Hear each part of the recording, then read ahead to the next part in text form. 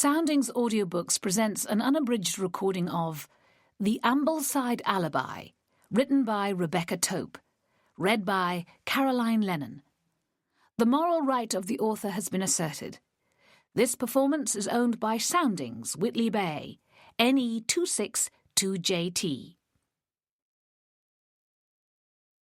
Chapter 1. The flowers fell short of Simmy's usual standards by some distance. "I can only afford the cheapest," said the husky-voiced young woman who ordered them. "It's the message that matters."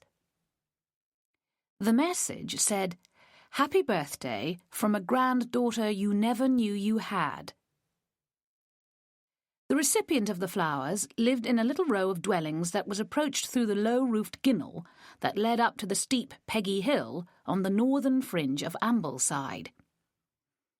It was an unusual little passageway, white-painted and crooked, more a tunnel than an alley. Knowing there was unlikely to be anywhere to park, Simmy had left her van some distance away. When she arrived, panting and self-conscious, at the small but perfectly maintained cottage, she saw that she'd been right. There were cars everywhere, including a small red one close to the cottage in question, and a big black Range Rover at an angle a few yards further along. She rang the bell and waited. The door was a long time opening, and when it did, it came outwards towards Simmy, accompanied by an odd warbling chuckle that sounded scarcely human. An elderly woman came into view, smiling apologetically. The door, Simmy realised, was a perennial cause of embarrassment. If a visitor stood too close, it would hit them when it opened.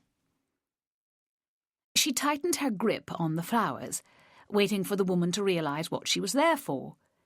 It was a moment she generally enjoyed, the surprised delight on the faces, the automatic questing for scent. But this time there was a long moment of sheer bewilderment. "Flowers? Surely not for me." "Mrs. Joseph?" Simmy read confidently from the label. "I believe that's you?" "Yes, that's right. But who are they from?" "See for yourself. It's on the card." The intriguing message ensured that Simmy hovered longer than usual, telling herself that the likely shock on reading it could result in the need for a steadying arm at the very least. There was a false start when the woman read, "Persimmon Petals? Is that you, dear? What a lovely name." "Yes, it's me, but look at the other side." Simmy need not have worried. The unwitting grandmother turned out to be made of sterner stuff than she'd feared. "Oh," she said, on an intake of breath that contained less excitement than a sort of fury. Her eyes glittered, and she clutched the flowers to her chest as if violently hugging the granddaughter herself. "I always knew this might happen," she explained. "I told Davy it would one day. And on my birthday, too." "Davy?" "My daughter, Davida. This must be her baby. The one she gave up for adoption all those years ago." Simmy tried to calculate the chronology. Mrs. Joseph looked about 80. Her daughter was therefore likely to be over 50, and the rejected baby at least in her 20s and probably more. Or not. It was impossible to guess when a woman could become a mother at any point from 14 to 48.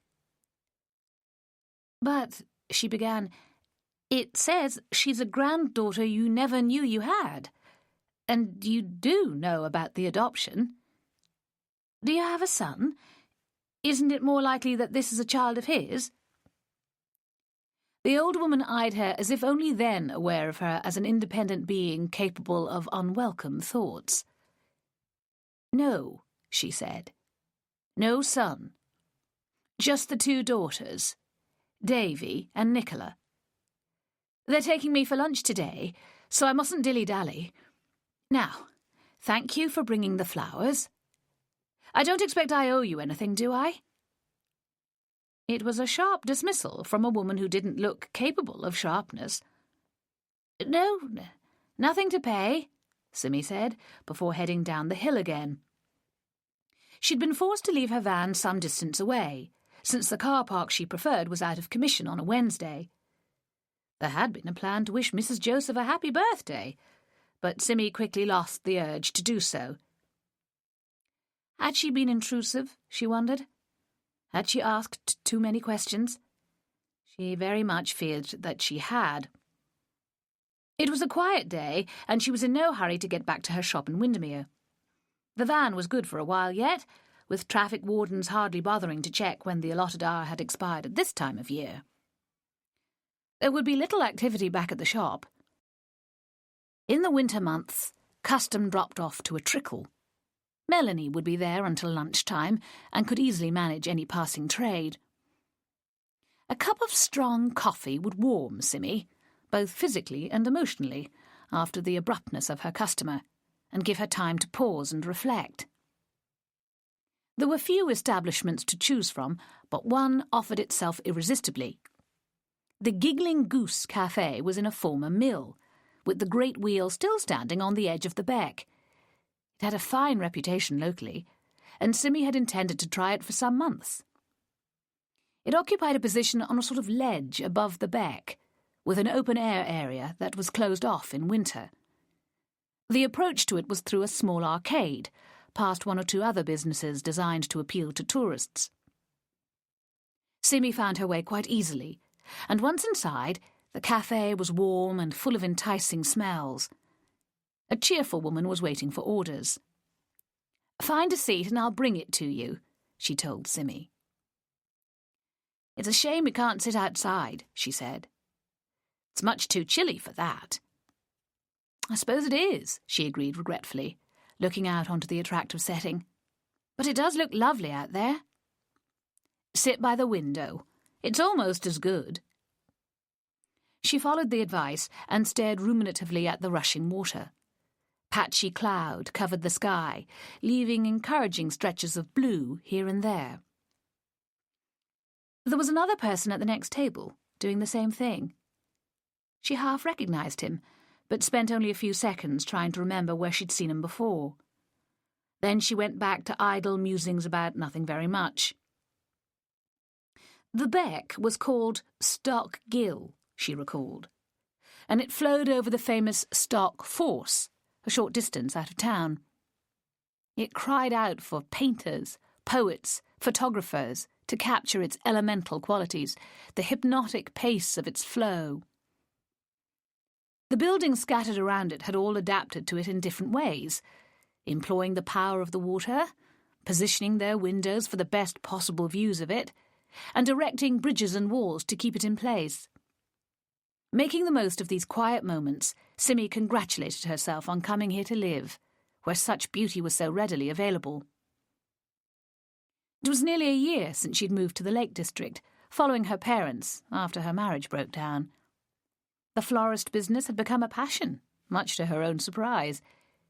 She had never anticipated the scope it offered, the sidelines and specialities that presented themselves. She had impulsively bought a cottage in Troutbeck as a mark of her commitment to the area, and was doing her best to put down firm roots. The time had passed in a whirl of paperwork, flowers, business worries, and learning from mistakes. She promised herself to get a better balance in the year to come, with a spring and summer of extensive explorations of the surrounding fells and forests, walking them all in turn, and becoming an expert on every path and tucked-away settlement.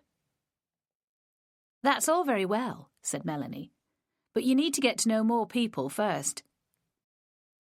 Her house had been chosen quickly, in a scramble to beat off competing buyers.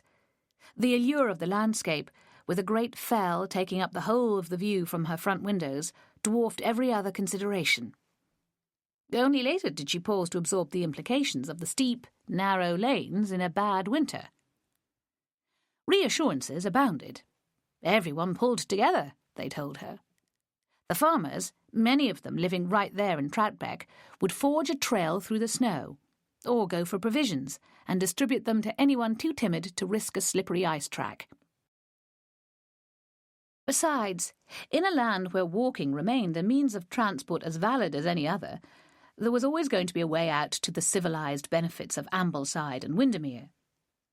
Simmy had never seen so many walkers. They mainly operated in pairs, and they swarmed in all directions, with their backpacks and sticks and stout leather boots. They were like a distinct species of human, and she found them cheerful and appealing, and rather enviable. The local people were mainly friendly, but she had yet to establish any real intimacies. There was Julie, a hairdresser much her own age, who had caught her up in the first weeks and made a concerted effort to draw her into the Windermere social life. There were regular customers who asked after her health and her parents and her plans for the weekends. But by Melanie's standards, there really weren't any people in her life. Melanie believed in couplehood and romance and living life to the full. In her eyes, Simmy was a persistent failure. The man sharing the waterside view with her was about her own age, a little short of 40, she judged. He was probably a fellow shopkeeper, glimpsed in one of the sporadic meetings called by the Chamber of Commerce. He had mid-brown hair and heavy-framed spectacles. He looked as if he had a great deal on his mind. When Simmy's coffee was delivered, along with a wedge of homemade ginger cake, he glanced up as if only then aware of another person. "Oh," he said. "It's the Persimmon Petals lady, isn't it? You probably don't remember me." "I know your face," she prevaricated. "Aren't you from one of the Windermere shops as well?" "Actually, no. I came to you for the flowers for my mother's funeral, a month ago now. You were very kind." "Oh, yes, I should have known. Don't tell me. Mr. Kitchener. It was a burial in that lovely little churchyard the other side of the lake. I drove up there the next day and saw all the flowers on the grave." "You did a great job," he assured her, "and I'm amazed you remember my name." She smiled self-deprecatingly. The name had stuck no more firmly than many others. The necessity of avoiding any mistakes when it came to funerals made sure the customers were all firmly logged in her mind. The man went on. "It's been very hard, coming to terms with it all. I can't seem to convince myself that she really has gone for good. I used to tell her everything, you see. She was such a good listener, always keeping up with my work and all the family's doings. And it was all so terribly sudden." He trailed away, his gaze once again on the waters of Stock Gill. "I can imagine," said Simmy, not entirely honestly. The prospect of losing her own mother had not yet occurred to her as imminent or even credible. Angie Straw was clearly set fair for at least another 20 years. "Well, I mustn't bother you. You've probably come for a bit of peace." He looked at his watch. "I'll stay a while longer, but I won't interrupt your thoughts." "That's all right," she laughed. "My thoughts can very easily bear interruption." But he stuck to his word and turned away from her, saying nothing more. He sighed heavily at one point, but was clearly in no mood for further conversation. It wasn't Simmy's thoughts he had any concern for, she realised, but his own. He probably resented her coming to sit near to him in the first place. The more she tried to ignore him, the more acutely she became aware of his presence. She drank her coffee quickly and demolished the cake in 3 bites. Then she noticed a small scratch on her left thumb, caused by a staple she'd used in a bouquet she'd made up that morning. The bouquet for the old lady in Ambleside, in fact. The staple that had attached the message card to the outer wrapping had not fully closed, and had snatched at her thumb when she gathered up the sheaf. She had not properly looked at it until now. Her train of thought led quickly back to the message itself, from the unknown granddaughter. Again, she went through the woman's reaction, and her insistence that it was a baby she had known about all along. And again, she found it nigglingly unconvincing. The husky voice on the telephone had suggested otherwise. The significance of the approach so great as to render her almost speechless. Or was that Simmy's own unwarranted interpretation? She had personal reasons for overreacting to stories concerning lost babies, which were likely to cast doubt on her judgment. Peals of girlish laughter diverted her attention. A group of 3 young women had arrived and were seating themselves at a table in the middle of the cafe, where she could not possibly ignore them. They all had long hair and inadequate clothing for December.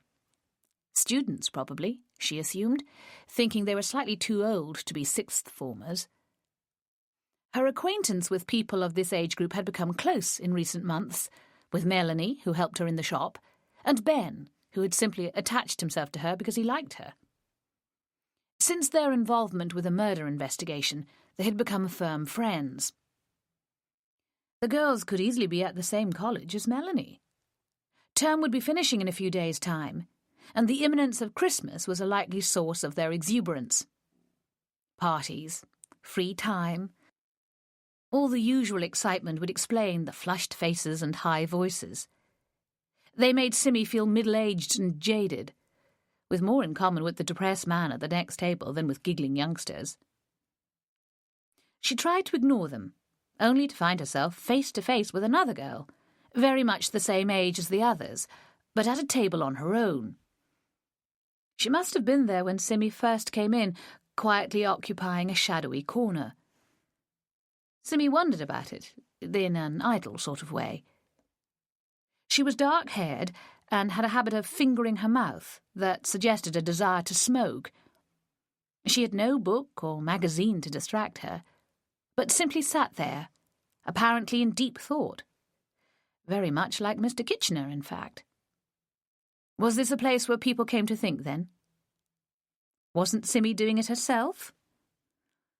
Was there some sort of magical aura that facilitated a relaxed introspection? If so, the group of 3 hadn't noticed it, their chatter filling the whole place, their laughter irritating. The solitary girl had barely glanced at Simmy or at anybody else. Something internal was absorbing all her attention. It was time to go. Business called, as always, even if it was a quiet time of year. Christmas had little impact on flower shops, other than sporadic sales of poinsettias and wreaths, neither of which were especially popular in this area of the country. Even so, there was always work to do, and Melanie would not be there that afternoon. In an odd piece of synchronicity, the man at the next table stood up at the precise moment that she did. They both headed for the exit from the cafe, on a course for collision. Simmy stood back, letting him go first, noting without rancour that he showed no inclination to allow her to precede him. He walked with a long stride that highlighted the fact of a limp, or a stiffness, to his right knee. The leg did not bend normally, forcing him to throw it forward from the hip, as if about to kick something. And then he really did kick the chair on which the dark girl was sitting. A glancing blow knocked it enough for her to spin around to see what had happened. "Sorry," he muttered. She looked at his face, eyebrows raised, and nodded at him. Simmy still hung back, the way between the tables too narrow to do anything else. She was not absorbed in any gripping thoughts, not distracted by haste or anxiety. She saw both faces, the man and the girl, as they looked at each other. There was no small start of recognition, no lurking emotions dating back to past encounters. The man carried on to the street door and left without looking back. The girl threw a look at him that caused a ripple of giggles from the threesome. It was a moment so ordinary that it was highly unlikely to leave any trace on the memory of anybody present. Except for Simmy. She had recognized him, recalled his name, winced at his evident unhappiness, and observed his limp with real concern. She had assessed his character as he kicked the chair, and imagined his next movements. He would go home, she surmised, and deal with some more minor paperwork concerning the death of his mother, before grabbing a minimal lunch and opening a bottle of beer. It was all quite vivid in her mind. Chapter 2. Melanie looked bored, tinkering with the rack of ribbons that they sold to people wanting to create their own floral displays. "Any customers?" Simi asked, as she always did. "One. Wanted to know if we sold snowdrops. I told her they didn't work as cut flowers, and she should try a garden centre. And a bloke who makes vases. Thinks you should sell them for him." "Right." Simi nodded resignedly. "Not a profitable morning, then." "Nope. How did you get on? You've been a long time." "It was a bit weird. I stopped for some coffee in that giggling goose place above the river." "Weird? How?" "You know the message on the card? From a granddaughter you never knew you had?" "Well, the old lady said she did know she had her, but she was adopted as a baby. I don't think she got it right. I don't think it's the same granddaughter." Melanie blinked in confusion. "I couldn't follow that. What you just said. It was gibberish, in fact." "Never mind. We're never going to know, are we? And I saw Mr. Kitchener. Remember him? He's terribly sad, poor man." "Who?" "We did his mother's funeral flowers 4 or 5 weeks ago. That little church. Grisdale, was it?" "Rusland, to be exact. It's in the Grisdale forest. I remember you said how lovely it was. Did you go there for a look, especially after the funeral?" "I did. It was an excuse to do a bit of exploring. It really is amazingly beautiful. You should go and have a look sometime." Melanie huffed a syllable of scorn. "Not my thing," she protested. "You want Ben for that sort of stuff." "Arthur Ransom is buried there," Simi went on, unable to stop herself. More than once, Melanie had accused her of being a teacher in disguise, her true vocation somehow missed. "I don't care," she cried. "Even though you did remember its name?" Simi teased. "You know better than I do how much interesting history there is all around here. Stop pretending to be so cool." Yeah, Melanie muttered. "So can I go now? It's gone 12. "Did you say snowdrops? It's far too early for them anyway." "That's what I told her. Some people are awful fools. Can I go?" Yes, be off with you. I'll see you tomorrow. The Christmas rush might be getting going by then." "Not in Windermere. They all go to Keswick or buy everything online." Simi nodded absently. She still had a mental picture of Mrs. Kitchener's hilltop grave in the serene setting between the 2 lakes, close to a large forest. It was a fairy tale position in which to spend eternity. She thought she might go there again before too long, and perhaps take a few photos. Wednesday afternoons tended not to be very busy, and this one was no exception. Still 2 weeks before Christmas, with the schools not yet broken up, there was very little festive atmosphere in evidence. Her parents were closing their B&B for 10 days over the holiday, opening again on New Year's Eve. As Angie said, anyone who was driven to stay at such an establishment during Christmas had to be too depressing to contemplate. Simi thought that very unfair, and said so. There might be all kinds of interesting single women. Writers, for example. They might just have terrible families they need to escape from.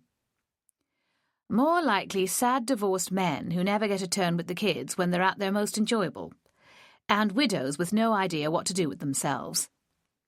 The outrageous stereotypes flew to and fro until Simi's father pleaded for reason.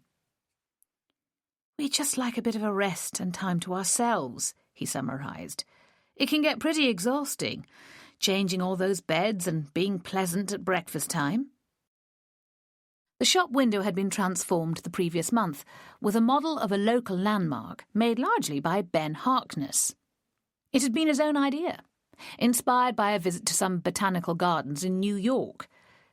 It represented the Badley Clock Tower that stood on a junction slightly to the south of Windermere Centre, and had been made of lengths of twig, embellished with beech mast, dry leaves, acorns, and other natural materials gathered in the local woods.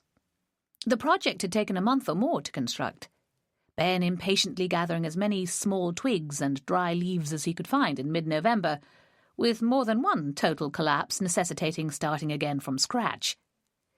But Ben and Simmy had persevered until the whole thing was finished. The tower itself was miniature, perhaps 10 or 12 feet tall. The model was barely 2 feet high, which fitted perfectly into Simmy's shop window. Countless people had been in and expressed admiration for it, and Melanie said it was fantastically good for business. She freely acknowledged Ben's abilities in constructing it, despite a lingering reluctance to accept him as a friend. Ben's brother Wilf had gone out with Melanie earlier that year, and there were awkwardnesses to navigate. Half an hour after her assistant had left, a man came into the shop. He had hair tied in a ponytail and wore a baggy sweatshirt that was far from clean. His eyes were blue, and he was at least 6 feet tall. "Mrs. Brown?" he asked. It was hard to discern from 2 small words, but she thought his accent was northern, but not local. "That's me. I came in earlier today, and your colleague said you'd be back soon. My name is Ninian Tripp. I'm a potter. I do vases, among other things, and thought we might come to some arrangement." "You want me to sell your pots?" "It makes sense. You can't lose anything by it." His tone was in no way supplicatory, nor did he have the irritating brashness of many salesmen. He was confident and friendly, with a subtle expectation that other people would be the same. "Space? Paperwork? Liability if they get broken?" She sounded pusillanimous in her own ear. He waved each word away. "No need to get formal about it. I'm used to breakages, but they're a lot less common than you might think. You can stand them right here. Look." He sketched with his foot an area on the floor that was already full of other things. "You put your flowers in them, you see. That way you don't need any more space. I promise you, the vases will make the flowers more appealing. So we'll both gain." "You make it sound ludicrously easy." "It is. I had the idea last week when I was walking past. I only just started making vases the past few weeks, and it's working out well. They're a great combination of decorative and functional. Do you see? Nobody has to have displays of flowers in their house, but when they do, it makes a massive difference." Simmy felt she was being outmanoeuvred in some way. The man was using lines that rightfully belonged to her. "Of course I know that," she said. "Of course you do." He smiled easily, as if a joke had been made by one of them. "So that's agreed then, is it? What are they like, your pots? Big? Bold? Expensive? I'll bring you a few to see, shall I?" "All right then," she said. "So long as they're not so big they take the place over." He gave a mock salute, meeting her eyes with a long blue scrutiny that she couldn't ignore. Only the arrival of one of her regular customers forced her to break the connection. In another moment he was gone. Mrs. Weaver had developed the habit of calling in shortly before closing time on a Saturday and haggling over the price of flowers on the verge of drooping. "You'll only throw them away," she insisted. "Let me have them half price and we're both happy." Simmy accepted that she had little grounds on which to argue, while at the same time feeling mild resentment. The woman did appear to be far from affluent, and the custom went back 2 centuries or more, she supposed, waiting for the stale and broken loaves, the meat on the edge of turning rancid, the overripe fruit and wilting vegetables, and then buying them for a pittance. But with flowers it felt different. If Mrs. Weaver's friend saw the tired blooms and knew they'd come from her shop, it would reflect badly on her. Either that, or they'd all be queuing for Saturday afternoon bargains, when they should be buying them fresh and full-priced earlier in the week. But all she said was, "You're early this week, aren't you? It's only Wednesday. The woman was in her late 50s, with well-dyed fair hair and a deeply grooved frown line between her eyes. I came to say I'd be in as usual at the weekend, and would really love a few over-the-top gerberas if you've got any. I can take them off your hands for you. You know it doesn't work like that, Simmy said crossly. If you want gerberas, you should buy them now, at the proper price. It pained her to speak harshly to anybody, feeling quite fluttery as she did it. Oh, no, I can't have them now. I'm not going home yet. I can't carry flowers around with me, can I? I'm going up to Ambleside in a minute, she said, slightly breathlessly. Something's happened. They found an old lady, apparently. Haven't you heard? It was on the local radio just now. She might be somebody I know. Simmy shook her head. After almost a year in Windermere, she still had to come to terms with the bush telegraph system for passing on news. The permanent residents of the little towns numbered sufficiently few for there to be a web of family connections and old schoolfellows who contacted each other constantly. I haven't heard anything. Well, I don't know for sure, but it sounds as if somebody's died in suspicious circumstances. She hissed the last words like an excited child. Simmy's reaction came as a surprise. A tight hand squeezed her guts. Do you know which road it's in? She asked softly. Compston Road, I think. The one near the church, opposite that row of shops. Don't look so worried, love. After all, a funeral's good for florists, you know. She laughed unfeelingly, and Simmy's fragile liking for her took a final terminal knock.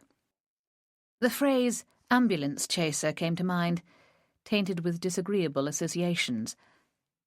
But the main thing was that the road mentioned was nowhere near that of Mrs. Joseph, which brought considerable relief. She said vaguely, hoping to convey distaste and disinterest, while she analysed her own undue sensitivity to any mention of violent death. It had been barely 2 months since she and Ben had been much too closely involved in a double murder, and any suggestion of a repeat experience made her shudder. The extremity of ill-doing had shaken her worldview almost off its foundations. Her own moral compass needle had swung erratically off course at times. A major element in her settling down again afterwards had been the certainty that nothing so vile could ever happen to her again. Anyway, she went on firmly, I've decided not to let anything go at a discount again, even at the weekend. It's not good for business. Oh-ho, sang Mrs. Weaver sarcastically. Like that, is it? Just you be careful, miss. It doesn't go down well in these parts to get all snotty. Keep on the right side of people is my advice. You never know when you'll need them. That was probably true, thought Simmy disconsolately. When the winter weather descended and the fells were deep in snow, it would be a big reassurance to know that everyone was prepared to help you out. The road down from Troutbeck that she had to traverse every day would be lethal if it iced over. The network of gossip would surely turn into something more benign and constructive when people had to huddle together in a blizzard. Simmy's mother only laughed when she voiced these concerns.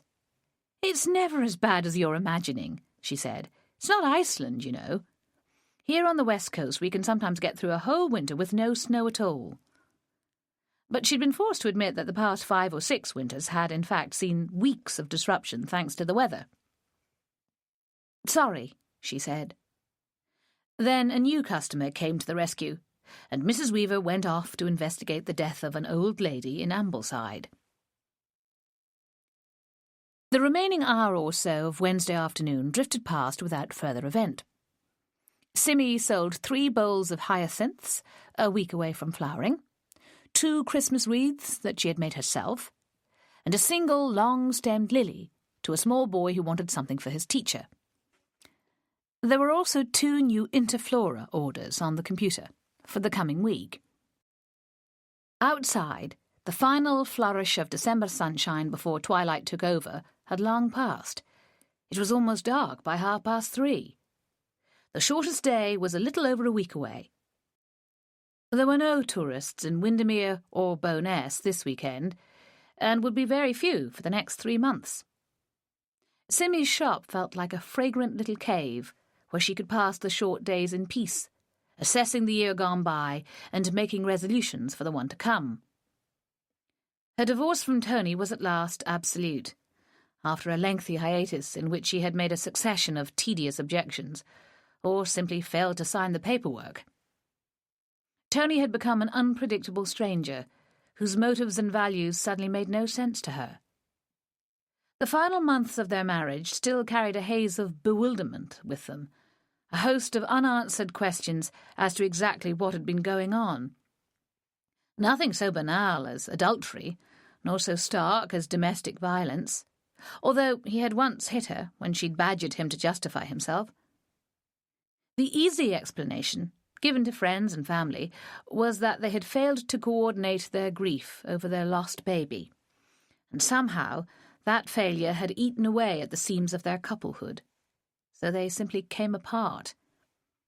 It had felt as if they were floating in space, the connecting umbilicus accidentally severed so they could no longer communicate. Tony had blamed her for little Edith's death, wordlessly, almost secretly, but nonetheless implacably. He had wanted the baby so fiercely that the disappointment had changed him into a man Simmy no longer recognised. His eyes had filmed over with accusation and a terrifying rage. He tried passing the blame onto the hospital staff in the traditional manner, but logic was against him.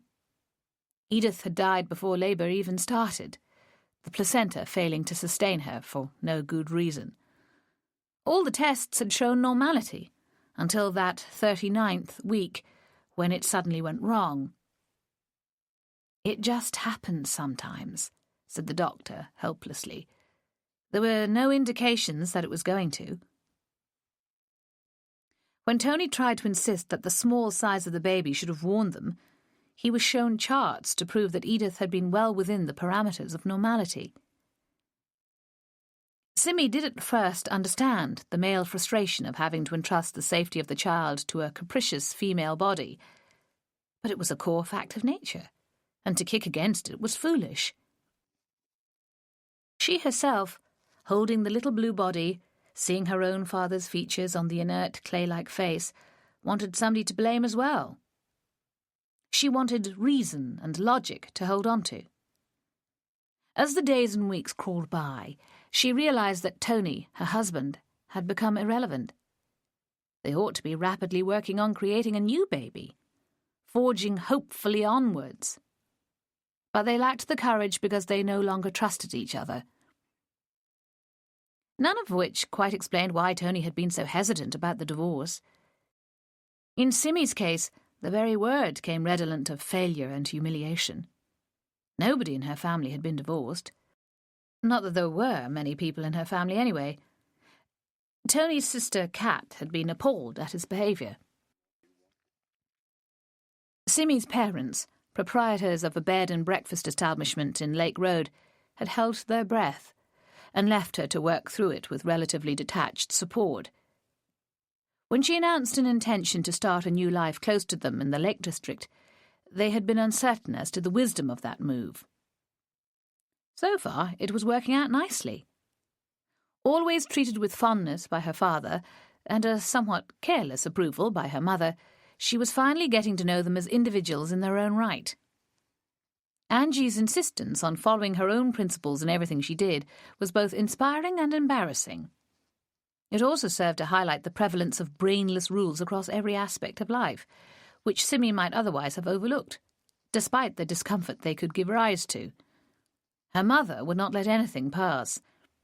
She had no personal objections to tobacco, muddy dogs, junk food, or minor household dangers, and could see no reason why petty officials should try to force her to change. These officials all regarded such things with horror, especially those who took it upon themselves to regulate B&B establishments. "I don't expect we can get away with it forever," admitted her father, "but it's going pretty well up to now." Indeed, there was a growing crowd of enthusiasts for the home-from-home atmosphere of Beck View in Windermere. The matter of Simmy's divorce was seldom discussed.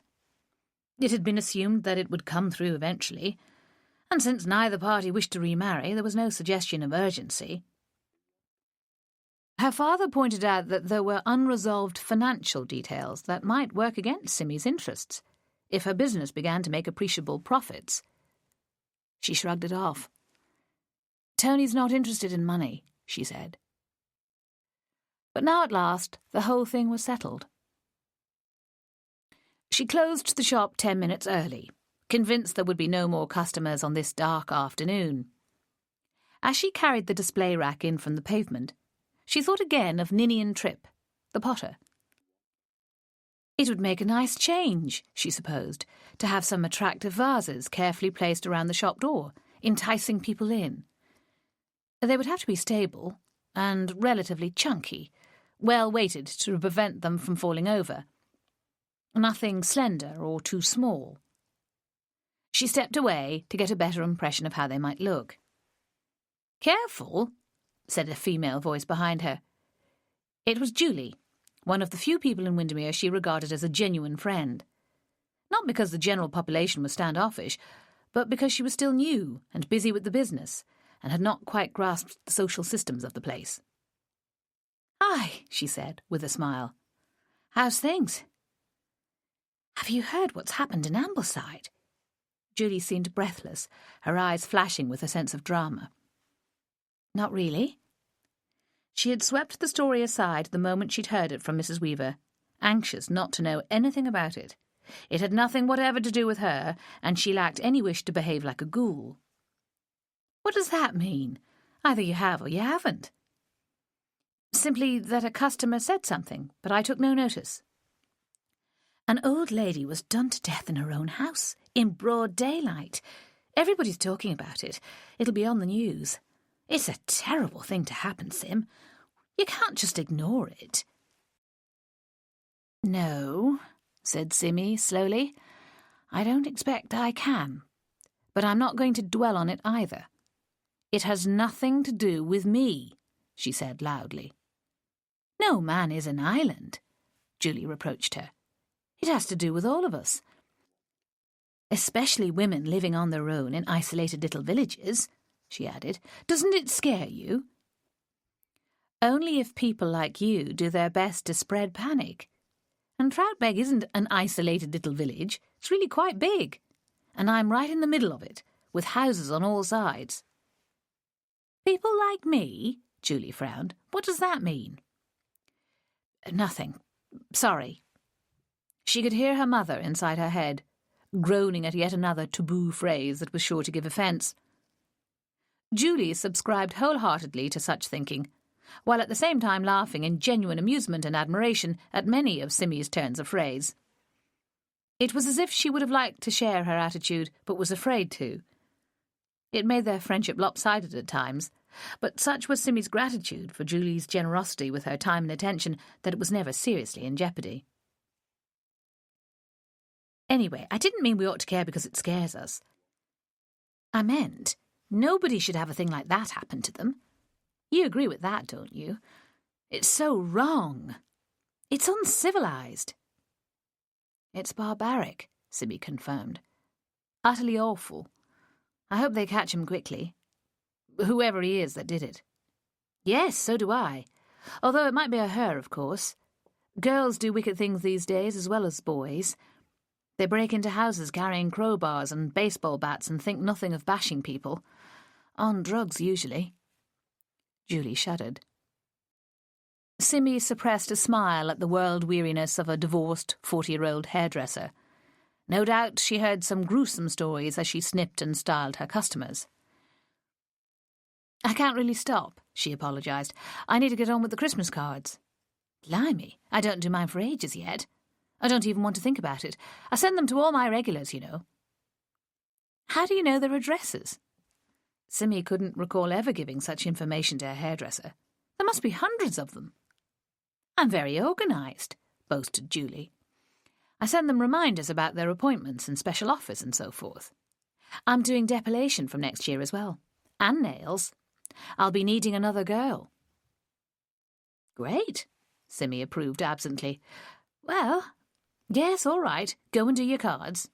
And mind you lock your door properly. I'm serious. You just can't trust people these days. Simmy's urge to argue was weak enough to resist quite easily. Trusting people remained her default position despite Tony's lapses and the shocking double murder a couple of months earlier. Oh, one thing I wanted to ask you. Do you know a man called Ninian Tripp? He's a potter. Julie's eyes widened. Oh, yes. I've met him once or twice. He lives in a tumble-down cottage up on Brantfell. Doesn't he make tiles, mostly? Well, I don't know. He wants me to sell vases for him. He's from Yorkshire or somewhere. Had a breakdown or something. He's very good-looking. She gave Simmy a searching look. Like Melanie, she was always on the lookout for a new love interest for her friend, having vowed she was herself sworn off men forever. Breakdown? Poor man. She supposed she'd come close to a breakdown of her own when Edith had died, and a flash of fellow feeling went through her. He seems okay now, though. What did you tell him? That I'd look at his stuff if he brings me some. I suppose it's worth a go if they're any good. His tiles are gorgeous, apparently. Terribly expensive. Said Simmy. Thanks for the information. I'm off now. She checked her bag for keys and headed for her car, parked in a nearby side street, while Julie disappeared in the other direction. Mrs. Brown? A man's voice was calling to her from somewhere across the street. Just a moment. She looked around in confusion, over the roofs of passing cars. An arm was waving at her, she realised. Then the man attached to it trotted over to her through a gap in the traffic. Hello again, he said, before grimacing. I'm sorry about this, but I'm afraid I'm going to have to ask you to come with me to the police station to answer a few questions. Chapter 3. It was Detective Inspector Moxon who had been centrally involved in the investigation into the local murders Simmy had witnessed 2 months earlier. His face was startlingly familiar to her, as if it had been only a few days ago that they had sat facing each other across a small table in a Windermere hotel. What? She said. Is it something to do with Bridget? The young woman who'd been at the heart of the previous trouble she'd shared with Moxon. His blank expression was almost comical. No. She's called Nancy. Miss Nancy Clark. Who is? What are you talking about? He threw a careful glance up and down the pavement. Not here, he said, like a guilty lover. We can't talk here. I don't understand, she protested. What am I supposed to have done? Are you arresting me? No, of course not. Don't be silly. I should have sent a constable for you by rights. But I thought, after last time, when your name came up again, I just thought it should be me. We could talk in the car if you'd rather, but I do need it to be official, you see. I'm not being silly, she corrected him. I can't imagine what you want. I don't even know where the police station is. This was true. All her previous encounters with him had taken place in hotels or houses or her shop. You must do, he said incredulously. On Lake Road, going down into Bowness. You can't miss it. It's not the kind of thing I notice, she apologised. So, will you come? It's important. Taken in for questioning, she mused. Is that what's happening? I wish I knew what I'd done. Her mother's broad rebellious streak had a habit of surfacing at such times, creating a lack of deference that D.I. Moxon had already commented on. Apparently, most people went weak at the knees when addressed by a senior detective and did everything they could to placate him. Simmy had been brought up to regard the police as public servants, deplorably inclined to exceed their powers at every opportunity. Somehow she failed to be afraid of them, despite an awareness that almost everybody else was. You haven't done anything, he snapped irritably. You've been named as a witness by somebody we have reason to suspect of committing a crime. He claims you can vouch for him being in a certain place at a certain time. Me? She said, daftly. So, who is he? Why can't you just ask me now and get it over with? Because it has to be properly recorded.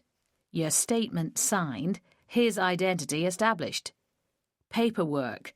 Can't just ask you here in the street and use that as evidence. Can't you? Not for the first time. She wished she watched more police dramas on TV, or read more whodunits.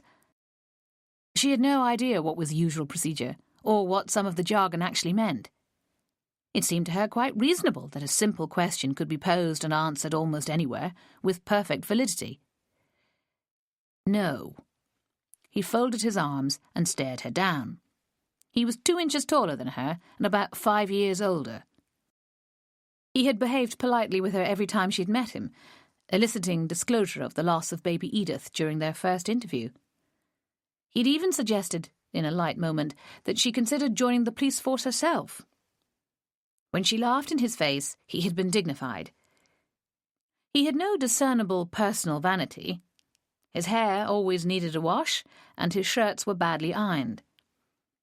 He did not strike her as especially intelligent, or angry, or frustrated. A man doing a job of work that often made him tired, and which engaged the whole of his attention, was her instinctive summary. "Okay, then," she said. "Let's get on with it." "You don't change, do you?" "Should I?" "Some of my colleagues might think so. They might find you a bit insolent. And some of my relatives might find you rather irritating. I thought this, whatever it is, was urgent.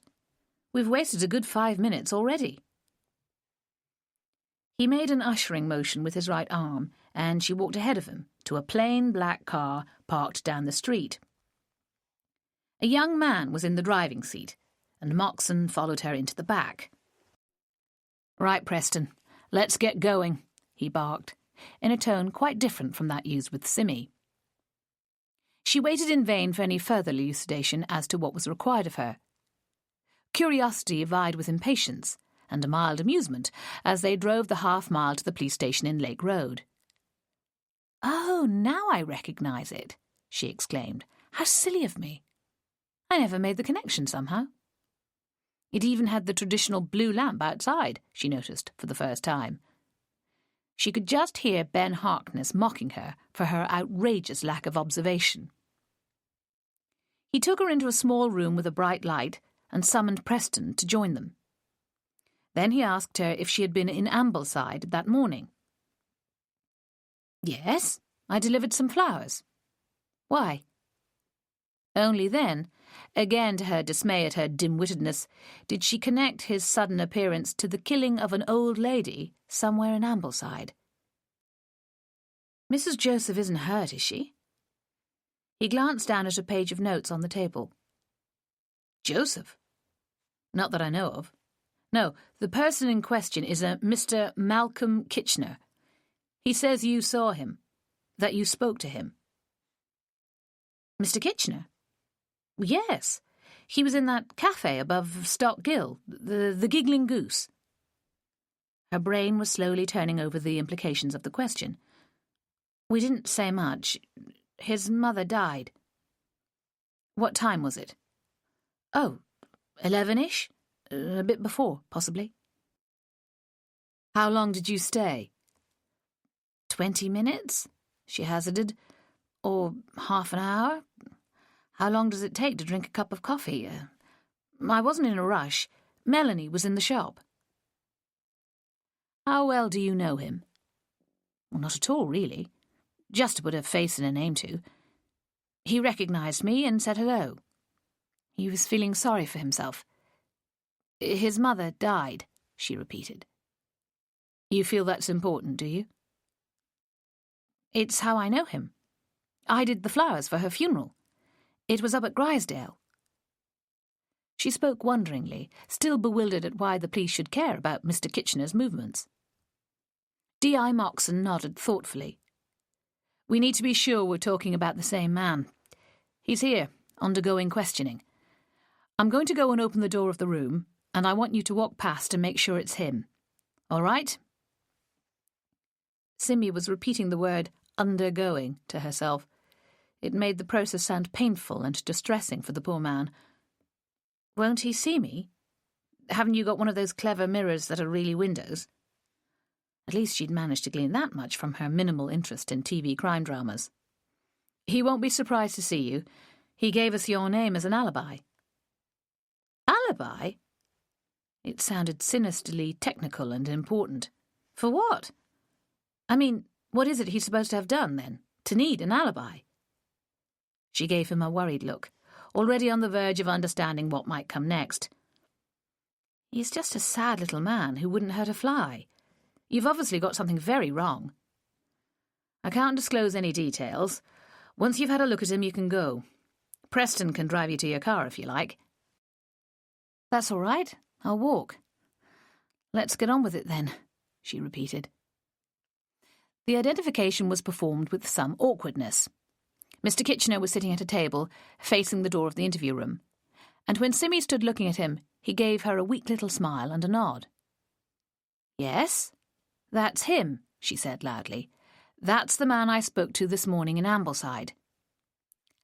Thank you, mouthed Mr. Kitchener, with no visible sign of relief. D.I. Moxon led her down the corridor to the reception area. He sighed and said the same words as his suspect, adding, "You've been very helpful." It wasn't very difficult, she told him. Do you want me to sign anything? Not at the moment, but if there are any developments, we know where to find you. But it looks as if this line of inquiry has reached a conclusion. A dead end, you mean? You could say that, he agreed. She hesitated, meeting his eyes with reluctance, knowing she would regret her next question because she thought she already knew the answer. So what did you think he'd done? He held her gaze, and she forgot that he was a policeman. He was allowing her to see well beyond his role, through to the person underneath. She understood, faintly, that this was unusual. An old lady was killed this morning in Ambleside. We had reason to connect her with Mr. Kitchener. You moved quickly, she observed. Notions about fingerprints and DNA flitted across her mind, and the huge, sinister surveillance machinery at the disposal of the police came to mind. How many CCTV cameras were there in Ambleside, she wondered. If she'd understood Julie correctly, the victim lived in a busy street in the heart of the town. You'll let him go now, will you? He nodded. And apologise to him? He scratched an eyebrow irritably. Don't push it, he warned. She could see that he was recalling the last time they had met, where her ambivalence about the obligations of the public to cooperate with the police had become apparent. Okay, she conceded. Sorry. It was a deliberate attack. The lady was in her 70s. She was in her own home, with people walking past on the pavement a few feet away. She must have let him in, which suggests she trusted him. Perhaps he never planned to hurt her, and something went wrong. Whatever his intentions, we don't want a person like that to escape punishment. Wouldn't you agree? Of course. Did he rob her? Is that why he did it? She remembered Julie's idea that the killer might have been female. Seemingly the police had no such suspicion. He smiled tightly and shook his head. No more questions. Get off home now, and be careful. She was disappointed. The warning was banal and useless. What did it mean in practice? It was already dark outside, the night set to last for well over 12 hours.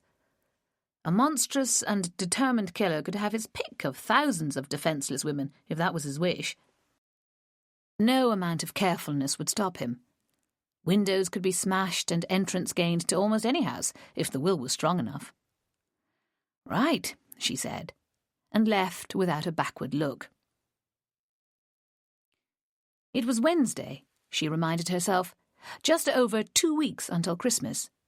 She would indeed write her cards that evening, glad that the old-fashioned habit still persisted, in the face of emails and tweets and other transient means of sending festive cheer to friends. She wanted to enclose letters for 5 or 6 old friends, telling them about her new business and giving her impressions of her new home. The Lake District had yet to fully get under her skin, with its multitude of changing views and undiscovered byways. The fells had mutated in the past weeks into mysterious grey shapes looming over the little towns. Out there, she felt, anything could happen. Unwary walkers could disappear forever, swallowed up by the frothing becks, or the bronze clumps of bracken that might somehow encase them like mummies. The near black stone of the houses seemed to darken in the wintry light, making them look comfortless and unfriendly in the undulating streets. Further north and west, where the hills rose higher and the shelter of trees dwindled away, it seemed to her like a land from a northern fairy tale, where no right-thinking human would venture. Thirlmere, Ullswater, Haweswater. They were all within a day or two's walk of her home, and yet felt impossibly distant. She could drive to them in under an hour, but seeing them from a car was barely to see them at all. She felt an increasing duty to explore the whole region, aware that she was privileged to live in a place that the whole world regarded as being of spectacular beauty. Her father had expressed a vague intention to go with her on some of these walks. He had acquired his own eccentric store of knowledge about the history of the area. He focused on characters that others ignored. Badley, Bolton, Christopher North. He could expatiate at length on these and many others, and did so over breakfast served to unresisting guests at the B&B. He sought out little-known corners of lake and forest and showed them to Simmy on the map. But in reality, the weather was never quite right, or he had too much to do in the garden. "In the spring," he promised. "We'll go and explore Elterwater and Grisdale in the spring." I'd never heard of either of them until now, she admitted. Only a few days later, the funeral of Mrs. Kitchener had prompted her to go to Grisdale for a look. She reported back to her father that it was mainly a large forest full of trails for cyclists, and a lot of very strange wooden statues. "But the church at Rusland is gorgeous," she added. She was, however, increasingly familiar with Ambleside, virtual neighbour of Windermere. Her Troutbeck home was situated between the two, and she welcomed opportunities to walk the smaller lanes in either direction. She had watched the onset of winter on the slopes of Wansfell, and considered herself to be well into the early stages of addiction to the landscape surrounding her. "Hello again, Helen," she wrote to her friend from college. "How are things with you? I've had a very eventful year, leaving Worcester and starting again in the lakes. My Windermere shop is up and running, and my little house in Troutbeck is solid enough to cope with whatever the winter brings, I hope. I've made a few new friends here, and got myself involved in a ghastly murder investigation a couple of months ago. And now there's been another one. Murder, I mean. I've just come from the police station, actually. The local detective inspector is an intriguing chap, I must say. I always seem to be arguing with him, which probably isn't a very good idea. But don't worry, I'm not planning to see him again. My parents are fit and well, and their B&B is legendary, thanks to my mother's unusual approach. She lets people bring their dogs and smoke, and tries to stop them watching television. Not always successfully, of course. Some people are incorrigible addicts. Everybody loves it, and they all keep rebooking, so she must be doing something right. Christmas will be quiet, I expect. Just me and Mum and Dad, pulling crackers together. Let me know what's happening with you." She proceeded to compose similar letters to 3 more old friends, none of whom had yet visited her in her new home, before deciding her hand was too stiff for any more writing. Everyone else could have a few lines inside the card itself. Shortly before 9, she had a phone call from her mother, an unusual event. "The cat's been run over," she began, with no discernible emotion. "It's broken its pelvis, apparently, and leg. They're going to pin it all back together tomorrow." "Poor thing. Sounds expensive. Is Daddy upset?" "Quite. It's his animal, really. He'll have to do all the nursing." "So?"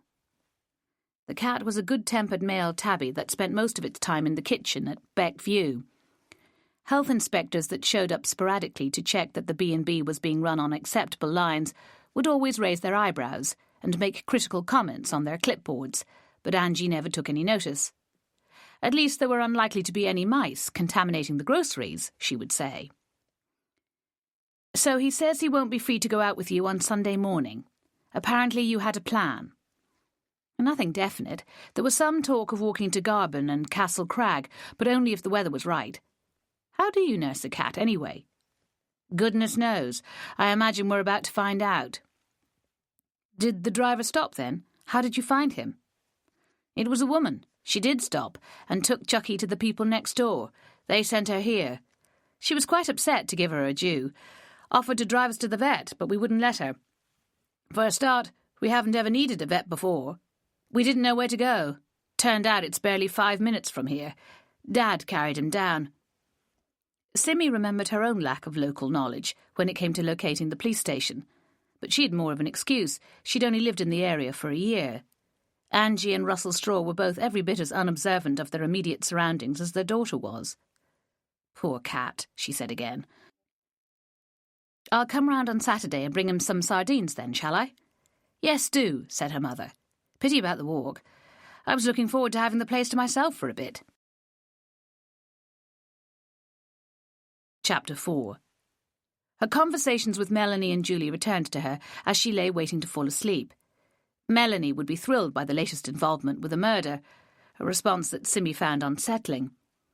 The obvious explanation for it was that the girl had a boyfriend who happened to be a police constable, which gave her some sort of special interest in criminal matters. There were also the recent high-profile murders, from which Melanie had been almost entirely excluded by various accidents of timing. She had firmly insisted that if anything of the sort were to happen again, she wanted to be right in the middle of it. It won't happen again, Simmy had told her repeatedly. Lightning doesn't strike twice. But now, with the killing of a defenceless woman in Ambleside, and Simmy named as an alibi for a suspect, it seemed she had spoken too soon. But still she resisted any idea that she might find herself significantly involved again. She had vouched for Mr. Kitchener as any passer-by would do, and that was the end of it. If his fingerprints were in the victim's house, then there had to be an innocent explanation for it. She thrust aside the niggling questions that wormed their way into her head. How did the police know the prints, or DNA or whatever, belonged to Mr. K? Wouldn't that mean they already had him on record, in their database? And wasn't there a rule that said they could only retain material from convicted criminals? She was hazy on that question, and rejected any temptation to check with Ben, who would undoubtedly know the answer. Only by forcing her thoughts onto other matters could she close out these annoying questions. The flowers for Mrs. Joseph came to mind, sent by an unknown granddaughter. That really was an interesting little mystery that she'd have liked to solve for her own satisfaction. The customer had given an address in Liverpool, explaining she had found persimmon petals online, and thought it would be cheapest to phone her directly, rather than go through Interflora or such. She'd given a credit card number that involved a confirmation that the address was valid. Her name was Candida Hawkins. But don't you dare tell Mrs. Joseph that, she adjured Simmy. She's not to know my name. Simmy had readily given an undertaking to respect the client's confidentiality. Even so, she kept it clear in her mind. Candida was a memorable name anyway, and one she'd briefly considered for her own daughter during her pregnancy. Tony had said it was pretentious. She mentally tidied away the day as she waited for sleep. It had been a lot more eventful than any for some weeks. The last thought she had before falling asleep was of Ninian Tripp, and how his name conjured fairy tales and earlier times. Thursday dawned bright and sunny, with the light flooding the hills across the lake, visible from her bedroom window. A stirring of childish excitement at the prospect of Christmas gripped her. The carols and good cheer would make the centre of Windermere a pleasing place to be for the coming week or two. The necessity of some kind of festival to tide everyone through the winter could not be dodged. The celebration of a birth was, at the very least, a clever way of creating a sense of anticipation and possibility for the coming seasons. Even though the infant Jesus was a most unrealistic baby, whether in medieval paintings or primary school nativity plays, the idea was there. The days stopped getting shorter, and by Twelfth Night could just be perceived as lengthening again. For a florist, there was a cornucopia of spring blooms to look forward to. It was intoxicating to think of narcissi, tulips, irises, and much besides, all due to appear in a few months' time. Simmy lay in bed, quietly rejoicing in the prospects ahead. She drove down to the shop, arriving at 8:30. A delivery from the wholesalers was due at any moment. Melanie would turn up sometime between 9 and 10. She and Simmy were both fairly relaxed about timekeeping, especially when business was as quiet as it had been recently. So long as flowers got to funerals and weddings on time, other commissions tended to be reasonably flexible. The sense of well-being continued into the morning, enhanced by an order for a lavish anniversary bouquet to be delivered the next afternoon to a house in Newby Bridge. Then the shop door pinged, and Mr. Kitchener walked in. He looked gaunt and embarrassed, and Simmy wished, not for the first time, that she wasn't quite so easy to find. "Hello," she greeted him, with a wholly excessive effusion. "Hello," he muttered. "I've just come about yesterday. It was very nice of you to get me out of trouble like that. I'd probably still be there otherwise." "I only told the truth." Already she was starting to share his awkwardness. "There's no need to thank me." "You must have been wondering what it was all about. How much did they tell you?" This was turning difficult. Surely he must know that she'd have been told he was being questioned about the murder. But how did you say that to someone? How did you voice the fact that he had been, albeit fleetingly, suspected of the most terrible crime? "Oh, just the basics. It was obviously all a big mistake. And I bet you could have named all sorts of people who could vouch for you, not just me. The women who run the cafe, for a start." "They wouldn't remember me. Just another faceless customer to them. It was the greatest piece of luck that you were there. I promise you, I'd have been in very hot water without you." "Why?" she couldn't help asking. "What evidence was there against you?" "The old lady knew my mother. I'd been to the house several times. She and I didn't get along, and the neighbours reported a row we had not so long ago." He shifted restlessly, unable to meet her eye. "I was actually a lodger there at one point, ages ago now, when my wife threw me out, but people round here don't forget a thing." "I see," said Simmy slowly. "You were in the system because of the row, is that it? On the police computer or something?" "Right," he nodded. After a pause he said, "Well, I won't keep you. Just thanks again. I owe you one." He turned to go and came face to face with Melanie, who'd just arrived. They sidestepped each other, and he went out into the street. "Who was that?" asked the girl. "I've seen him before." "Mr. Kitchener. I told you I saw him yesterday." It occurred to her rather foolishly that Melanie could therefore offer a sort of backup alibi if required. Or would it only be hearsay? Somehow she remembered that lots of apparently good evidence turned out to be mere worthless hearsay because you couldn't place any trust in what people said to each other. "You're not starting a thing with him, are you?" Melanie asked suspiciously. "He's nothing like good enough for you. He's got funny legs." "It's a limp. Something wrong with one of his hips, I expect. It makes his legs look strange."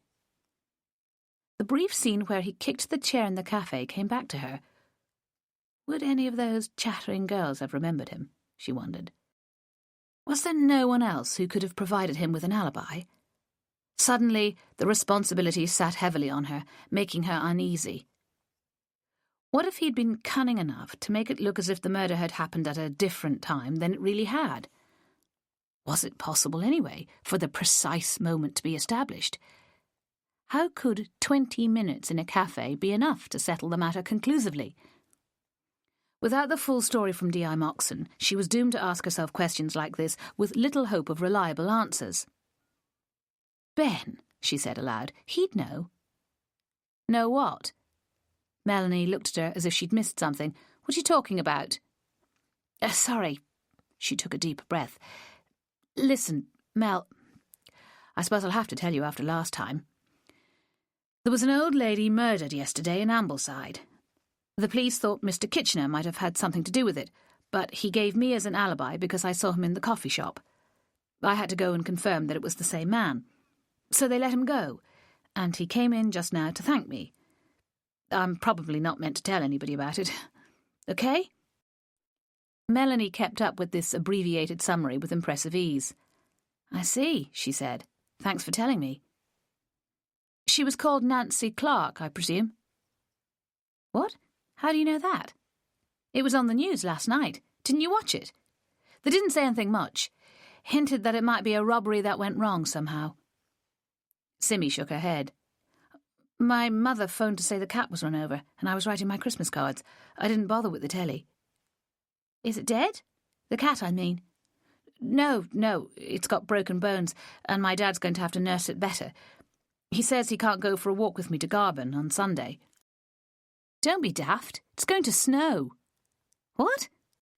Simmy's heart had done a wild lurch that was wholly uncalled for. You sure? That's what they say. It won't be much this side of Christmas. Anyway, Garban's just a swamp. What would you want to go there for? Melanie, despite being born and bred amongst the fells, saw little appeal in being out in them apart from the odd picnic in high summer. I want to see it for myself. There's a track to it, running practically from my front door. It seems all wrong that I've never gone up there. Never mind that now. What about this murder? And why did you say Ben would know? What would he know? I can't remember now. The prospect of snow was still alarming her. I never got those winter tyres put on the car, she worried. What if I get stuck? You won't get stuck, Melanie pacified her. They salt all the roads. It's only weather, she added bizarrely, and snow at Christmas is nice. A customer saved the conversation from descending into mutual irritation. Simmy went to welcome the elderly man who stood staring at a garland of ivy, eucalyptus and snowberries that Simmy had made 2 days previously. I'm rather proud of that one, she told him. Where would you put it? He asked doubtfully. On a door, maybe? Or it could be a table centrepiece. You could stand a candle in the middle. I was looking for something more traditional, he said. Holly. Evergreens. Red ribbons. You know. She did, and produced a wreath that matched his description quite closely, albeit with the addition of some Douglas fir and a gold-coloured tassel attached to the bottom. I could make one up for you, she offered, if you don't like this. That one's good enough, he nodded. It's very nice, actually. And I like the model in the window. Very clever, that is. My partner says we should do something of the sort in our garden. Is it difficult to do? She ran through the process with him, warning of the mess involved, with glue and bits of seed pod and stick getting everywhere. But it was rather fun, she concluded. Why not have a go and see how you get on? Melanie had drifted into the back room to perform one of her key tasks of sorting out the latest consignment from the wholesaler. A stickler for using everything in proper date order, she would line up the flowers accordingly, replacing the oldest stock in the shop with something a day or two fresher. Unusually for her age group, she deplored waste above everything else. If Simmy complained that hardly anything on display was really recent, Melanie would simply accuse her of over-ordering. Between them, they had established an acceptable balance, with Simmy forced to admit that her assistant had a point about wastage. The man bought the garland, referring again to his partner, who turned out to be called Jim. So much for gay men being super creative, said Melanie, who often managed to overhear conversation from the storeroom. He didn't seem to have the slightest idea what he was doing, did he? At least he was trying, Simmy defended. She had rather enjoyed the man's willingness to learn, despite his failure to buy the more unusual decoration. She had taken some trouble over it, worrying that the snowberries would drop off prematurely or turn brown. Another Interflora order popped up on the computer for delivery the following day, which gave Simmy something to do for the next hour, selecting and assembling components for the 2 bouquets now on order. Only very fleetingly did images of poor Nancy Clark intrude, lying in a pool of blood in her hallway, betrayed by the visitor she had willingly admitted. Whatever she might have thought the previous evening, Simmy was resolved not to open the door to anybody she didn't know until the killer had been well and truly caught. The sunshine outside persisted, but failed to bring shoppers onto the streets in any appreciable numbers.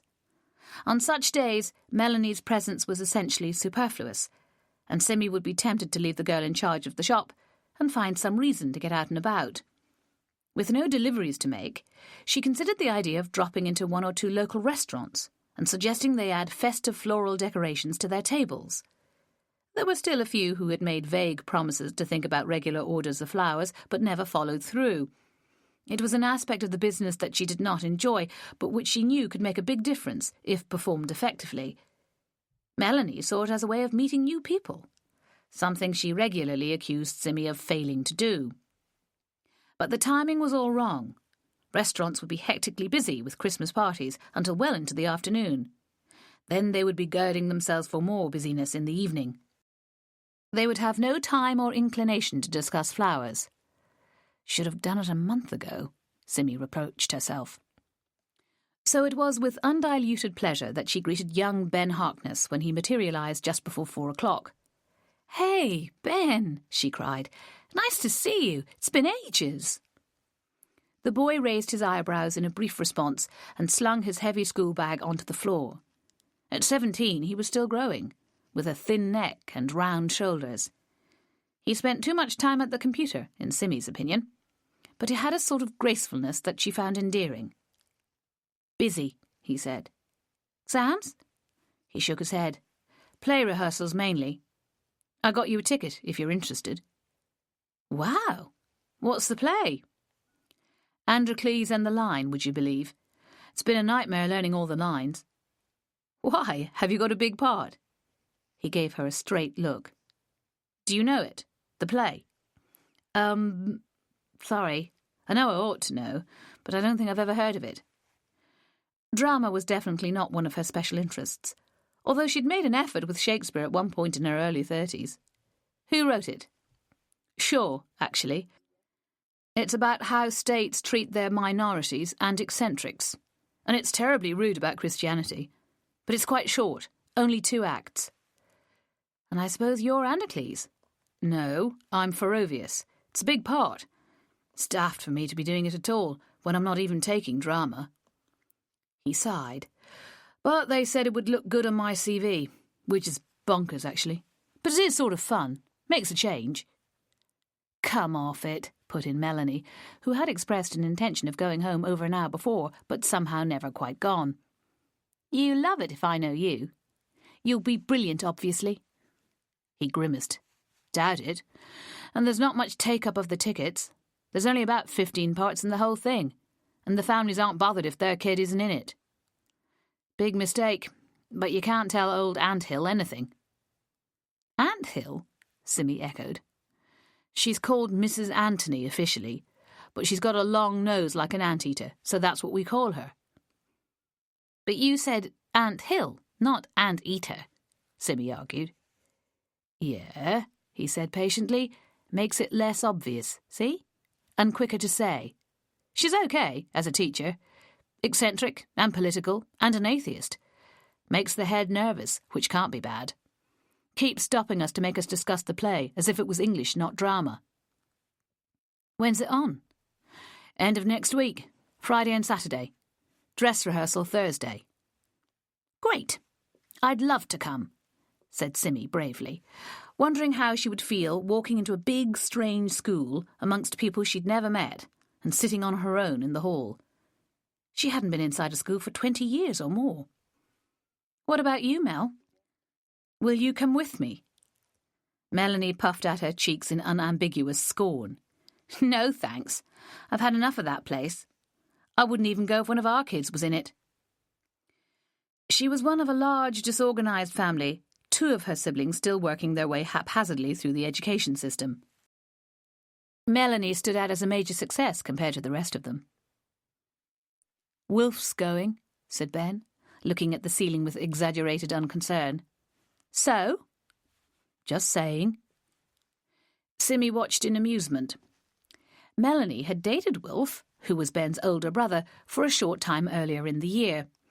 Since then, she had taken up with Joe Wheeler, a police constable. As far as Simmy could tell, there were ambivalences in the girl's heart which might yet work to Wilf's advantage. Ben was offered a mug of tea, and while he drank it, he suddenly jerked his head. "Oh, I nearly forgot. I saw you last night coming out of the cop shop. I was in the car with my mum.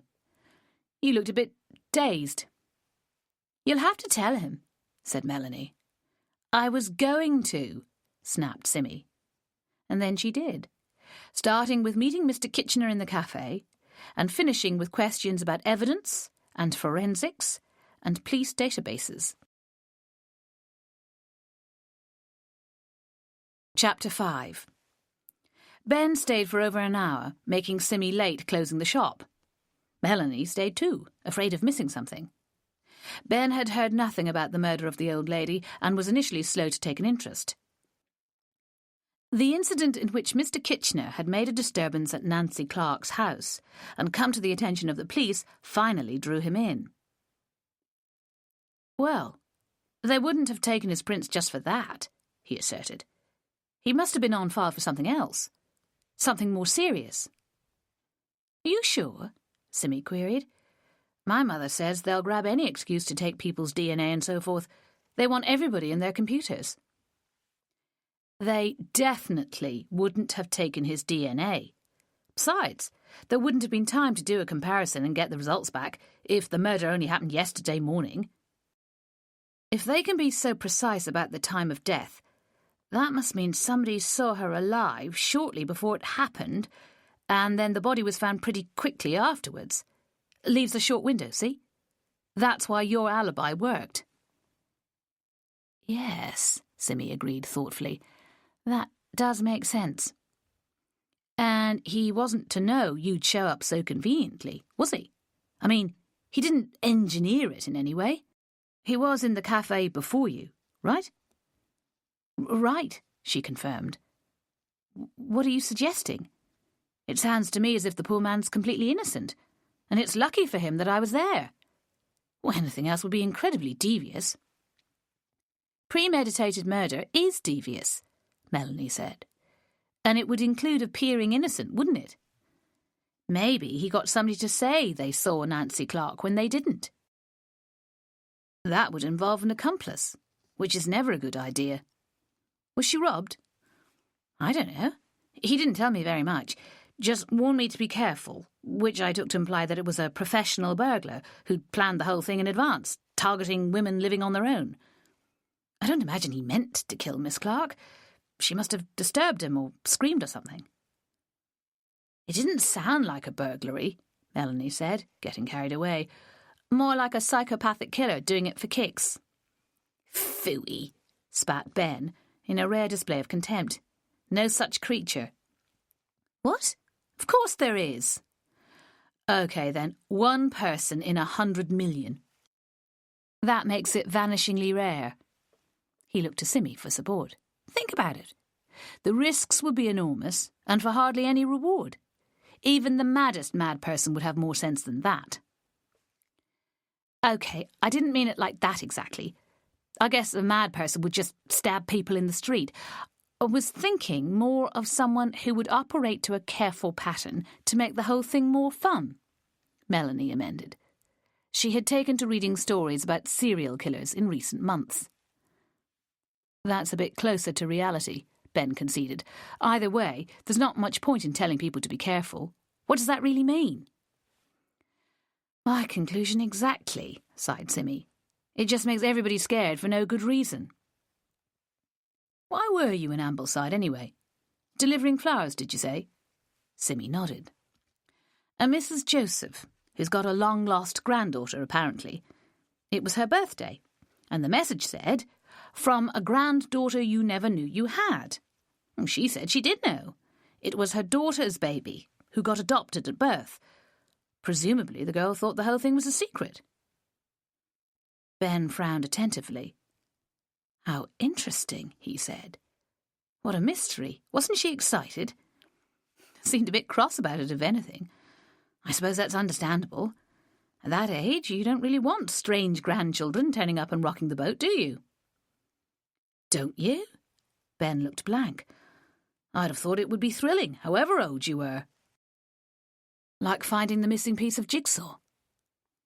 He shrugged. Nothing to do with the murder, anyway. The only imaginable link is you. Don't be too sure of that, Melanie interposed. Ambleside is a small place, and I happen to know there's a connection between the Joseph family and the Clarks. She gave a complacent smile. Like me to explain? Go on, then, Simmy encouraged. Of course, it might not be the same people at all, but it goes back to some time after the war, when my gran was about 12. I was going through her old photos with her on Sunday afternoon, and she was reminiscing about her school days.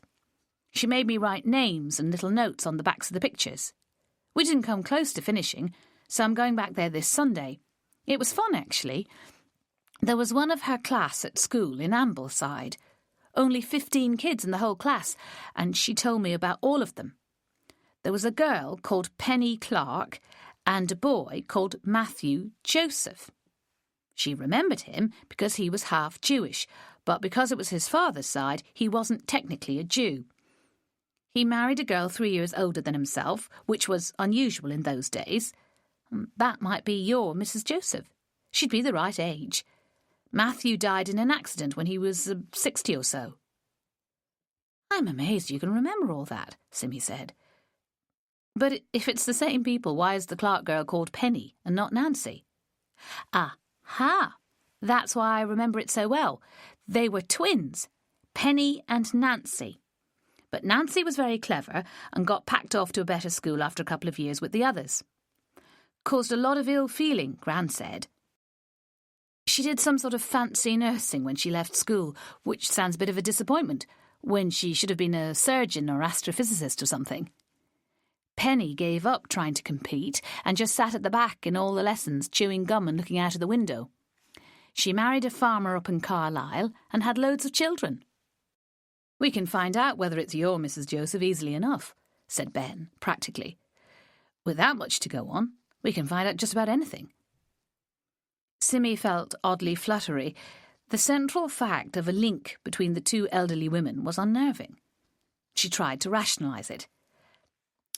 In a place so small, you could find links between almost anybody, she insisted. It doesn't mean anything.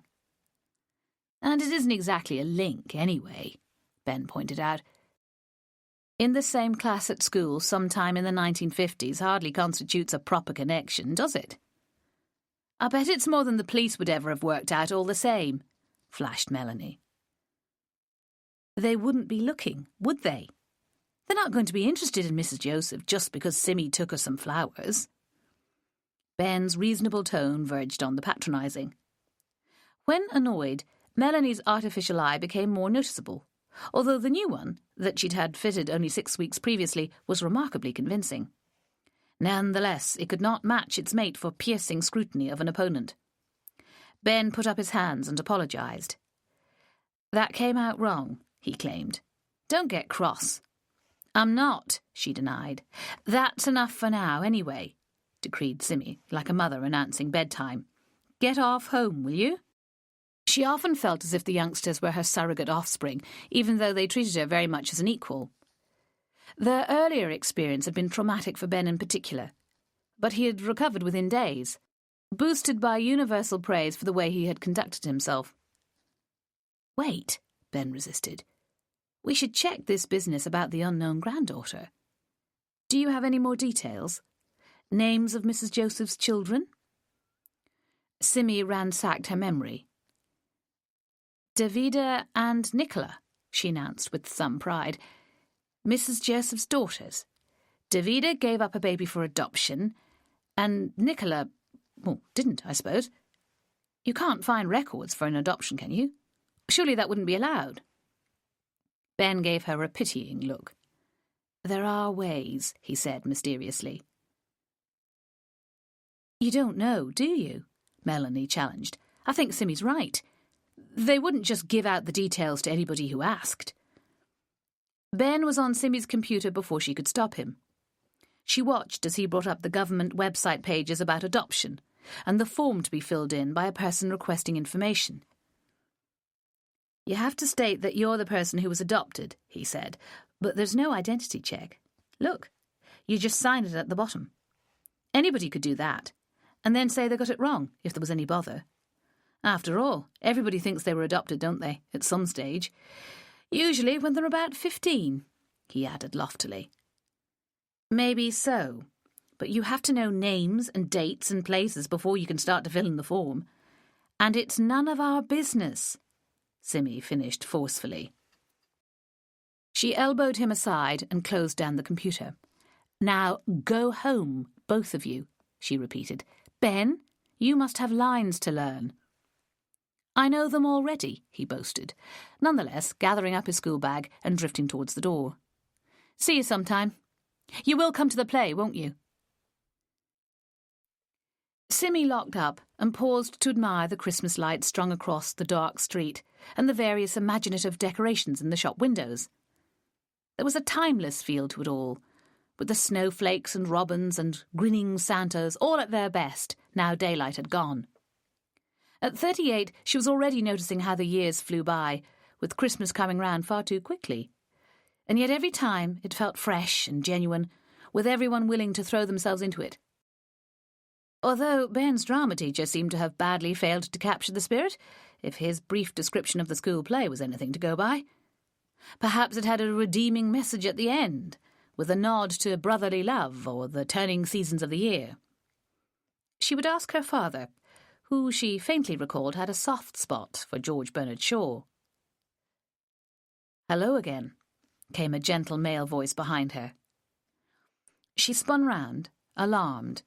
In that fraction of a second, she had time to assure herself that there were still a few people on the pavements, that she was in no danger from whoever it was, that she could scream if she had to. When she recognised the Potter, Ninian Tripp, she felt ashamed of her stupid fear. "Oh, hello," she smiled.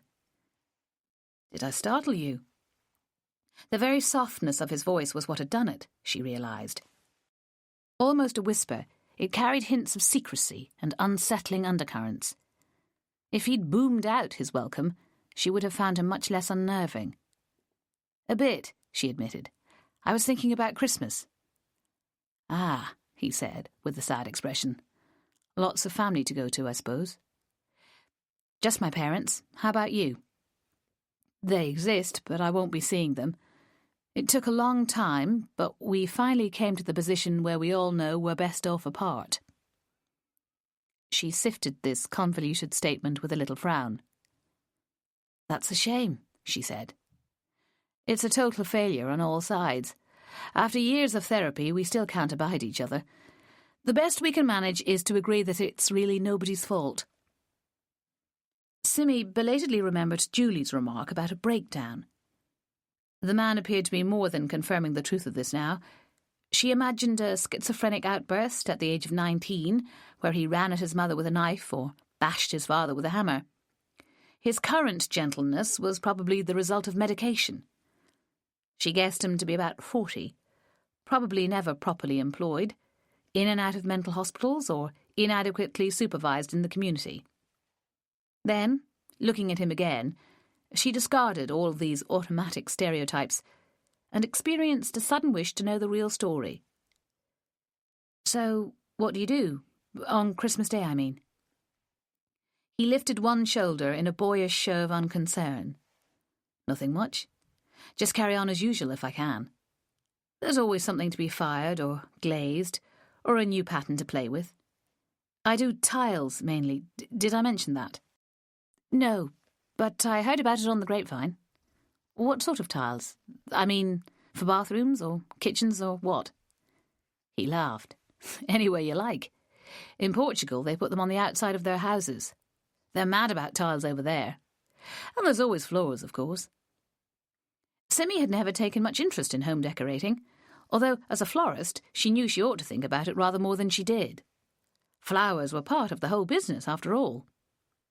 She found herself picturing a kitchen floor covered with ceramic tiles on which were painted roses and tulips. It really wouldn't work, she decided. "And you do pots," she reminded him. "Vases." "A new line," he nodded. "Can I bring you some in? How about tomorrow? You did say I could." She couldn't remember exactly how she'd left it with him the day before, but it all seemed to be moving rather rapidly. They'd been interrupted by Mrs. Weaver, and then Julie had turned up, quickly followed by D.I. Moxon, and the vases had been forgotten. "Did I?" she said. He pouted reproachfully. "Have you forgotten?" "Not entirely." "Yes, bring me some nice big ones. Maybe someone will get one for a Christmas present. You never know." "Thanks. I'll see you tomorrow." And he walked away with an uncoordinated gait that reminded her oddly of Mr. Kitchener. Chapter 6. Friday morning was generally not one of Melanie's days at the shop. Her college course in hotel management included a busy timetable of lectures and tutorials on that day. The end of term also fell on this particular Friday, with none of the whirl of excitement and relaxation of schedules that Simmy remembered. "There's a lecture in the morning, and a meeting with one of the lecturers after lunch. He's going to give us the project for next term," she told Simmy, "and talk over our progress so far." "You've got good marks, haven't you?" Simmy had occasionally helped with a piece of coursework, noticing with some concern the girl's shaky grasp of spelling and punctuation. At the same time, Melanie showed real determination to do well, regarding the eventual qualification as a reliable route out of the limited world inhabited by her family. "Pretty good," had been the modest response. So Simmy juggled unaided with 2 new orders, 5 customers, decisions about the wholesale delivery, and a fresh display in the window for the weekend. Every time the shop doorbell rang, she expected to see the detective inspector, or Mr. Kitchener, or someone accusing her of getting something wrong. She felt jumpy and defensive, but unable at first to account for these feelings.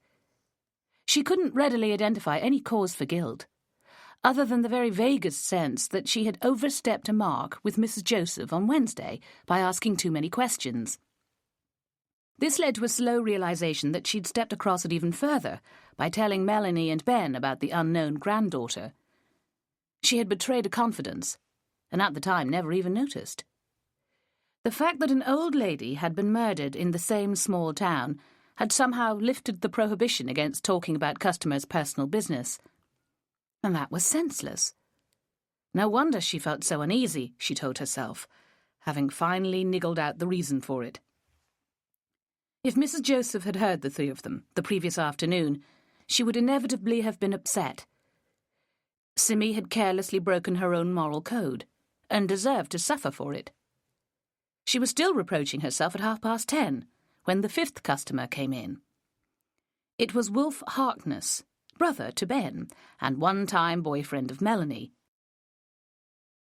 Simmy had barely met him, and had to think for a moment before she could remember who he was. "Hi," she said cautiously, thinking it might be better to pretend ignorance, at least to start with. He looked past her to the back of the shop. "Is Melanie here?" he asked. "Not on a Friday. She's got lectures." Ah. His disappointment was palpable. Simmy examined his face.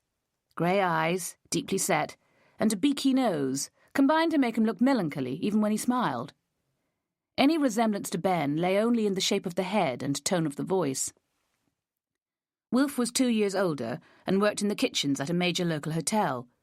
He had a towering ambition to be a chef, according to his brother. "Can I give her a message? She'll be in tomorrow." No, not really. I'm Wilf, in case you didn't know. I came here with Ben once." "I remember," she nodded. "It's nice to meet you again." "Ben thinks a lot of you."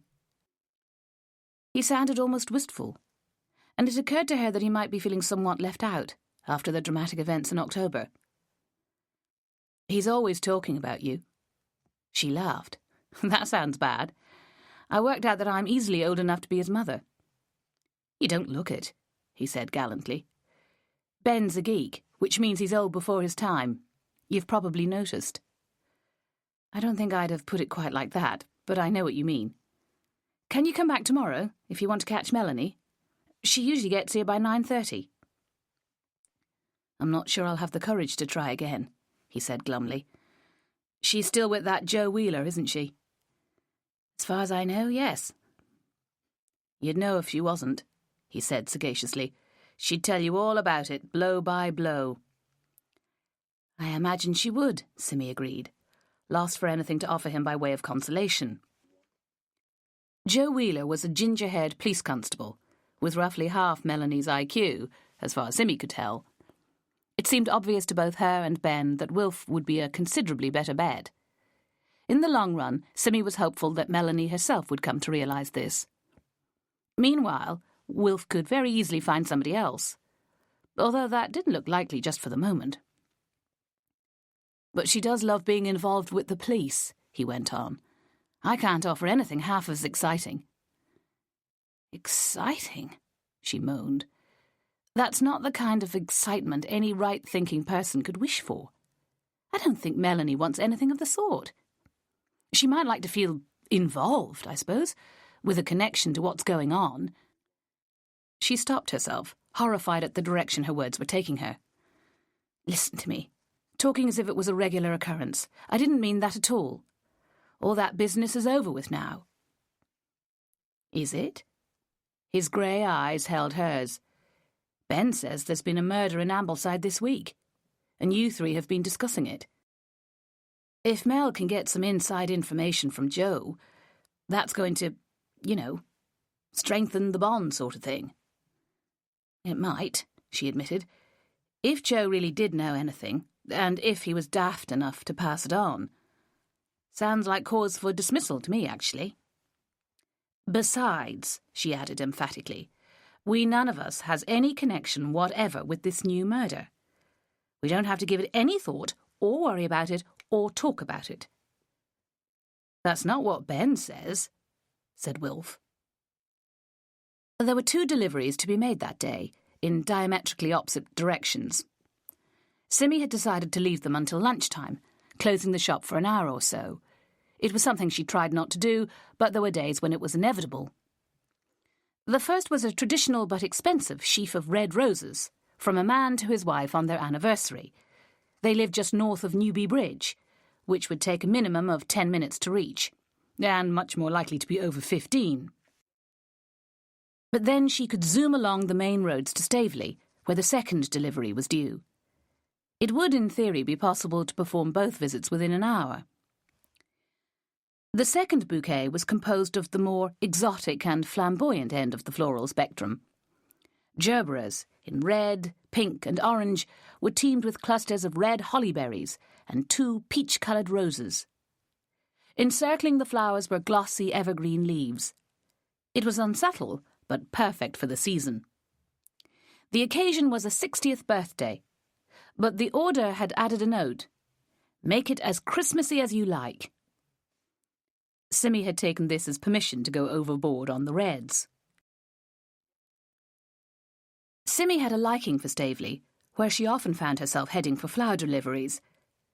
The encircling hills gave the village an atmosphere of settled security and permanence that she enjoyed, and once there, having made excellent time on the roads, she habitually lingered over the task as long as possible.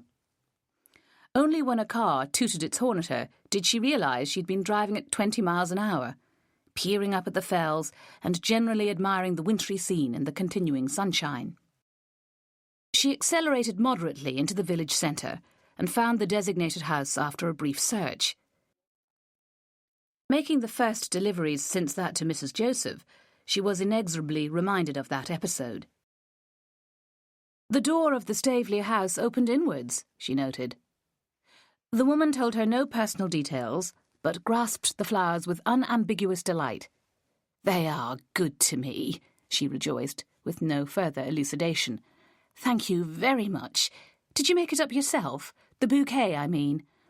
"Yes, I did." "It's gorgeous. You are clever. The roses are absolutely perfect. And the colours. I'm glad you like them."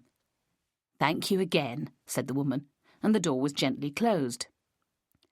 "And a happy birthday," Simi belatedly and silently mouthed. She still wasn't getting this delivery thing right, she suspected. Probably she should remain faceless and anonymous, just 2 legs on which to convey the flowers and nothing more. People didn't want anything beyond that, They wanted to revel in the sense and symbolism of the tribute, savouring the sentiment behind it, and closing out anything extraneous to that. She drove back only slightly less slowly, convinced there was no real cause to rush. For some reason, she thought of her father, nursing his injured cat. Russell Straw was a kind man, good with animals and children. She remembered that they'd been planning a walk to Garburn, which was near Kentmere, which was approached via Staveley.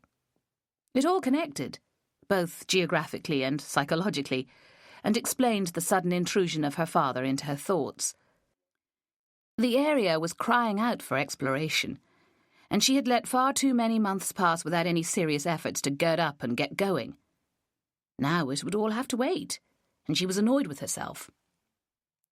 Perhaps there would be a crisp, cold winter in which walking would be perfectly feasible.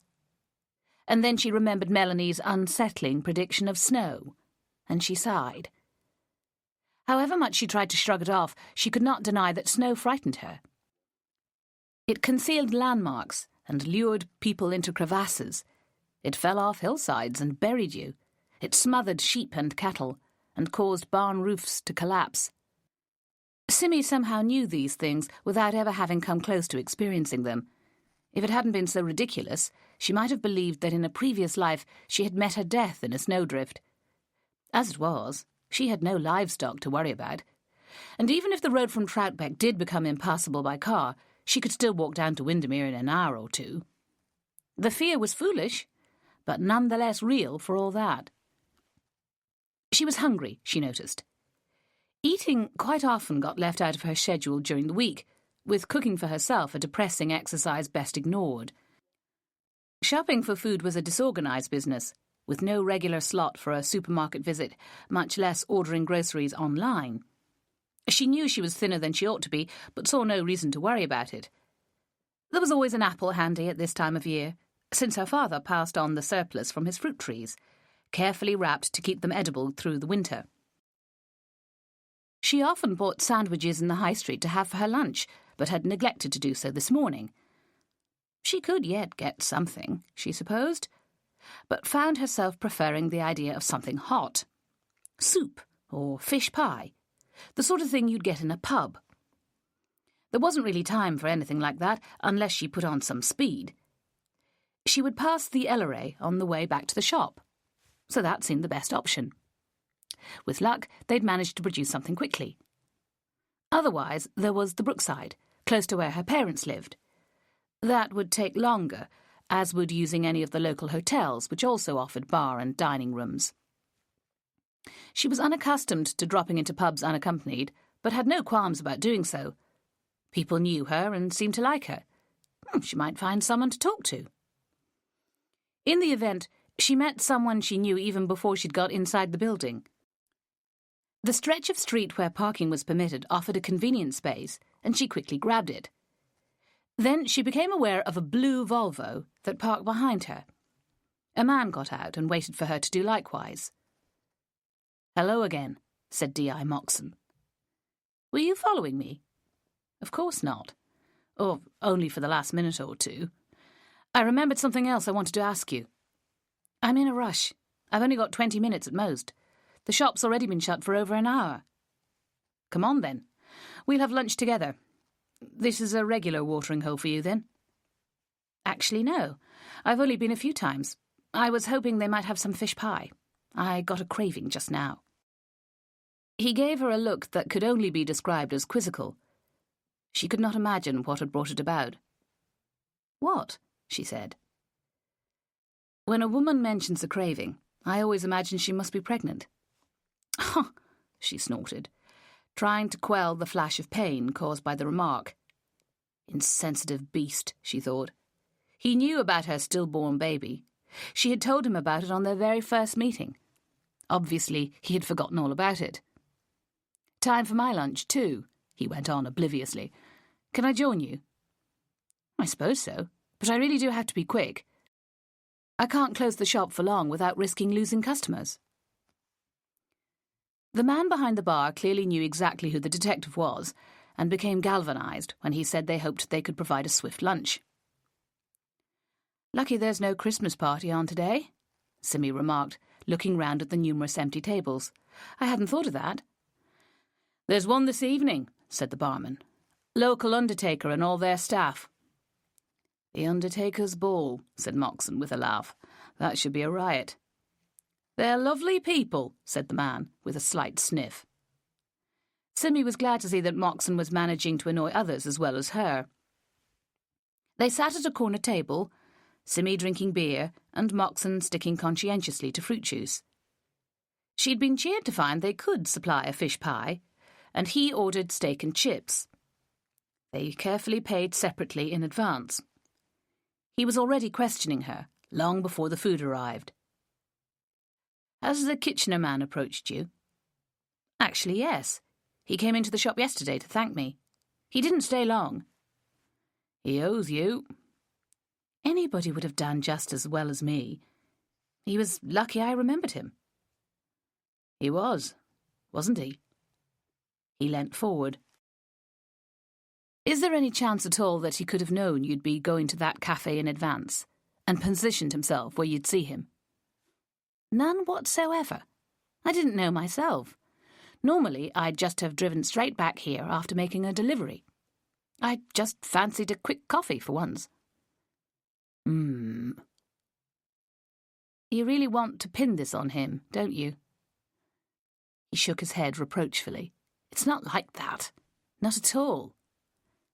So why this persistence? It obviously wasn't him. Ben says... She stopped herself with a gulp. What was she thinking of? At best, Moxon would think her an idiot for discussing police procedure with a 17-year-old boy. But it was too late. Ben. Would that be young Mr. Harkness by any chance? You've talked this over with him, have you? He saw me leaving the police station and wanted to know what it was all about. And you told him, the detective sighed. Why shouldn't I? We do try to keep these things under wraps. It doesn't help the investigation if it's common knowledge who we've been questioning. We've had very good cooperation from the press so far. He sighed again. Not that it's a very newsworthy murder, I suppose. Ben won't tell anybody, and he might even help. He is very clever. So, what were you going to say when you stopped? Something that the boy said. Well, just that you must have information about Mrs. Clark's being alive that morning, shortly before you found her. I mean, you must know the time of death quite accurately. She found herself struggling for words. She couldn't say, the body must have still been warm, or anything so graphic. Ben would have had no such hesitation, with his predilection for gruesome TV series and forensic interests. When Simmy let herself think about even the peripheral realities of a murder, she felt sick. Crushed skulls, flowing blood, gasps for air or shrieks of pain all made her shudder. You know her name? Didn't you tell me? I might have done. But she was Miss Clark, not Mrs. Right. I remember. Melanie said it was on TV last night, in the news. They gave her name. And her granny was at school with her sister. She added, unable to resist scoring a point. What? Whose granny? Melanie's. They all know each other, apparently. Penny Clark was in the same class as Mel's mother's mother. Nancy was her twin, but she went to a different school.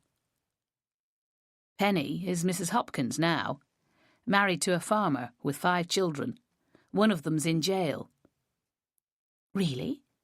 What does he do? She, actually. She killed a child on the road, drunk driving. Got 3 years for it. Simmy winced. How awful. Miss Clark was her aunt. Yes, I see. A thought struck her. The child wasn't Mr. Kitchener's, was it? Moxon smiled and gave a slow headshake. No connection with him at all. The connection with Miss Clark was through his mother. Who died a few weeks ago. Right. The food arrived and they ate quickly. Simi reviewed their conversation. What else did you want to ask me? Surely it wasn't just whether Mr. K had seen me again. I was wondering what you thought of him, how well you knew him, exactly what he said to you on Wednesday morning. We got a bit sidetracked, he apologised, as we so often seem to do. Do we? The we gave her pause. Did he think of her as in some special sort of relationship with him? Was there more going on than she'd suspected? She'd no idea whether he was married or not. She'd liked him to start with, although there had never been anything of a sexual attraction. He had told her she was unusual, with a useful approach to police inquiries. Did he think she was encouraging him? Was she? Well, he prompted. Oh, well, I felt sorry for him. He took his mother's death very hard. I get the impression he's lonely. He's divorced, and there was no mention of anyone else on his flowers. I mean, they were just from him. He spent a lot on them. He looks thin, don't you think? And a bit grubby. Not looking after himself too well. He was Miss Clark's lodger for a while. Then I assume he moved in with his mum, maybe because they both felt they needed to be looked after. He'd do the DIY jobs, and she'd do the ironing and all that sort of thing. How am I doing? He made a face, suggesting it was much as he'd expected. He's not the only one who looks thin. That fish thing's good, is it? She'd finished it within 5 minutes, as well as draining her beer. Lovely, thanks. Now, I really have to go. Good luck with everything. It sounds like rather a muddle. It is, he agreed, and I can't pretend you've helped at all. I did my best, she defended, before grasping that he was joking. Or was he? She probably hadn't helped, if he was still hoping to pin the crime on Mr. Kitchener. But it had been an essentially amicable conversation until this last remark. Was he angry with her? It was difficult to read him, as he continued to sit at the table when she got up. Even after several encounters, he still seemed alien, a man from another world. She could not imagine touching his skin or handling his clothes.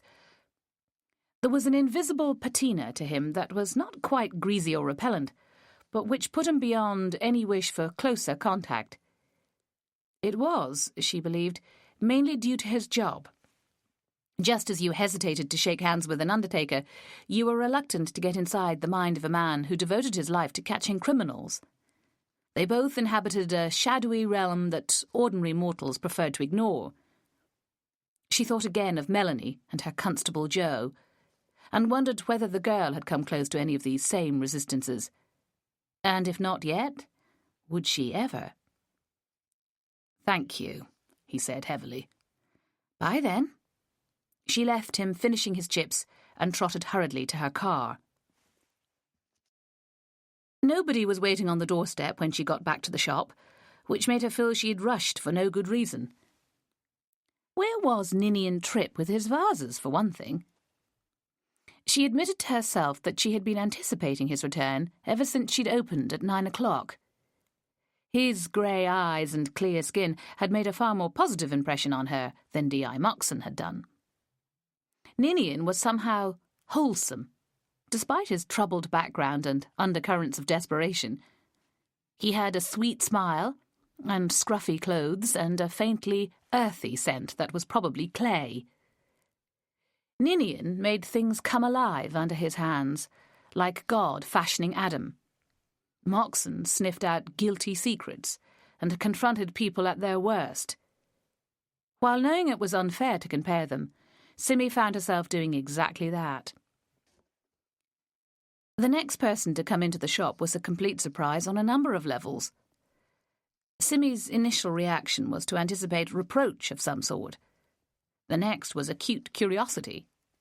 Finally, she felt concern. Here was trouble, she realised. "Hello," she said quietly.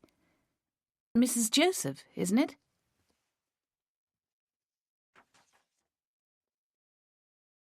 Chapter 7.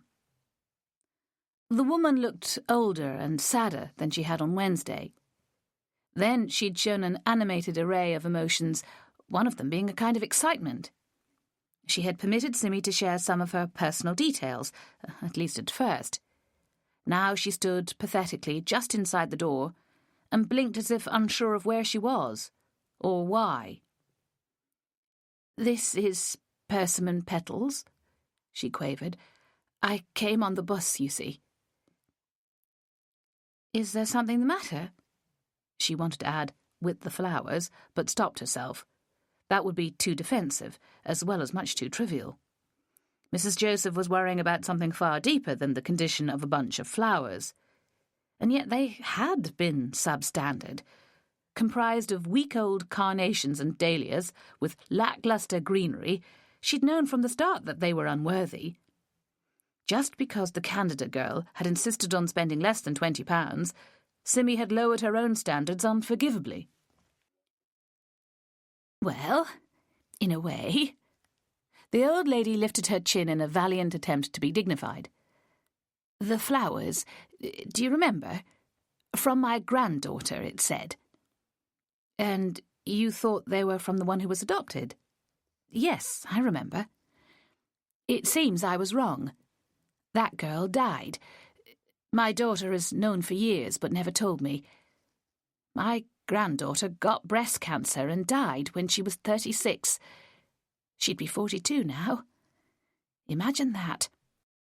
Again, Simmy wrestled with the mental arithmetic.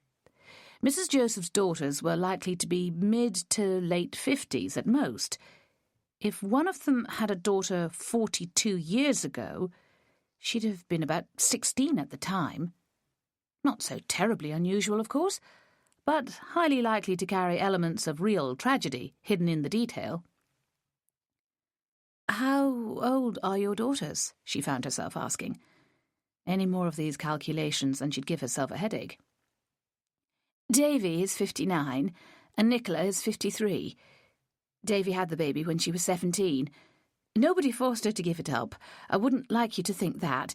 It was not especially shameful or secret. Her father was upset, of course. What man wouldn't be, even now? She was so young, still his baby girl in his eyes. The boy wasn't much older. He'd nothing to say for himself.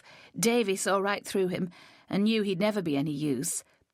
She wanted to be a radiographer. She'd wanted it ever since she broke her leg when she was 10 and got so fascinated by the X-ray machines. The baby went to a good home, and nothing more was ever said about her." "Did Davy have more children?" "A boy, when she was 31. Stephen." "And Nicola?" The old lady's face tightened, her mouth a thin line. "I don't see a lot of her. She's opted for a very unsavoury way of life. I'm afraid I no longer know what to say to her." Simmy could think of no constructive answer to this. "Oh, dear," she mumbled. "The thing is, dear, I've come to ask for your help.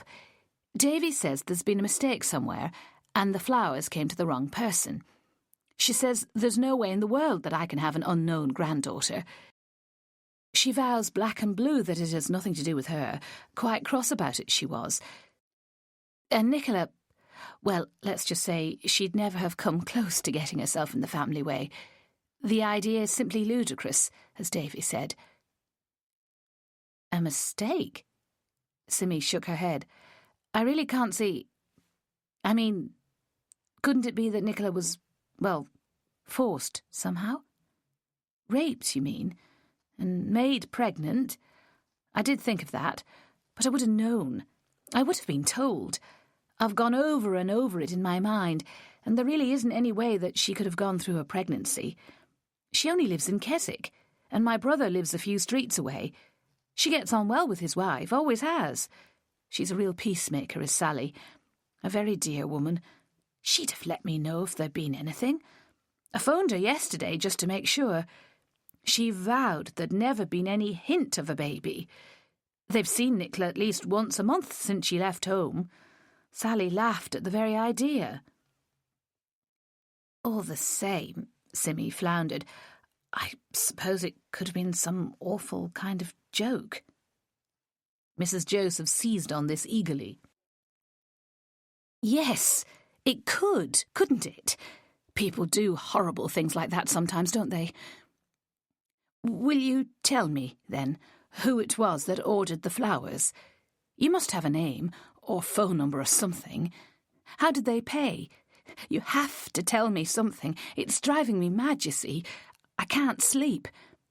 And they weren't even very nice flowers, she added, with the long-expected note of reproach. I can't tell you anything.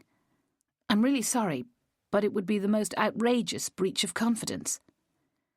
I do understand that, but you see, I've been thinking about it. Surely she wanted me to trace her. Why would she make such a gesture in the first place? And how did she know it was my birthday? It's all so mysterious.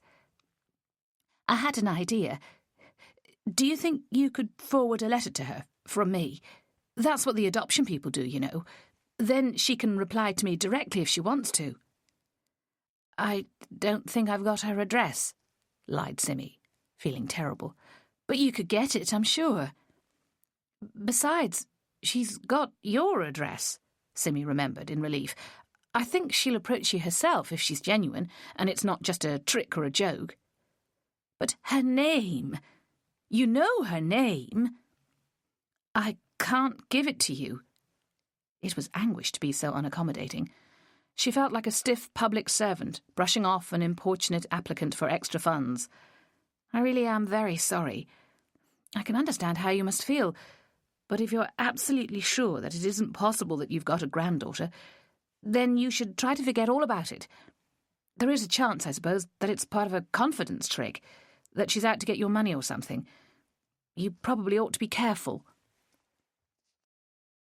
This wasn't helpful, she realised. You mean I should tell the police about it? Disbelief made Mrs. Joseph's jaw go slack. Surely not. Well, it's up to you. Perhaps not unless something else happens. If I did, and they took it seriously, they'd question you about it, and you'd have to give the person's name to the police, wouldn't you? Probably, Simmy said, impressed at the clarity of the old woman's thinking. She wondered whether she herself would have been so competent under the same circumstances. But I'm not sure they would take it very seriously, as it stands. After all, the only thing that's happened is that you've been sent some flowers. I'm just saying you might be wise to watch out for anything else that might happen. Mrs. Joseph went very pale. Like being murdered, you mean? She said in a muffled voice. I heard what happened to Nancy Clark. Did you know her? Not really. I think there was some vague connection between my husband and her sister, Penny. Nancy sent a rambling letter of condolence when he died. Something about a school reunion in the 1970s. I had no idea what she was talking about. It almost sounded as if she was hinting at an affair between them. How very nasty. She never married. I think she must have got bitter and twisted. Some women do, you know. Simmy made a mental resolve that it wouldn't happen to her. Mrs. Joseph went on, Perhaps that explains why she got herself murdered, don't you think? She must have been rude to somebody and they lost all control. If that was what happened, there'd be no need for anyone else to worry, would there? No need to keep looking over our shoulders, waiting for a madman to attack. I'm sure there isn't, said Simmy confidently. I didn't mean that anyway. The flowers can't have anything at all to do with Miss Clark, can they? Of course not, the woman agreed. I don't know why I brought the subject up. It's just all those policemen in town. You can't get away from it. If anything, Simmy was quite glad of the diversion. She had managed to fend off Mrs. Joseph's demands for information, while letting her speak freely about her situation. The old lady had grown in stature and confidence during the conversation, showing herself to be fully functional mentally and quite robust physically. She had been landed with a major mystery, and had tackled it intelligently. Simmy decided that she liked Mrs. Joseph, and she suspected the feeling was mutual. Well, I won't keep you any longer. You've made a lovely job of this shop, haven't you? She looked around with little nods of approval. And if you do change your mind about giving me that person's name, well, you know where I am. Right. Simmy watched her go with the sense of having allowed principles to dominate normal human decency. She wasn't sure what she might have lost by giving Candida Hawkins' name to the woman she claimed as her grandmother. It might even have been what the girl wanted and expected. A devious way of making contact, for which she could subsequently disclaim responsibility. If so, then Simmy had no wish to act as go-between, without knowing a lot more of the implications. All the same, it was a preferable mystery to that of who had killed Nancy Clark, and why.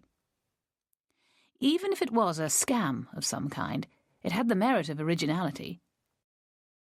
And she had no serious qualms that Mrs. Joseph ran any risk of becoming the next murder victim. Ben called in again that afternoon, talking almost before he was inside the door. "That adoption business," he began. "I've been thinking about it." "Well, don't. I've had the granny lady in today, and she says there's no chance whatever that it's really a grandchild of hers. One daughter swears blind that it's not hers, and the other apparently never had anything to do with men and couldn't possibly have got pregnant." Ben blushed briefly, but was undeterred. "But what if it's her husband's grandchild? I mean, that would more or less make her the grandma, wouldn't it? He's quite likely to have unknown children somewhere." "He's dead, Ben. He's been dead for years and years." "All the more reason they go to her, then. They'll be after the inheritance. She'll have got his money, won't she?" "Well, if there was any. It's only a small house. She doesn't look very rich to me. Plus, there are 2 daughters who'll get everything when she goes. Although she might have left Nicola out of the will by the sound of it. She doesn't seem very fond of Nicola." "Well, it's still a good theory," he insisted. "I don't think it is." "Why now?" "Maybe the old girl's been ill lately." Simmy did her best to give the matter her full consideration. For one thing, she'd no wish to hurt Ben's feelings by dismissing his ideas. And for another, she found herself intrigued by the whole experience. "Actually," she said, "it might have some mileage to it. Mrs. J said there was something between that Penny Clark Melanie told us about and Mr. Joseph. Something about a school reunion in the 70s, and a card that came after he died." "There you are, then," he triumphed. "So this is a secret love child, coming to claim its rightful dues." It has to be the child of the love child," Simmy corrected him, "which seems rather remote to me." No, he argued. "Think about it. If you suddenly discovered that your parent, mother probably, had been adopted, after a lifetime of secrecy, you'd want to know who the original parents were, wouldn't you?" Would I? I'd probably think it was none of my business. And where's the adopted mother in all this, anyway? She could be dead, or emigrated or something. Plus, he added with great emphasis, it leads straight to a connection with the murder. You'll have to tell the Moxo man about it. No, wait. What if the daughter that was adopted, that is, Mrs. J's granddaughter, a child of Davida, had a child? That would be possible. It would fit quite easily, in fact. Then this would be a great-granddaughter. Hey, that's brilliant. I bet the cops would never think of that. Well, they would, if they thought it was important. But it's not, Ben. It's our own private little mystery, nothing to do with the police. I mean, what would I say if I did go to the inspector with it? You think I should tell him about the message on the flowers, I get that. But there isn't anything else, is there? I suppose the rest of it is all hearsay, he agreed thoughtfully. Ben was especially interested in the nuances of evidence and the delicate game the law required police prosecutors to play. But they can check most of it, he concluded. How can they? The only hard fact is Mrs. Joseph's name and address. I think it would be mean to bring her to their attention, poor old thing. She's obviously got nothing at all to do with the murder. Ben ignored her. I wonder whether she knows you're Mr. Kitchener, he mused. That would connect everything up beautifully. How would it? We already decided, with Melanie, that in a small town everybody's going to be connected anyway. None of it helps catch a murderer.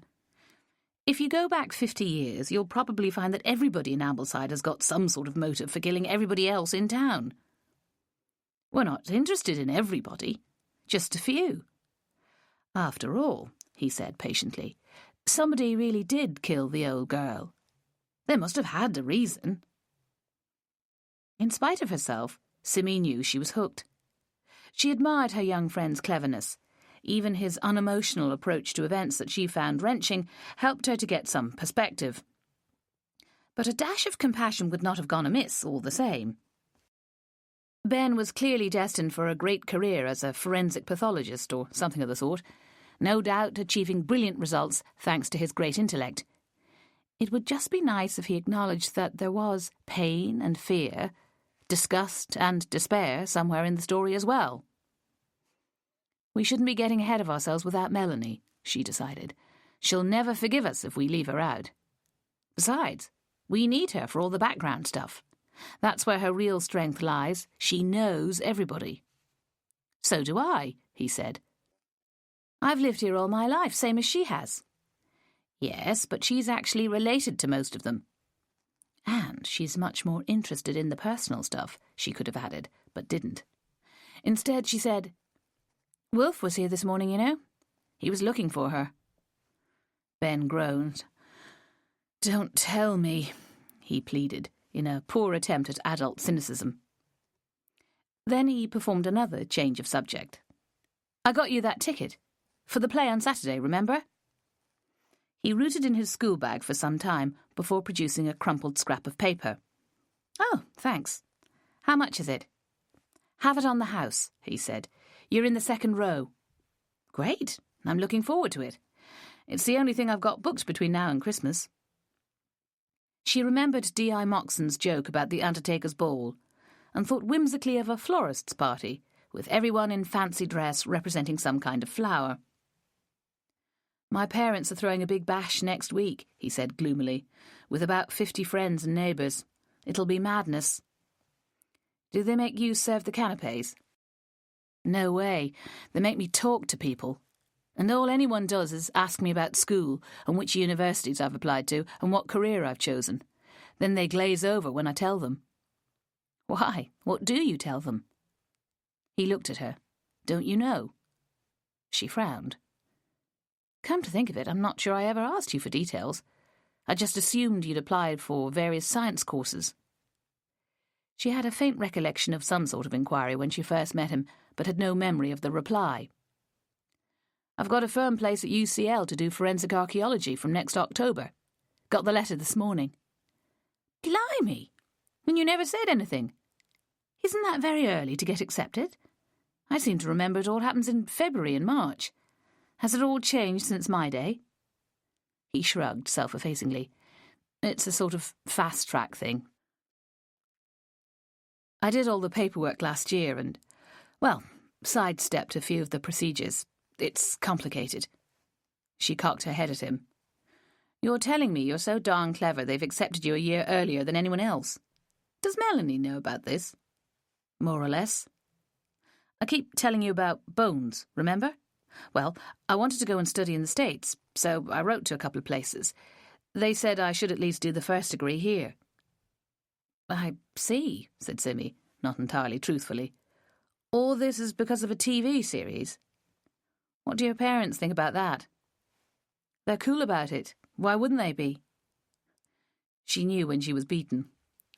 Home time, she announced. Have a nice weekend. Chapter 8. On Saturday morning, Melanie was waiting outside the shop when Simi arrived to open up. So was Mr. Kitchener. Am I late? She asked, already quite sure she was not. "Not really," said her assistant. "I got a lift from my dad, because Pete's got the car, and Dad wanted to get somewhere." Mr. Kitchener had evidently shaved carefully and chosen a clean set of clothes. He smiled nervously at her and stood back while she unlocked the door and deactivated the alarm. "What can I do for you?" Simi asked him briskly. The word stalker had whispered itself into her mind's ear at the sight of him. Melanie plainly had something of the same suspicion. "Miss Clark's funeral," he said. "I should send some flowers." "OK, but there won't be a date set for it yet, surely? Don't they delay it for months after a murder?" "Not if it's a burial," he mumbled. "As far as I know, they generally release the body soon after the post-mortem. That's if they feel sure there won't be any further need for examination. I think that's right." "Even so, with Christmas coming, I very much doubt whether it'll be before the new year. And you know it'll be a burial, do you?" He shook his head. "I don't even know who'll be arranging it for sure. I thought perhaps you could let me know when you have the date. I discovered when my mother died that the undertakers tell the florists the date and time. Makes sense when you think about it." He forced another uncertain smile. "It'll be her sister, won't it?" said Melanie. Simi tried in vain to flash her a warning look. It struck her as ill-advised to volunteer any information concerning the murder victim, especially to a man who'd been under police investigation as the possible killer. But it was too late. "Sister," he said quickly. "You mean Penny? But she's practically bedridden with Parkinson's. I doubt if she'd be up to it. She's got plenty of children, of course. They could take some of the responsibility." Melanie raised her eyebrows, replying airily, "And for all we know, the Clark lady's got a son or daughter somewhere. Who can say?" "She was unmarried and in her late 70s, he said. "I hardly think that's very likely." "Well, somebody will make the arrangements, I'm sure," said Simi. "I suggest you phone me during the first week of January and see if I've heard anything. Of course, it's quite common these days for funerals not to accept any flowers." "And why do you want to send some anyway?" Melanie blurted. "It sounds as if you barely knew her." "I knew her very well, actually. Several years ago." "Oh, you were her lodger," Simi remembered. "Of course." Melanie threw a furious glance at her boss, who grimaced in apology. She must remember later to tell the girl that Mr. Kay himself had revealed this fact. Melanie hated to be left in ignorance. Mr. Kitchener nodded vaguely. "Well, thank you," he mumbled. "If you'd just let me know then." "Yes, all right," Simi agreed. When he had gone, she and Melanie exchanged looks. "Was that a bit weird?" asked Simi. "He knows the family, so why ask us about the funeral?" "I don't like him," said Melanie. "He's creepy." "I feel rather sorry for him, actually. I can't believe there's any harm to him. But I do wish people would stop coming here about Nancy Clark." She sighed. "It really isn't any of our business. I'm more interested in Mrs. Joseph, to be honest. I'm a lot more involved with her, and I like her. I want to help solve her mystery. It might actually have a happy ending, which makes a nice change." "OK," said Melanie, with surprising compliance. "Then we should try and find the daughters. The unmarried one should be possible to track down. Where does she live? How old is she?" Simi supplied answers to both questions, feeling rather pleased with herself, although the tracking down remark worried her. "We can't just follow people about and demand to know their personal details," she objected. "Obviously," scoffed Melanie, "but we can ask my Gran what she knows about them." "She sounds miraculous," Simi marvelled. "How many people does she know?" "She can rattle off names, ages, jobs, offspring, place of residence for hundreds. I tried to add them all up a little while ago, but it was hopeless. Everyone she was at school with or worked with, the entire WI membership, neighbours, all my mum's friends' families, and all the rest. People she meets in shops will tell her their life story while they wait at the checkout. and she remembers every detail. It's what she does, a sort of life work. She's just madly interested in everybody. I should meet her sometime.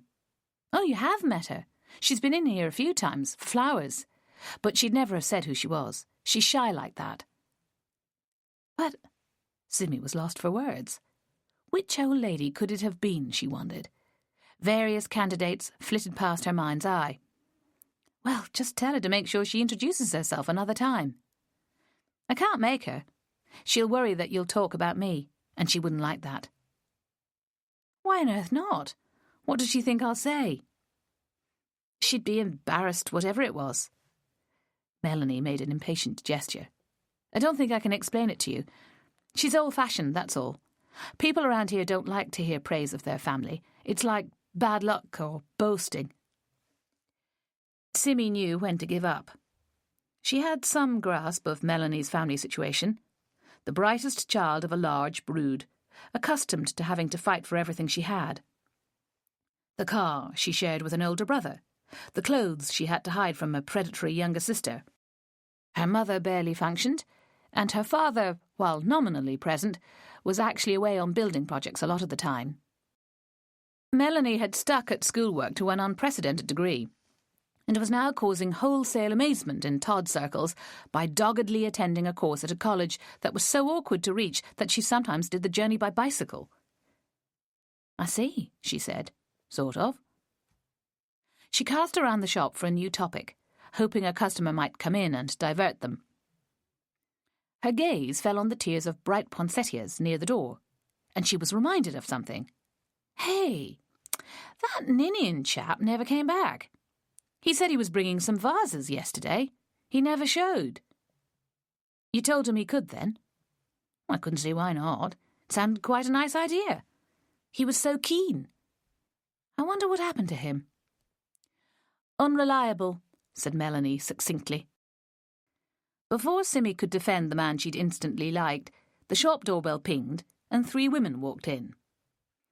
They comprised a crowd in the narrow space between displays, and Melanie automatically retreated towards the back room. Good morning, Simmy greeted them, thinking they'd come for funeral flowers. There was that sort of air about them. Are you the proprietor? Asked the foremost one. She was slim, a faded blonde, wearing a black coat well covered with white hairs. Owner of a molting dog or cat, Simmy concluded. That's right. What can I do for you? It's about my mother, Mary Joseph.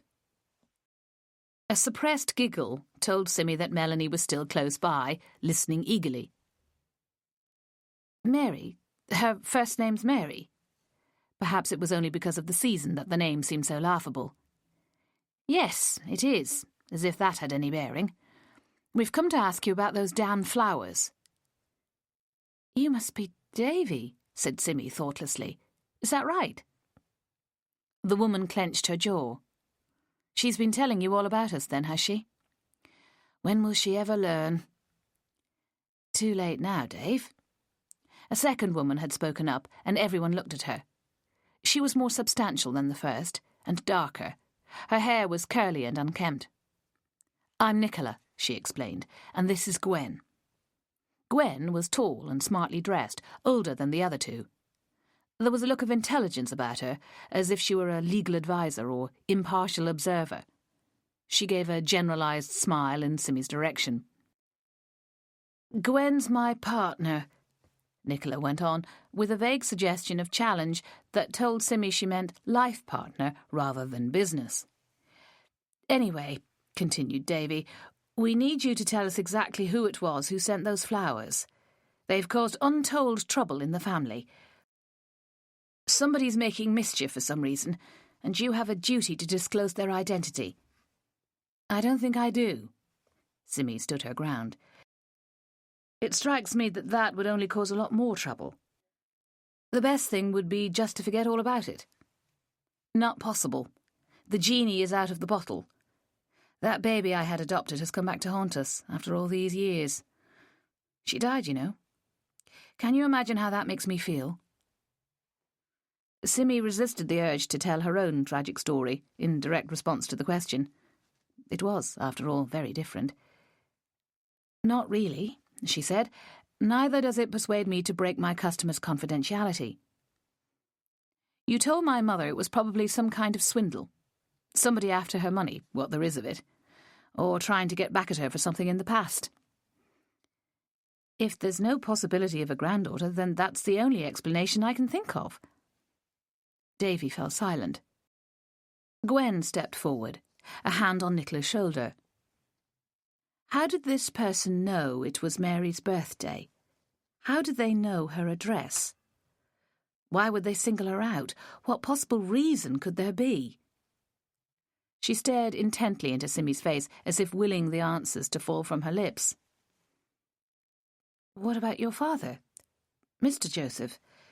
It occurred to us that it might be about him, the child he had without realising. You accuse my father of adultery, said Davy softly. Simmy spread her hands in defeat. It makes sense as a theory. Except he was the most dearly devoted husband any woman could ever wish for. And any suggestion like that could only upset my mother even more deeply than she is already. Poor old Mum, sighed Nicola. She thinks I had a baby without telling her, somehow. She's been imagining all sorts of nonsense about rape or drunken orgies when I was 20. However she thinks I'd have found time to produce a sprog, I have no idea. She gave a choked sort of laugh. It's not funny, I know, but it certainly is ludicrous. Gwen patted her shoulder. Well, I'm very sorry to have been part of this whole mess, but I'm still not prepared to give you the name. With a pang of guilt, Simmy thought about how close she and Melanie had come to Googling the flower sender themselves. That now struck her as a very wrong thing to have done. I honestly can't see that it would do any good to anybody. If she's genuine, surely she'll get in touch again anyway. The flowers might have just been a sort of advance warning. All three women pulled sceptical faces. Gwen gave a faint snort. She's not genuine, said Davy. We're certain of that. At best, it's mistaken identity. You know how easy it is to get the wrong person these days on those ancestry websites. It's also horribly public. You can apply for birth certificates and adoption information for absolutely anybody. This poor girl might have been given false facts at the outset. The central point is she is not my mother's grandchild, and she's caused a lot of distress by claiming that she is. It was a long and forceful speech, which Simmy listened to carefully. Somewhere deep down, she was still grappling for a link between Mrs. Joseph and Nancy Clark that would bring the two apparently distinct stories together. Melanie and Ben had both seized on this almost automatically, and yet there didn't seem any real logic to it. The two women only peripherally knew each other. The only present-day connection was Simmy, who had seen the former shortly before meeting the man suspected of killing the latter. That was ridiculously flimsy as a link, except that the mystery of the self-professed granddaughter carried so many sinister implications that it felt important. She became aware of Melanie rustling something behind her. The girl had been uncharacteristically quiet throughout the conversation, but there was no doubt that she'd heard it all, and would have plenty to say at some stage. When a new customer came in, Mel quickly moved forward to greet him. He was a man in his 50s, wanting a poinsettia, uninterested in any discussion about it. He edged past the group of women in the middle of the shop and paid with cash. He left with his head down, as if embarrassed at having entered a florist shop at all. It was a far from unusual pattern. Men and flowers were an abidingly uneasy mixture, which Simmy mainly found amusing, but sometimes regarded with exasperation. She returned her attention to Davy. It is quite public, she agreed, picking up on the detail that seemed most likely to let her off the hook. We'll have to hope she's gone back to her searches and realised her mistake. Again, a triple expression of scepticism greeted her, but she stood her ground. I'm afraid I really can't help you any further, she said. It's much as I expected, said Nicola. I told you, didn't I? She addressed her sister. At least we tried. Poor old Mum, Davy sighed. Thank goodness there's Christmas to take her mind off it. We'll have to make a special effort this year. Of course, if we went to the police, they could force you to reveal the person's identity, said Gwen.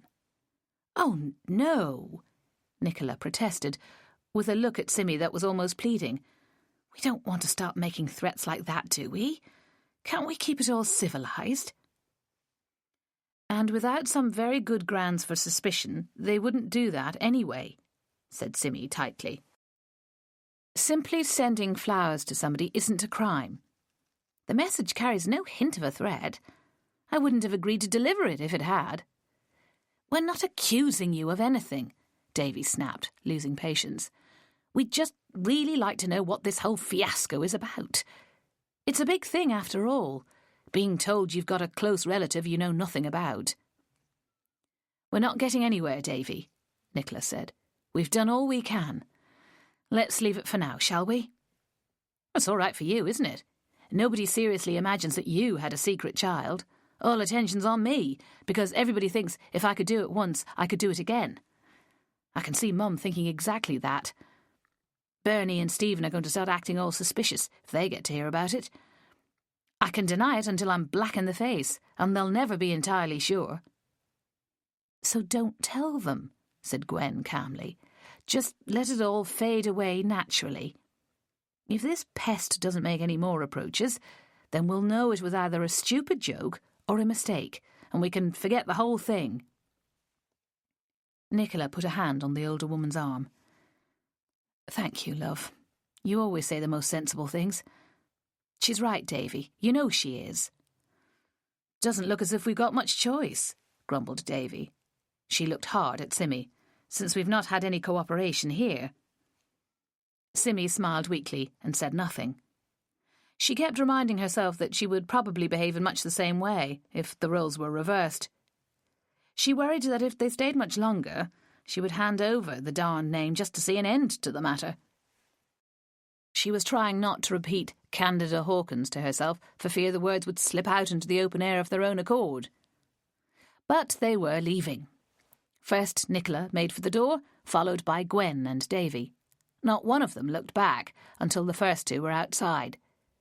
Then Davy turned and nodded, in a wordless valediction that contained reproach, frustration, and a smidgen of respect. Phew, sighed Melanie. You were awesome, Sim. Really stuck to your guns. I don't suppose they'll be back any time soon. I hope not, said Simmy, feeling rather shaky. I just wish that damned girl hadn't chosen me to deliver those wretched flowers. Melanie gave a sympathetic grimace. Then she said, and then Mr. Kitchener wouldn't have got his alibi, and we wouldn't have given a thought to the murder. Ben wouldn't like that. So, one person is happy anyway. It's not really on for Ben to interfere with real murder investigations, Simmy worried. I never should have told him about it. Melanie did a rare but unnerving trick of rolling her good eye, while the prosthetic one simply wobbled slightly.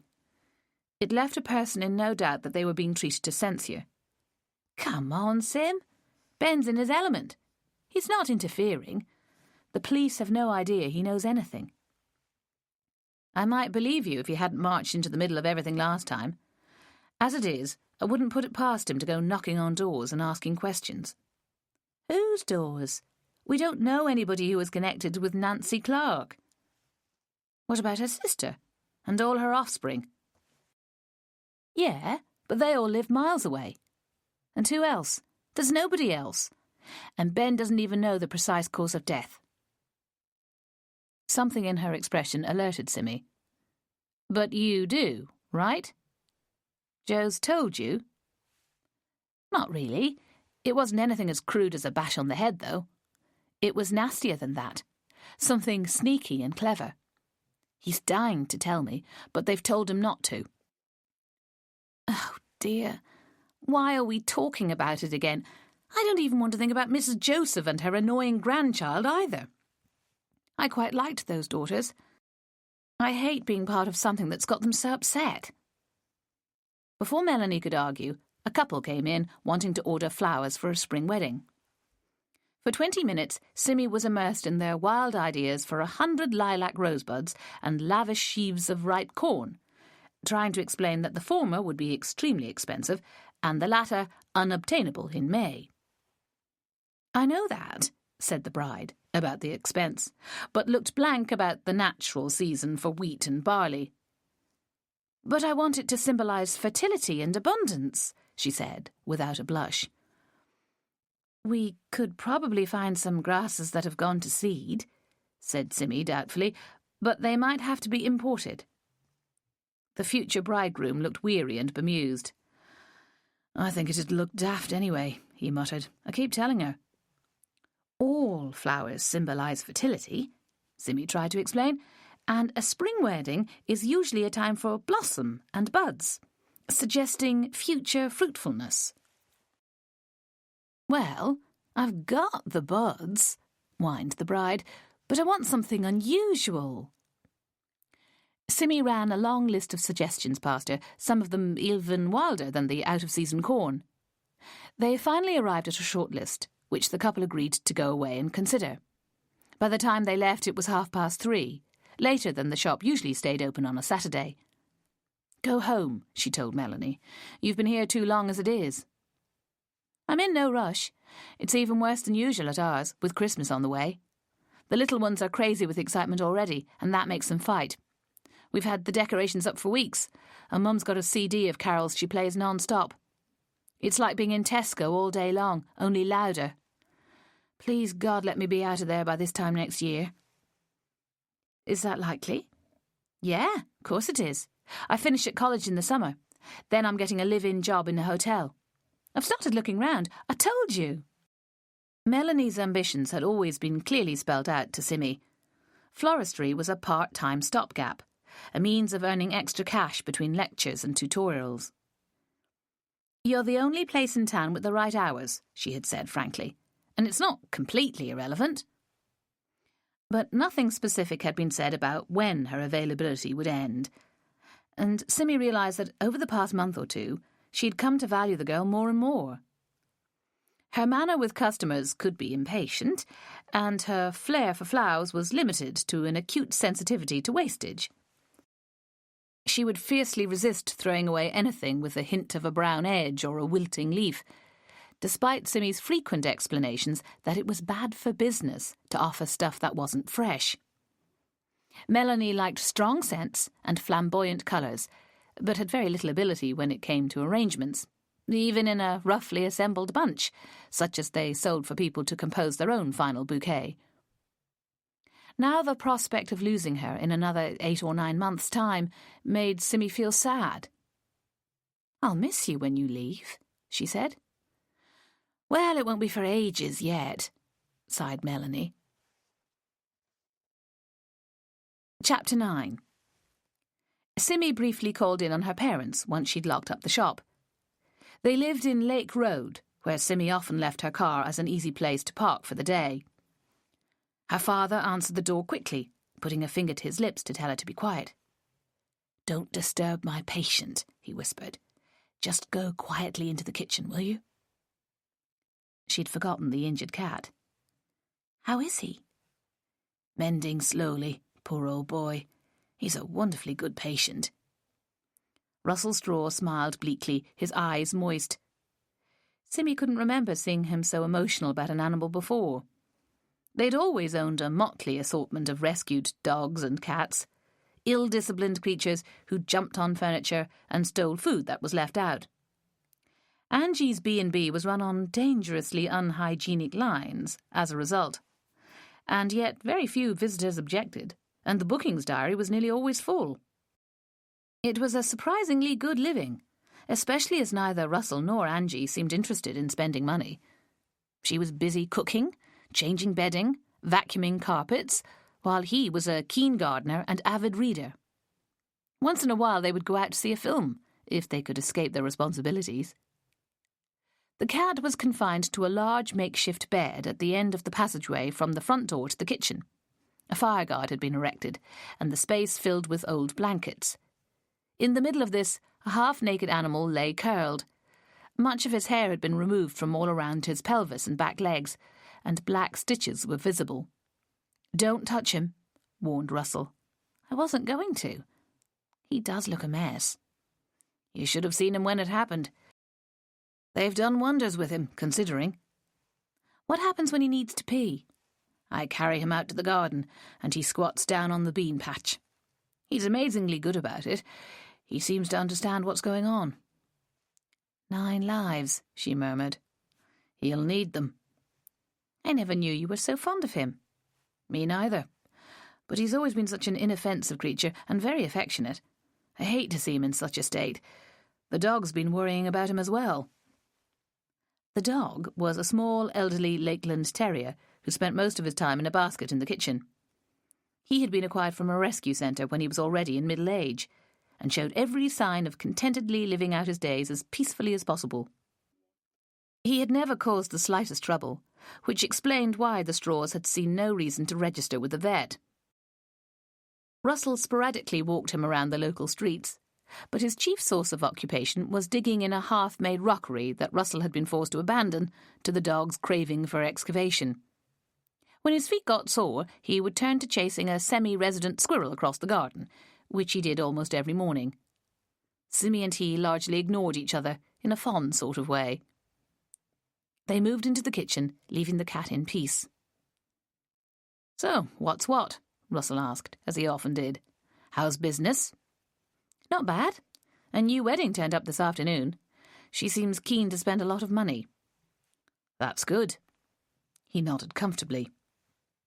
As far as Simmy could ascertain, her father had never much worried about her. He had been saddened by the death of the baby, making no secret of the personal loss he felt at being thwarted of grandfatherhood. He had winced at Simmy's separation from Tony, and then welcomed her with undemonstrative ease when she opted to move to the same town as her parents. He'd listened to her plans and offered advice, and never once criticised anything she did. He provided a broad chest on which she had cried a few times in recent turbulent years, with no hint of embarrassment.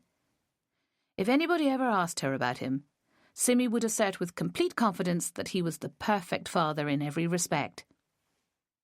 "Where's Mum?" He looked around as if half expecting his wife to be lurking in a corner of the kitchen. The large cooker, dishwasher and fridge took up a lot of space. Preparing full English breakfasts for up to 10 people at a time required a lot of equipment and considerable efficiency. The kitchen was the heart of the operation, with high-quality equipment and only the best ingredients. Racks of eggs stood in the pantry, with locally produced bacon, sausages, black pudding and mushrooms, all stockpiled in great quantities. "We ought to offer kippers and haddock as well," sighed Russell, "but we decided that was asking too much." The freezer was carefully stacked with sliced bread and emergency cartons of milk, as well as the bacon and sausages. Boxes full of breakfast cereal and jars of marmalade and jam occupied a sideboard in the dining room. Simmy was still marvelling at the logistical challenges required to accommodate and feed a constantly changing succession of guests, and the apparent ease with which her parents had risen to meet them. "Out, I suppose. I can't remember what she said." "Any customers tonight?" "Of course. When are there not? We've had to be ruthless to turn them away over Christmas. I told you." "I feel sorry for people trying to escape from their families. Where are they supposed to go?" He laughed. "I don't care. All I know is we're not prepared to shelter them." "You sound as if you'd like to escape yours as well." He gave her a look from under his bushy eyebrows. "Not a bit of it. Where would I go? I escaped to mine, remember?" "Tony used to be your family," he said, in a sad, soft voice. "Don't, Dad. I can't even bear to think about this time last year. You can't imagine how awful it was, and how much better it is here. I'm going to bring crackers and balloons and a big jigsaw, and we're going to be silly and irresponsible for 2 whole days." "Sounds exhausting." The back door opened, and Angie strode in carrying an assortment of bags. "Where did you go?" asked her husband. "Kendall, I told you, Christmas shopping." "On a Saturday afternoon? Are you mad? Isn't that when everybody else goes?" Her husband stared at her. "Not entirely everybody, but I like the crowds. It's a wonderful atmosphere with all the decorations and carols. Gets me in the mood very nicely. Oh, Pressman, you're here. Don't look at my parcels. I'm going to go and hide them. She hugged the bags closer and went up the stairs 2 at a time. Such energy, moaned Russell. She makes me feel so ancient sometimes. Simmy gave him a close inspection. You do look tired, she noted. Are you okay? Not sleeping as well as I used to, that's all. Latest expert opinion says it doesn't matter and nothing to worry about, but it does leave me in need of a nap come tea time. Not always possible, of course. Her mother was back in under 10 minutes, rolling up her sleeves. Staying for supper? She asked Simmy. Yes, please. How's business? Not bad, she repeated. A new wedding, put in her father. Lots of money to spend. That's good, said Angie. It'll soon be a whole year, won't it? Since I moved here, yes. But the shop didn't open till March, if you remember. Gosh, that was chaotic, wasn't it? I don't know how I did it, looking back. Angie shrugged. Oh, I've got a message for you. That boy, Ninian something, he was in one of the shops just now. Said to tell you he got called away and couldn't bring his pots as arranged. He'll try again one day next week. Simmy blinked. How do you know him? Oh, I don't remember. He has stalls at the craft fairs, that sort of thing. I've chatted to him a few times. He's hardly a boy. He must be at least 40. No, he's 36. He told me. His birthday's the same as mine. I'm amazed. How could you think he was as old as that? He looks about 25 to me.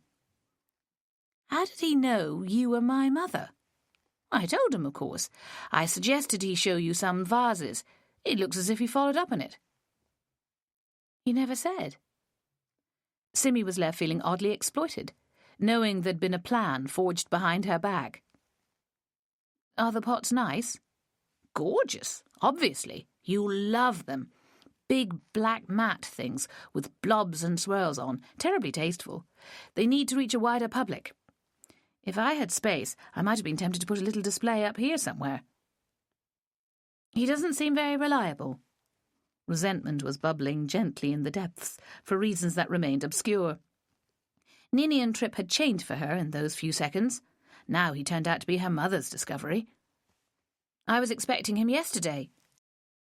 Don't be petulant, pet, cautioned her father. It was something he said quite often. Who is this bloke, anyway? First I've heard of him. He's a potter, Simmy said. That much I already gathered. A potter born under the sign of Leo with appealing wares. Must be dozens of them. He waved an airy hand. You haven't asked after the cat, he reproached his wife. Oh, you'd have told me if it was dead. I assumed there was no change. Quite right, he agreed peaceably. He addressed Simmy. You heard the weather forecast, did you? It was the first time she'd thought of weather for at least a day. No, she said warily.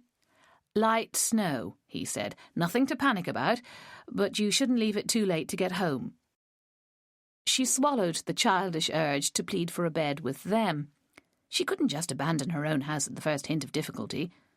Oh, she said, right. Is your heating on? Angie asked. You don't want the pipes to freeze?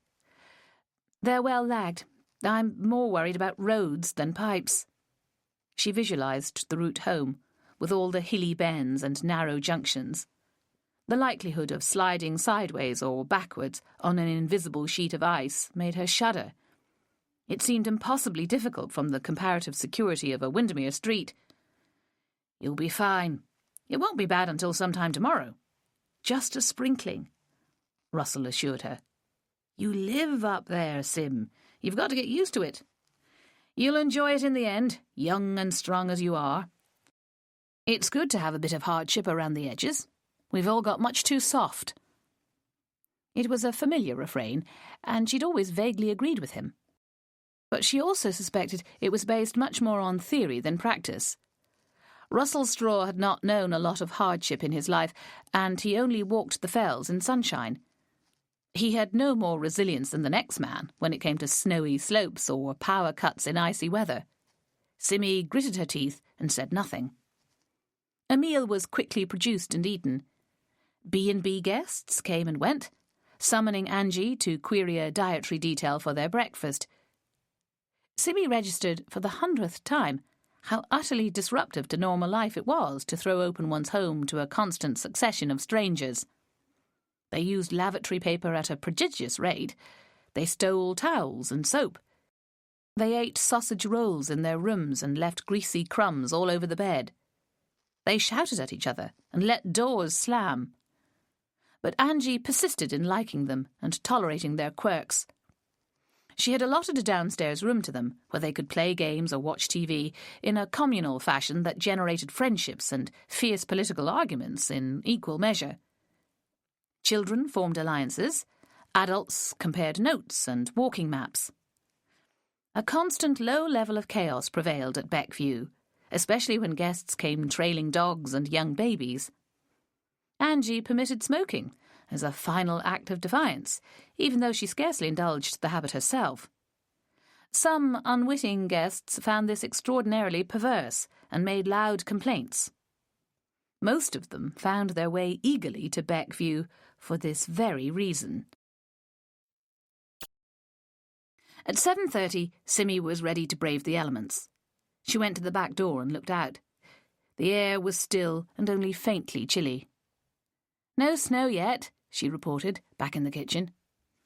"Off you go, then," encouraged her father, "while the going's good." Her car was parked close by, its windows free of frost. There was no reason to hesitate, or to quail at the prospect of driving home. Her house was 4 miles away by road, less by footpath. She had walked it many a time. It was practically next door by Lakeland standards. She set off with a backward wave at her father, who stood watching her from his front doorstep. Before she reached the turn-off to Troutbeck, there were tiny white specks in the beam of her headlights. A mile further on, at Thickholme, the specks had become swirling flakes. At the turning by the church, where the road became little more than a track, rising steeply up to the main street of her village, she could see a faint white frosting on the hedges.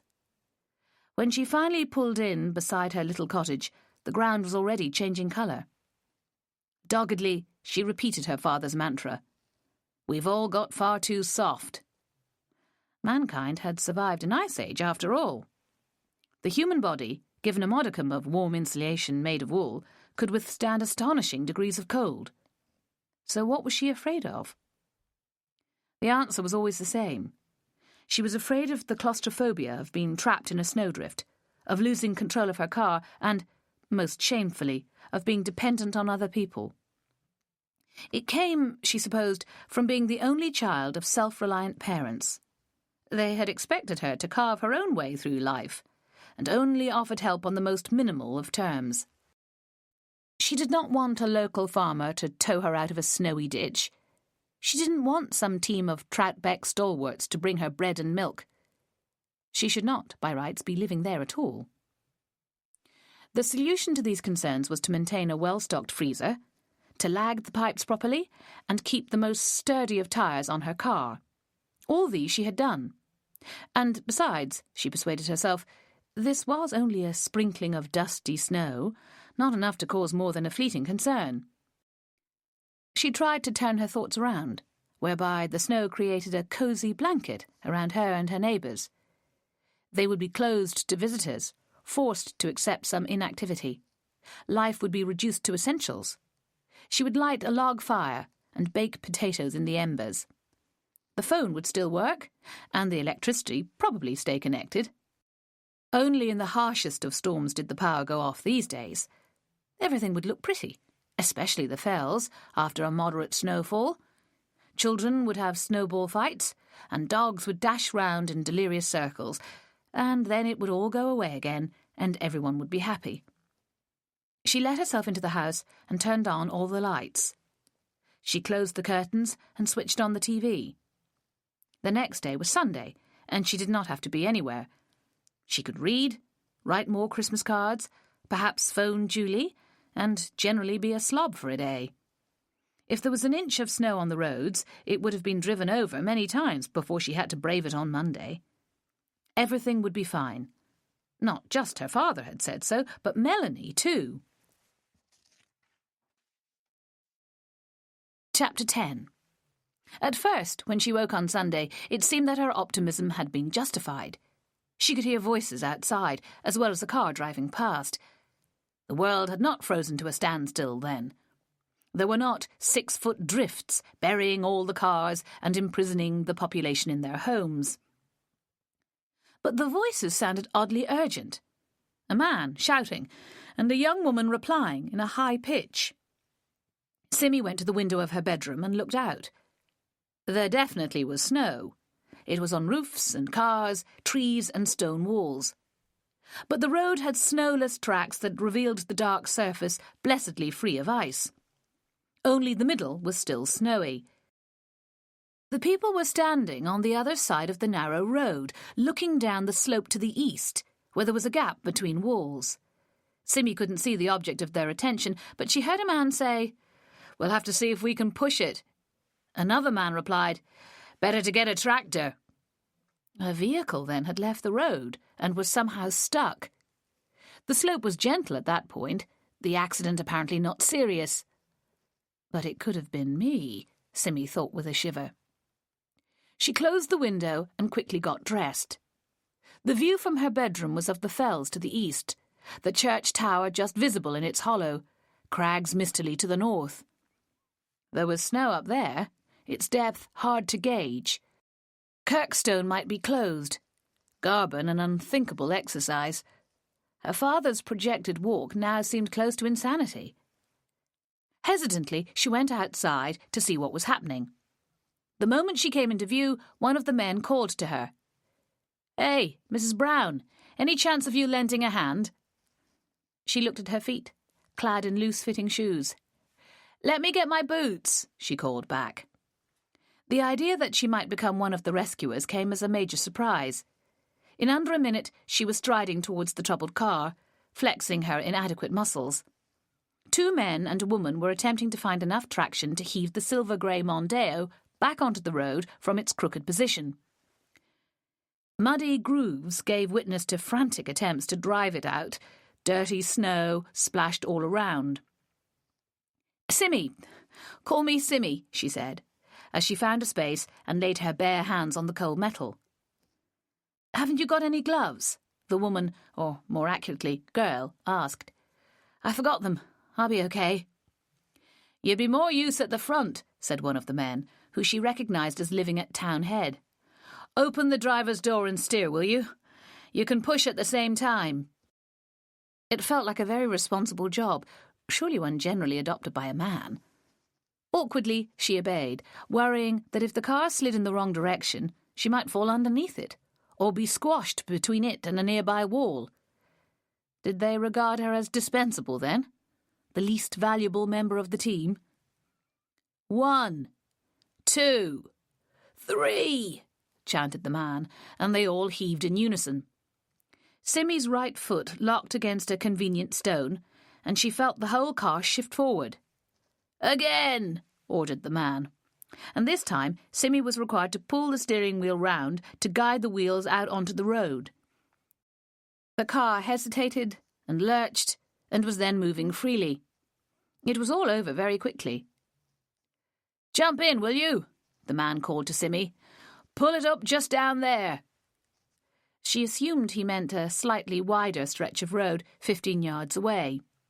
Feeling impressively agile, she made a graceful leap onto the driving seat and pulled the door shut after her. Steering could have been impossible, she realised, in most modern cars with the ignition off. But this one did as it was told, and she gently directed it as instructed, braking delicately once it was properly straight and in no danger of being stuck again.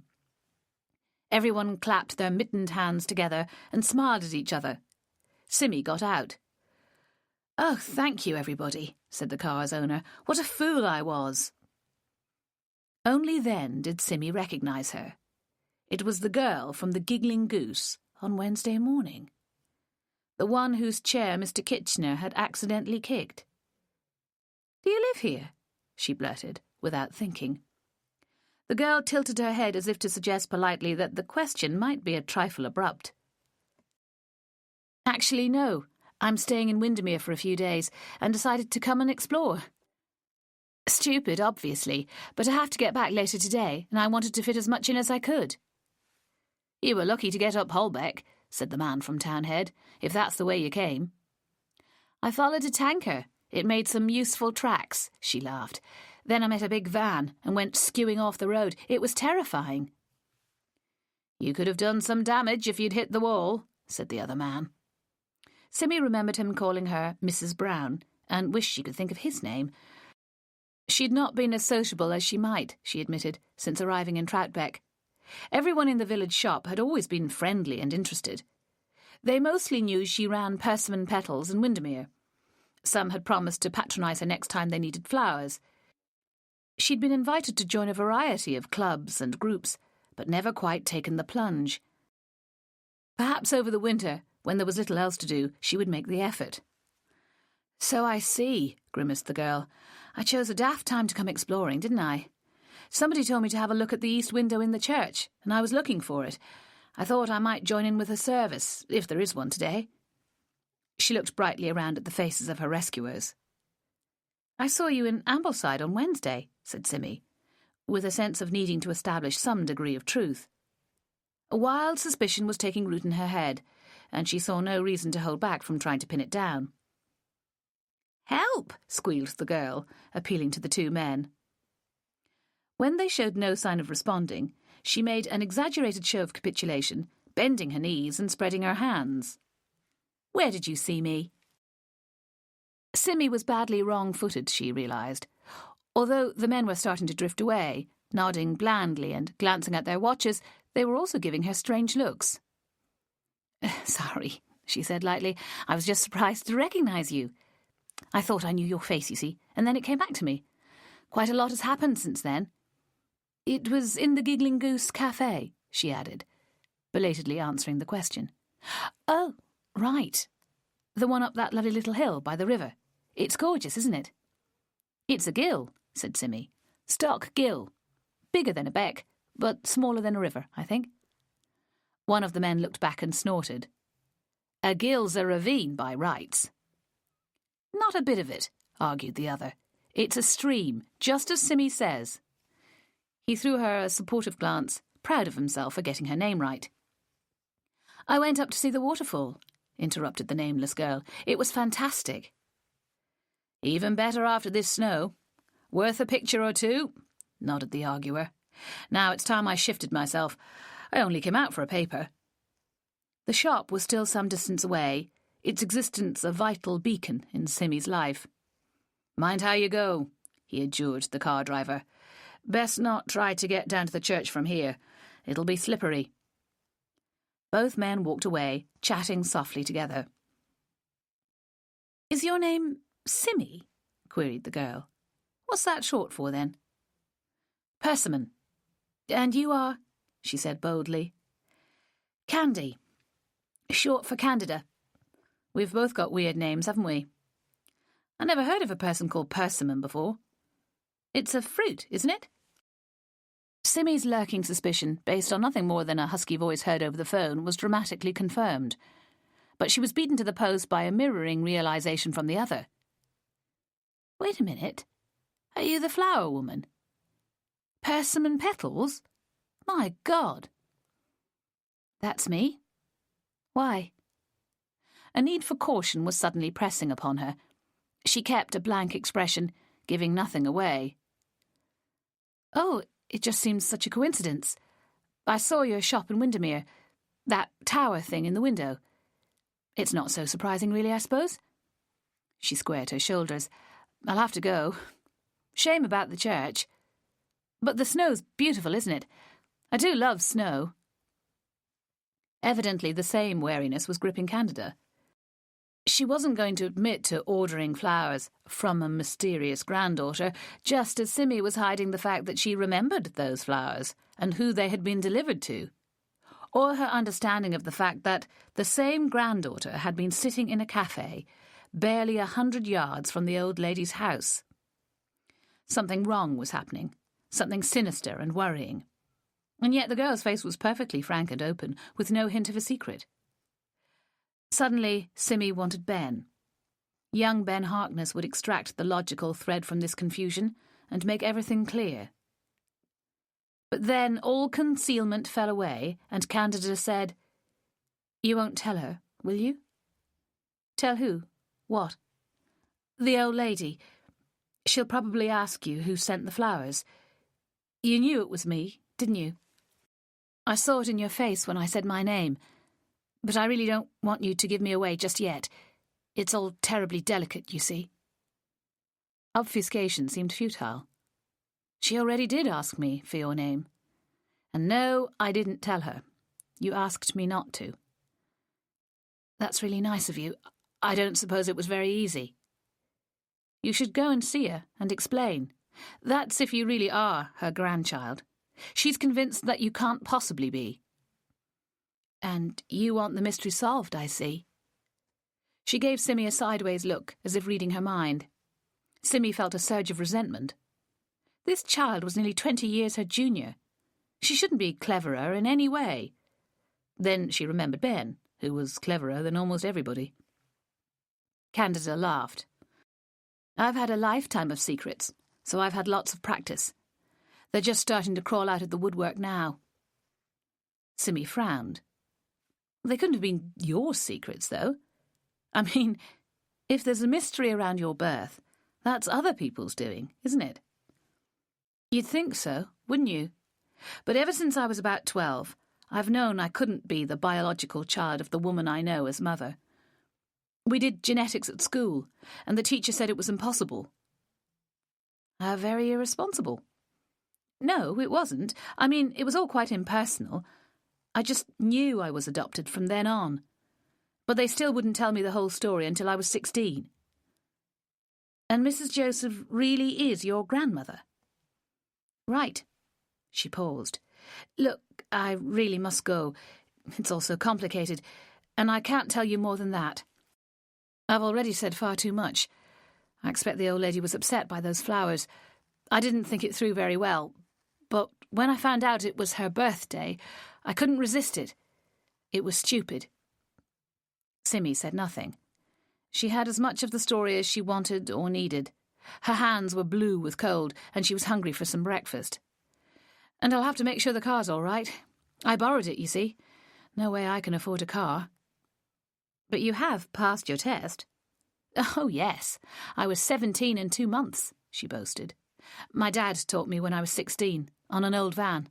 We drove across the fields in it. I'm really a good driver."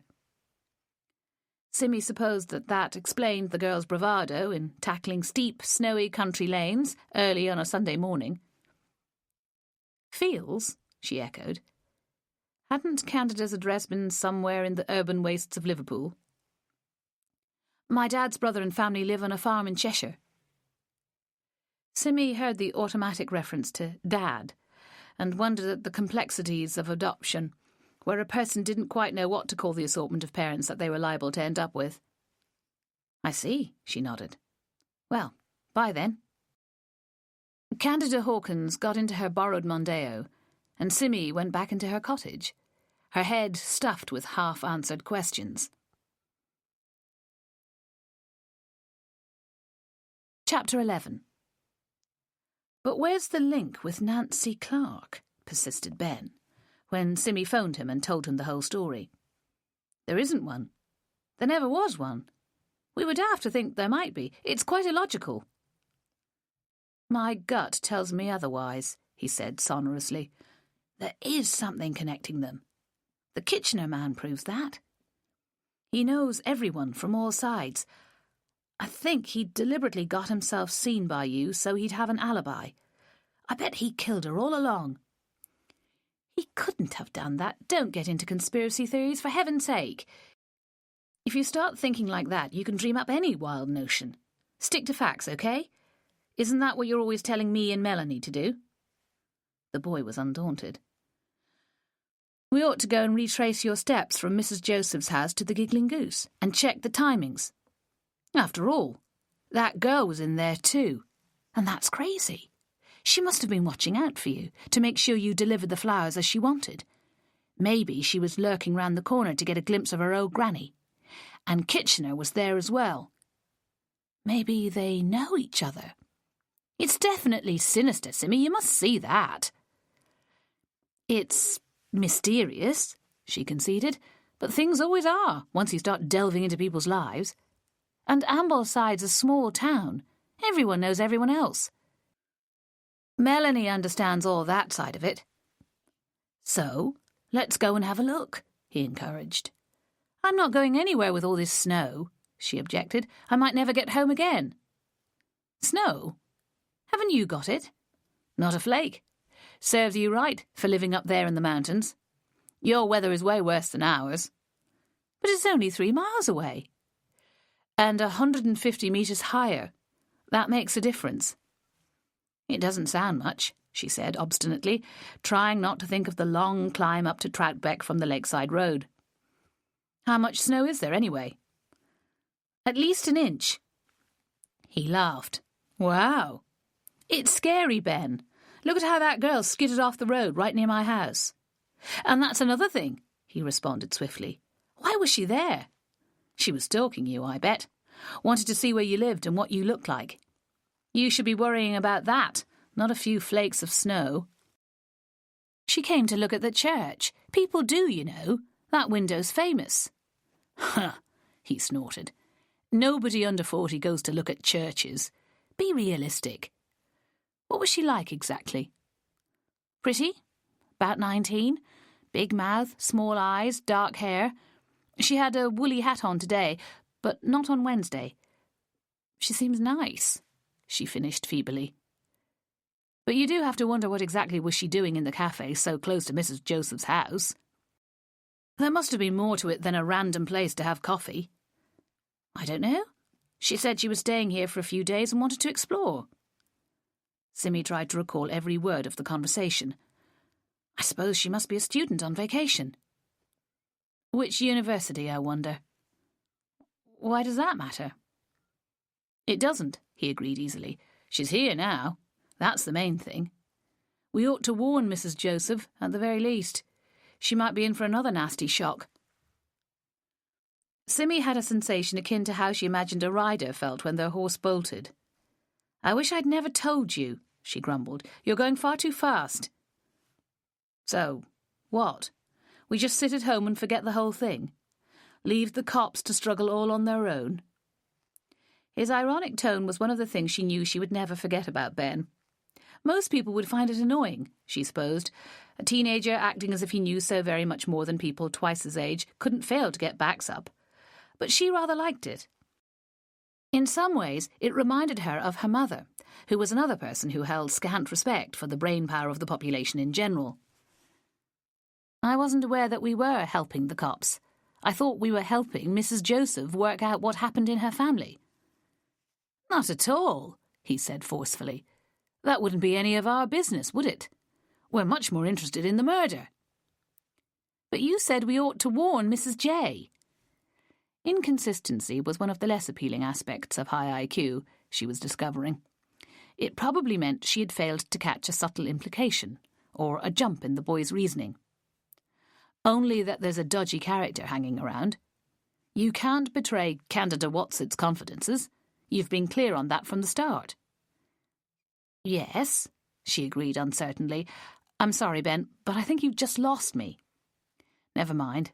Listen, you know Wilf? Your brother, yes. He's got a mate that he hangs out with sometimes called Scott, who works at the hospital. He's a porter.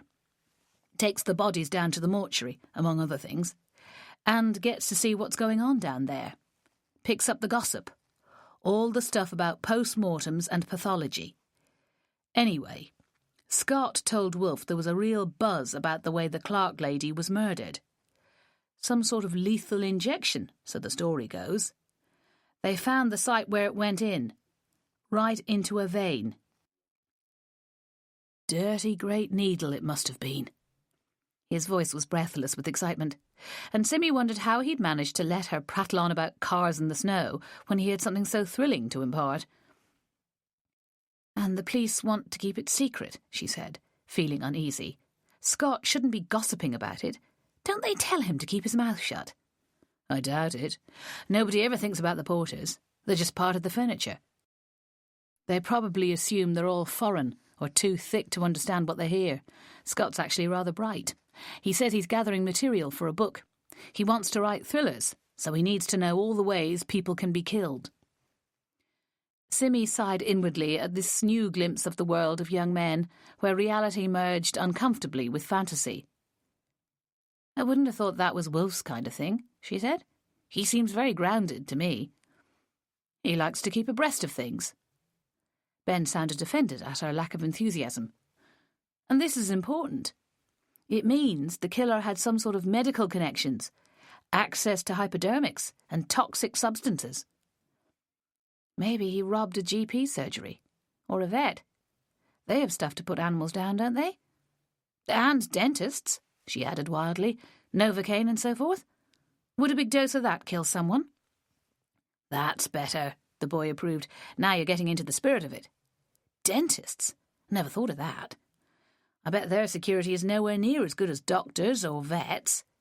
They have all sorts of people wandering about unsupervised at the one I go to. If you knew what to look for, you'd easily be able to grab a couple of files when their backs were turned." His imagination was irresistibly infectious. That would definitely make it premeditated, and not a burglary that got out of control. That's horrible. Poor old lady. And why? What could anybody have against her? She must have been in the way somehow, or done something to make somebody really hate her. But we don't know what she was like. Was she nice or nasty? What did she do for a job? All that sort of stuff is missing. "We need Melanie," he went on decisively, "and her granny. I'll call her now and see if she's up for a get-together. We can all go and chat to the granny this afternoon." "Ben, I told you I'm not driving anywhere in all this snow." "Look out of the window. The sun's shining. It's about 7 degrees out there. I bet you every morsel of snow will be gone by 11. Don't be so soft." She swallowed down her protests at being spoken to like that. Ben was her friend, even if he was 21 years her junior. They had fallen into easy conversation within moments of first meeting and had enjoyed a mutual liking ever since. Besides, he was almost certain to be right about the weather. In true geeky fashion, he was always well aware of the elements and what they would deliver next. "My dad said it would snow again today, worse than before." "Well, he's wrong. The forecast has changed drastically since this time yesterday." "Even so, we can't just descend on Melanie's gran without warning," she objected weakly. "Which is why I'm going to call her now and see if she thinks it'll be okay." The exaggerated patience was definitely patronising. "Can you be down here at 2, and we'll take it from there? I'll get back to you if it's not going to happen, right? If you don't hear anything, assume that's the plan." "Where exactly?" "My house. You can find it, can't you? Helm Road, house with yellow door." He added the number for good measure, and she confirmed that she could easily find it. "But I haven't said I'll come yet," she remembered crossly. "I've got things to do here." The last was not really true. Sunday afternoons could stretch boringly slowly, occupied only by housework, if there was no prospect of a walk or shop-related paperwork. "You'll come," he laughed, "and if you don't hear back from me, assume it's all fixed, right?" "Don't tell Melanie what Scott said," she urged. "She might pass it back to Joe, and that'd cause trouble for Scott." He was silent for a few seconds. "Wolf said the same thing. But she'll be furious when she finds out. We ought not to have secrets from each other. We're a gang, after all." "Are we?" Was it possible for a 38-year-old florist to be in a gang? It sounded ridiculously childish the way he said it. And at the same time, it gave her a ridiculously childish thrill. "Definitely," he asserted. "See you later." Without Ben, life would be very different, she reflected, over her solitary lunch of lamb chops. Her mother had somehow befriended a smallholder in Coniston years ago, who sold her whole carcasses for the freezer at rock-bottom prices. Since Angie's freezers were always uncomfortably full, Simmy was used as an overflow, which meant she always had more than enough meat to eat. Not to mention all the apples that accumulated through the autumn, to be stewed with blackberries or plums and used for pies all through the winter. Seldom enticed by the lavish displays on supermarket shelves, Simmy was glad to keep things basic, seasonal, and cheap. Ben was a dynamo, a hothouse of ambitions and theories. He had eagerly involved himself in solving the investigation into the violent deaths of 2 men back in October, putting himself in sufficient danger to warrant a warning from Detective Inspector Moxon not to be so cavalier in future. At the same time, he'd earned gratitude and admiration from the relatives of the victims, not to mention envy from Melanie and bewilderment from his parents. He relished the intellectual puzzle that lay at the heart of any but the most straightforward murder.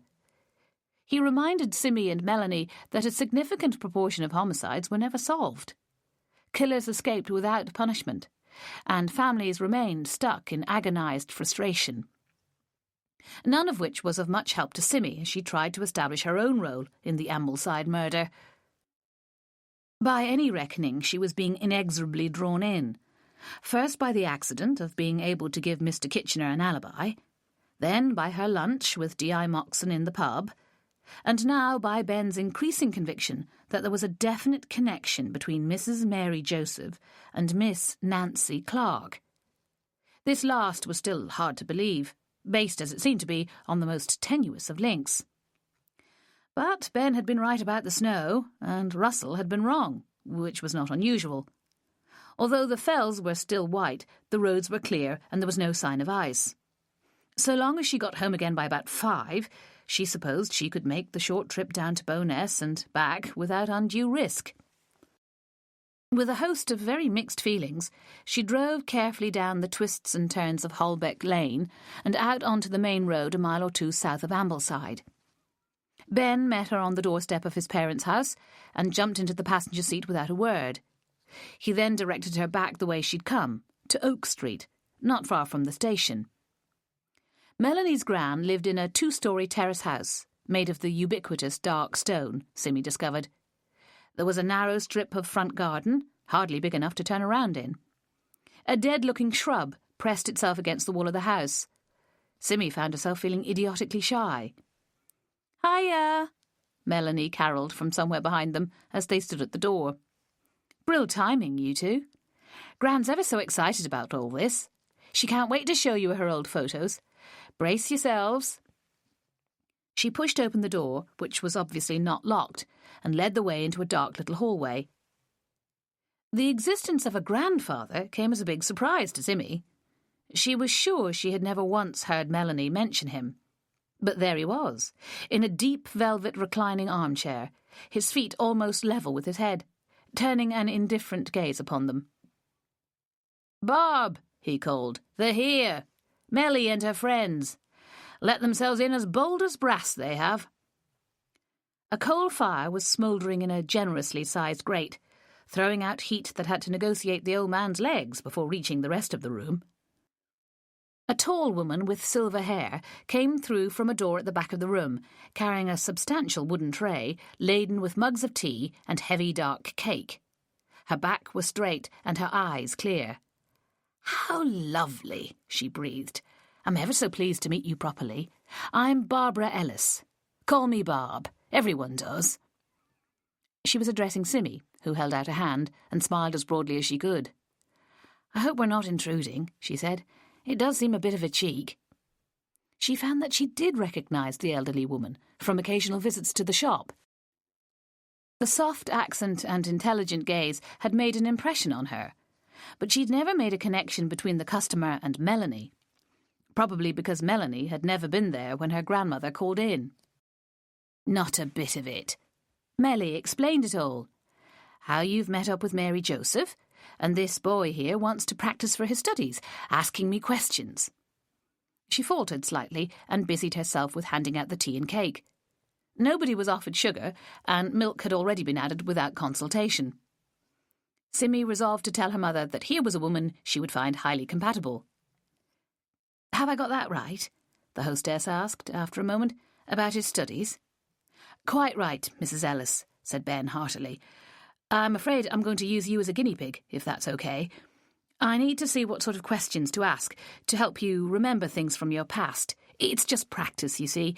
Nothing important's going to come of it. But I just thought that, seeing as how you've lived here all your life and know so many people, it would be a very interesting experiment."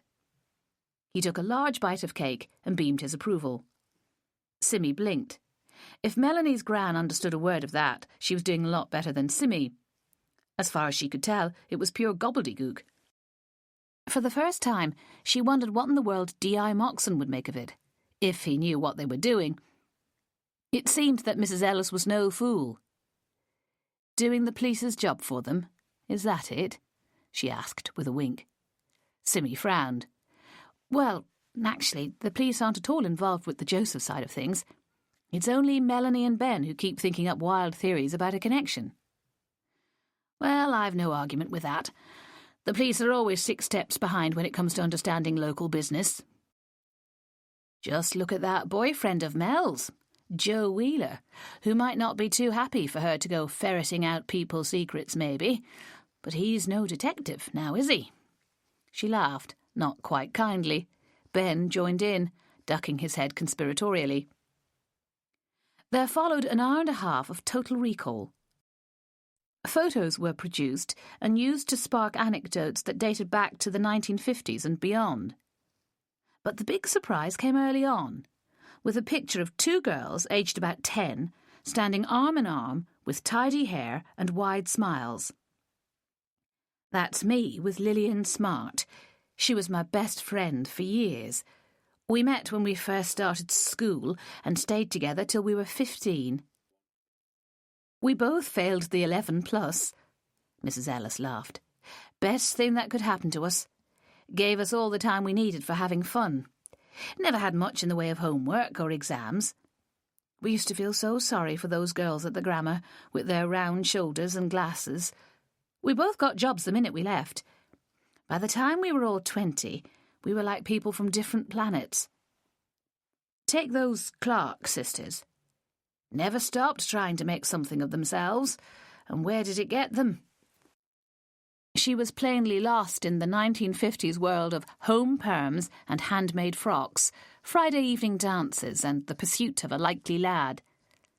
Melanie leant forward. "Gran, slow down a bit, OK? Where's Lillian Smart now? And I thought you said Nancy Clark was never much good at school. It was her sister Penny who got all the qualifications." "Dead. She's dead. Just a few weeks ago." The old lady shook her head sadly. "Lovely funeral, though. Saw your flowers, of course." She looked at Simmy. "Melly told me to look out for them." Simmy quickly went through all the funerals she'd done flowers for recently. "Was her name still Smart?" "Oh, no. Kitchener. She was Lillian Kitchener." "Oh," said Simmy faintly. "Yes, I remember. What a coincidence."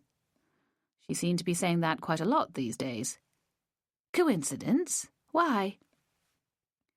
"Well, I met her son last week."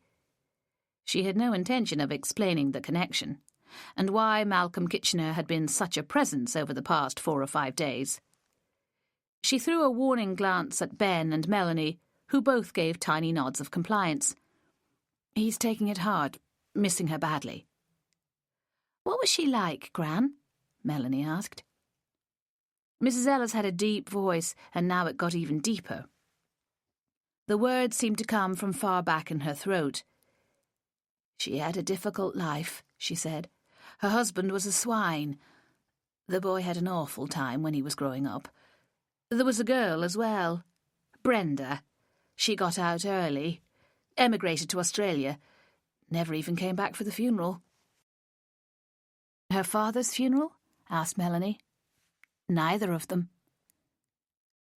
"She sent flowers," said Simmy. "It was an interflora order." Lillian Kitchener had become a martyr, it seemed, while her brutish husband was alive. A man who began as a suave charmer, sweeping the girl off her feet at the age of 17, and turned nasty before the first bedsheets had been changed, as Mrs. Ellis quaintly put it. Lucky for her, he died before he reached 50. Fell in front of a train, the damn fool. Drunk, of course. Made a terrible mess. Ben snorted, trying to suppress a laugh. Melanie's gran smiled at him. Feel free, lad. It was the best thing that could happen. Gave her 30 years as a merry widow. She'd earned it, bless her. Another snort came from the horizontal reclining chair. Don't get ideas, my girl, said old Mr. Ellis. I'm good for a few years yet. You're no bother, his wife told him flatly. Never out of that bloody chair, are you? Can't even sit up straight when there's visitors. Simmy had inwardly noted the rudeness implied in this from the outset. You know why that is, he defended himself. It'll break if I keep doing it. Everyone laughed at this. It was true he was a heavy man, but the chair looked quite capable of managing a good number of transformations yet. It's what it's made for, you fool, said his wife. You've only had it 3 months.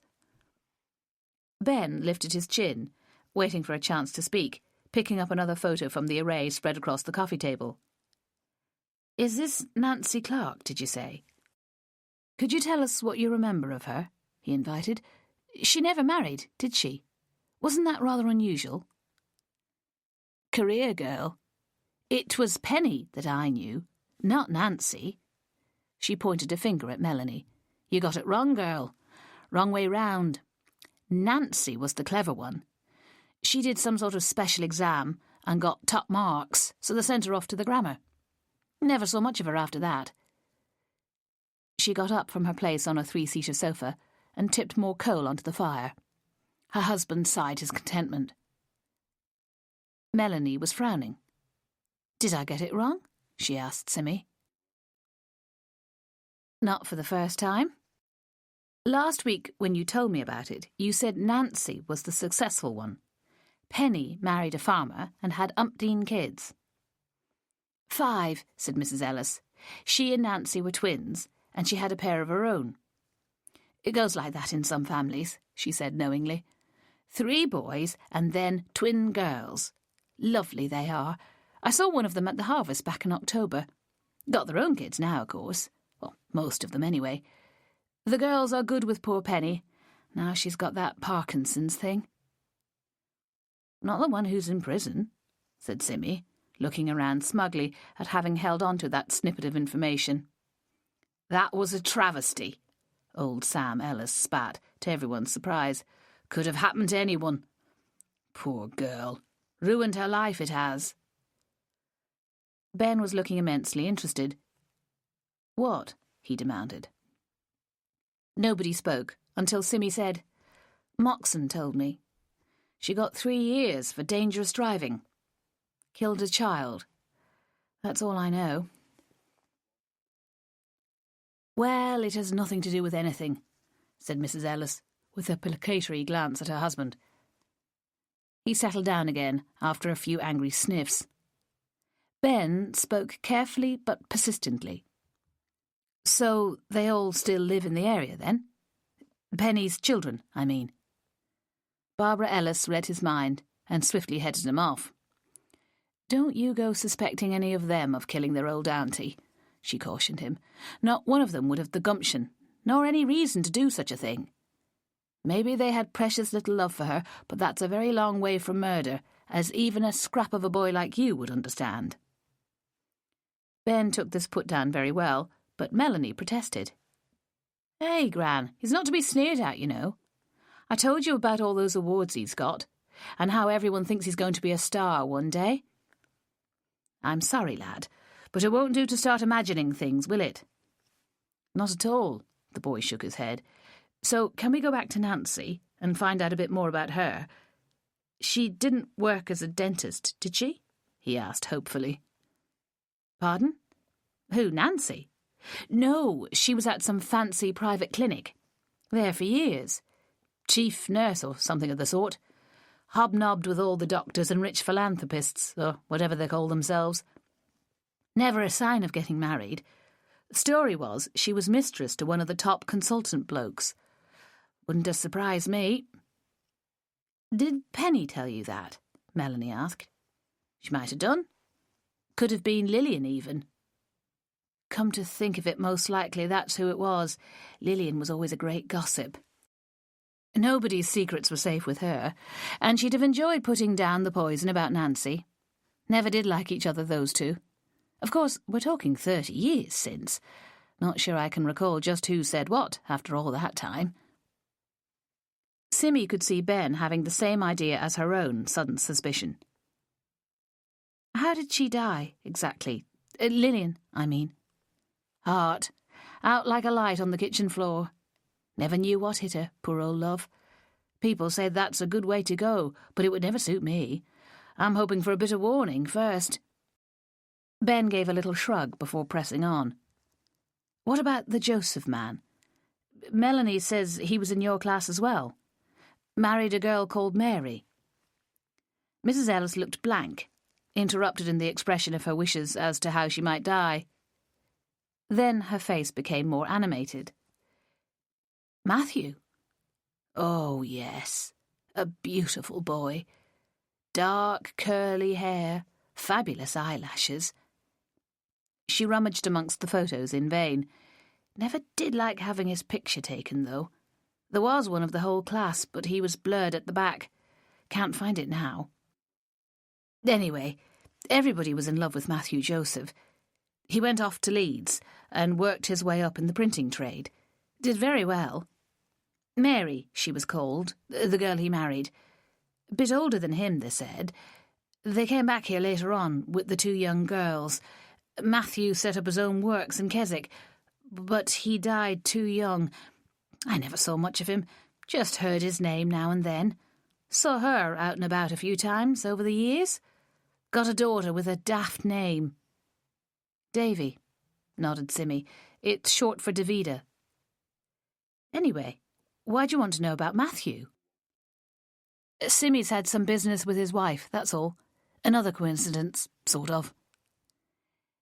Listen, lad, said Mrs. Ellis firmly. All these so-called coincidences, they're nothing of the sort. Think about it, why don't you?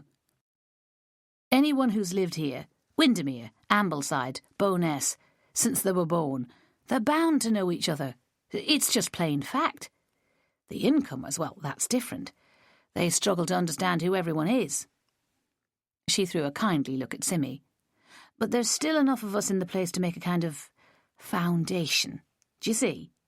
The farmers, butchers, school teachers, doctors, shopkeepers, most of them have always lived here, and they stay after they retire. This place is all they know. They've got roots, and they all know each other. Most of them have married each other. Look at Mellie's mother. She's got 18 cousins, and a good many of them live less than 10 miles from here. She reflected for a moment. And one of them married Matthew Joseph's sister, she finished in triumph. She's called Beulah, of all things. She was younger than us. Cross-eyed, poor girl. Sam's younger brother married her. Never had any kids, though. That's Mum's uncle, not her cousin, said Melanie irritably. And they live down south. I never even saw them. I can't remember who all those cousins are. There are too many of them. How many have you got, then?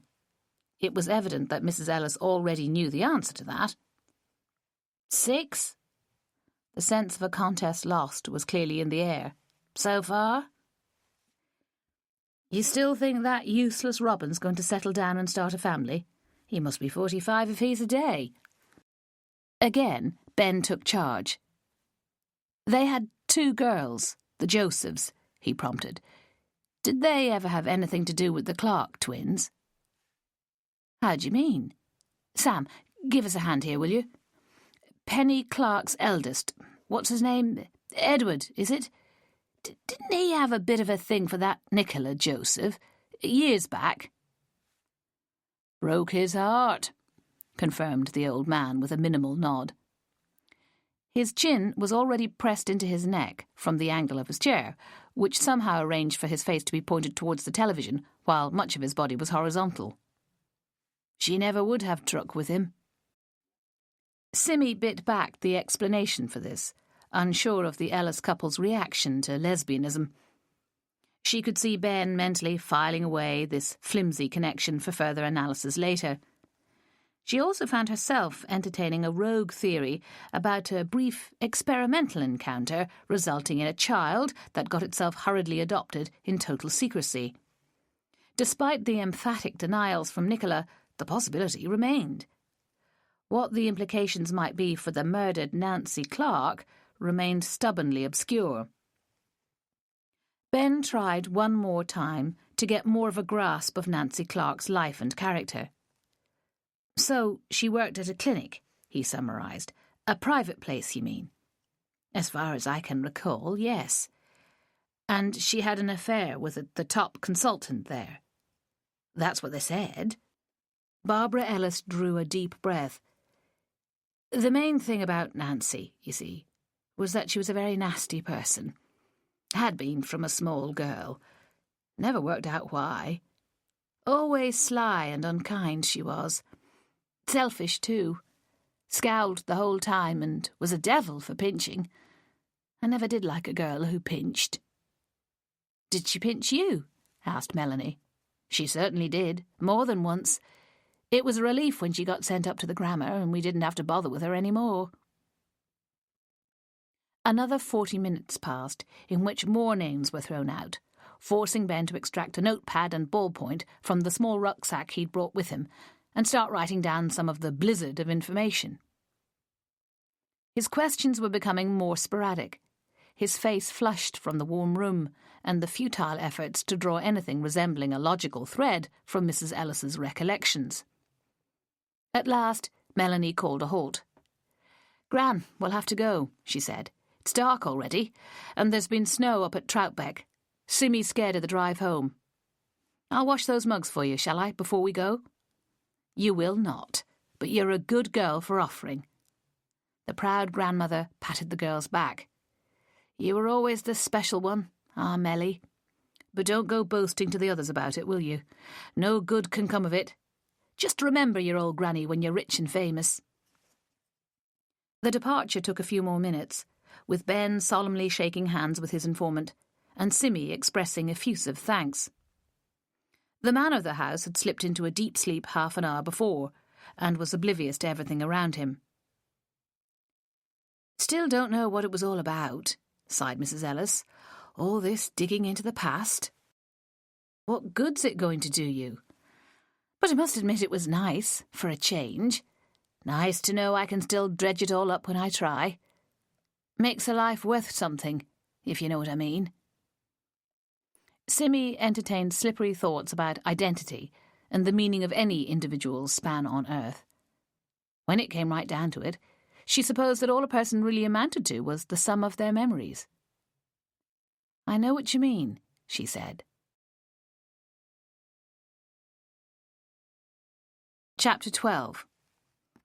They all piled into Simmy's car without even thinking about it. "Where does that leave us?" asked Ben, blowing out his cheeks. "What a woman! My granny can hardly remember what day it is. She's never told me a thing about her early life." "It's just the way she is," said Melanie proudly. "I did tell you. That was nothing to how she can be sometimes. It's not just the past. She remembers everything that happened last week as well." "We ought to tell D.I. Moxon about her," said Simmy, aware of a stab from her conscience. "She could solve all his crimes for him. She's wasted as she is." "She's not too keen on the police, as you might have gathered," said Melanie. "Especially since they stopped Grandad on the dual carriageway for eating a sandwich when he was driving. We've never heard the end of that one. She's quite funny about it sometimes, but I'd hate to be that constable if she meets him again. She's got quite a temper on her." "She was wonderfully welcoming," said Simmy. "She must have wondered what we were there for. Not that she seemed flustered or anything."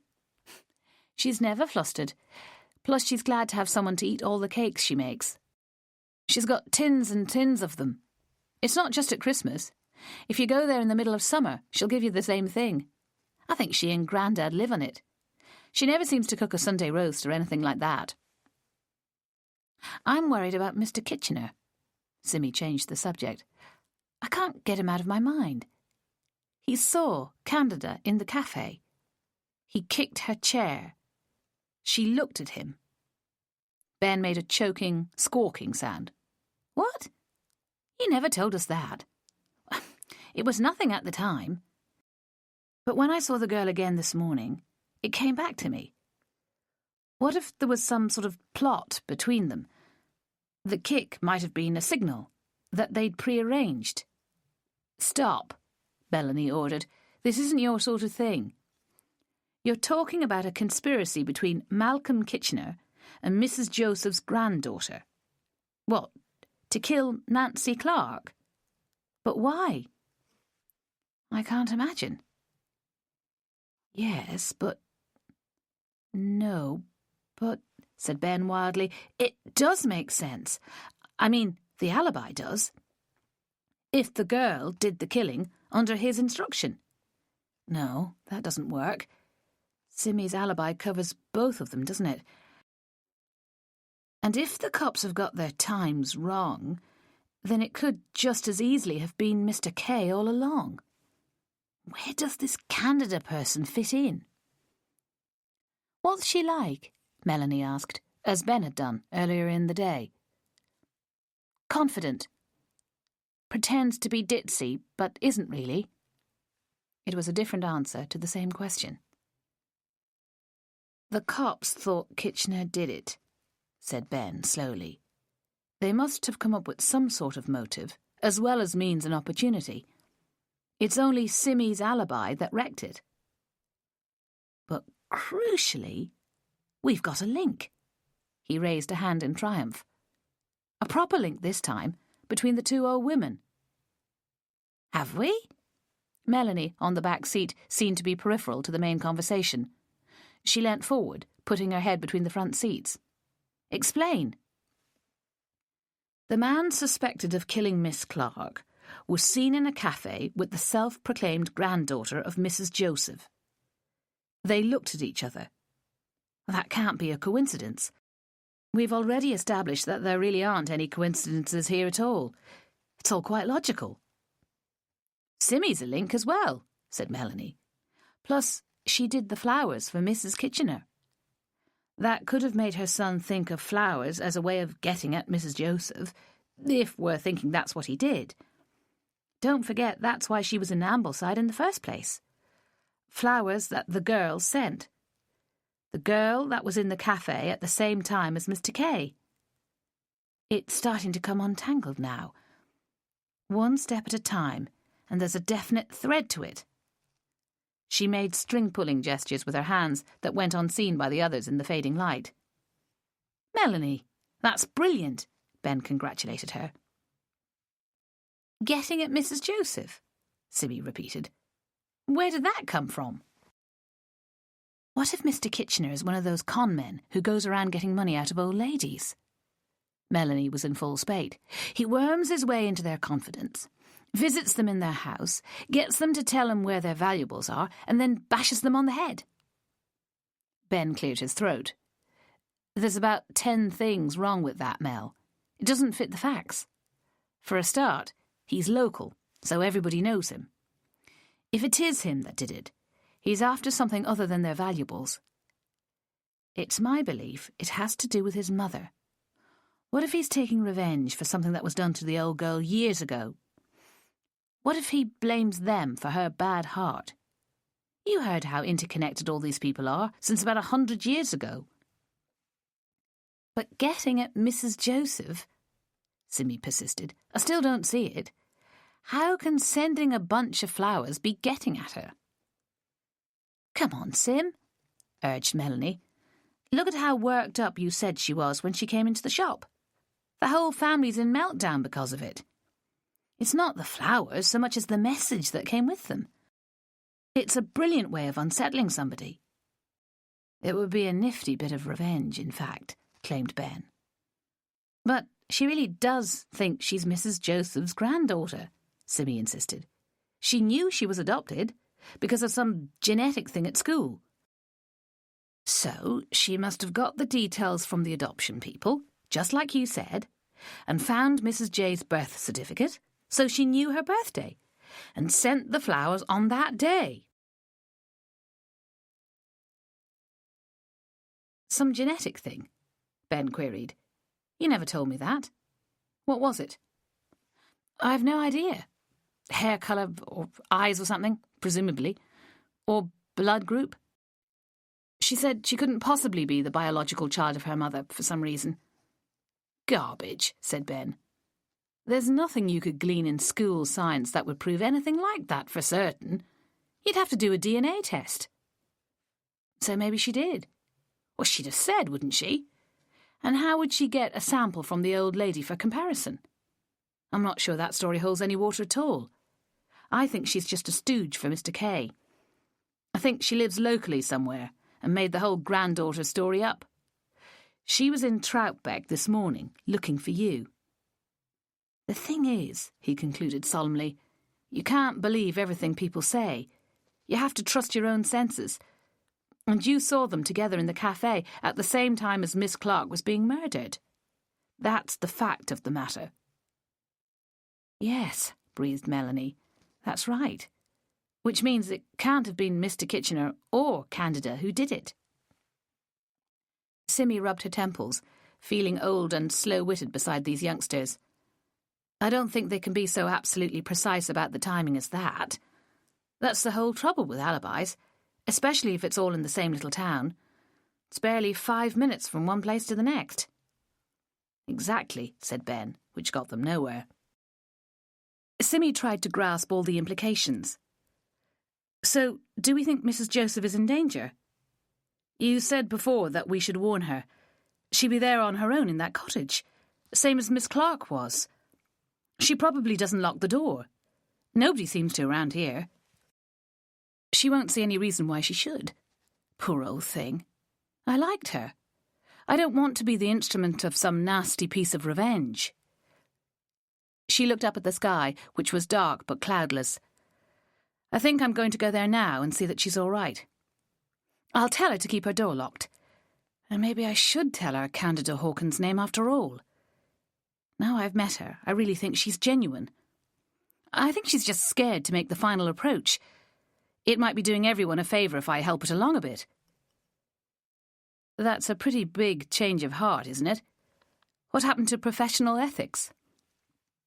Well, it's different now, you see. I met her as an ordinary person, not a professional anything. Too subtle for me, said Ben. I think you were right the first time. Except it might move things along a bit, make something happen. Simmy shivered. And it might not be anything good. Maybe I'll just play it by ear, and if it seems reasonable, I'll do it, but only if I'm sure. How's that? Why not just phone her, said Ben, instead of going all the way up there in the dark? Well, that wouldn't work. What would I say? I need to lead up to it gradually, testing the water as I go. I need to watch her expression. It might turn out that she's perfectly all right. She might have somebody with her, or have gone to stay with one of the daughters. Or she might already be dead in her hallway, said Melanie. And then you'd spend all night in the nick, answering questions.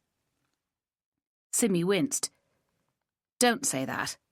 Of course, she might not let me in. She's not awfully keen on me as it is. But I really think I ought to make an effort. I feel responsible. She glared at Ben on the seat next to her, trying to convey that most of her unease was his doing. Nothing so far has been your fault, he said, as if this was too obvious to need voicing. But if you tell her the girl's name, you'll have got yourself more deeply involved. You see that, don't you? I suppose so. But it would stop them being so cross with me. She could hear the childish desire to be liked in her own voice and felt foolish, but it was true for all that. Do you want us to come with you? Melanie asked. Because if you do, it'll have to be quick. I'm seeing Joe this evening. And I'm rehearsing my lines, said Ben. No, that would be all wrong. We don't want to look like a deputation, Simmy assured them. I'll just say I was in Ambleside and thought I'd drop in to say hello. She'll think that's very strange, said Melanie. It's not as if you're her friend. I don't care what she thinks. I just want to be sure she's all right. I'll say I've been worrying about her and felt bad about not cooperating when she came to see me. It's true, after all." "Go on, then," said Melanie, as if Simmy needed her permission. "You won't be home by 5, Ben observed. "There might be a frost later on." "Shut up," said Simmy.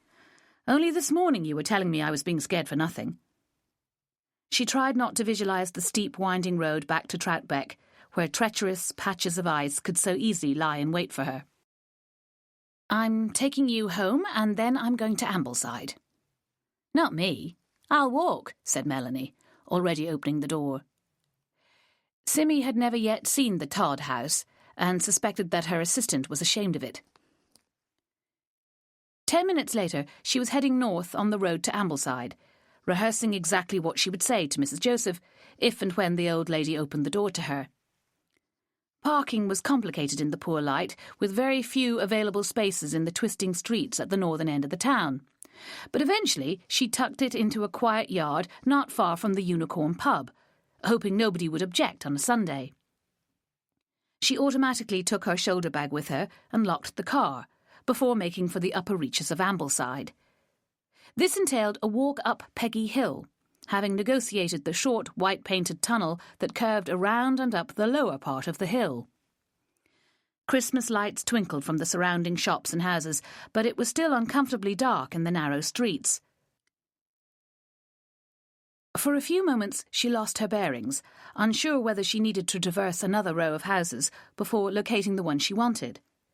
She tried to remember the number, in vain, but a distinctive shrub beside a front porch jogged her memory, and she knocked on the door of the adjacent whitewashed cottage. Most of the houses up here were white, as were several in Troutbeck. It was the only permitted colour, it seemed, other than the natural dark grey stone. There was no reply to her knock, and she tried again, remembering to stand well back from the outward opening door. She felt the usual irrational rejection that came with the situation. After she'd gone to so much trouble, the least the woman could do was to be at home. It was no time to be out. Unless, of course, she was at church. That was all too possible. There might be a special carol service going on somewhere. The thought had not occurred to her until that moment. Even if it had, she would not have known the usual time for Sunday services. It was just after 5, and the word evensong flitted into her mind, with images of candlelight and angelic children singing Silent Night. She turned to go, pressing into the stone wall opposite the cottage to allow a car to creep past. These streets had never been designed for modern traffic, and vehicles were forced to park at all kinds of awkward angles, with no suggestion of garages or carports. Once in, there was often no choice but to go out again in reverse, which was why Simmy never even considered bringing her own car this far up the hill. The car pulled up a few yards further on, but nobody got out. Simmy assumed it must be a couple, using the car as an undisturbed place for a kiss and a cuddle, or an intense conversation. She could dimly see 2 heads in the front. Slowly, with a dragging sense of disappointment, she retraced her steps down the hill.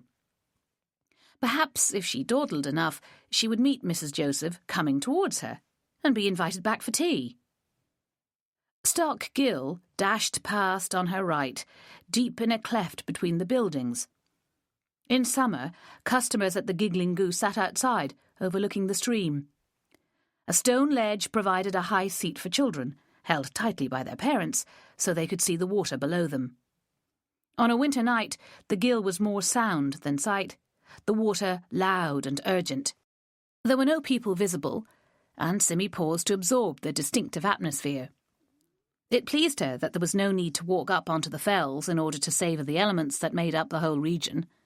Hurtling water, implacable stone, a sense of timelessness. They were all right there in the little town.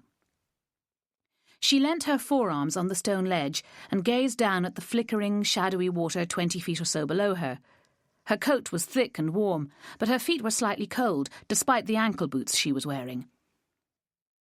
When a hand was placed firmly on the back of her neck, her first fleeting impression was that some friend had crept up behind her to surprise her. She waited for an explanatory voice, unable to turn round, even if she tried. But she did not try.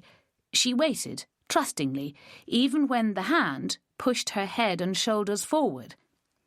Then another hand somehow scooped her legs below the knee and lifted them high. Then she tried to kick and twist. Her hands tried to grip the stone, only to slither over its smooth, cold surface. She was moving forward, horizontally, to the edge, the drop. It wasn't possible, her brain insisted. It was a joke, a game. The concept of a deliberate act in which an innocent woman could be pushed over a ledge into a dark, cold river was beyond acceptability. She sailed head first onto the hard rocks of the riverbed, still unable to process the idea. No protest, no fear or attempt to save herself had time to surface. She was still asking herself who it was and what unthinkable dislocation in the pattern of the universe could be taking place when she lost consciousness. She never even noticed how cold the water was as it carried her downstream towards the town's main car park. Chapter 13. She did feel cold some time later. She was aware of violent shivering inside the impossibly heavy coat. Her head hurt with a pounding agony that wouldn't let her think. There was something hard pushing against her chest, and her feet were rising and falling in a fractured rhythm that brought a sweeping black terror with it.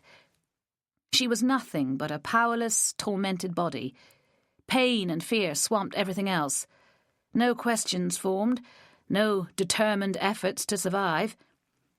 She lay inertly, all movement created by external forces, until she found her fingers.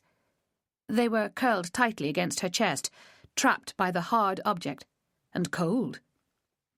But they moved when she wanted them to. They twitched and twisted, and finally opened. They were bare of gloves, stiff and sore, but they worked. She used them to push, and found herself moving bodily as her arms straightened, a frightening, floating movement. Volition brought dawning consciousness with it. She could still use her own will, which meant she must be alive. Where, when, why, how, who, they were all still beyond her reach, but she could sense them approaching. Water. She was in cold running water that had hard things in it. There were sounds somewhere close by. An engine. A voice. There were yellow lights, one of them directly above her. So her eyes and ears were functioning, she noted with astonished relief. She must be breathing, then. Her heart must be beating. Such fundamentals acquired immense significance, and acted like magic to repel the towering pain in her head. She made a faint gurgling sound of pure joy, which was cut off when it turned into a choking cough, and an understanding that there was water inside her where it ought not to be. "Mummy, there's a person in the water," came a clear, angelic voice, miraculously close by. "Don't be silly, darling." "There is. Look, right there." So Mummy looked, and screamed, and slowly recruited people who felt equal to the arduous task of wading into the shallow edge of Stock Gill and heaving the sodden object that was Persimmon Brown onto the comparatively dry surface of the Ambleside main car park. She coughed again and stretched her arms, but uttered no words. More people appeared, after a long cold time, who lifted her into a warm vehicle and removed her ruined coat. They wrapped her in shiny stuff that made her think she must in fact be dreaming. Then, after another long time, in which she shivered so much her teeth clattered together loud enough to frighten her, she was in a room, full of voices and machines and faces that came and went in a strange dance that formed no comprehensible pattern.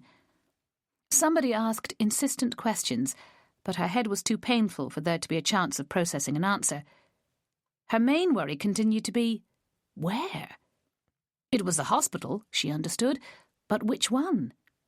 It mattered immensely to her to know where in the world she'd been taken.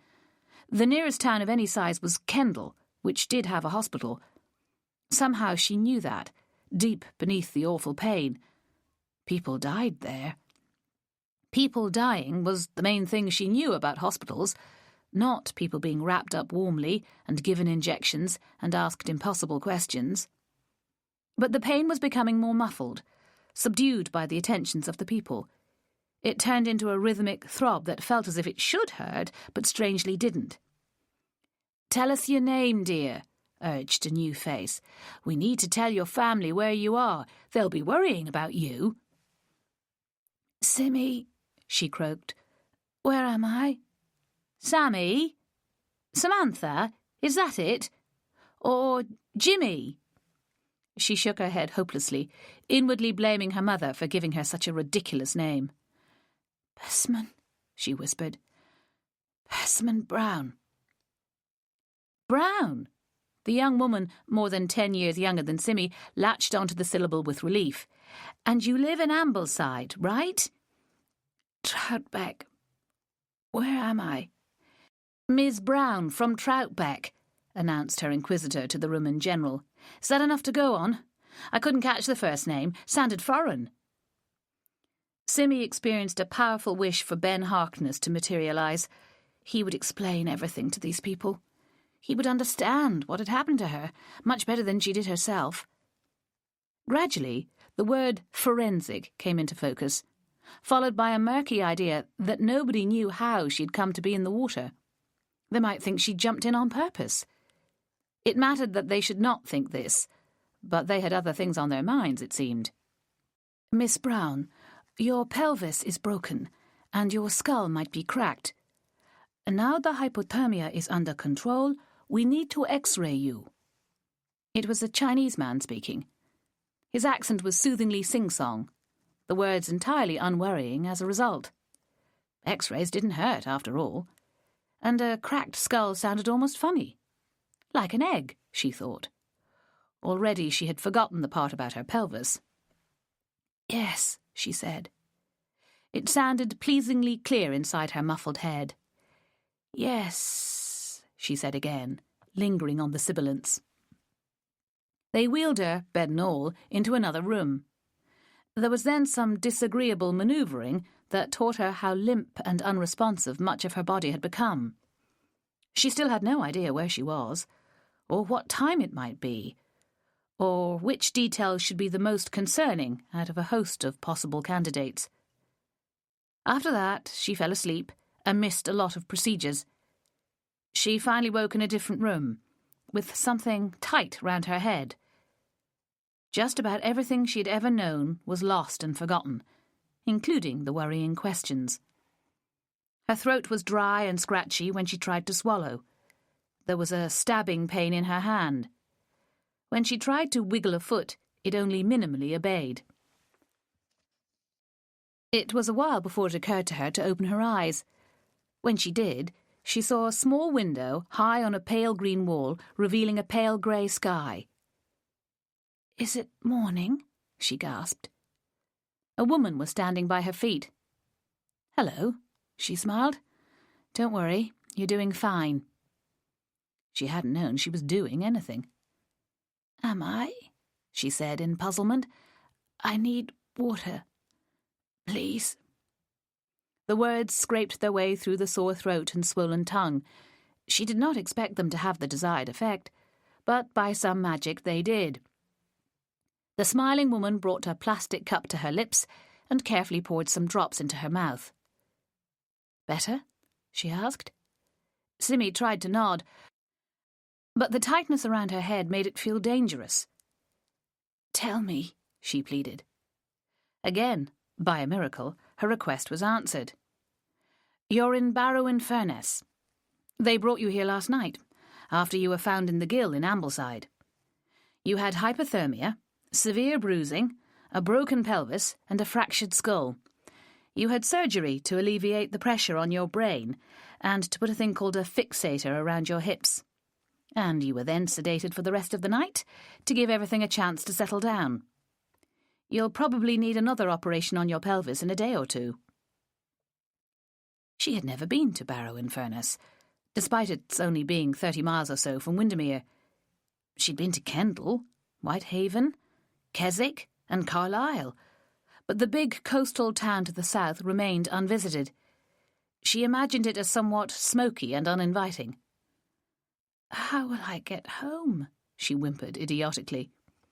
The woman laughed. "Don't you worry about that. We'll get you home, and in plenty of time for Christmas, too." "Now listen, there's somebody here to see you. He's been waiting quite a while. I'm going to go and tell him you're awake, and he can stay 10 minutes, okay?" Ben. It would be Ben, she knew. She was about to nod when she remembered the effect it would have. "Yes," she said. It wasn't Ben, but a much older man. He swept into the room like a doctor on an urgent errand and stood looking down at her. His face was foreshortened, the chin too big, and the hair scarcely visible. "What happened to you?" he asked. It was D.I. Moxon. The voice confirmed it. She sighed at the prospect of more questions, the answers to which barely concerned her. She didn't care enough to make the necessary effort. "I don't know," she breathed. "Could you sit down, do you think?" He narrowed his eyes and nibbled his lower lip and went to fetch a chair from a corner of the room. When he spoke again, it was with obvious restraint. "We think you must have gone into the water somewhere upstream of the car park to get so many bruises. And the most likely place is the bridge just above the Giggling Goose. Do you remember that? Did you fall in by accident?" "A person threw me in," she said regretfully. "Where?"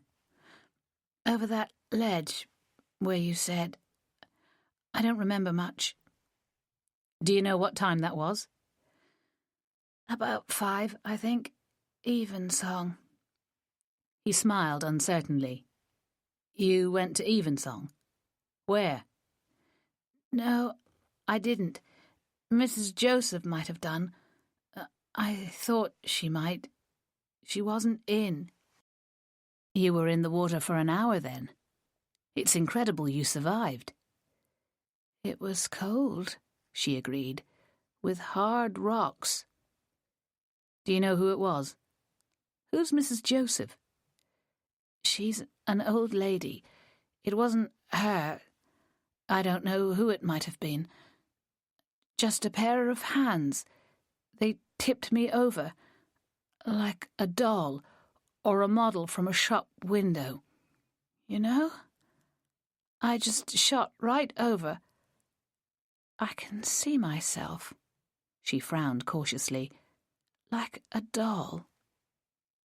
"Man or woman?" "Don't know." "Did they say anything? Was there any noticeable smell? Perfume or cigarettes or alcohol? Can you remember?" "Sorry." "Your parents will be coming soon. We managed to let them know what had happened late last night." "Oh," she gave this some thought. "That could have waited until the morning. Did you wake them up?" He smiled ruefully. "Very probably." "But this is Barrow, isn't it? They won't want to come to Barrow." "It's the nearest A&E department. Only 40 minutes or so from Windermere. Some people get taken to Lancaster. That's twice as far." "I broke my pelvis. They don't seem to think that's very serious." As she spoke, she wondered where that impression had come from. Her lower half was invisibly encased in a sort of cage, and she had not yet attempted to test how much she could move. "I think it's quite serious," he argued mildly. "They'll be worried about internal damage as well." "Really? I suppose I bashed it on a rock, same as my head. I can wiggle my toes, though. That's good, isn't it?" "Ask the doctor," he evaded. "I could tell you all wrong. My job is to find out why somebody tried to kill you." "Is that what they did?" She felt nothing but weariness at the idea.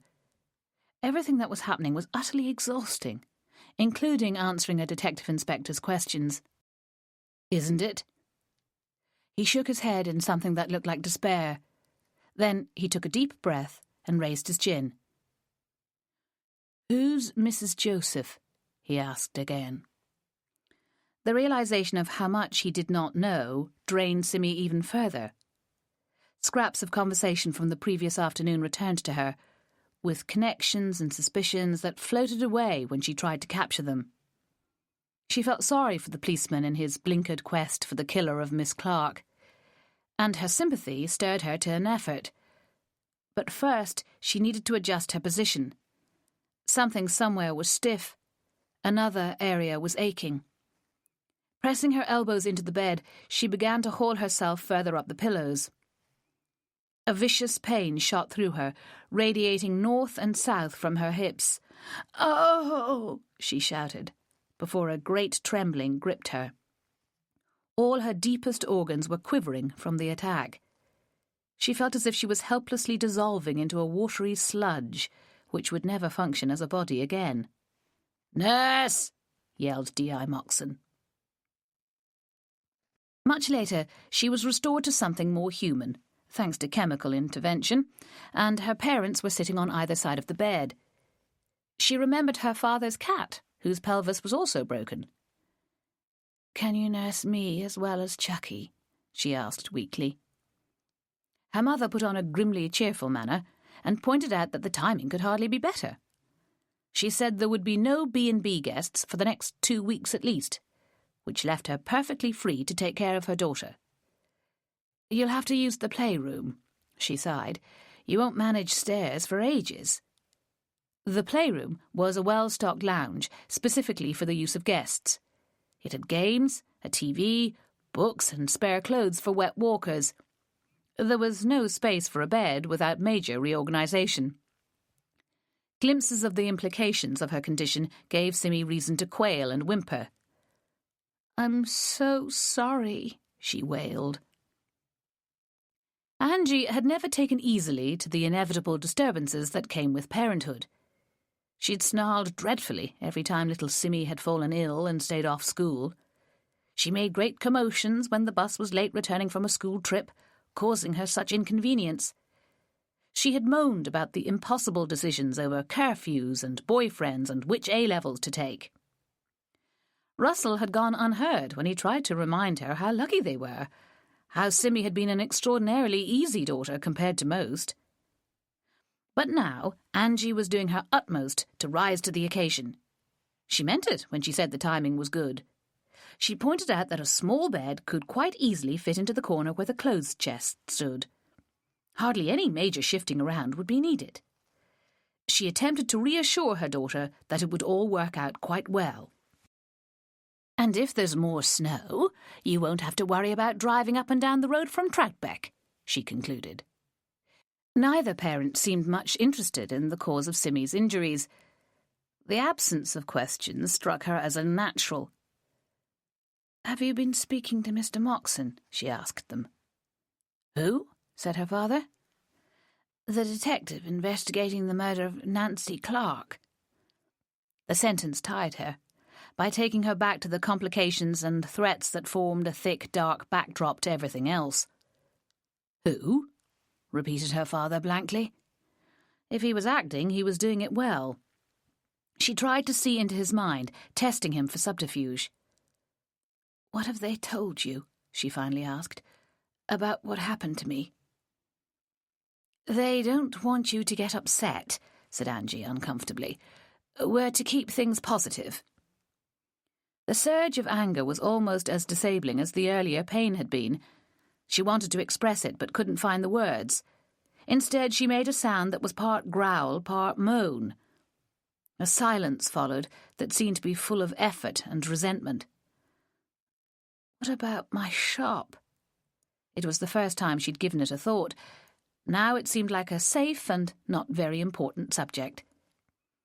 "Melanie's putting a sign on the door saying it's closed until the new year," said Russell. "But there are orders for next week. She'll have to find someone else to do them, and check the computer every day for new ones." "She says she can do that from home. Lots of businesses will be closing for Christmas anyway."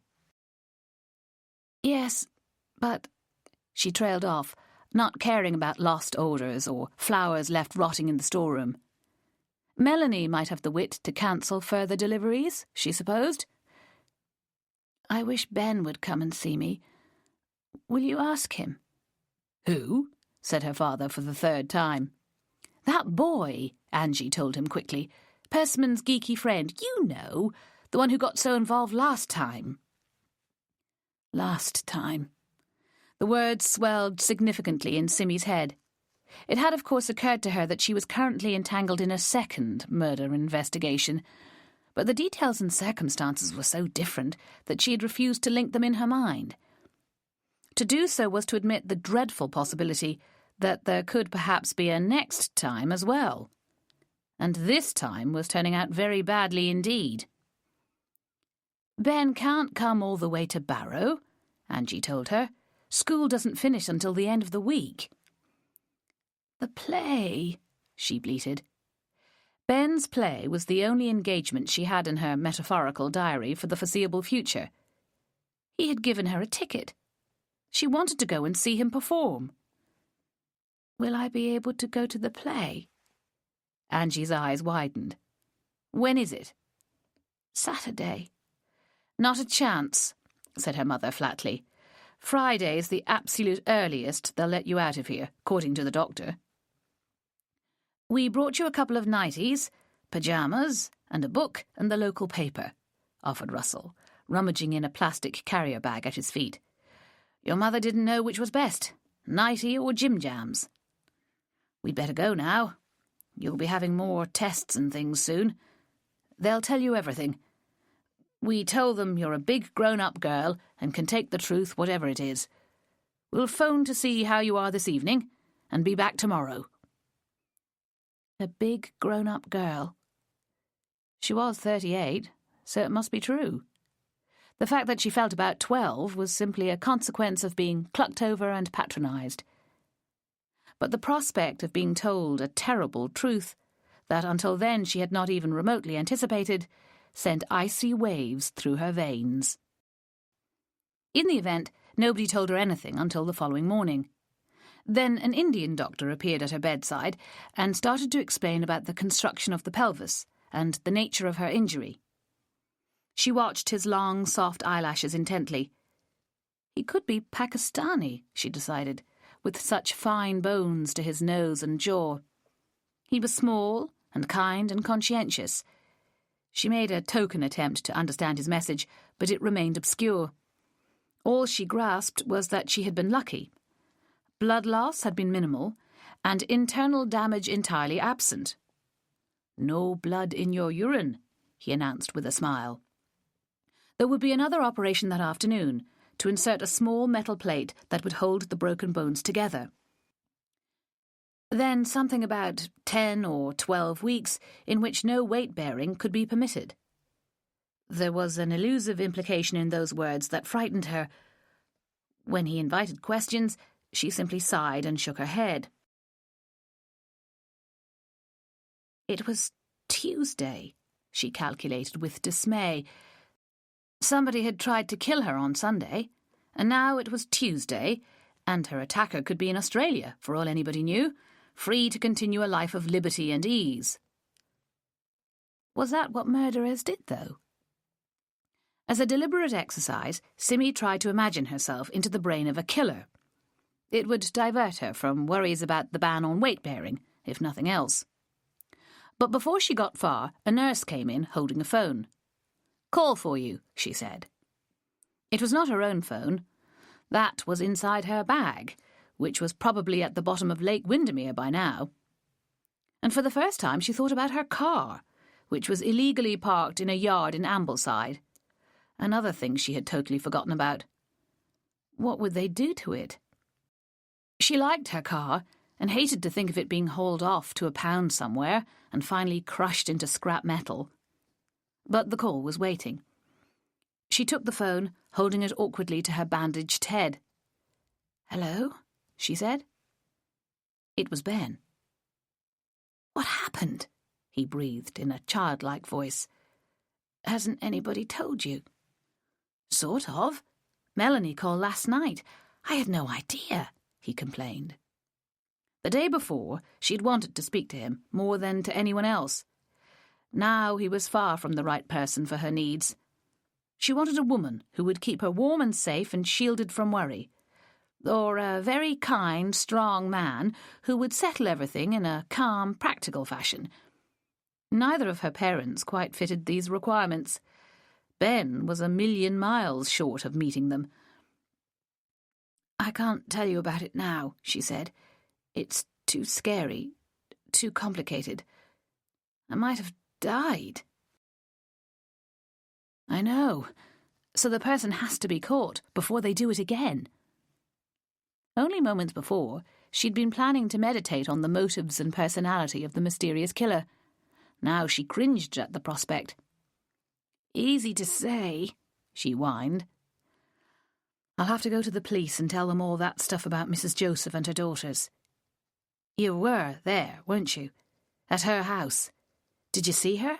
What happened?" "Oh, Ben," she moaned. "That would be such a relief if you did it, instead of me. I wanted to tell Moxon yesterday, but it was too hard. You explain it all to him. The granddaughter stuff, and Mr. Kitchener's mother." "I will," he promised stoutly. "Leave it to me. Because... Simmy..." "What?" "It has to be one or other of them that did it. Hasn't it?" Her mind thickened and clouded. "One or other of who?" "The granddaughter, or Mr. Kitchener," he repeated loudly. "I've thought the whole thing through, and that's what it comes down to. One of them did it. Miss Clark, and now you. Don't you know if it was a man or a woman who attacked you?" She forced herself to think, conscious that she owed it to Ben to try. "There was a hand on the back of my neck." She felt it again. "Was it bare or wearing a glove? Was it strong?" "I don't know. It was through my coat collar and hair. I was leaning forward anyway, so it was easy to push me." "Where were you exactly?" "Looking over that bridge, by the Giggling Goose." "I can't remember what it's like. How high is it?" "Chest height, more or less. The person lifted my legs and sort of shot me over." "A man, then," said Ben with certainty. "Only a man could have lifted you so easily." "Or could be there were two of them," she mused. "You think? Didn't anybody say anything?" "Not a word. That made it so much worse. More inhuman." "Poor you," he said. With such sincerity she felt tears prickling. "Does it hurt?" "My head just aches, but the pelvis is agony if I move. They're doing another operation this afternoon. I'm quite a mess, actually. I'll miss your play. I'm really sad about that." "Oh, well," he said bravely, and she could hear how much it mattered. "No big deal." "It's a bummer," she insisted. "I was looking forward to it." "At least you're not dead," he said, with unarguable force. Chapter 14. She came round at 6 on Tuesday evening to meet the eyes of her father patiently sitting by the bed. He smiled and she moaned. "Does it hurt?" he asked softly. "I don't know. What's happening?" "They've patched you up and confirmed there's no damage internally. You can start learning how to use the crutches tomorrow." "It's all miraculously fast, compared to the olden days. Same as the poor pusscat, actually. Must be improvements in the anaesthetics, I suppose." "Crutches?" "That's right. They said they told you about not putting weight on it." "I didn't realise that meant crutches. Can I have a drink?" There was a nurse in the room somewhere, and as before, the request was quickly obeyed. Then her vital processes were checked on the machine behind her head, and her father given an encouraging smile. It was all reassuringly human, Simmy thought comfortably, unlike the cruel, impersonal attack on her. Even if nobody actually felt for a pulse with a warm fingertip anymore, there was a kindness in the air. Perhaps she was just lucky. The news was always running reports of neglected old people dying of thirst in hospital. "They're nice here, aren't they?" she said. As good can be," he said, using one of his many catchphrases. "How's the cat?" "Coming along brilliantly. He's walking already. Still not allowed out by himself, of course." "He can sleep in with me. You can set up a sick room for us both." "I was thinking that Bertie will probably want to cuddle up with you as well." Simmy grunted. "Or maybe not. He's too smelly." The Lakeland Terrier's reputation for bad breath was legendary. He also had permanently muddy feet from his digging operations at the end of the garden. Russell shrugged and moved on to the next item on his mental list. "Your friend Ben phoned us. He's been to the police this afternoon. Caused quite a stir, apparently. I think you might get a visitation again tomorrow, if you're well enough." "From Ben?" "No, silly. From the police. They seem to think you've got a great deal that you can tell them. They wanted to come today, but the medics vetoed it. I've got to go in a minute as well. I just wanted to make sure—" He stopped and gave an artificial cough that did nothing to hide his emotion. "Oh, Dad." Tears ran down the sides of her face, and he managed a watery laugh. "Didn't mean to set you off," he said, "but you can imagine the effect on your mother and me. It's going to be all right, though. No lasting damage, they said. You'll be back to normal by the new year." "Really?" "Nearly," he amended. "No driving for the foreseeable future, unfortunately." "So how can I go back to Troutbeck?" Implications began to chip through the barrier she had unconsciously erected in her mind. "How can I run the shop? I won't be able to make deliveries." Her breath began to catch. "I'll go out of business."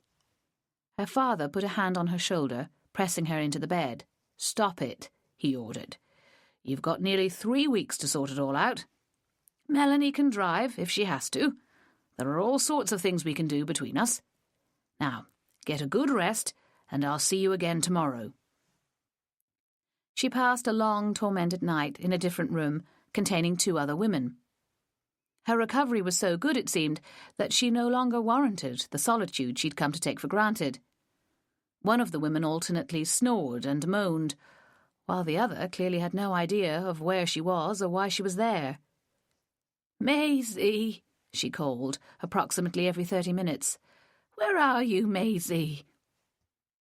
Everything had suddenly become much more like the hospital stories so beloved of the media. Simmy felt sick, thirsty, sore, and scared. When she slept, she dreamt that all the flowers from her shop were being hurled into Stock Gill by a hooded, faceless figure. Then she dreamt that a huge cat was sitting suffocatingly on her chest. When she fumblingly tried to push it off, she woke enough to understand that it was her own hands, pressing on the painful bruise that she'd not noticed until then. Experiment showed her that it spanned an area including her breasts and extending down to her navel.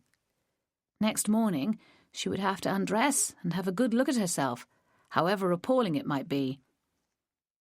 Nobody in the hospital seemed to be aware of that aspect of her injuries at all, presumably because bruises were so much less interesting than broken bones. The first signs of morning were the raised level of lighting and a clattering of metal equipment in a nearby room, since the room had no windows. A nurse appeared, who proceeded to tinker with a plastic tube that mysteriously led from under Simmy's blankets to something invisible on the floor. "What is that?" she asked. "A catheter. Why do you think you haven't had to go for a pee in the past 2 days?" This took a moment to process. "Oh, you mean it's in my bladder? I had no idea." Her ignorance struck her as culpable in some way. It was, after all, her body. She should be taking more notice of what was being done to it. "It's coming out soon. You're to get walking later today. The sooner we get you out of here, the better." "Oh," said Simmy again, feeling alarmingly frightened, not least by the unfriendly tone. "On crutches?" "That's right. You'll soon get the hang of it." "I hope so. Are you pushed for bed space or something, to want me out so soon?" "Not specially. It's the police guard in the corridor that we don't much like." "Pardon? Didn't anybody tell you? You're a security risk or something? Nobody allowed in to see you unless they satisfied the man on the door." For a mad moment, she imagined D.I. Moxon sitting there all night, faithfully watching over her in case she was dragged from her bed and thrown once again into a freezing Lakeland river. "How long has he been there?" she asked. "Half an hour, and we're already fed up with him." The nurse faded away without making any further disclosures. Simmy rather missed her, feeling she might be due some further ministrations. She might have quite liked that warm finger on her pulse, and the briskly shaken thermometer that patients once had inserted under their tongues. Where was the upside-down watch for counting heartbeats, and the black rubber stethoscope? All gone, it seemed, replaced by digital readouts on a screen on the wall above the bedhead. She'd wanted to say something about her bruising, and the dressing on her head that felt so weird. A delicate fingertip exploration suggested that much of her hair had been shaved off, which gave her another lurch of panic. There was every prospect that the day would bring a succession of such moments, as she was forced to abandon her passive horizontal position and return to some sort of normality. It made sense, she supposed, to have the police watching out for further attempts on her life, but it was unnerving to think such an attempt might happen in a hospital. Was it not far more likely to be when she was at her parents' house, where the door was seldom locked and all sorts of people came and went? Her mother would not react well to a constant constable sitting outside in his steamed-up car, or, even worse, inside her hallway with a rustling newspaper. Gradually, a belated sense of outrage took hold of her. She had been singled out from the start, with no say in the matter. All she had done was deliver a cheap bunch of flowers to an old lady, and listened to why the flowers could not have come from the person claiming to have sent them. And then, as an added insult, she'd been cited as an alibi to a man suspected of murder. She had been twice victimised, even before being half killed. As Ben had said, there was every reason to suppose that the attack had come from one or other of those individuals who had already used her in some complicated plan to create an alibi, for reasons that remained stubbornly obscure. Candida Hawkins was tall, young, well-muscled. She had added her weight to the strenuous heaving of her car back onto the road. She might be a black belt judo practitioner for all Simmy knew. All that had been required was to catch Simmy off balance, and gravity did the rest. Mr. Kitchener was an inch or so shorter than Candida. He had a funny leg. He seemed to be vaguely unhealthy and definitely unfit, but he was a man, and men had a natural strength to them that automatically qualified them for physical aggression. The problem for Simmy was that she had believed that both Candida and Kitchener had liked her. She liked both of them, and the thought of either trying to kill her was abominable. How could either of them have turned so cold-bloodedly vile as to do such a thing, after showing such warmth beforehand? She was brought a melancholy breakfast of cold toast and tasteless cereal swimming in far too much skimmed milk. Weak tea eventually followed, very nearly stone cold. Nobody had asked her about any preferences. The old woman who had called all night for Maisie was now in a deep sleep, only to be roughly aroused to consume the unappealing meal. She gazed blearily at Simmy and made no attempt whatever to feed herself. The morning passed in a jerky alternation between dozing boredom and sudden activity. She was hauled out of bed and into a chair while the sheets were changed. Then 2 nurses took an arm each and effectively carried her to the bathroom, where she finally had a chance to inspect herself in a mirror, having been subjected to an astonishingly undignified procedure during which she was positioned on the lavatory and expected to urinate, despite tight dressings holding her pelvis in place. Everything hurt, including one knee, her head, and the bruises on her chest.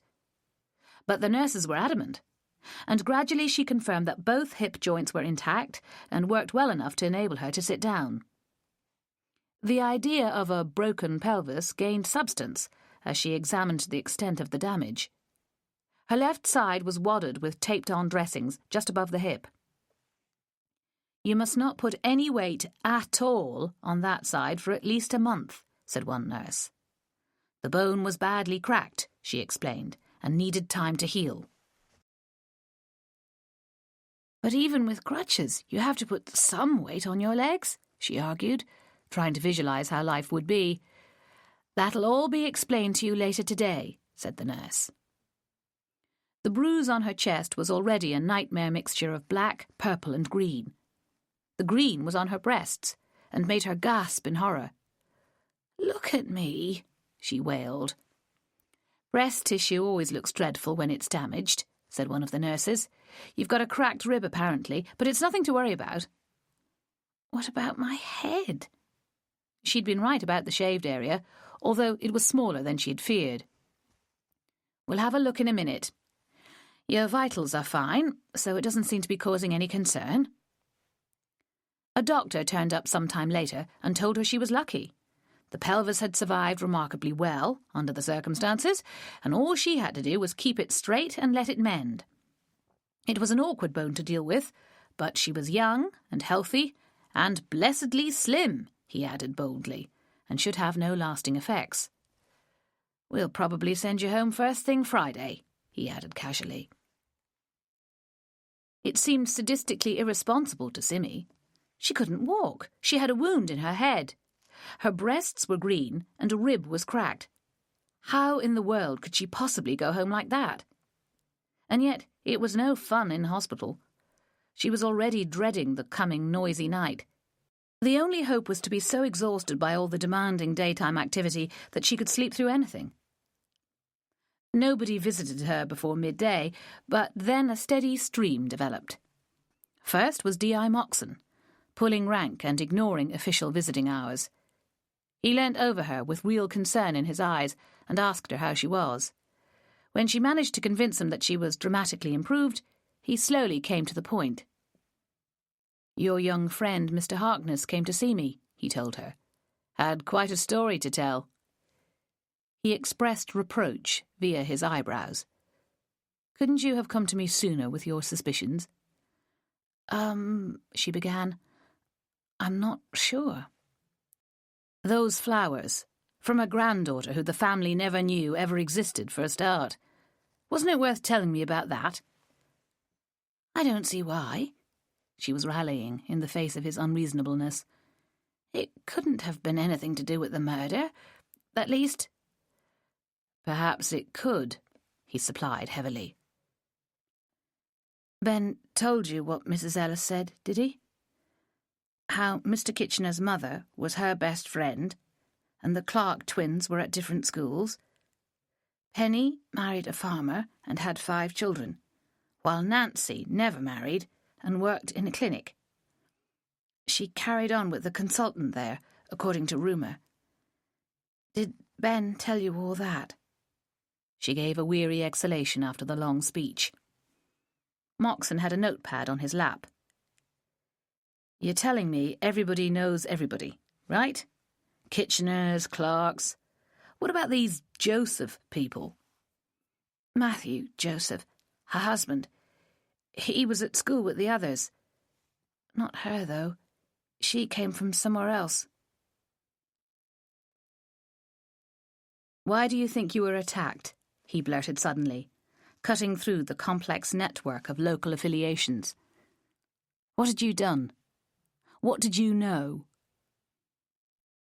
She had still not expressed the questions to herself in quite such terms. "I have no idea," she said. "I've been wondering whether they've been using me all along somehow. It's a horrible feeling. They, he, she, whoever's behind all this.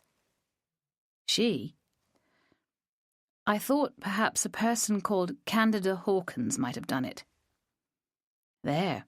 She had committed the betrayal that she'd resisted so earnestly a few days before. She's the granddaughter who sent Mrs. Joseph the flowers, or says she is. But it might have been Mr. Kitchener. Something to do with the alibi I gave him, or both of them together. I think they might know each other. But of course, if you've got the timing right for Miss Clark's murder, then it couldn't have been either of them, could it? Because they were in the cafe with me. Moxon closed his eyes. This is not the way murder investigations generally go, he complained. As a general rule, the police officer has at least some idea of what the witness is trying to tell him. Sorry, which bit didn't you understand? More or less all of it. You obviously know far more about this whole case than I do, which is tantamount to obstructing the course of justice, if we're being particular about it. I'm doing my best. What's wrong with what I've just told you? What's wrong with me that you get so cross? You're unusual, he told her. You don't seem to have any idea about rules of evidence for a start. That's true.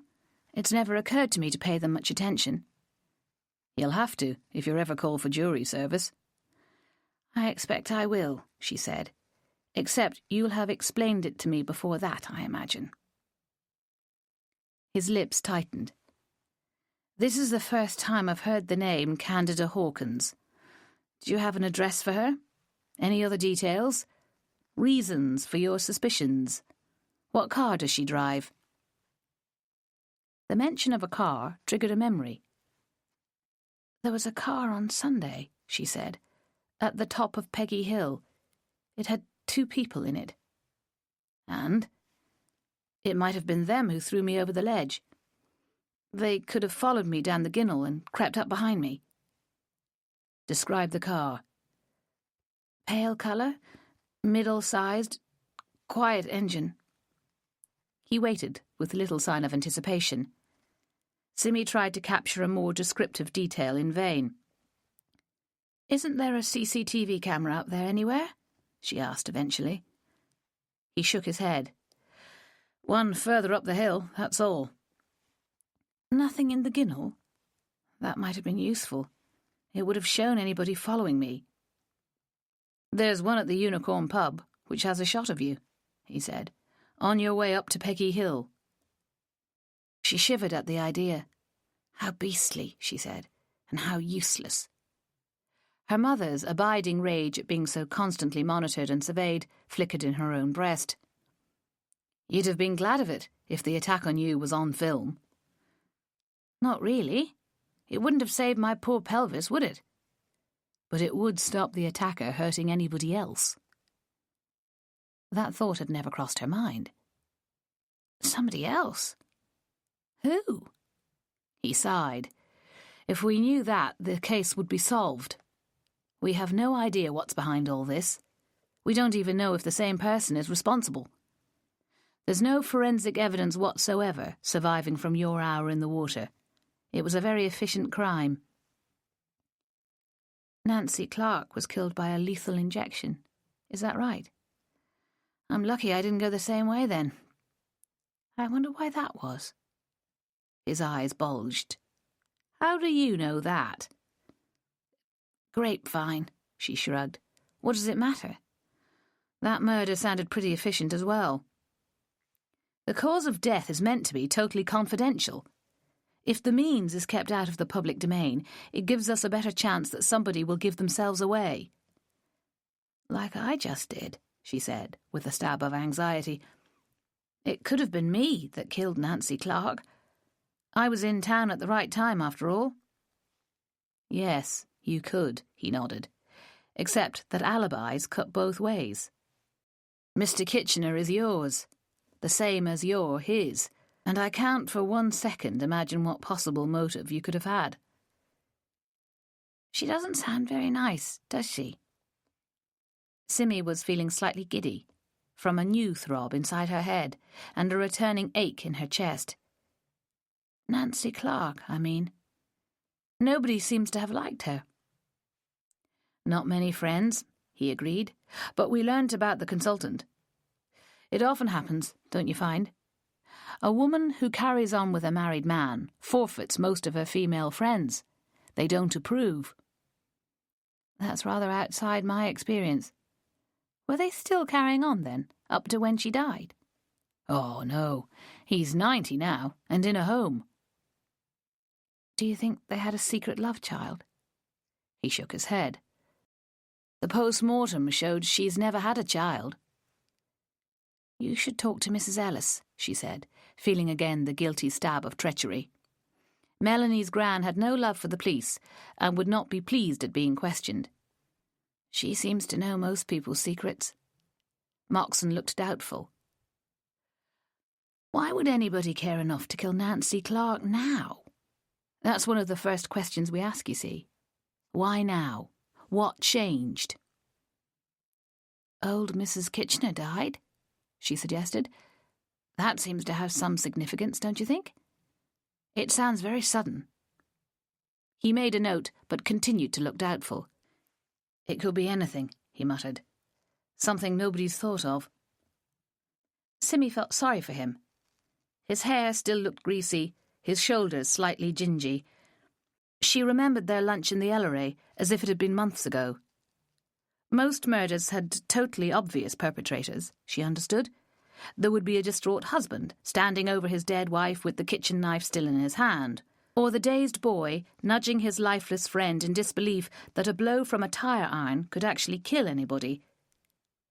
Devious plans involving hypodermics fell well outside the usual pattern, as did pitching harmless florists into the freezing waters of Stock Gill. You've put a guard outside, she said. That's very scary. What do you think might happen? There was an attack on your life. We don't want that to happen again. The hospital people don't like it. They want to be shot of me. Too bad, he said unfeelingly. And how would anybody know how to find me anyway? He sighed. It was on the news. It named the hospital.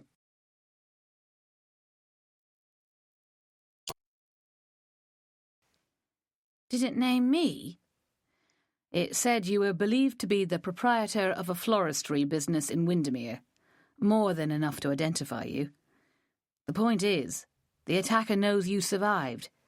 We can't avoid the assumption that he'll try again. No wonder the hospital's annoyed. You'd rather be at home anyway, wouldn't you? I won't be at home. I'll be at my parents' house like a child. That won't be entirely wonderful. It's Christmas. Wouldn't you have gone there in any case? For the day, yes. Not for weeks and weeks. She groaned, largely from the pains making themselves felt in all parts of her. I'm just like my father's wretched cat. He kinked an eyebrow at that. It's got a broken pelvis as well. The detective inspector laughed. He dipped his chin and put a hand to his face and abandoned himself to a long minute of the most musical chuckling Simmy had ever heard. When he finished, he looked up with damp eyes. Sorry, he said. I don't suppose it's funny, really. It's just that I haven't had much sleep. He held her gaze. And you, Ms. Persimmon Brown, have a very strange effect on me. Before she could find a response to that, a small team of medical people materialised at her bedside and made it clear that Moxon had to leave. She was almost sorry to see him go. Chapter 15. It felt like wanton cruelty to make her start learning to use crutches, barely 24 hours after surgery on her pelvis. The crutches were full length and bulky, designed to be positioned in the armpit. The soreness in her chest flared as she tried to hold the pads under her arms and rest all her weight on them. A muscle somewhere had been wrenched and gone unnoticed until then. She dangled pathetically between two nurses and the disconcerting crutches, not knowing which part of her hurt most or what to do about it. Respite came when she was lowered onto the side of the bed and the newly discovered sore place examined.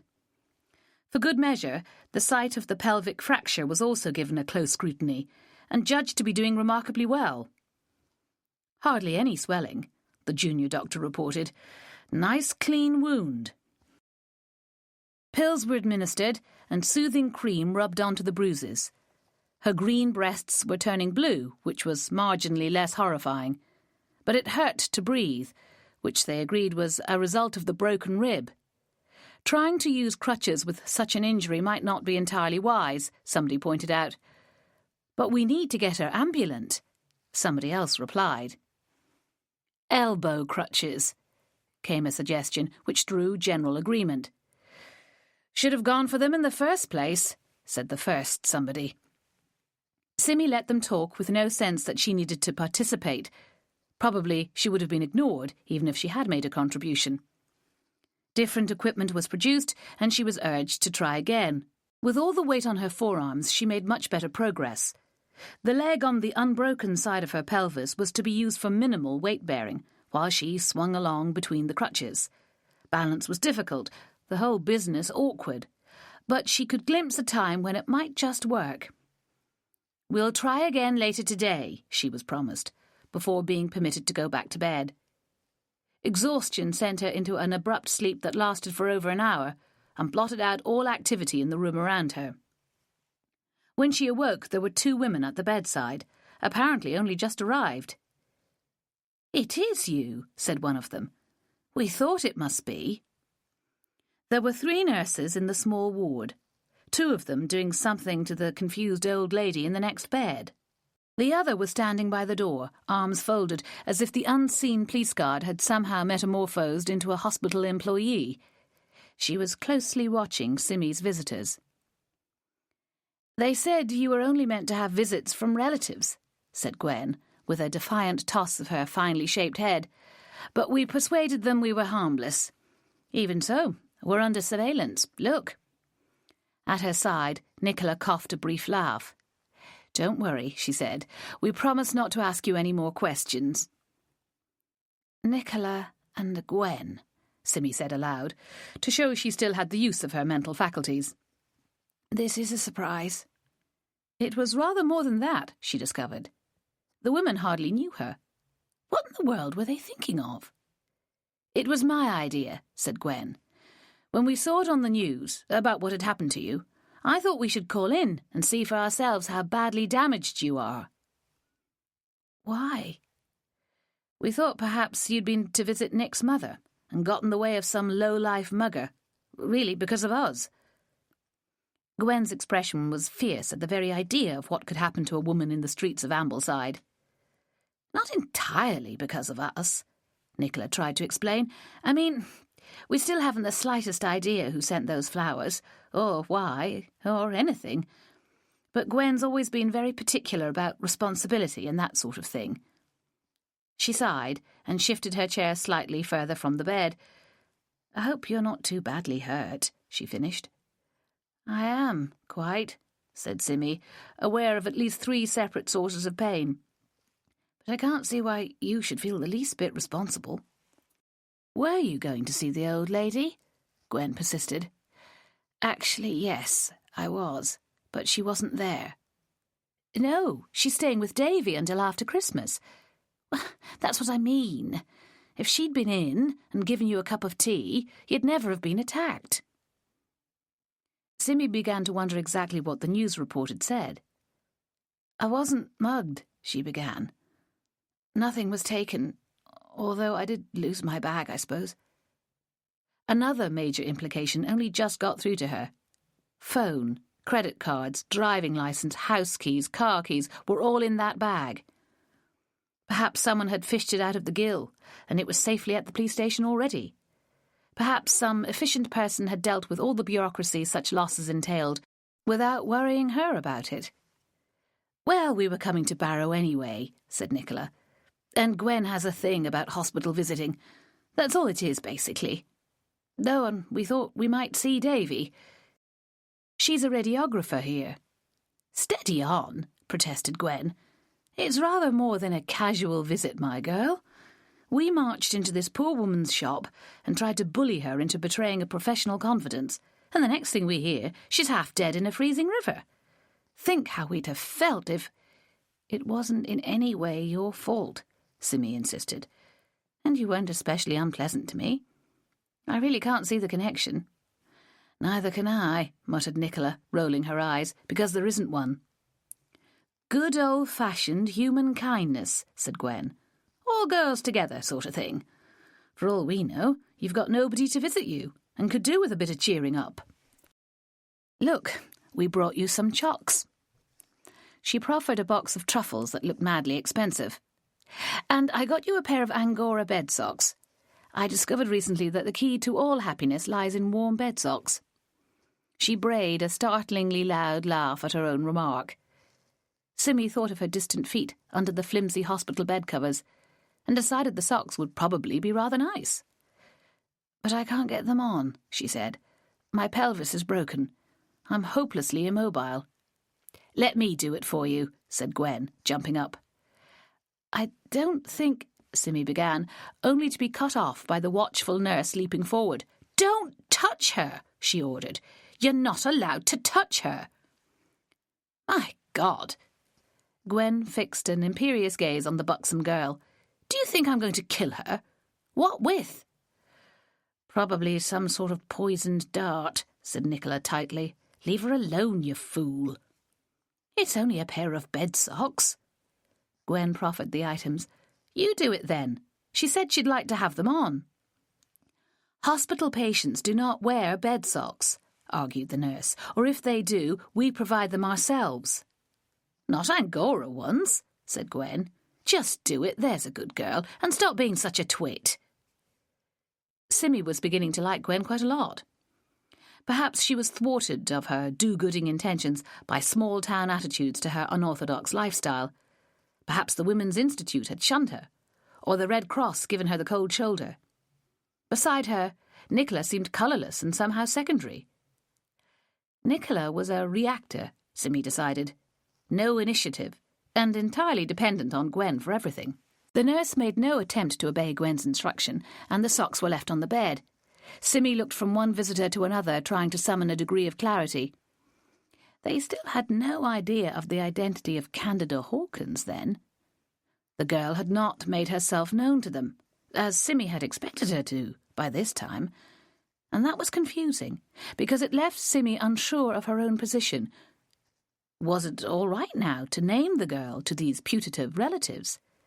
Would she be doing good by finally bringing them together?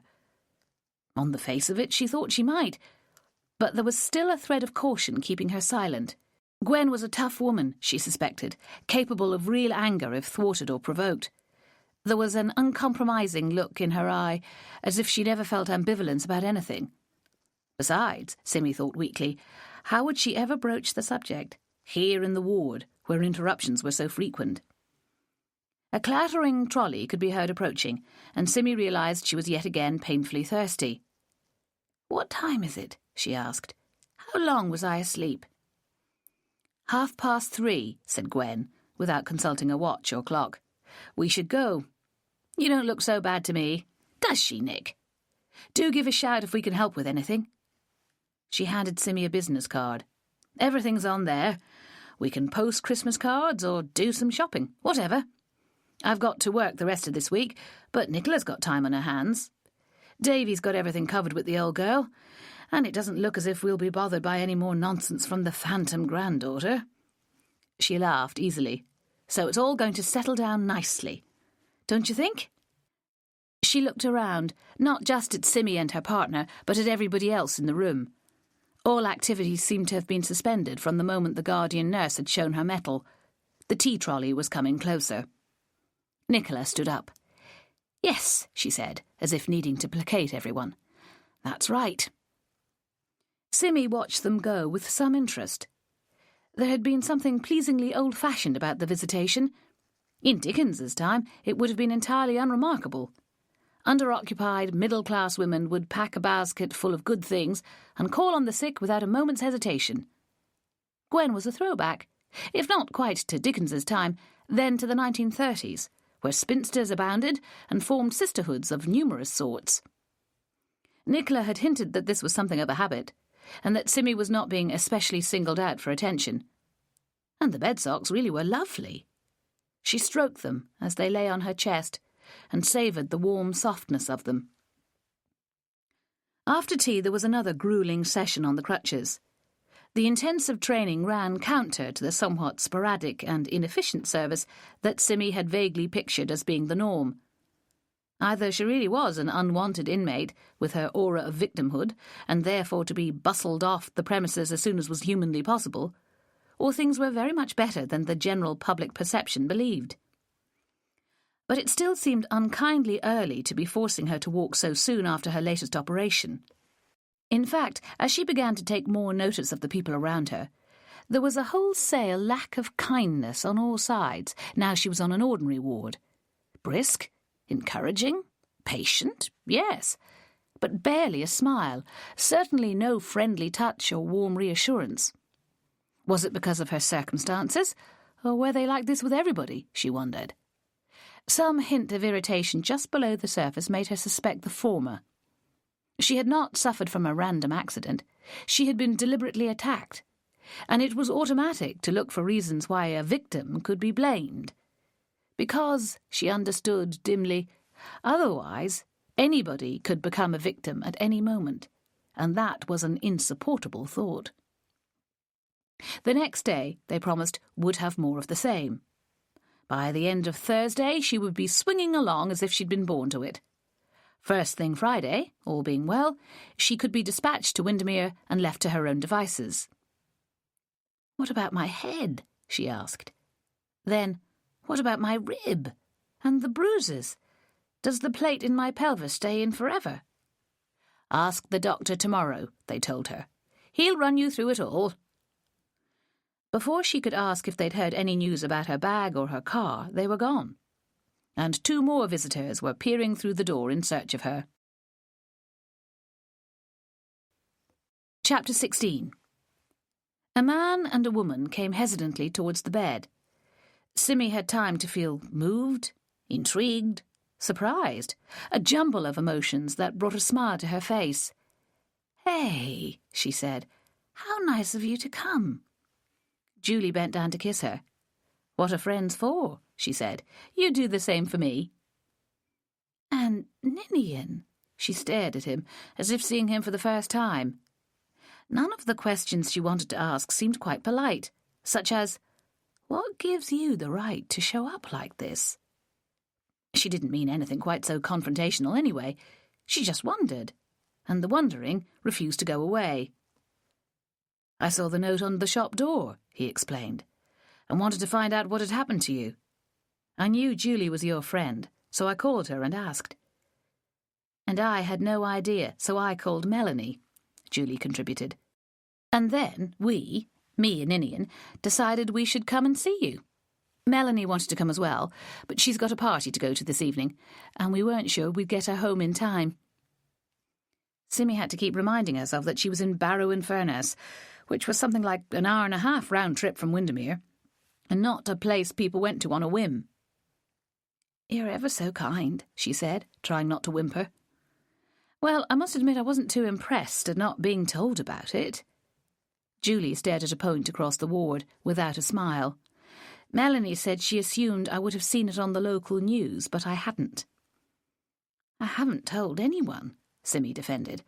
"I haven't made any calls at all. And you always watch the news." She looked again at Ninian, who seemed no more comprehensible than before. "You two know each other, then?"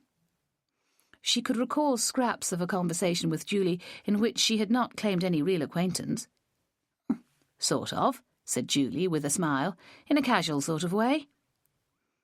"It took me a while to remember that you two were friends," said Ninian, "but I have seen you once or twice together." This only increased Simmy's confusion, turning it closer to suspicion. "When?" she demanded. "Come on, Sim," Julie protested. "We all know each other, don't we? There's nothing sinister about it. You're the talk of the town now.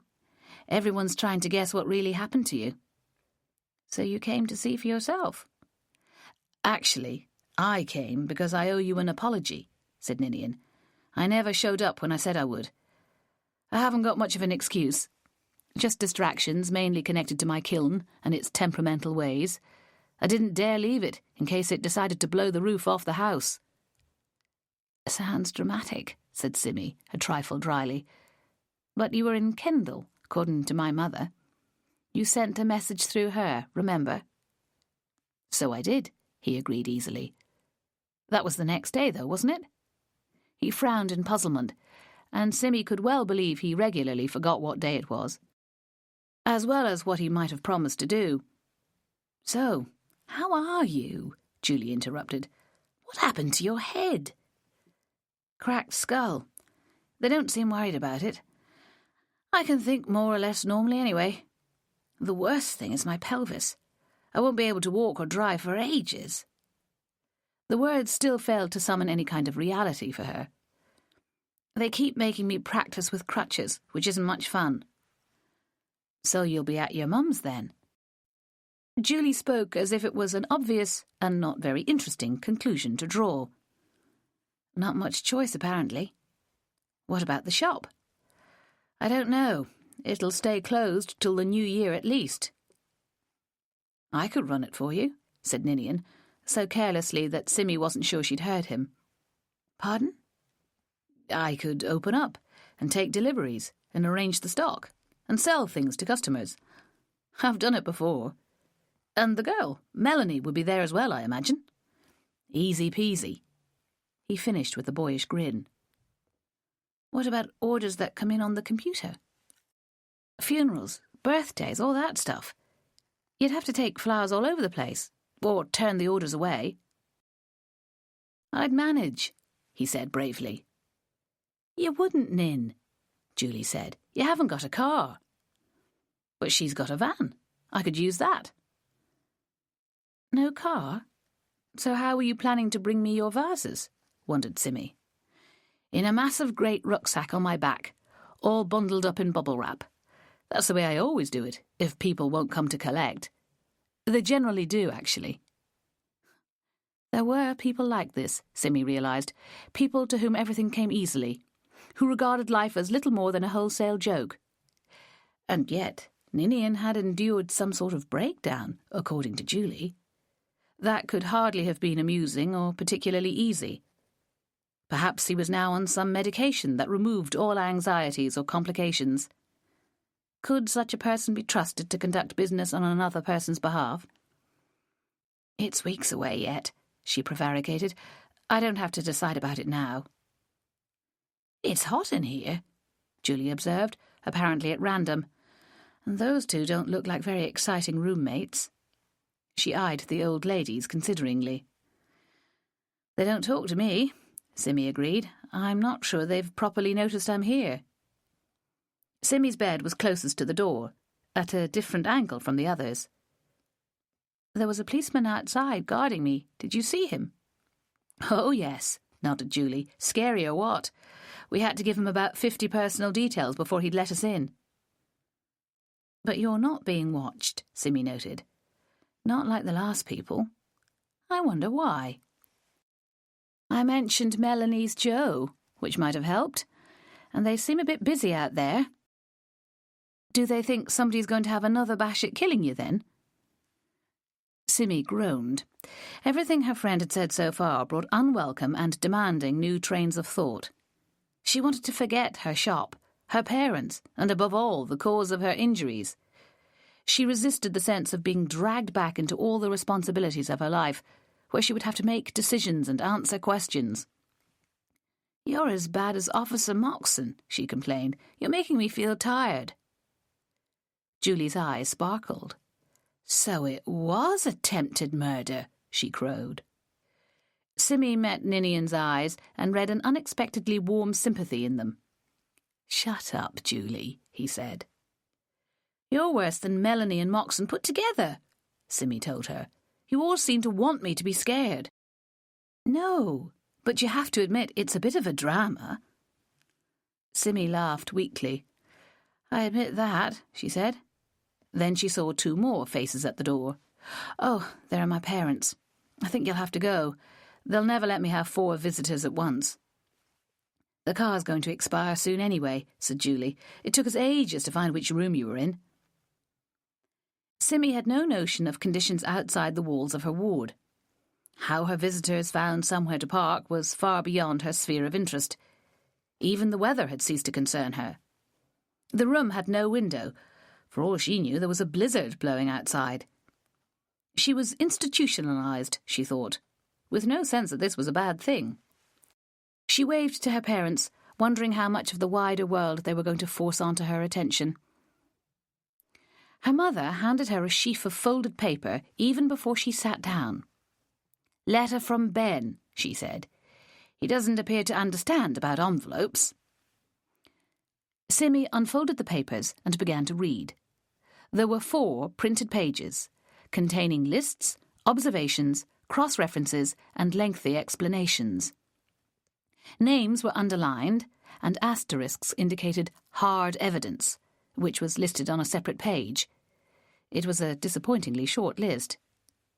"Heavens," she said weakly. "It's a dossier."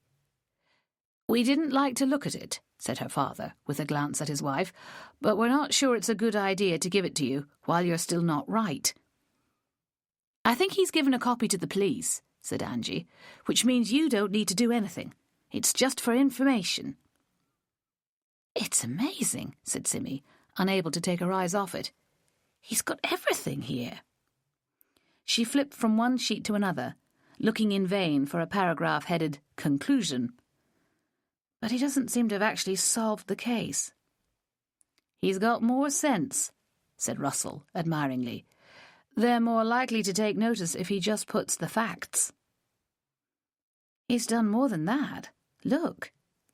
Simmy waved a sheet under his nose. "He's quoted everything Melanie's gran told us, almost word for word." "Melanie's gran?" echoed Angie. And Simmy remembered how little she'd conveyed to her parents about the killing of Nancy Clark, and her summons to give the Kitchener man an alibi. "Never mind. Listen, you don't need to come in tomorrow. It must be an awful hassle. They say I can go home on Friday, and I presume they'll want you to collect me." Angie rolled her eyes. "Oh, yes, I remember how that goes. I had to fetch my friend Hilda after her hip replacement. They told me she'd be ready at 9:30, and we finally got out 2 hours later. They'd forgotten to do the final X-ray or something. They think nothing of keeping people hanging about in these places." "Well, we won't let that happen," said Russell stoutly. "We won't set out until we know Simmy's all ready for us." "Hilda?" Simmy asked. "Who's Hilda?" "It was about 9 years ago," her father explained. "She lives in St. Albans now. I expect hospital procedures have changed since then."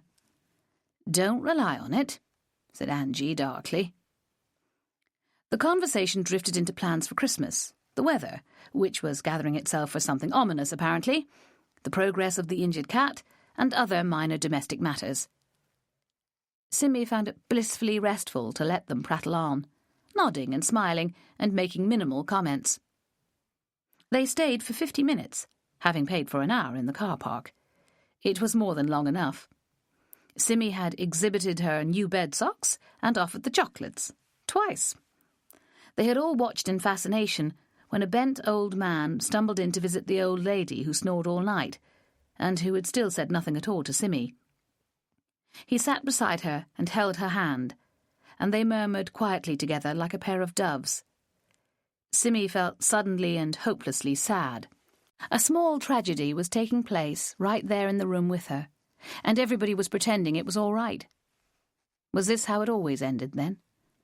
Would one of her parents miserably attend the slow demise of the other, in a hospital ward where nobody could be expected to genuinely care? It was the plain fact of abandonment that brought tears to Simmy's eyes. The old man could not fully trust that his wife would be reassured and comfortable here in hospital. Whatever acute problem had brought her here, it was unlikely to go away. She had to be close to 90. A broken hip would never properly recover. A replacement joint at her age, which Simmy vaguely supposed was what had happened, would surely prove bewildering and painful. She was a large old lady, too. "Isn't it sad?" she whispered to her parents. "Don't despair," urged her father, patting her hand. "I've seen old birds at least her age get up and carry on for a good few years after they've had a new hip. It's miraculous sometimes." "Is that what she's had?" Simmy had dimly observed him on his first visit, strolling over to the other two patients and reading the charts that still hung at the foot of the bed. He would know a lot more than she did about her roommates and their medical condition. He nodded. "And the other one's got a new knee," he said. "I'm appalled that you need me to tell you." "They don't talk to me. It's quite busy in here most of the time. I've had non-stop visitors, as well as 2 horrible lessons on how to walk with crutches. Plus, they take me to the loo, just like you with your cat." "Oh, God," groaned her mother. "Am I going to have to do that when you come home?" "I'll try to get the hang of it," Simmy assured her, "but it does need 2 pairs of hands at the moment." Finally, they were gone, and Simmy heaved a long sigh. It was hard work having visitors, she was discovering. They brought whole new swathes of things to think about, just when she rather preferred not to think much at all. Ben's notes lay at her side, waiting for a careful perusal. And now here was supper on its way, with, she hoped, a good-sized cup of tea. Yet again, she was thirsty. The meal was unprecedentedly good. It was delicious, and she wolfed it down voraciously, despite the awkward angle. Her shoulders were too low, her arms too bruised and stiff for proper movement. Nobody seemed to be available to make the desired adjustments. It was cottage pie, with plenty of meat and onion, the mashed potato nicely crisped on top. The broccoli and carrots with it were plentiful and not overcooked. The whole meal was hot. A fruit salad containing figs, cherries and mango, as well as the usual pineapple and tiny sections of baby satsumas, followed, adorned with a very decent cream. "Has the cook just come back from holiday?" she asked the woman who came to collect her plate. The blank look made it clear that jokes were neither understood nor appreciated when it came to hospital food. It hadn't even really been a joke. She did want to know what had changed. After a brief meditation on the subject, the idea occurred that it might have been her own state that had improved. Until then, she had not been hungry. Now the trauma was at last receding, and she could eat with enjoyment again. It was the end of the day. Lights were already being dimmed, and an atmosphere of packing away and finishing off prevailed. Simmy was taken in a wheelchair on the laborious trip to the lavatory by 2 tired-looking nurses. "Can't I just have a bedpan?" she whined, as she tried to manoeuvre onto the seat. "It's good for you to be ambulant," recited one of them. "Tomorrow you can do it on the crutches. It's mainly just a matter of balance." Ambulant seemed a funny word to use for being wheeled to and fro, but she understood that it had a wider meaning here than was normal. On the way, she had a chance for a proper look at the police guard on the door. Until then, she had glimpsed a shoulder when the door opened, but had not properly looked at him. It seemed impossibly dramatic to have him there all day, and perhaps all night as well, vetting all her visitors and poised to leap into action if anybody made a threatening move. Who, after all, would dare try and kill her in the Furness General? She threw him a look of apology and commiseration, which he did not seem to observe. She was settling down with Ben's notes when another visitor came in. For a moment, she was too absorbed in her reading to look up, and when she did, Moxon was only a foot away. "Are you allowed in at this time of night?" she asked. He cocked his head. "It's 10 to 7, he said. "Hardly the middle of the night." She was amazed. She'd been sure it had to be well past 9. "But they're putting us to bed." "They do that in these places. I think you can ask for a TV if you want one."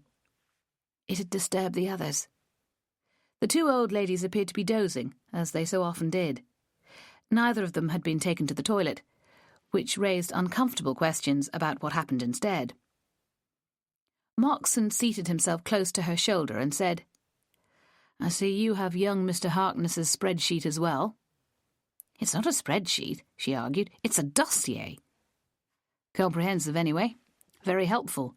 That boy will go far." "Yes." "Have you got to the end?" She shook her head, reminded as she did so that there was still a bulky dressing above her ear that pressed unpleasantly when she made the gesture. "He recommends a comprehensive follow-up to our questions of the townspeople in Compston Road.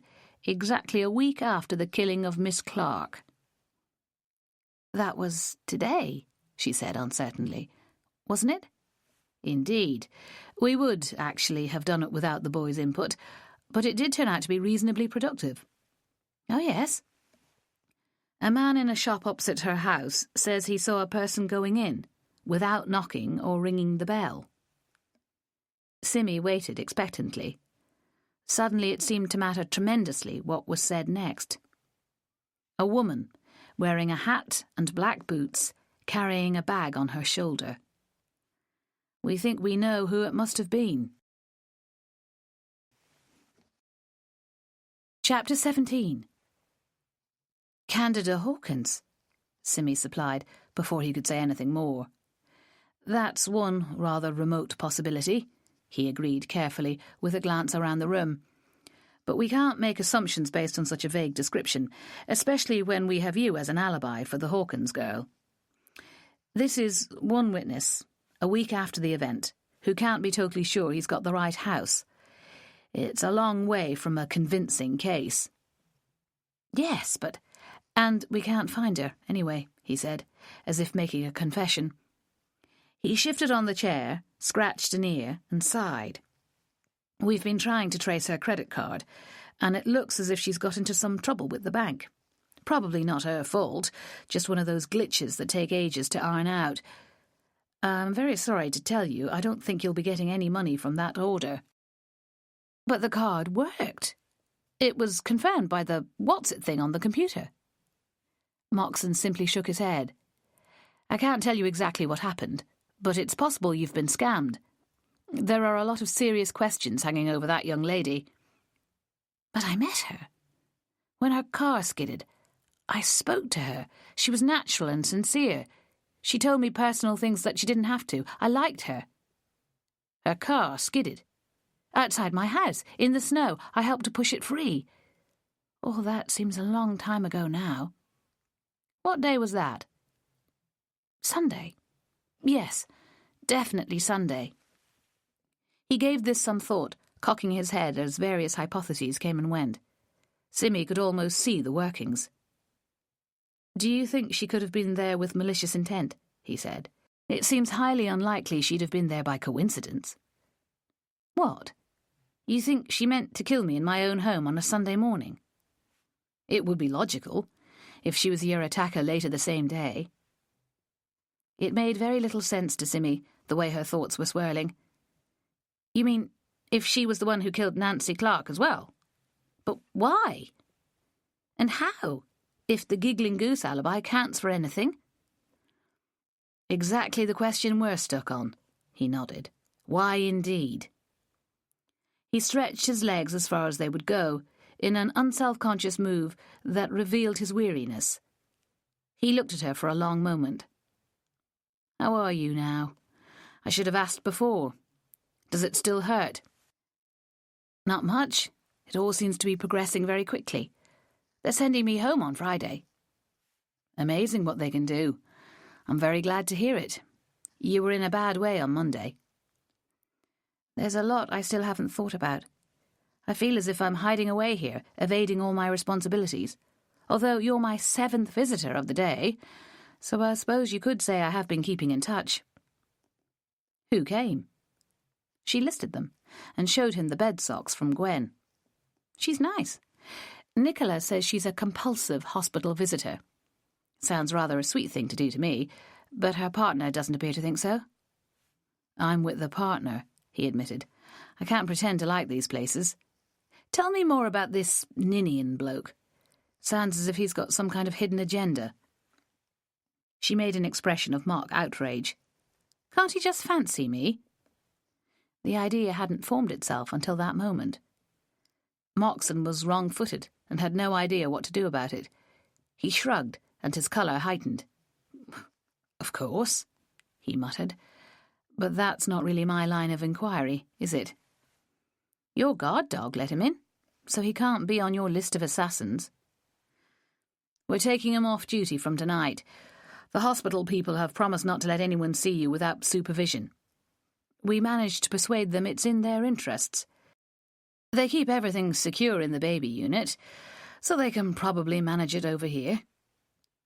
Simmy remembered the locked doors and tedious systems for getting in and out in Worcester when she delivered her own baby. Tony had complained loudly about it. All because somebody stole a baby back in 1981 or whenever, he fumed. Simmy had noticed, even through the fog of misery, how like her mother he was. In some ways, at least. "I'm not expecting anybody tomorrow," she said. "I'll be busy practicing how to walk with the crutches." "What about my bag? Has anybody found it? It's got my phone in, and a whole lot of other things."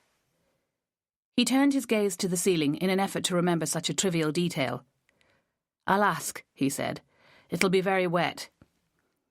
"I imagine it will," she said solemnly, meeting his eye. Once again she reduced him to giggles. His melodic chuckles burst out with no warning. What a strange man he was. Every time she saw him, she changed her mind about him. He was astute, careful, committed, but also slightly sleazy, unshaven, almost unwashed. And he laughed. She had never heard of a laughing detective. "Oh, God," he sighed. "There I go again. Listen, that car, the one in the snow, we need to find it. What can you remember about it?" "A big thing. Silvery colour. Wait a minute. It was a Mondeo. I can't remember any more than that. But the men who pushed it out probably do. You should ask them." "Men? I told you just now. There were 4 of us pushing it back onto the road. 2 local men were helping." "I thought it was just you and the young woman." He smacked himself lightly on the forehead. "That's what comes of relying too much on the Harkness boy. There's nothing about 2 men in his dossier." "Isn't there?" Simmy reached for the papers on her bedside table and shuffled through them. "You're right. Perhaps I forgot to tell him as well." "So who were they?" She grimaced. "Well, one of them lives at Town Head, the top end of Troutbeck. I don't know his name, although he knew mine. The other one's from somewhere in the village as well. I knew him by sight." "Who else was there? Somebody must have seen the whole thing." "It was quite early on Sunday morning. 1 or 2 cars went past, but I've no idea who they were. You could try asking at the shop. The Town Head man is about 40, good-looking. He's got a wife and 2 or 3 children. He works somewhere. I mean, he's not a farmer. He reads the Independent." "How do you know that?" "I heard him complaining when it didn't get delivered one day, in the shop." Moxon blew out his cheeks. Perfect job for a detective, then. "Candida said it wasn't hers. She borrowed it from someone." "What did you think of her, as a gut reaction?" Simmy closed her eyes. "She was confident, a bit self-mocking. She'd seen my shop window. She didn't know it was me." Her eyes flew open. "She only made the connection when I told her my name. So she can't have been planning to kill me, can she?" "She could have been lying." "Oh. No, I don't think so. It was too natural. Nobody could pretend like that. Could they? People are clever and devious. Have you never been lied to before?" "I don't know." She tried to think of instances. "Not really. My mother used to say she hadn't put mustard in the Welsh rarebit when she had. I could taste it." Moxon visibly suppressed another chuckle. "Lucky you, then," he said, "if that's all you can come up with." "And what about Mr. Kitchener?" "What about him?" "Well, it was in the Giggling Goose that I saw him last week. And then it was right beside the same place that I got pushed into the water. That seems like rather a coincidence." "He lives up there. It's not so surprising." "Does he?" This was a piece of news she wished she'd had before. "I had no idea." He shrugged uncomprehendingly. "Why would he attack you? You're his friend." She closed her eyes again, thinking it felt very much like bedtime, even if it was only 7:15. Something Mrs. Ellis said. Some falling out between his mother and Nancy Clark. It'll be in Ben's notes. "Yes," he said impatiently. "So what?" Because the Hawkins girl was there as well, in the cafe. He kicked her chair, and she looked at him. Didn't I tell you that already? I fear not. I told someone. I'm sorry, I'm dreadfully tired. I think they want to give me more painkillers and put me to sleep for the night. Why did you come? She mumbled, unable to grasp any convincing reason he might have had. His questions had felt almost casual, his attention not entirely on them. I wanted to see how you were getting on. The first time I was here, you were howling in agony. It left a very unpleasant impression on me. I'm very relieved to find everything so much better now. Thanks. I get better every day in every way. Good. I should go then. Thanks for your help. Did I help? I think so. Do you realise you're the only person who's seen this girl, whoever she is? Apart from 2 nameless men in Troutbeck, of course, and Mr. Kitchener in the cafe. It's obvious that she's playing some game. Murder's not a game. No, I know that.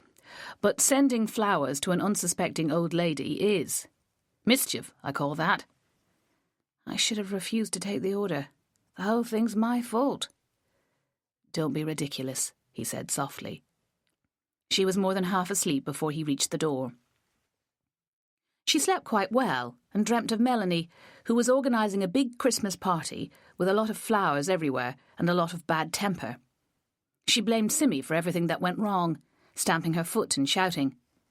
Ben was somewhere on the sidelines, dressed as a court jester and declaiming gibberish. When she woke, she looked around in blank bewilderment, unable to think where she was. Melanie was still reproaching her, somewhere inside her brain. It was early morning, but the lights were being turned on, and a nurse was beside the bed of the old woman with the new hip. She was speaking in a loud, urgent tone, first to the inert patient, then to the world in general. She's gone. Mrs. Savage, she's gone. Simmy was fairly sure that this was not in the rules about how to proceed. There should be calm discretion, the curtains drawn around the bed and orderlies summoned. Do you mean she's dead? She called across the room. She received no reply. The nurse fled, returning seconds later with 2 colleagues. They huddled inside the quickly pulled curtain before emerging with surprisingly pale faces. Surely they must be used to this happening. The woman was very old and had endured major surgery. Anyone could see she had been barely alive for days. Simmy felt no grief for a roommate who she had never got to know at all. It seemed, if anything, quite a positive outcome. Except for the poor old husband, of course. He would have to be told. He would crumple and weep and grope blindly for some comfort. She hoped he had attentive children who would guide him through the funeral, and perhaps even take him to live with them, where grandchildren would cheer his final years. "Is Maisie dead?" called the occupant of the other bed. "I do hope not. I want Maisie." Nobody had visited her, and she received minimal attention from the nursing staff. Abandoned and forgotten, it seemed to Simmy that the kindest wish for her was that she too would slide quietly into death during the night. It was beyond Simmy to understand. Why anybody should think it worthwhile to replace the knee joint of a person who showed no sign of animation for large parts of the day, and when she did, it was to call for an invisible unknown daughter, sister, friend, who never came. It was an insight into a melancholy twilight world that Simmy would very much rather not know about. If she thought about it too much, she would end up like Gwen, visiting virtual strangers in hospital, in some inchoate attempt to make things just a little bit better. She only had one more night here, she reminded herself. She was the lucky one in this trinity of medical dependency. She was young, her bones healed miraculously fast, and she had all her wits intact. If somebody had tried to kill her, then the fact that they had failed ought to boost her spirits. If she still had no notion as to what she might have done to warrant such violence and antipathy, then she trusted that one day it would all become clear. There were people working hard to achieve this end. Ben and D.I. Moxon stood shoulder to shoulder in her mind's eye, doggedly pursuing clues and making deductions that would identify the aggressor. And Melanie. Her dream returned to her, with its very obvious message that she must not neglect Melanie. Chapter 18. By breakfast time, Mrs. Savage had been tidied away, and a crisp, new bed awaited the next inmate of the little ward. Simmy asked no further questions. She was preoccupied by the difficulty of contacting her assistant, with no mobile phone and no memory of Melanie's number. "Is there a phone I can use?" she asked the girl who brought her cereal. "I've lost mine." She remembered the call from Ben, on something that she had at the time assumed to be a mobile. "What about the one I had a call on the other day?" "Sorry, we only use it for incoming calls." She remembered a time nearly 20 years earlier when a college friend had her appendix out and Simmy visited. There had been a trolley arrangement on which a coin-operated telephone sat. It could be moved from bed to bed. Cumbersome, but efficient. Gone were those days, she thought gloomily. How am I meant to contact people then? The girl spread her hands helplessly. Everyone has mobiles. You could borrow one, maybe. They both looked at the old lady in the bed by the window and grimaced ruefully. Bad luck. I'll see if I can find someone who'll let you make a call. Thanks. It would be 2 calls at least. The only number lodged in her head was the landline at her parents' house. She'd have to ask them to track down Melanie's number, or at least pass on a message. Plus, she found herself wanting to speak again to Julie, her hairdresser friend, but she couldn't remember her number either. The need to contact Melanie took greater priority, having a higher moral urgency to it. Her assistant would be feeling neglected, unsure of her role regarding the shop, if any. She would be jealous if she learned that Simmy had spoken to Ben and not her. Melanie had a knack, Simmy was discovering, of not being in the right place at the right time. And with her encyclopedic knowledge of the community, this was a waste. But the nurse did not come back with a borrowed mobile. Instead, there was an atmosphere of bustle. After her charts had been inspected and annotated, there followed an alarmingly prompt exercise session, which covered a substantial panoply of movements designed to cope with the demands of daily living. She was told how to sit, and how to stand up again without putting strain on her pelvis, how to manage steps, terrifyingly difficult, and how to get in and out of a car. I'll never remember it all, she complained. We'll do it all again this afternoon. Meanwhile, you can stay out of bed for the rest of the day, and take yourself to the loo and back when necessary. Gosh, said Simmy, with a flash of apprehension. Am I ready for that? You'd better be. There's a review of discharges in a little while. Don't want anybody to be stranded if we can help it. Stranded? What do you mean? Weather, pet. We're due a whole lot of snow tonight. Haven't you heard? How would I? Had her parents not seen the forecast either? Had it changed since the previous afternoon? Are you saying I might go home today? It's possible. You're doing well. No sign of infection, reduced pain, bruising fading. Not much we can do for you here that can't be done at home. Someone will pop in and see you over the weekend, I expect, to check you over. Weather permitting, added Simmy, her old forebodings about snow returning with a rush. It's never as bad as they say it'll be, chirped the woman, and you'll be snug indoors. Still, it's a pain, I know. Everything grinds to a halt when it snows. Back in the ward, she sat in a hospital chair with a soft seat and adjustable back, trying to read a book that a woman had given her from a mobile library trolley. The words on the pages entirely failed to hold her attention. She could not have recounted the story or named the characters 2 minutes after putting it down in despair. She found she was shivering, despite the overheated room. Her teeth were chattering. There was a sour taste in her mouth. Sweat was trickling down from her armpits, and her chest started to constrict. I'm having a heart attack, she thought wildly, and tried to find the button they told her to press if she wanted anything. Nurse, she called, her voice thin and breathless as she fumbled blindly for the alarm. People were passing in the corridor outside, but none of them glanced in through the glass panel in the door. Maisie? Came the quavering tones of the old woman on the other side of the room. Is that you? She reared up suddenly, her eyes sharply focused on Simmy for the first time. "No," croaked Simmy, "for God's sake." At last she got hold of the button and pushed down with her thumb. As far as she could tell, nothing happened.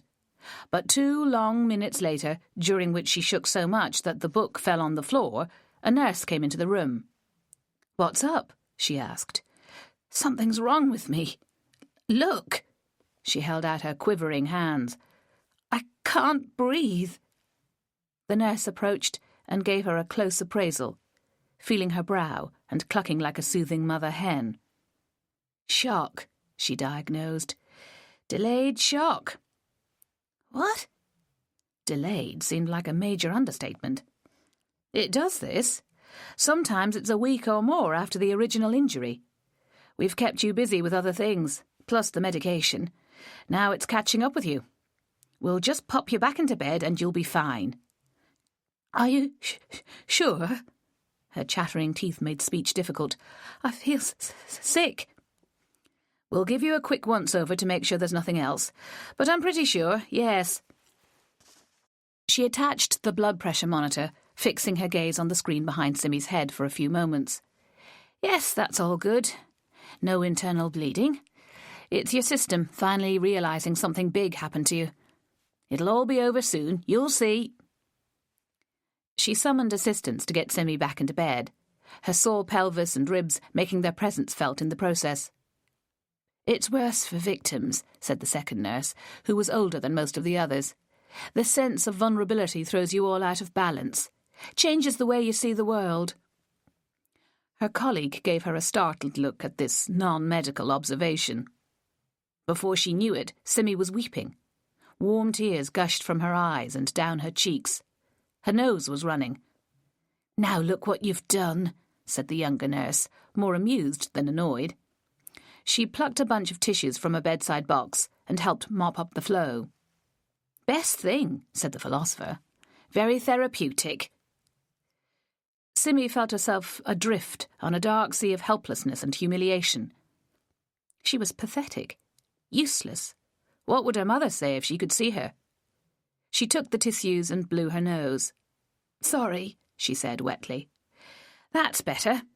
You should try to talk to someone about it before long. Get it into perspective. And not that scruffy detective bloke. He's only going to make it worse." That wasn't fair, Simmy thought. He'd had her best interests in mind. He'd been worried about her. He'd sent a minion to guard her, hadn't he? "He's quite kind, really," she protested. "Everybody's talking about you," said the younger one, recklessly. "How you were nearly murdered. There's no sign of them catching the swine who did it, either." "Hush, Maxwell," chided her colleague. "That's not going to help, is it?"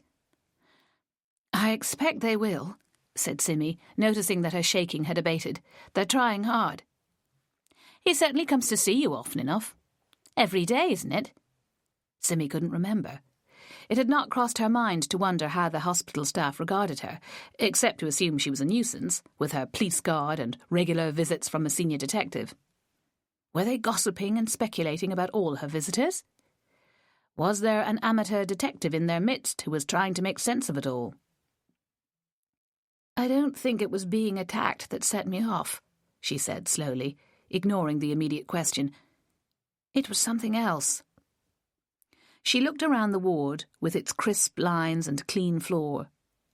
There were no patterns, no focal points, just a jumble of pastel colours and artificial lights. Her eye fell on the chair she'd been sitting in. The chair! The memory returned, complete in every detail. She had waited in just such a chair for Tony to come and collect her after she had delivered the stillborn baby Edith.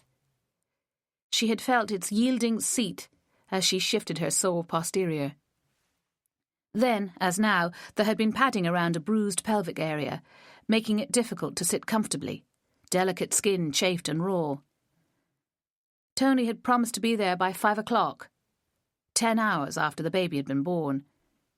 He was late, and she waited, numb, hollow, content for him never to appear, if that's the way it was going to be. Life had seemed arbitrary, pointless, and entirely conditional. She had not wanted to live without a baby. A husband was neither here nor there. Utterly irrelevant.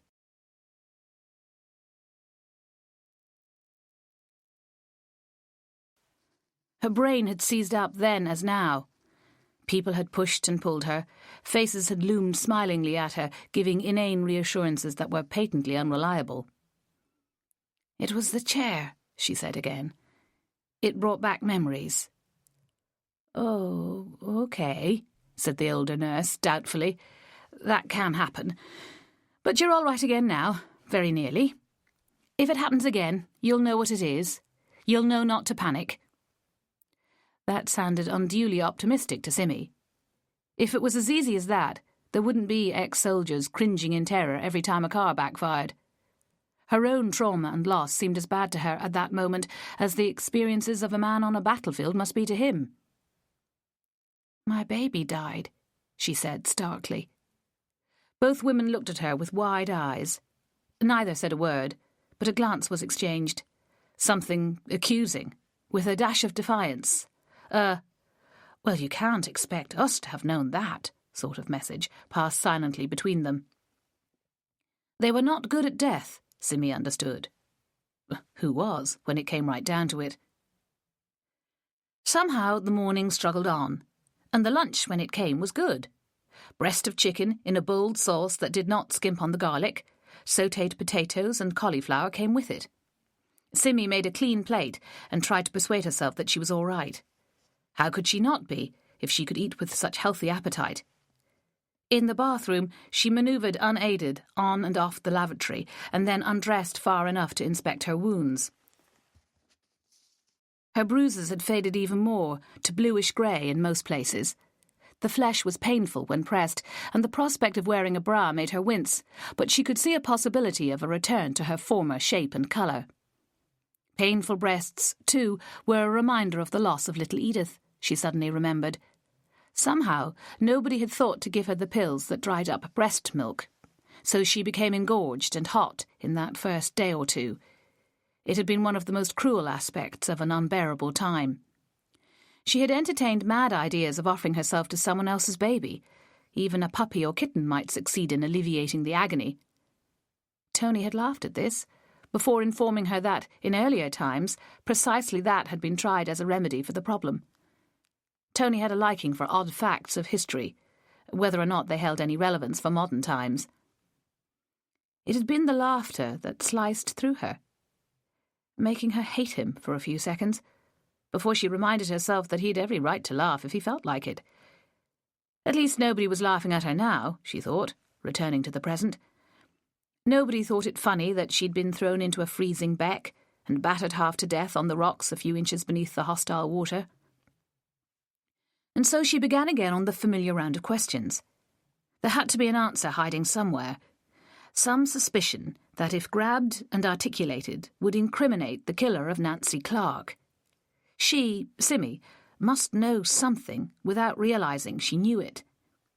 She must have heard or seen some snippet of evidence, which somebody could not afford to let her pass on. And it could only have been to do with Mrs. Joseph's flowers, or the people in the cafe, or the car on the ice in Troutbeck.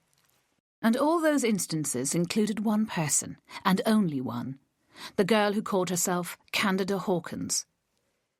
She thought again of Melanie, who was much the same age as the suspicious individual, and who might have insights into her character. She would be more likely to spot signs of dishonesty and subterfuge, knowing the sort of language to employ and the minutiae of daily experience. Or would she? Melanie had a streetwise manner, but had seldom been beyond the borders of Cumbria. If Candida really did live in Liverpool, she would be far more sophisticated, with a different set of skills and assumptions. She, Simmy, was probably being deplorably ageist, just to think there might be invisible similarities. A nurse came in quickly, distractedly, holding a clipboard. "It started," she announced, "hours before they said it would." "What has?" "The snow. We'll have to try and contact your people and get them to come for you. We've got staff who live up on the fells. They'll be wanting to go home early." She was frowning, doing mental calculations, eyeing the still empty bed in the ward. Is that allowed? Not really, but we've got a system based on where people live. Quite a few stay in Barrow overnight instead of going home. How bad is it? Not much so far. It's supposed to really get going this evening. Phone them, then. They won't want to be out in the dark if there's a blizzard. It won't be dark for a while yet, and nobody said anything about a blizzard. It's not windy. But yes, I will.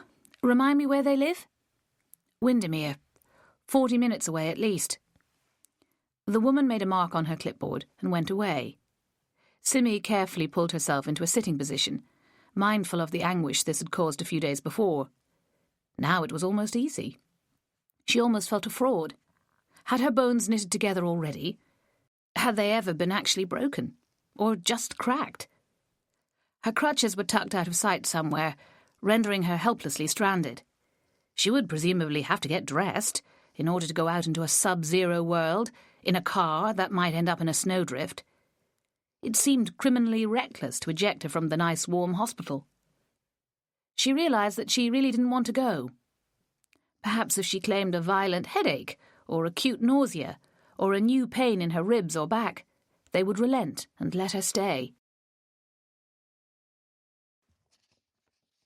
Chapter 19.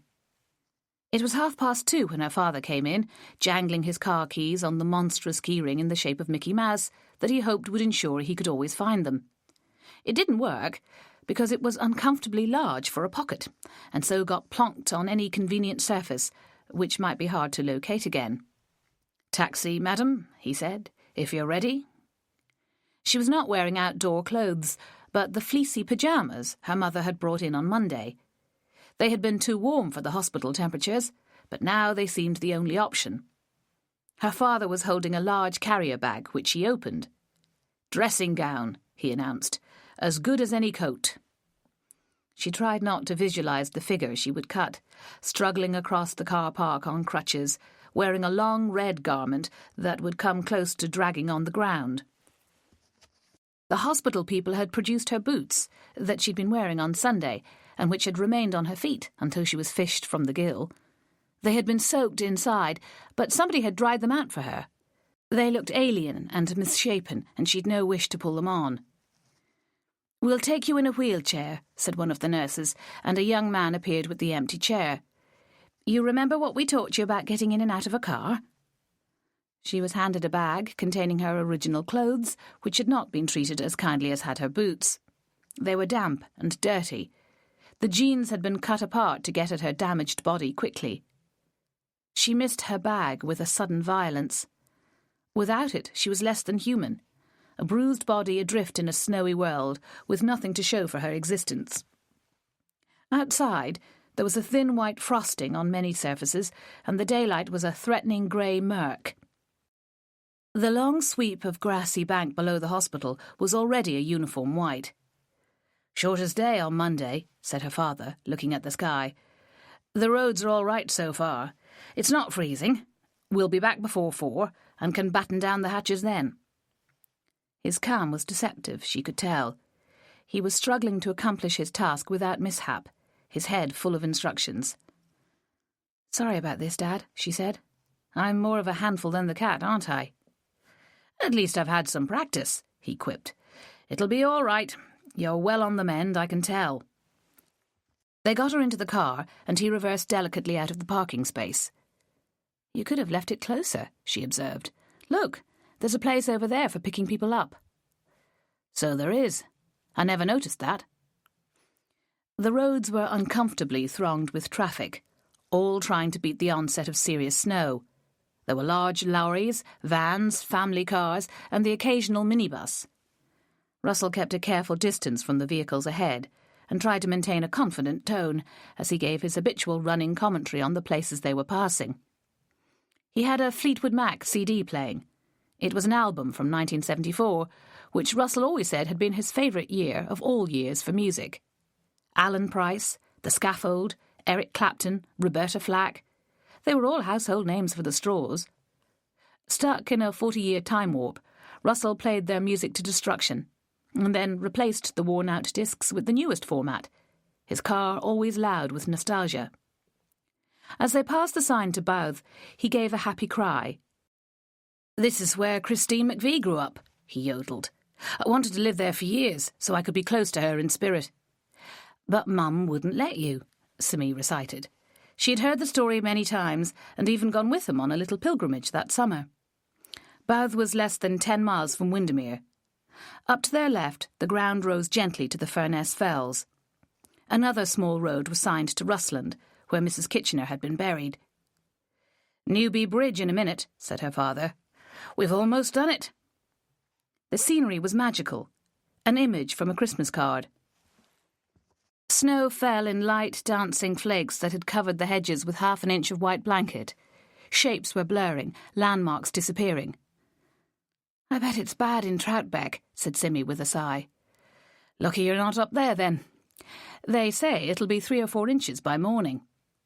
"That doesn't sound much." "It doesn't, does it?" he heartily agreed. "The first winter we were here, it was 15 inches in some places. Kentmere was completely cut off, I remember." "I suppose they coped." "Oh, yes. I think they rather enjoyed it. Lots of people like snow." "I wish I did." It was true. What sense was there in moving to the snowy north otherwise? "I think I just sort of forgot about it. I don't remember much snow when I was little. It always seemed to happen somewhere else." The Straws had lived in Staffordshire for Simi's first 10 years, then Gloucestershire. She remembered the winters as being almost balmy compared to those of recent years. Something had obviously changed, and she was still trying to keep up with it. "It's very character-forming," Russell said, not for the first time. "Pulls you back to the basics. Teaches you the value of things. Besides, Windermere's going to be all right, whatever happens. The lake keeps things from getting too bad, especially this early in the winter."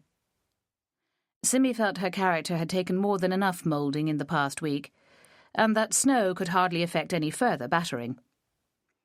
An image appeared of Ninian Tripp working with his clay, making shapes out of random lumps, like God making Adam. Was her character like that, waiting to be formed by a cosmic hand? Was there some inscrutable plan at work somewhere? She hoped not. That would only increase her sense of victimhood. "Is anything hurting?" Russell asked, hearing her sigh. "Not really. Just an ache all around here." She indicated her hips and front pelvic bone. "It's not very bad." 15 more minutes at most," he promised. "We've made good time." Simi was taken back to the hurried trip she'd made down to Newby Bridge on Friday, before any snow had fallen, before she'd been violently attacked, when the world had been a lot more dependable. It was an unremarkable little road, at the less scenic southern end of Lake Windermere. The water was visible, where it was hardly wider than a large river, with the tree-lined slopes on the further side of the lake now a pattern of black and white, light and shade. The surface was dark grey, absorbing the falling snow as if nothing were happening. As always, its presence seemed unreal to Simi, the great body of water quietly lying there, watching the goings-on of the land creatures on its eastern flank. It was as if some other realm had been superimposed on the fells and gills, filling the crevices between them with a whole new element. Simi was no swimmer, and boats made her nervous. She saw very little connection between herself and the lake, other than an aesthetic one. She loved to pause and look at it, marvelling at the reflections and shifting colours. But with every passing week, it was creeping a little further beneath her skin, and now she felt a lift of her spirits at the sight of it. Lake Windermere was home now, perhaps the only home she would know for the rest of her life. The snowfall seemed lighter by the time they reached Bowness, with almost none sticking to the pavements and buildings. Lake Road, with the woods to the west, and the handsome Victorian villas set back from the road, was much as usual. But it was almost dark, and Simi was tired and relieved to reach sanctuary. Just so long as her father managed to get the car in through the gate and safely parked close to the house, she didn't care what the weather might do. She would stay indoors for a week and let everything just wash over her. But her mother evidently had other ideas. From the first moment, she fired questions at the invalid, demanding decisions and preferences. "Are you hungry? Do you want a duvet or blankets? Is it warm enough? Have they given you painkillers? Is there a district nurse coming? Was it snowing much in Barrow? Did you hear the news about that earthquake in Syria? Do you need us to go to Troutbeck for anything? Are you going to want visitors here? On and on they went, with pauses for replies that only seemed to spawn further inquiries. "Stop it, Ange," begged Russell. "All this can wait for tomorrow. She's tired." "Yes, all right. Is the light all right for you in here? Will you want to read? Shall I put a chamber pot under the bed?" This last brought exasperation to the fore. "How do you think I'd manage that?" Simmy snapped. "That's a ludicrous idea." Angie blinked. "I have very little experience of crutches," she said tightly. "I don't know what's possible."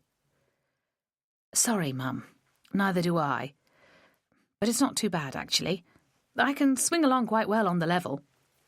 The downstairs loo's going to be fine." She took a deep breath. "Look, I can sit in the kitchen or the living room and keep out of your way until bedtime. You don't have to fuss around me. I might get visitors, I suppose. I didn't finish doing my Christmas cards, and all my presents are at the house." All was an exaggeration.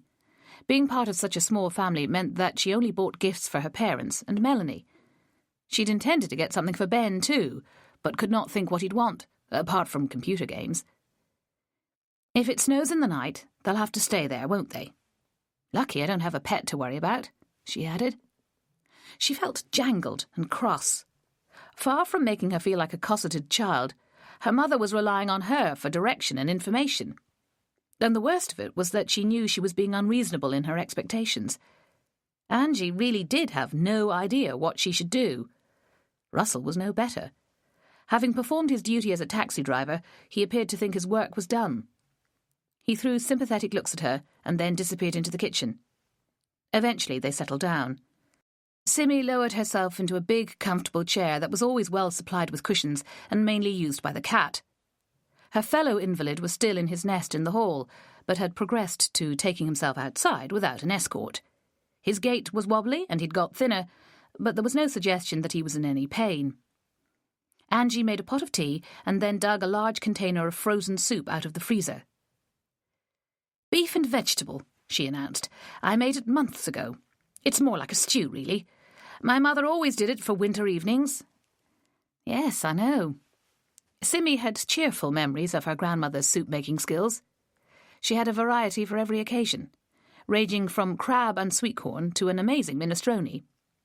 Angie's talents were unfortunately very inferior, despite her best efforts to maintain the tradition. Her beef stew somehow never worked, for reasons nobody could identify. They were still eating it when the doorbell rang. Russell went to answer it, and came back followed by 2 young people. "Visitors," he announced, as if it was the best thing that could possibly happen. "Hi, Simmy," said Melanie. "We had no idea you'd be home already. We came to see if we could do anything to help get ready for you." Ben stared at her, making no effort to hide his curiosity. "You look okay," he concluded.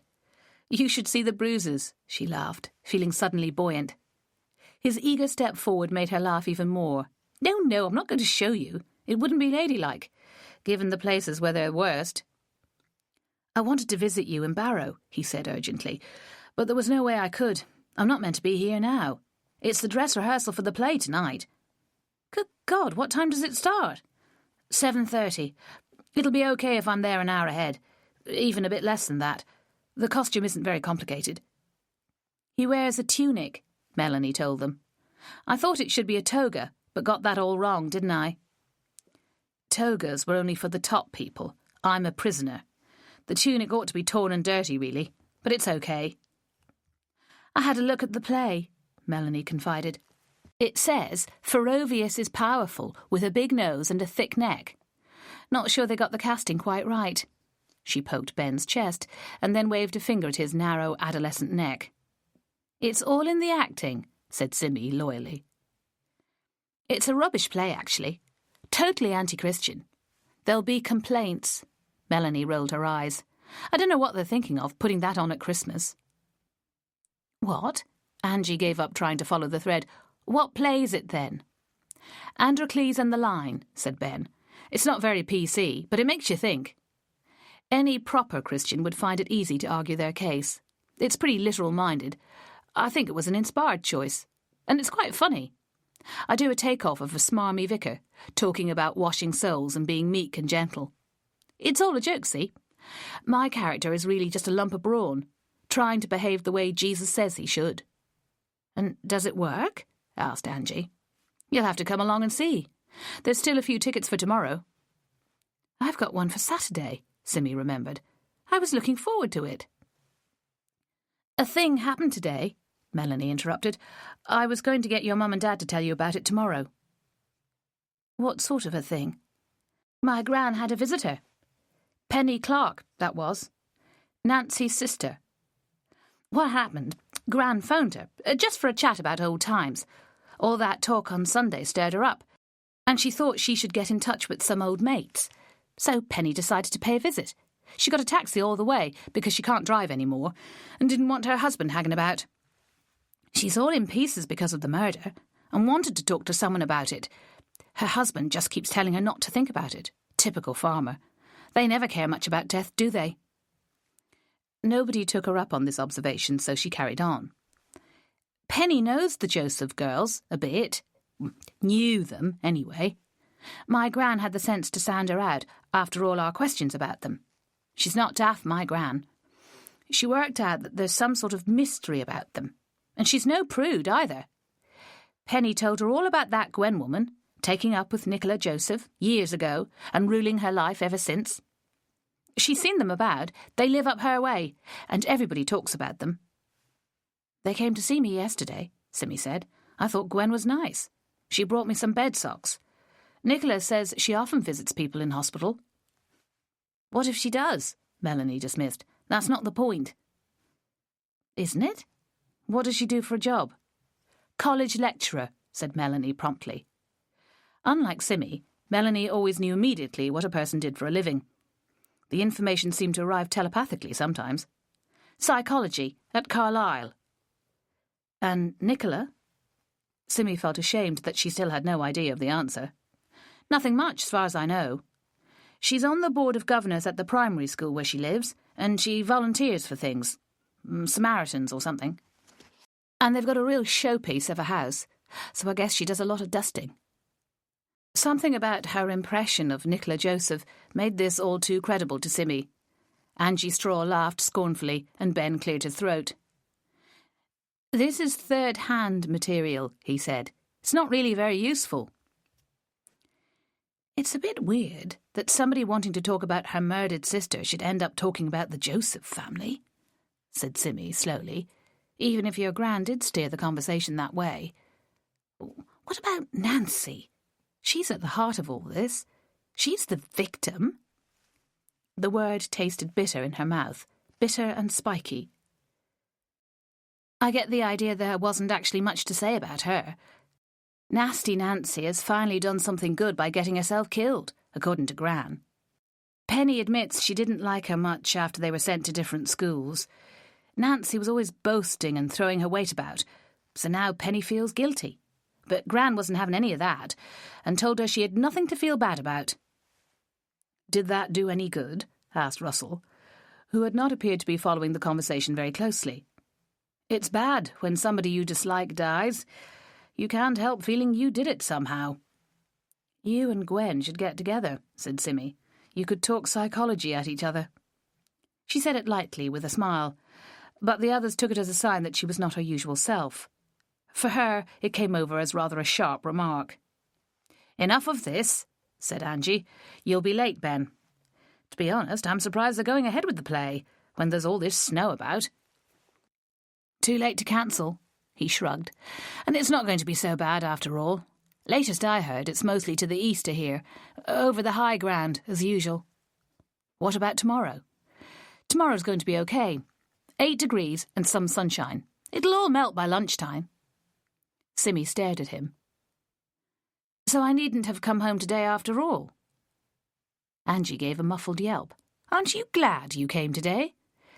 Yes, of course, but all that panic and bustle for nothing. It seems stupid. Melanie fixed her single eye on her. "You're in a funny mood," she said. "Does it hurt somewhere?" "Actually, no, not much. It's not really very bad. Some of the bruises are sore still. I suppose I've been lucky." "What about the shop?" Melanie asked. "Are you really staying closed until the new year?" "I'll have to, I think." She paused, choosing her words slowly. "You know that Potter chap, Ninian?" Melanie nodded. "What about him?" "He's offered to cover for me in the shop if need be. Obviously, I said I'd have to talk it over with you, and that you might be able to manage. I think I'll be almost better by then anyway." She could see Melanie wrestling with conflicting reactions. "He'd have no idea," she began. "He'd be worse than useless." Then she frowned. "But I can't miss any college work. Term starts on the 10th. I can't be full-time after that." "That gives us more than 3 weeks," said Simmy, with confidence. "Plenty of time to work out what we'll do." "Well, I've coped so far, haven't I? Since Sunday I've done everything required without you even asking. I put a sign up saying we're away until further notice, told the delivery people, and put a stop on new orders. There's a lot of wastage," she finished sadly. Melanie grieved for every flower they threw away. "I should go again tomorrow and tidy up some more." "Thanks, Mel. You've been really good." Melanie wriggled self-consciously. "No problem," she mumbled. "Tell the Moxo man, then. About Nancy Clark's sister," Ben urged her. "He's sure to come and see you sometime soon." "I thought you had a direct line to him yourself," she said. "Why do I have to do it?" "Because you're the adult. He takes more notice of you." "No, Ben, that's not true. He was hugely impressed by your dossier thing. He said so." "Well, he never told me." "He will. He's not too good at that sort of thing, probably." "It's all daughters and sisters, isn't it?" Ben changed the subject. "Have you noticed? People who know a lot about each other, or ought to. All those women, with barely a man in the story at all. Except Mr. Kitchener. He's about the only one I haven't seen in the past week." She thought about the sad little man and the police suspicions around him. "I wonder if he's all right." Ben snorted. "Lying low, if you ask me." Russell gave a soft clap. "Well done, my boy." They all looked at him in confusion. "What did I do?" asked Ben. "Use the right word. I always want to scream whenever I hear someone say laying low or lay of the land. You got it right. Hallelujah." "You're just a pedant," Simmy told him fondly. Her spirits lifted like someone removing a damp, smelly blanket and letting in light and fresh air. "And I'm so pleased to be here with you." Ben was considering the grammatical point. If you say lay of the land, does that suggest a creator? Someone who laid it out? Is that why Americans use it? Because they're so religious? Russell responded with delight. "I think not. I think it's wrong even then. But it's a most intriguing point you raise." "Oh, you too," sighed Simmy with a smile. But she still retained a picture of Mr. Kitchener, who had seemed so grateful to her for the alibi, but who then might have pitched her into the beck and tried to kill her. Chapter 20. The evening passed slowly, with a low-level tension affecting all three of them in different ways. Angie continued to ask questions sporadically. "When do you think you'll be able to go outside? Should we tell the police that you're home? Does anybody really think there's a connection between the murder of that Clark woman and you being assaulted?" Simmy did her best to answer, even though she and her father were trying to settle down with an old DVD of On Golden Pond. It always made them both cry, which was something they enjoyed. The scratchy father-daughter relationship in the film made them feel complacent. Angie always made some comment about not being in the least like Katharine Hepburn, despite what people might think. She'd lost count of the times throughout her life in which she'd been compared to the film star. Russell made no secret of the fact that the likeness had been one of her major attractions for him back in the 1970s. "I'd much rather remind you of Lauren Bacall," she would insist, "or Faye Dunaway, even better." "They're all tall and wisecracking," he would concede. "You're just a glorious mixture of all three." And all considerably older than Angie, Simi would think. Stars from a time long gone, just as her father's favourite music groups had either died or withered into unrecognisable old age. Christine McVie was over 70, for heaven's sake. It was becoming more apparent with every year that her father essentially lived in the past. His contributions to the running of the B&B centred largely on lengthy breakfast homilies about the history of the Southern Lake District, and quite a lot of the shopping, which meant he took an oddly peripheral interest in Simi and her activities. He almost never visited her shop. He had dodged the darker implications of her current injuries and only listened to conversations for their accurate use of grammar. She thought about all this as they watched the movie, and realised how restful it made him. Russell Straw seldom asked questions. He let most things flow quietly past him without feeling that anything was being demanded of him. The kind of man that many women despaired of as a husband, but which made a surprisingly good father. Bedtime involved some complications which did little for anybody's temper. Russell made himself scarce, fussing over his cat and making milky drinks. Angie hovered irritatingly while Simi went to the downstairs loo, washing minimally and cleaning her teeth in the small hand basin. The bed was a narrow fold-up affair, kept for emergencies in a cupboard. It sagged under Simi's modest weight and squealed every time she moved. But in the end she slept soundly, worn out by the trials of the day. The padding around her pelvis sank into a hollow part of the ancient mattress as if it had been specially made to fit. Her damaged head was similarly cradled by a feather-filled pillow that Angie said had belonged to her grandmother, which made it well over a century old. A few things ever got thrown away in the Straw household. In the morning, Angie brought her a substantial breakfast with no prior consultation. The relief of this gave Simi considerable optimism for the day to come.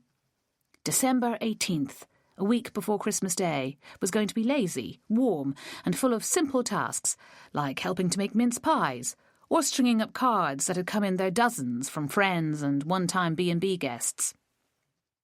"It's amazing, the number of people who remember the address and send a card," said Angie. "I never know where to put them all." "I'll get up at 10, said Simi, feeling virtuous. Some people in her situation would stay in bed all day. Except it wasn't the sort of bed you could stay in once you were awake. It had no headboard for a start, so sitting up was impossible. And it was narrow, so you couldn't spread sideways and strew newspapers across it. When her bladder demanded a trip to the lavatory at 9, with all the effort involved with the crutches, she realised she'd be better in the kitchen, rather than wallowing in the rickety old bed. And that meant putting some clothes on. She didn't want a repeat of the previous day, when she had entertained visitors in her pyjamas. For the first time in many days, she had to think properly about clothes. Only the baggiest of garments would be possible. Her usual jeans wouldn't fasten around the dressings, and any sort of tight top would hurt her bruises. "Have you got a tracksuit or something that I could borrow?" she asked her mother. Angie considered. Accustomed to finding spare clothes for children, it was much less usual to have to provide them for adults. People did return from their fell walks covered in mud from time to time, but they generally had something with them to change into. And if they didn't, they were too self-conscious and fussy to accept anything Angie might have to offer. "I might find something," she said. "I'll go and look." She came back with a shapeless jersey two-piece outfit in a colour between grey and lilac. "I thought a skirt would be easier than trousers," she said. "It's got a stretchy waistband." Simi grimaced before putting it on. Where did it come from, she wondered. I've never seen it before. "I think I got it in a jumble sale ages ago. I quite like the top." The top was long and spacious, with full sleeves and a high neck. "It's silk," Simi realised. "Silk and wool, look." She showed Angie the label. It must have cost a fortune when it was new. The skirt was full and reached almost to her ankles. "It'll trip me up," she worried. But when she swung her way down the passage to the kitchen, the skirt simply adapted itself to her movements, as if it knew what was required. It was a strangely feminine sensation that she'd almost forgotten. "It must be a year or more since I last wore a skirt," she laughed. "You look fantastic in it," said Angie. "Don't sound so surprised. Look at me, Dad." Russell was in the kitchen with the local paper, a mug of coffee at his elbow. He looked up, cocking an eyebrow. "Very nice," he said. "You going somewhere?" "Of course not." Only then did she remember the snow. "How's the weather?" "Just as your young friend predicted. Sunny spells. No more snow. All a flash in the pan." "Good," said Simmy. "I might get you to take me up to Troutbeck later on, then. I need to get some clothes and things." "How do you feel?" he asked. "Much better than I should. I feel a real fraud. I'm going to take this stuff off my head, I think. It's been on for ages." Angie gulped audibly. "Do you think you should? What's underneath?" "A few stitches, and a big bald spot. How long does hair take to grow again?" "Better ask the cat," said Russell. "His is coming through a whole different colour." "He's got stripes. It's not the same. Isn't there something called underfur?" "Don't ask me. I suppose yours will take a while. You could have cut it all over to match. The Sinead O'Connor look." "Careful, Dad. She's a bit recent for you. Can't be much more than 25 years ago she first had a hit." "I don't care for the music, but I can recognise her by her head." He ran a hand over his own luxuriant grey covering. "I've often wondered what mine would look like if I went bald. We don't know the shape of our own heads, do we?" It was going to be a good day. She could feel it. Her injuries were healing, her brief but dramatic collapse the day before almost forgotten. Ambleside seemed a long way off, and entirely different from the gentle lowlands of Windermere. "I think I'll just wear a woolly hat for a few months," she decided. "Good idea," said Angie, "and don't pull the dressing off, there's a good girl. You might damage something." "Somebody said there might be a nurse calling in to look at me," she remembered. "Will they phone first, I wonder?" "I shouldn't think so. They'll expect you to be here, won't they?" Conversation continued in a desultory way, Angie unnaturally idle in the absence of any B&B people. Only gradually did Simmy grasp the reason for the difference in atmosphere. "Where are they?" she asked. "Didn't you have people coming?" "We put them off," said her mother easily. "It was only a few, and we'd intended to be closed for the next 2 weeks anyway." "But you had bookings for this weekend." Her own self-absorption seemed shameful to her. "I never even thought about it." "No problem," said Russell emphatically. "We needed the break. It's only brought it forward by a few days. You're the priority now. And the cat," he added. "He's much happier with all this peace and quiet." A quiet that was abruptly shattered by the pealing of the doorbell. "Damn," said Russell. "When will I learn not to tempt fate like that?" He slapped his paper down and made a big production of hauling himself to his feet and shambling down the passage like a much older man. "Maybe it's my nurse," Simmy called after him. It wasn't a nurse. It was Detective Inspector Moxon, freshly shaven, but not very thoroughly brushed. Her father escorted him into the kitchen, with eyes wide. "It's the cops," he said. "I've only just heard about you being discharged," Moxon began accusingly. "It's a wonder I didn't waste half the morning driving down to Barrow. Luckily, I called them first." She bit back an apology. Since when had she been expected to inform the police of her movements? She could feel her mother bristling with these and similar thoughts as she leant back against the worktop by the sink and gave the detective a hostile stare. Simmy remembered that they'd never met before. "So what now?" she asked. Her father indicated a wooden chair tucked under the big pine table. Moxon pulled it out and sat down.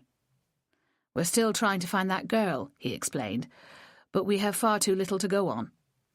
"Didn't the Troutbeck men help?" "Nobody knows who they are. It's as if that whole incident never happened." "Well, it did." "I believe you, but we need more help." "From me?" "I'm afraid so. How are you now?" "You look fine." He smiled stiffly. "You look like a whole new person." "I think it's just that I'm 40 years younger than most people the hospital has to deal with. My bones mend more quickly." "So—" He gave Angie and Russell a look that mixed authority with polite placation. "Would there be a chance of you riding with me up to Troutbeck to try and sort this out?" Simi was amazed at the leap of excitement the suggestion produced. She'd believed herself to be quite content to spend a week reading and doing puzzles and watching old films.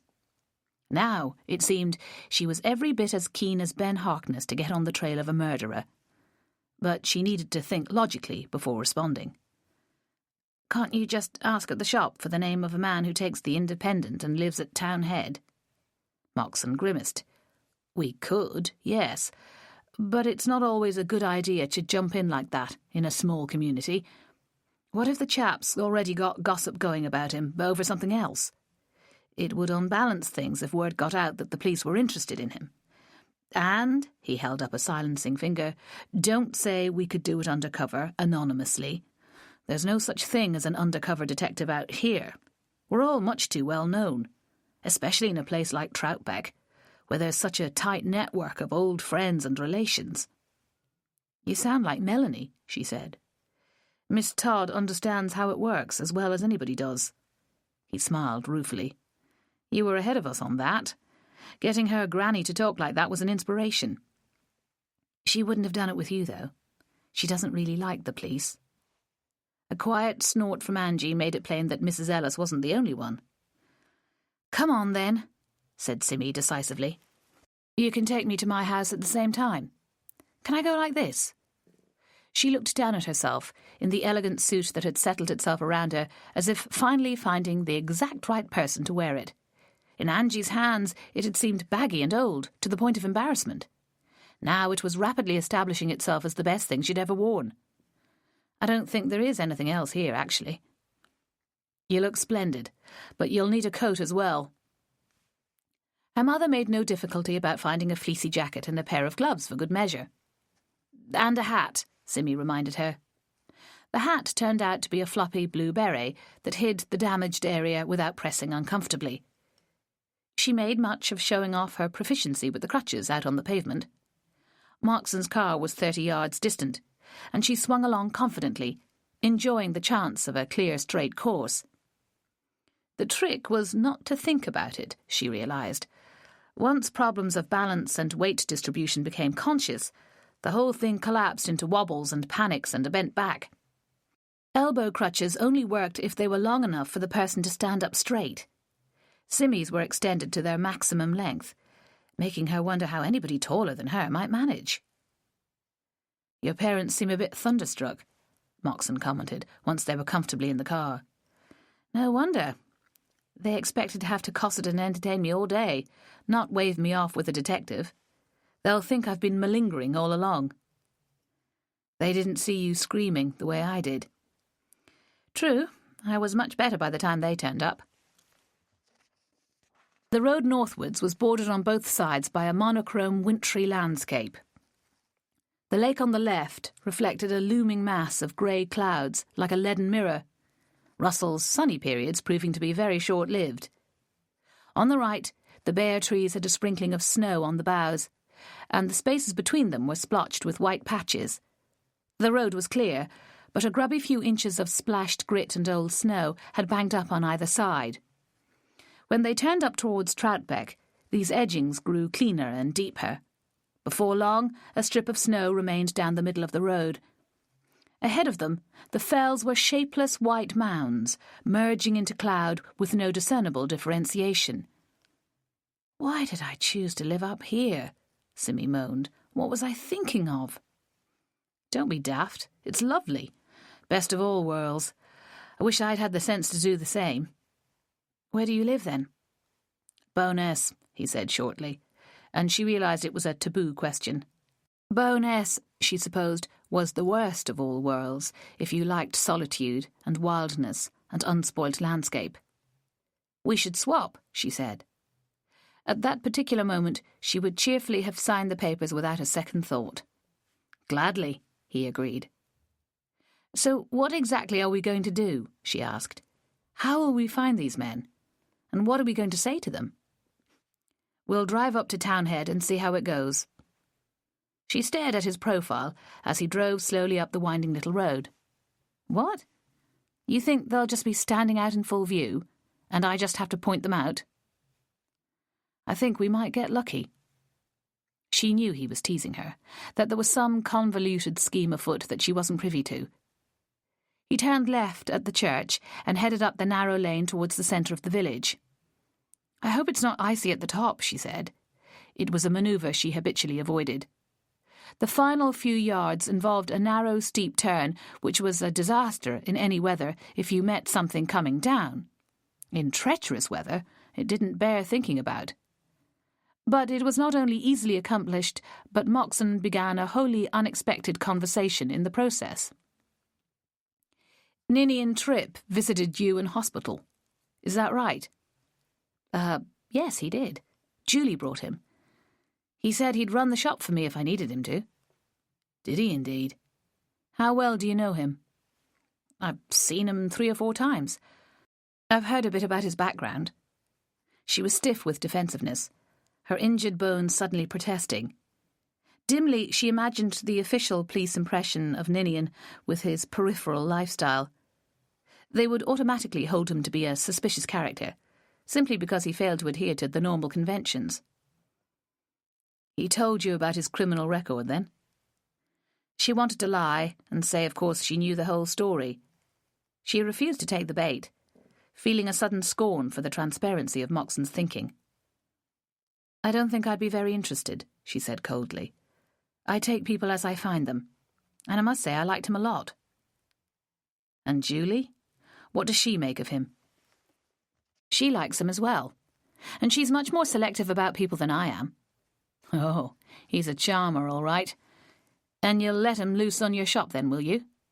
"I might, if it makes the difference between surviving and going out of business." "Which it won't. Don't give me that." "Well, don't you try to blacken a man's character for no reason," she flashed back. "You're lucky my mother isn't here." She was overflowing with the many critical remarks she might make on behalf of her mother. They ranged from the way police officers assumed they could make judgments on people's lives to the everlasting surveillance that amounted to outrageous intrusion on everybody's privacy. He sighed, and Simi remembered how she had made him laugh when he visited her in hospital. "He likes me," she thought, "and he wants me to like him."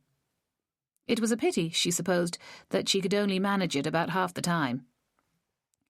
"Let's stop at your house first," he suggested. They were almost at her door as he spoke. Her whitewashed cottage looked chilly and neglected, and she felt a pang of guilt at how little she had thought of it.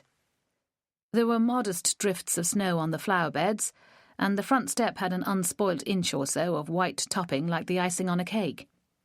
Evidently, the postman hadn't been that day. Moxon turned off the ignition and opened his door. "Come on, then. I should come in with you and check there's been no burst pipes or anything." Burst pipes were the very least of her worries. Lakeland plumbing took freezing temperatures for granted, and she knew there was barely any risk. There was more likelihood of a fire, given that she'd left most of her appliances switched on, assuming she would be back on Sunday evening, rather than 5 eventful days later. She had almost certainly left the back door unlocked, despite a previous experience of somebody simply walking in and making themselves at home. Given what had happened on Sunday, this might not have been too good an idea. "Yes, all right," she said, "but you'll have to help me out." Nobody had been in. The house was just as she left it. But her clothes were all upstairs, and she had not yet tackled stairs. She looked at them dubiously. "I suppose it's not so difficult," she said. "Just a matter of keeping my balance." "Right," he agreed.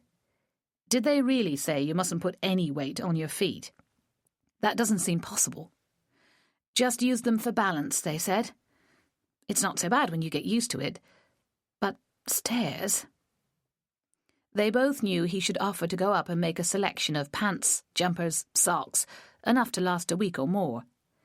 And they both found the fact that he was a professional male police detective came as a block to such assistance.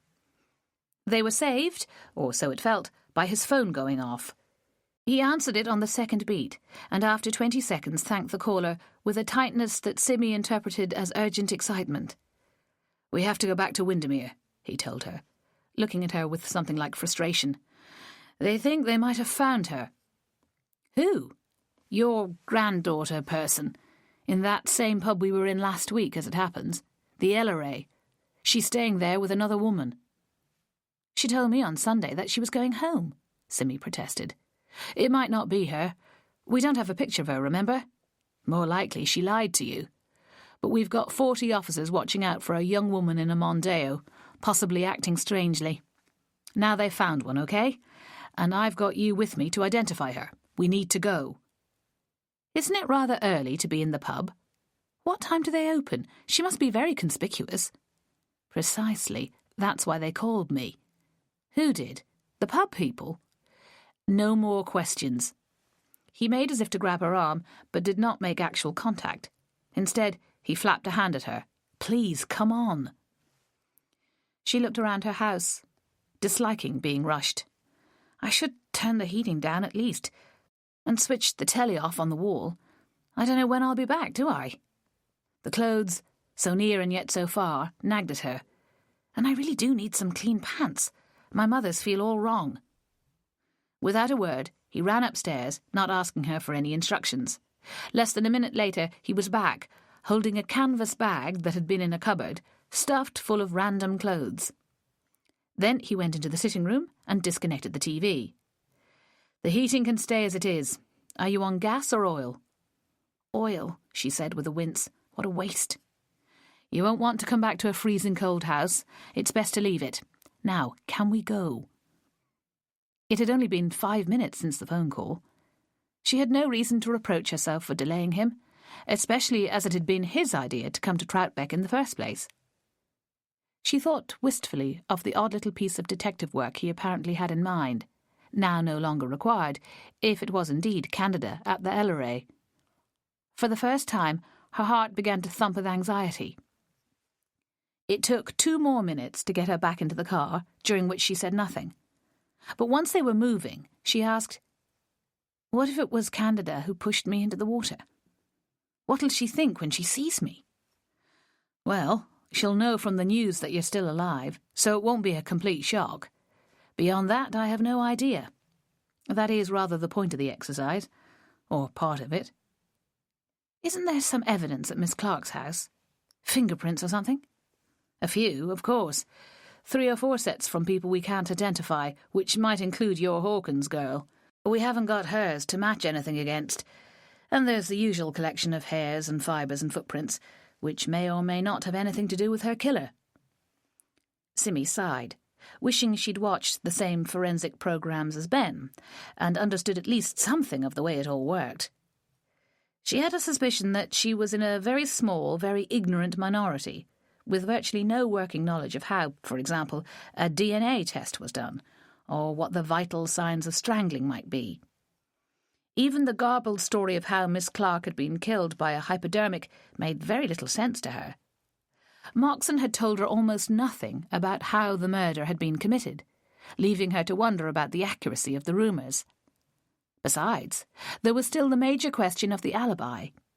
Unless something new had been discovered about the time of death, Candida Hawkins was still in the clear. Moxon sighed in unison. "The whole business has been frustrating," he confessed. "We might have come up with a whole lot of useful information if we'd been cleared to do a deeper forensic exploration, but that's expensive, and the powers that be wanted it done in the old-fashioned way, if possible. Asking questions and watching certain individuals can very often work better than sifting through 100 evidence bags, which can have a very annoying habit of losing their labels." "That must be expensive as well, in manpower." "Less so. They'd mostly be working anyway. We've just diverted people from other jobs for a few days."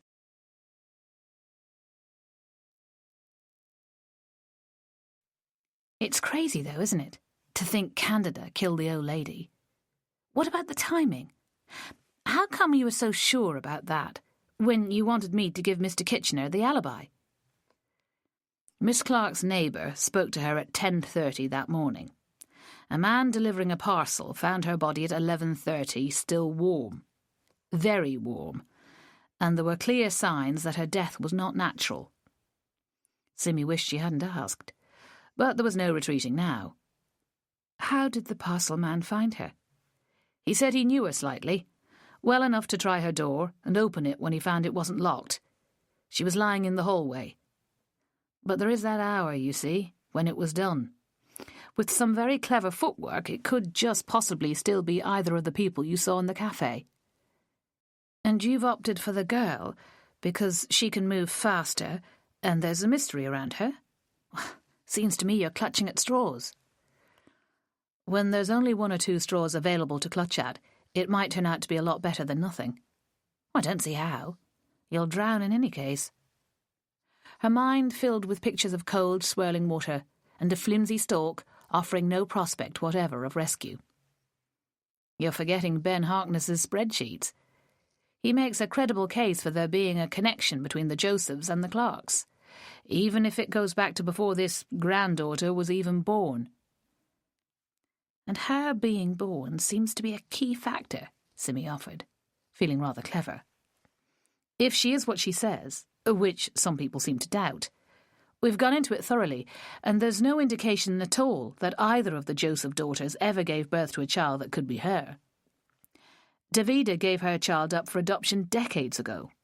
I've lost track of how long it must be, something over 40 years, I think, and then had a son who lives with her and her husband. The other one's gay, and never had a child. In fact, and this is very weird, she produced an affidavit she signed when she and her partner first set up home together. It's a sworn statement to the effect that she has never slept with a man. They produced it as final proof that the granddaughter couldn't possibly be hers. That is weird. Who would ever go to so much trouble? I mean, whatever for? Something between the two of them, obviously. I didn't think we needed to go any more deeply into it. Wait a minute. When did this happen? The police questioning, I mean. Why would you do that? What did you say to them? The realisation that the Joseph family now had plain proof that she, Simi Brown, had disclosed their personal business to the police was disturbing. I never imagined you'd do that, she complained. Calm down. We had no choice when we knew what took you up Peggy Hill on Sunday. Somebody tried to kill you. We take that sort of thing extremely seriously. So we located Mrs. Joseph and her daughters. I see that, I suppose. But Mrs. Joseph is staying with Davy. And why would you need to speak to Nicola anyway? She looked at him. Were you there personally? No, I wasn't, as it happens. The three women were all there together at the older daughter's house. They seemed quite eager to tell the story. They expressed great concern for your welfare and worried that they were somehow responsible. They volunteered the information about the granddaughter, at least the old lady did. And Nicola had that affidavit about her person. In her bag. That's bizarre. Maybe not, given that the whole question of the granddaughter was so central for them. I think she'd been showing it to her mother, to convince her there was no way it was her child. That makes sense, Simi agreed. So, you didn't tell them Candida's name? No, we didn't. But I don't see why it would matter if we did. She frowned thoughtfully. I suppose it wouldn't. I just feel it would be a bad idea somehow. I'm not sure why. Because you know there's a chance this girl is a killer, he suggested. With no reason whatever to murder Miss Clark, or me. I'm sorry, but without some sort of motive, you're never going to persuade me. I don't really want to, he said with a smile. It's not really about persuasion. But she was still immersed in the morass of questions that remained to be answered. That brings us back to Mr. Kitchener, doesn't it? We know his mother and Nancy Clark were very far from being friends, for reasons even Mrs. Ellis didn't seem to know. Maybe it's something really awful, and old Mrs. Kay extracted a deathbed promise from her son to do the deed. And that raises the exact same question again. What might he have against you to tip you into the gill? Unless he was scared the alibi would fall apart once other facts emerged, and needed you to be unavailable for further questioning. I don't think that's much of a theory. So, you think it's someone else entirely? Ninny and Trip? Miss Clark's nephews? Who else? Someone we haven't even thought of, probably. That would be unusual, but this whole case has been unusual from the very start. They were back on the main road, barely a mile away from the pub. She had run out of intelligent questions to ask. Her anxiety had abated somewhat, the reason for it still obscure to her. She was far from enjoying herself, even so. Some people, specifically Ben and Melanie, would have loved to be in her situation. She could see no possible good outcome from the next development, and she was worried about her cracked bones.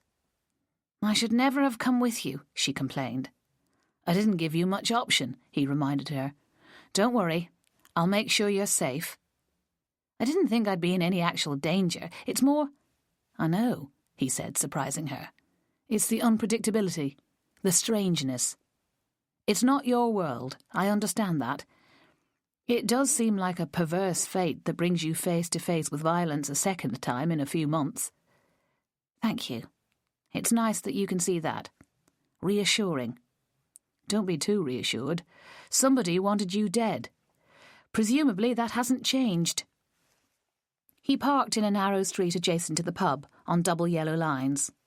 "Sorry, but I'm going to ask you to come with me," he said. "We need to do it quickly, without warning.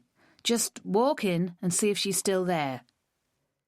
It had been 15 or 20 minutes since he got the phone call. "OK," she agreed.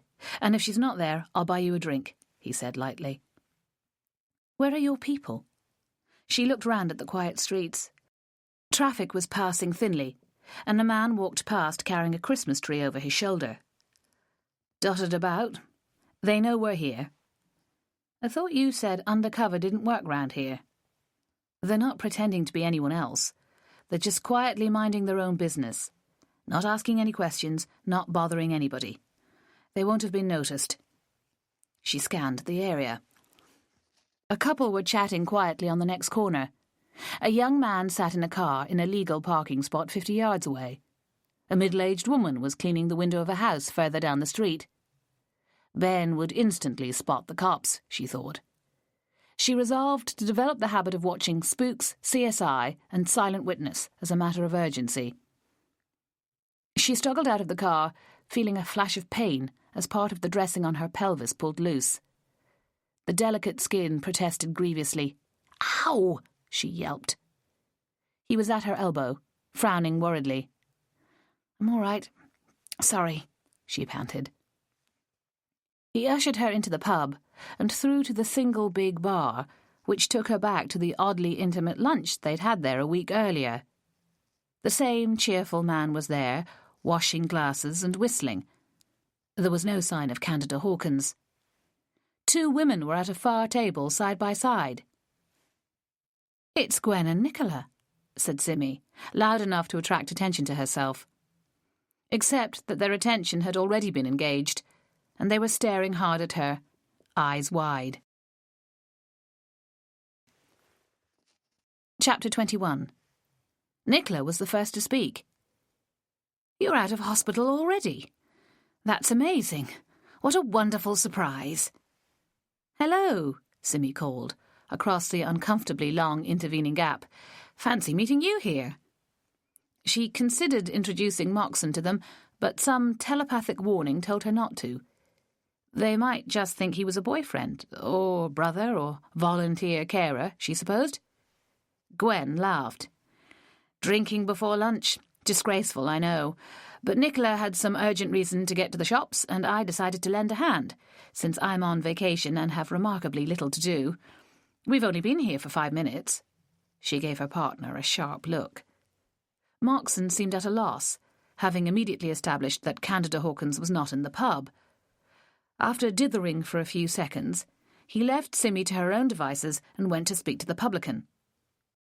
He cocked his head to indicate a desire for a private word, and the 2 men moved to the opposite end of the long bar from where the 2 women sat. Simmy swung herself towards Nicola and Gwen and addressed them in a voice that was just slightly too loud. "Everyone's been admiring the bed socks," she said. "I was sent home yesterday because of the snow, but it never really came to much, did it? Even up at Troutbeck it's not really bad.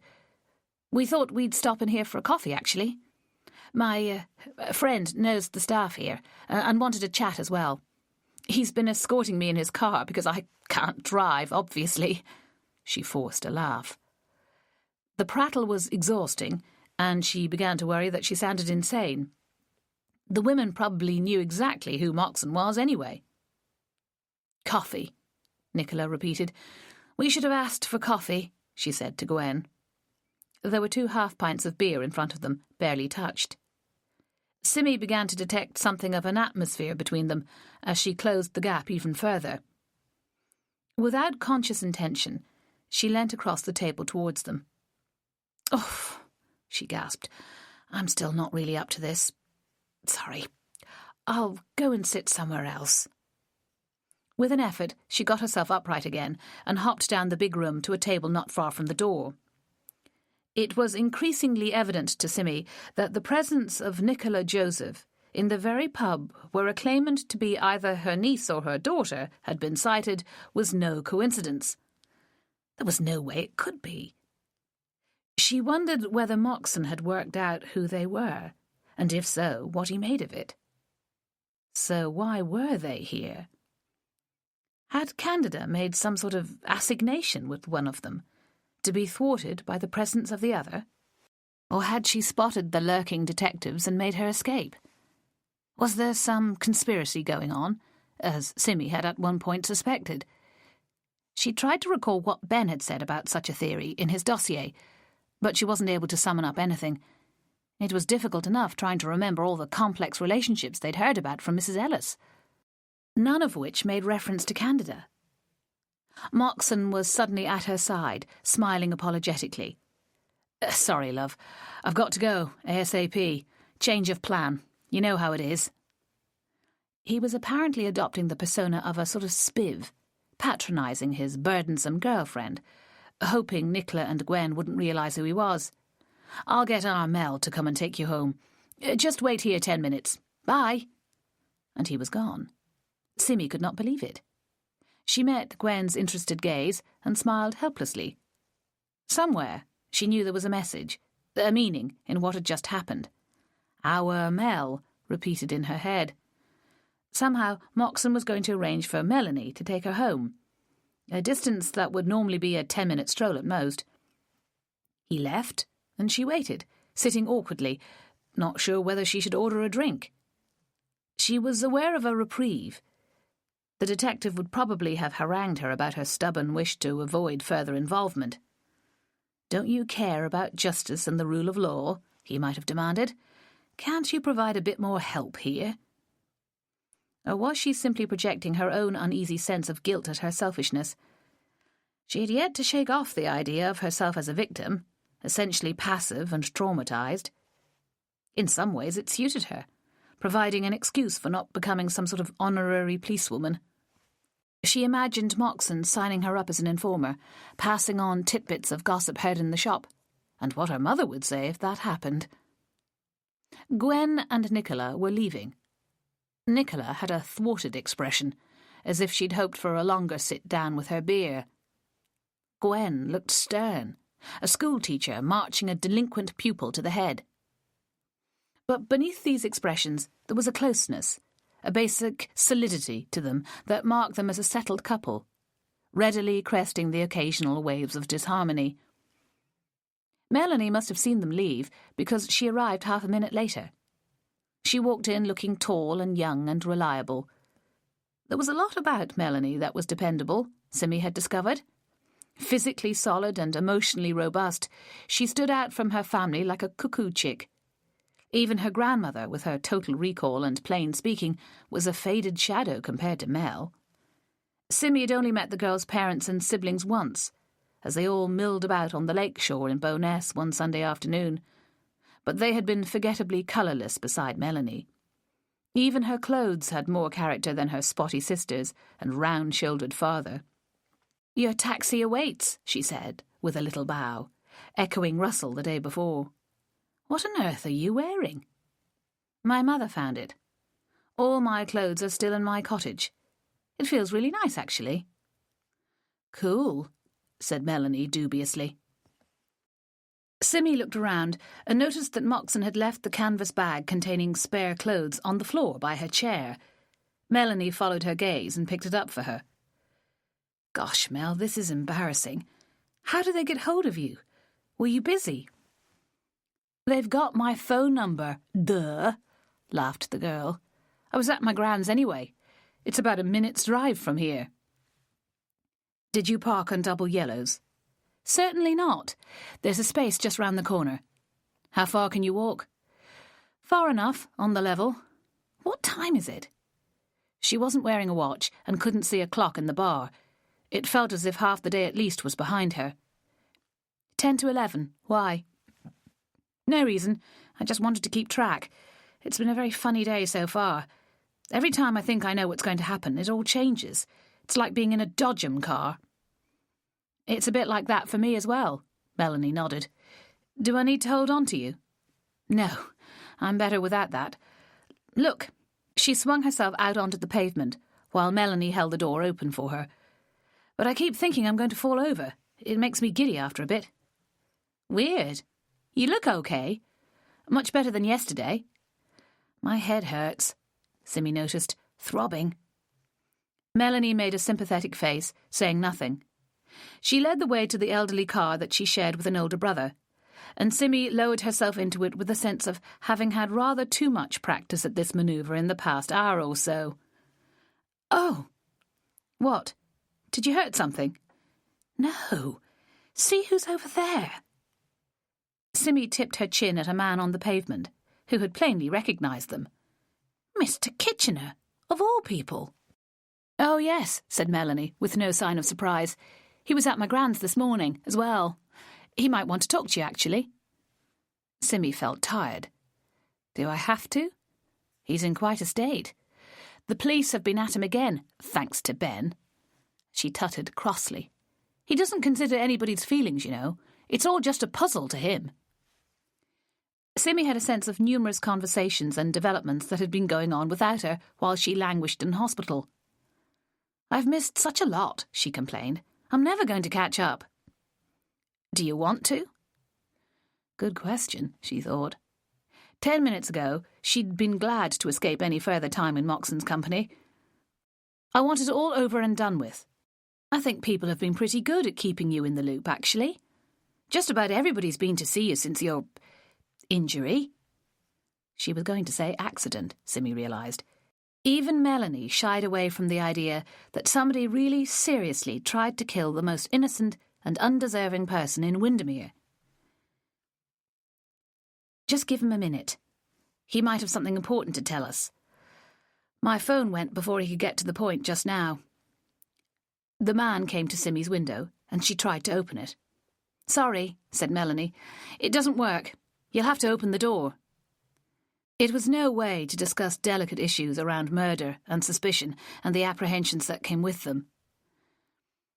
"He'll have to get in the car," said Simi, "and you can drive us down to Lake Road, where it's quieter." "It's quiet enough here," argued Melanie, only to be contradicted by 2 large delivery vans trying to pass in the small street, with a smart red BMW almost sandwiched between them. Horns began to sound, and a man shouted. Melanie's car only had 2 doors. With poor grace, she stepped aside and waved Mr. Kitchener onto the back seat. "Sorry about the mess," she muttered. "It's my brother's stuff mostly." "It's good to see you up and about," he told Simi, his eyes moist. "I was distraught when I heard what had happened. Where's all this madness going to end?" "You may well ask," said Melanie. "Nancy Clark," he said, having taken a deep breath. "It's all because of that woman. My mother could tell you some stories about her. I know we ought not to speak ill of the dead, but in her case, well, she probably had it coming." "Careful," Melanie warned him. "For God's sake, don't make a confession to us. We won't know what to do if that happens." "I didn't kill her. I have no idea who did. I'm just saying there's a long list of candidates. People she worked with mostly, seeing as how she never had any friends." "But that was years ago. Why bump her off now?" Melanie was still doing all the talking. Simi found it impossible to turn round to address him, or meet his eye, until she found he was staring at her in the car's rearview mirror. My mother always said she was a blackmailer. Sometimes that sort of thing takes a long time to catch up with a person. People just reach the end of their tether and decide it has to stop. Blimey, said Melanie. Blackmail? She worked in a clinic, said Simmy slowly, and was having an affair with a consultant for a long time. When did she retire? And what sort of clinic was it? She retired at 65, 12 years ago. There was a big party. They must have been delighted to see the back of her. It was in the local paper. It's a private clinic, quite exclusive. I always imagined it did abortions mainly, for rich women. Great scope for blackmail, whooped Melanie. But surely the police will have checked into all that by now. Yes, agreed Simmy. All they have to do is go through the records and see if anybody has been near Nancy Clark recently. Already she could hear the naivety in her own words. Although, I suppose that might not be very easy. They could start with people who've come to their notice lately, insisted Melanie. I'm not sure, Simmy began. You're talking rubbish, Mr. Kitchener told them both. That's not the way it'll work. The records won't be given up without a fight, for one thing. Probably they destroy them after 7 years or thereabouts, or use false names. People pay to go there, not like the NHS. They're paying for discretion and anonymity. Simmy thought back to the few times she had met this man. They had been overlaid with other people's comments on him and his continuing role as possible murderer, when all along she had liked him and felt sorry for him. Do you remember that girl in the cafe? She asked, before she'd known she was going to speak. You accidentally kicked her chair, and she looked at you. He and Melanie both went silent with surprise. Girl? He said eventually. Something in his voice told Simmy that he did remember at least a shred or two. She was at a table by herself, looking thoughtful. You kicked her chair, she repeated. Ah. She reminded me of somebody. Her eyes gave me a bit of a shock. Who was she, then? You honestly don't know? He gave a kind of growl. Is nobody ever going to believe a word I say ever again? Why the hell should I lie about it? You might have been in cahoots with her, said Melanie, catching on. The kick might have been a signal. Cahoots? He echoed scornfully. Just you be thankful my mother can't hear you. What sort of a word is that? Or my father, thought Simmy with a faint smile. You know what it means, snapped Melanie. Who did the girl remind you of?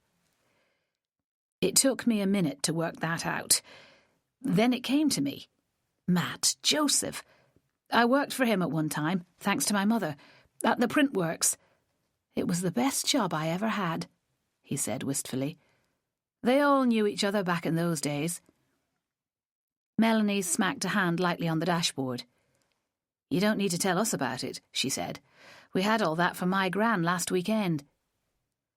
Simmy's insides were surging with excitement. The puzzle was coming together like magic, pieces simply slotting into place by themselves. Matt Joseph's eyes.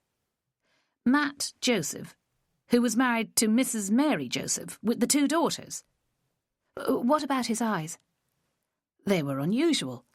Dark grey, close together, full of character. Mesmeric, some people said. Matt Joseph had been every girl's heartthrob, according to Mrs. Ellis. Charismatic, Simmy added. She visualised Candida Hawkins, with her smooth young skin and energetic hair. Her eyes were much as Mr. Kitchener had just described. That too, sighed the man. Matt was lovely, right up to the day he died. The emotion was undisguised. Every boy's heart throbbed too, thought Simmy. So, that does make the girl Mrs. Joseph's granddaughter, Melanie summarised. If she looks like Mr. Joseph, that clinches it. We need to find her and get the cops to do a DNA test on her. Wouldn't prove anything, Mr. Kitchener pointed out. "Even if she is the granddaughter, that doesn't make her a murderer." "They're looking for her. Don't worry," said Simmy, thinking Melanie's lack of logic felt more persuasive than Ben's insistence on rational processes. "She was here at the Ellery half an hour ago, but when we got here she'd gone. But Nicola and Gwen were here. They probably saw her." The puzzle came apart again. "And that's weird, isn't it? I mean, do they know her at all?" "What do you mean, she was here? Who says?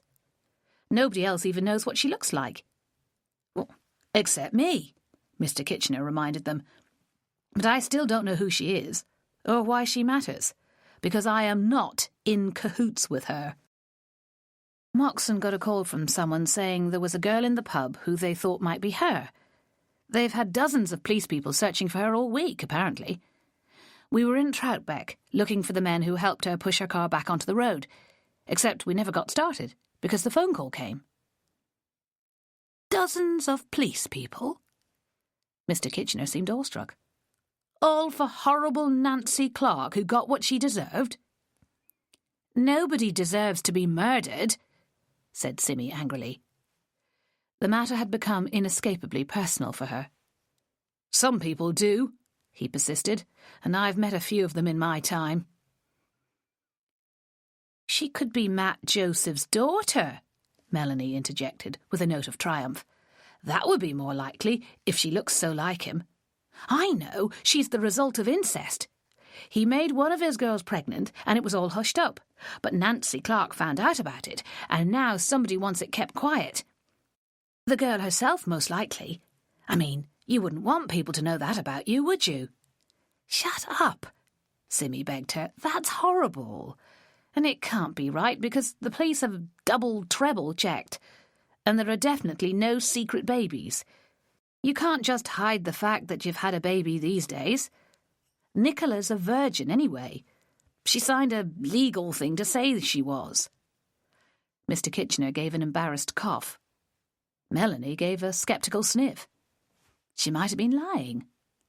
"And I think you can hide a baby if you try hard enough.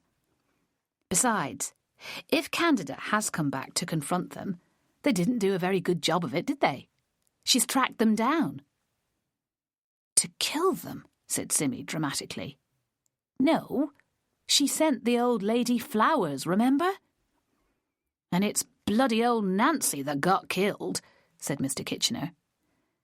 "And nearly you," added Melanie. "But we're getting closer. This is brainstorming," she informed them. "That's what we're doing. It's a very useful tool." "And now, can we stop? Please? I need to get home. Back to my parents, I mean." Simmy thought of her abandoned little house with a painful stab of guilt. "They'll be wondering whether I want lunch or not." "Thank you for talking to me," said Mr. Kitchener, a shade too humbly. "I appreciate it." "Do you need a lift anywhere?" Melanie offered. "I'm at your disposal once I've taken Simmy home." No, thanks. I've got to get back to Ambleside. The bus goes any time now." "Bus?" Simmy queried. Surely he had a car of his own. "Where's your car?" He coughed with renewed embarrassment. "Lost my licence," he mumbled. "I thought you knew." No, I didn't. She'd no idea why he might have been banned from driving, but it made him even more of a loser than she'd first realised. She sighed. Melanie and Mr. Kitchener both got out, while Simmy waited impatiently to get moving. She needed the loo, and was cold from sitting in an unheated car for half an hour. "Did that get anybody anywhere?" she asked Melanie, when they finally got started. "Or have we just gone around in another circle? We need to think. And where did Moxo dash off to, anyway? Is something going on?" He's very self-important today, with his dozens of officers prowling around Windermere and Ambleside. Why Windermere, anyway? She wondered for the first time. Nobody suggested anything bad's going to happen down here. "You're here now, that's why," said Melanie with heavy emphasis. "What did you think?" "No, that's not it. He's not worried about me. He's looking for that girl. He must think she's the killer. You saw her in Troutbeck, remember? She could be anywhere. They were outside Beck View in under 3 minutes. Thanks, Mel. At least you're all up to date now with everything that's been going on. You can't say you've been left out this time, can you? Is that your dad's car? Melanie was frowning at a black Volvo parked just ahead of them. No, of course not. His is in the drive, look. Well, maybe you've got a visitor then. Or maybe somebody just bagged a handy space. But when she got herself inside the house, calling, "I'm back," down the passage from the front door, she discovered that Melanie had been absolutely right. Chapter 22. At last! Her mother appeared from the living room with a harassed expression. We wondered where on earth you'd got to. There's somebody here to see you. Her first thought, rather to her own surprise, was that it was Ninian Tripp. Or Julie. But her mother's tone implied somebody more unexpected than that. A childish notion flitted through her mind that it was Santa Claus or a long-lost fairy godmother. "I've got to go to the loo," she said urgently, "if that's okay." "Hurry up, then. We don't know what to say to her."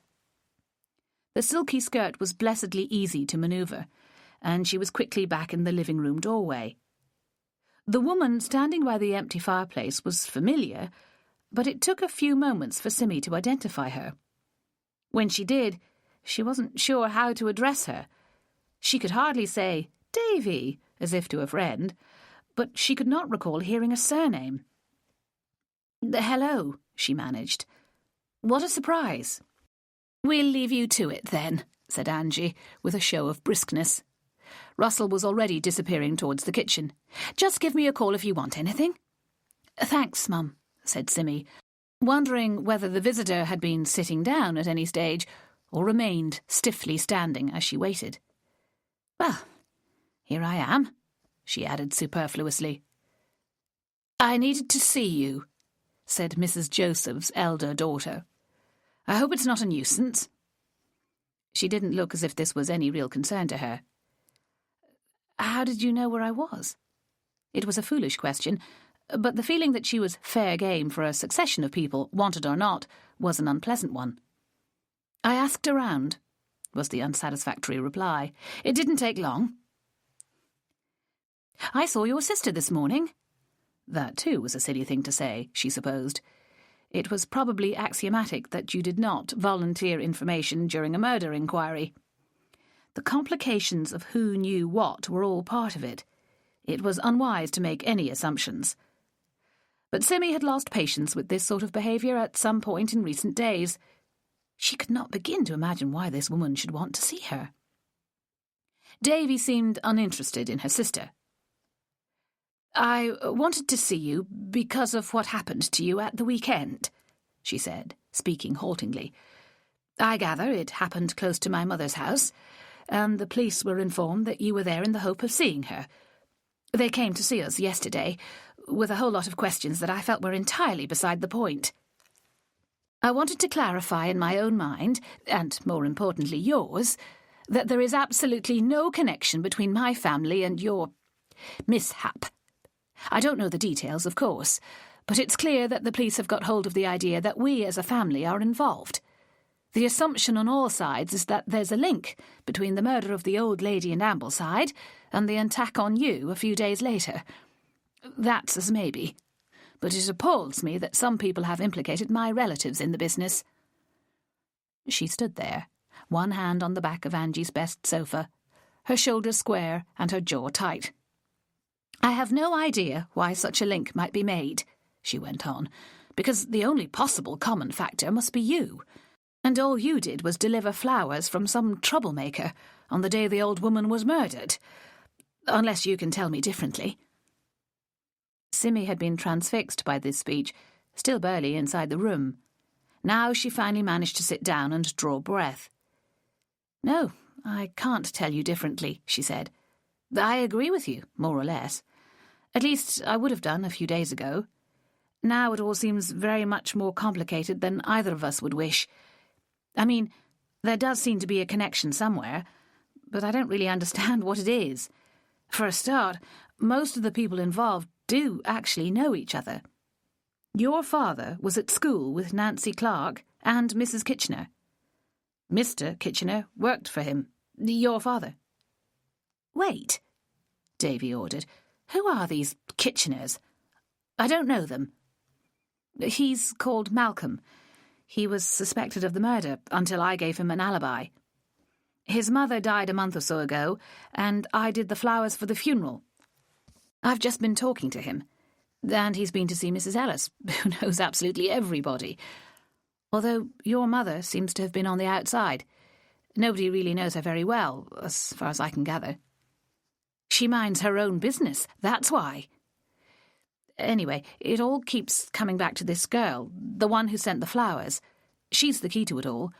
But nobody knows her. Nobody's seen her, except me. Somehow, she really does seem to be a relative of yours.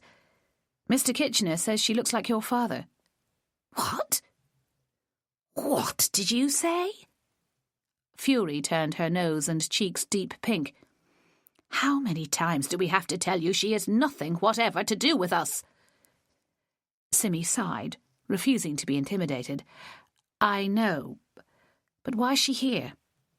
What's the point, if she's really not connected? Do you think she's just some madwoman who latched onto your family at random? That's not very plausible, is it? Davy backtracked. You gave the Kitchener man an alibi. Is that what you said? Yes. I saw him in the Giggling Goose at the time of the murder, and the girl was there as well. She conveyed this final fact with some reluctance. It still bothered her that the two people most likely to be killers were in the same place at the same time. The notion of a conspiracy refused to go away. I don't care. I just want all this to stop and let my mother get back to normal. She keeps on about it, and Gwen's getting difficult again. Simmy did a double take. Pardon? Oh, nothing. She's fine, really, but she's always been a bit volatile. She's had a hard life before she met Nicola. They've been very good for each other on the whole. Nicola was always unsettled and dissatisfied before Gwen came along. Now they've been together for ages, and it's come as a big relief. So what's her problem now? She seems all right to me. She gave me some bed socks. Davy loosened slightly at this. Did she? There you are, then. As if a point had been proved. She's nice. I saw them, Gwen and Nicola, this morning. Perhaps this would register better a second time. Did you? Where? In the Elleray. Good Lord. What were you doing there? What time was it? Discretion asserted itself. Oh, I was just tagging along with someone. Davy tipped her head like a disappointed teacher. Come on. Your mother already told me you'd gone off with the policeman, the detective, whatever he is. He's not stalking my sister now, is he? The emphasis in this remark suggested that Moxon had been stalking one relative after another, which seemed unlikely. Unless she had inadvertently included Candida Hawkins as a relative, contradicting everything she'd been saying. Simmy did not reply, and the conversation sank into a short silence. Well, I'd better go. I know none of this is your fault. You've had a terrible experience, of course. I don't want you to think any of us wish you ill in any way. My mother likes you, despite everything. Despite what? Simmy wondered. The flowers, she realised. The cheap bouquet that had started it all off. No, it wasn't my fault, she said. I've done nothing at all wrong, except it was daft of me to go up to Ambleside on Sunday. I knew at the time, really. So why did you? I'm not sure now. Something about warning your mother.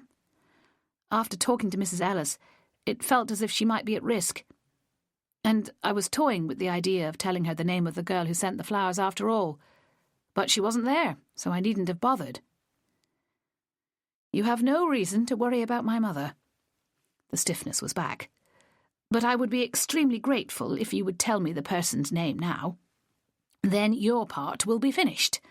You'll have no reason to concern yourself about any of us for another second, but just get on with your own life. That's really what I came to say. Just concentrate on getting better and stay out of it. You'll be doing everybody a favour then, including yourself." "I would if I could," said Simmy. "Believe me." "So?" "What?" "The name." Simmy tried, but found her tongue had frozen up. "I can't," she discovered. "I daren't. I don't know where it might lead. I don't think I would have been able to tell your mother either. It just seems wrong. Dangerous. I'm sorry. Perhaps you need to follow your own advice and just forget it all. Leave everything to the police. You said yourself there's no reason for your family to be involved. Go home and have a happy Christmas." Davy made no further attempt to persuade her. She muttered something about being on duty at the hospital for most of the Christmas holiday and made her departure. Lunch was a frosty affair, with Angie making no attempt to conceal her feelings. Even Russell, normally so unflappable, was quiet and unsmiling. Simmy could hardly blame them. She had turned their lives upside down, losing them business, and then disappeared for half the morning without a backward glance. They had expected a helpless invalid, quietly recovering with a book or DVD. Not an unpredictable figure at the centre of a murder investigation. Whatever next? Was the question circling the dinner table as they ate the carelessly assembled meal. "Is that detective coming back?" Angie asked. "I don't know." It was Moxon who had done most to upset her mother, Simmy supposed. "He's not a bad chap, you know. He's doing a difficult job after all." "I understand that. I have nothing against him personally. He's not interested in me, thank goodness. I just wish—" She gave a dramatic sigh and left the sentence unfinished. "So do I," said Simmy. "None of this was my choosing." "You say that," Angie burst out, "but it's not entirely true, is it? I still don't have the slightest idea why you went back to Ambleside on Sunday. What were you thinking of? If it had nothing to do with you, why not just stay out of it altogether?" "Because I'd met the granddaughter by then," said Simmy. "It's as simple as that. I couldn't just leave it there." "I don't see why not." "It's hard to explain. I never met Nancy Clark, so why should I care what happened to her? I think I cared more about Mr. Kitchener. He seemed so pathetic. He has done since I first met him. And vulnerable. You should have seen him sitting there in the police station. He's such a sad little man." "And you thought you could save him?" asked her father, with a frown. "I don't think I'm following that train of thought very well." "No, it's not logical. I can't actually explain why I went up there on Sunday, except it seemed to be right somehow. I wasn't even going to see Mr. Kay. It was Mrs. Joseph I was looking for. I felt bad about her and wanted to put things straight. Or something." "You might have died." Russell shivered. It was the first time this had been spoken aloud between them. "Most people would have died." "I was lucky." "So why push your luck by going off again?" Angie demanded. "Somebody out there intends to harm you. You should stay here out of the way." "I can't do that forever, can I? I can't just put my life on hold indefinitely. I've got to open the shop, go back to Troutbeck, rescue my car, get on with things." "So you're confronting the faceless killer," said Russell, smiling at last. "Brave girl." Angie just tutted in frustration, but the air was clearer than it had been. Undeniably drained by the events of the day so far, Simmy agreed to stretch out on the sofa after lunch and have a proper rest. She'd actually fallen into a doze when the doorbell rang again, and she started awake with a great thump of her heart. Was Moxon back? What had he been doing, anyway, when he had rushed off, leaving her with Melanie? His mysterious team and professional discretion made his activities deeply opaque to her. Voices came through from the hallway, neither of them Moxon's. There seemed to be 2 callers, both female. Listening intently, Simmy recognised one of them and rolled herself awkwardly off the sofa to go and investigate. Before she could find her crutches and get herself upright, a little group came into the room. Her father pushed the door wider and admitted Candida Hawkins and another woman. They stood looking at her without speaking. "Hello," said Simmy. "You poor thing," cried the girl. "I was so appalled when I heard what had happened to you. I had to come and see how you were getting on."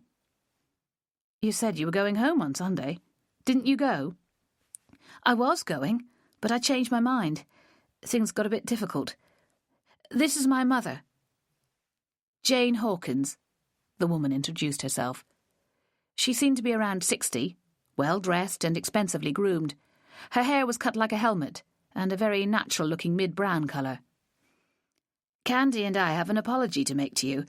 It appears that we might have got you into trouble with the Josephs.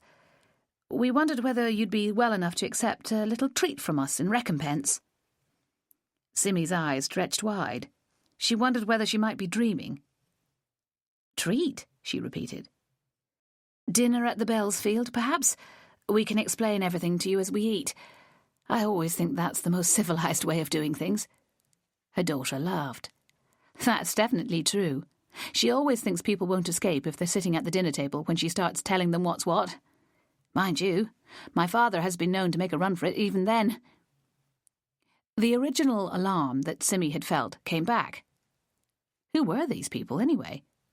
The idea of going off with them into the dark night was not reassuring. "I don't think I can," she said. "I don't think you owe me anything." Then she had a thought. "Except I gather your credit card doesn't work, so you probably do still owe me for those flowers." "Oh, my God!" squealed the girl. "That's so embarrassing. I forgot it had been cancelled. Let me give you the cash instead." She pulled a wallet from a shoulder bag and took out a £20 note. "Is this enough?" Simmy took it awkwardly. "Thanks," she said, remembering the disappointing quality of the flowers. "You really can trust us," said Mrs. Hawkins, with an amused smile. "I promise you. We'll drive you home again afterwards, obviously." "Where are you staying?" Russell Straw asked, speaking for the first time. Simmy could see that he was trying to hide his bewilderment with a sensible, pragmatic question. "Not the Bellsfield," Jane laughed, "but I gather they do a good dinner, and they still had a table to spare. Most places are completely booked." "We're staying at the Elleray," Candida answered the question. "We've been there 2 days already. We're going home tomorrow." Simmy visualised Gwen and Nicola sitting in the bar that morning. Had they known the Hawkins women were there? Had they already met and settled the mystery of Candy's birth? Was everything amicably resolved by now, with the injured florist the only remaining loose end? "Think about it," Jane urged her. "The table's booked for 7. We'll come for you here at 6:30. You can tell anyone you like, if you're worried about trusting us. There's no secrets, nothing sinister. I can understand you'd be nervous after what happened to you. But we aim to convince you that it had nothing whatever to do with us." "Who said I thought it did?" "We'll explain all that as well. We've got something else to do this afternoon. Here's my phone number." She held out a card. "Call us if you really won't come. Otherwise, we'll see you at 6:30. Simmy took the card, knowing she would accept the invitation. Knowing that they knew she would, because what woman anywhere in the world could resist the lure of a mystery solved, an explanation made, and a lavish free dinner into the bargain? Chapter 23. The afternoon drifted by slowly, with Simmy wondering what she ought to wear for her special treat. "We can't hope to do better than that suit," said Angie. "You haven't got it dirty this morning, have you?" "I don't think so." Simmy looked down at herself, but it'll feel strange not changing into something else. "Add a scarf, earrings, smart shoes." "All of which are up at Troutbeck," Simmy reminded her. "Dad can drive you there to fetch them." "I suppose so." The prospect was unappealing. She felt instinctively that she should conserve her energy for the evening to come. Just getting in and out of a car was a challenge, and risked aggravating her fragile bones.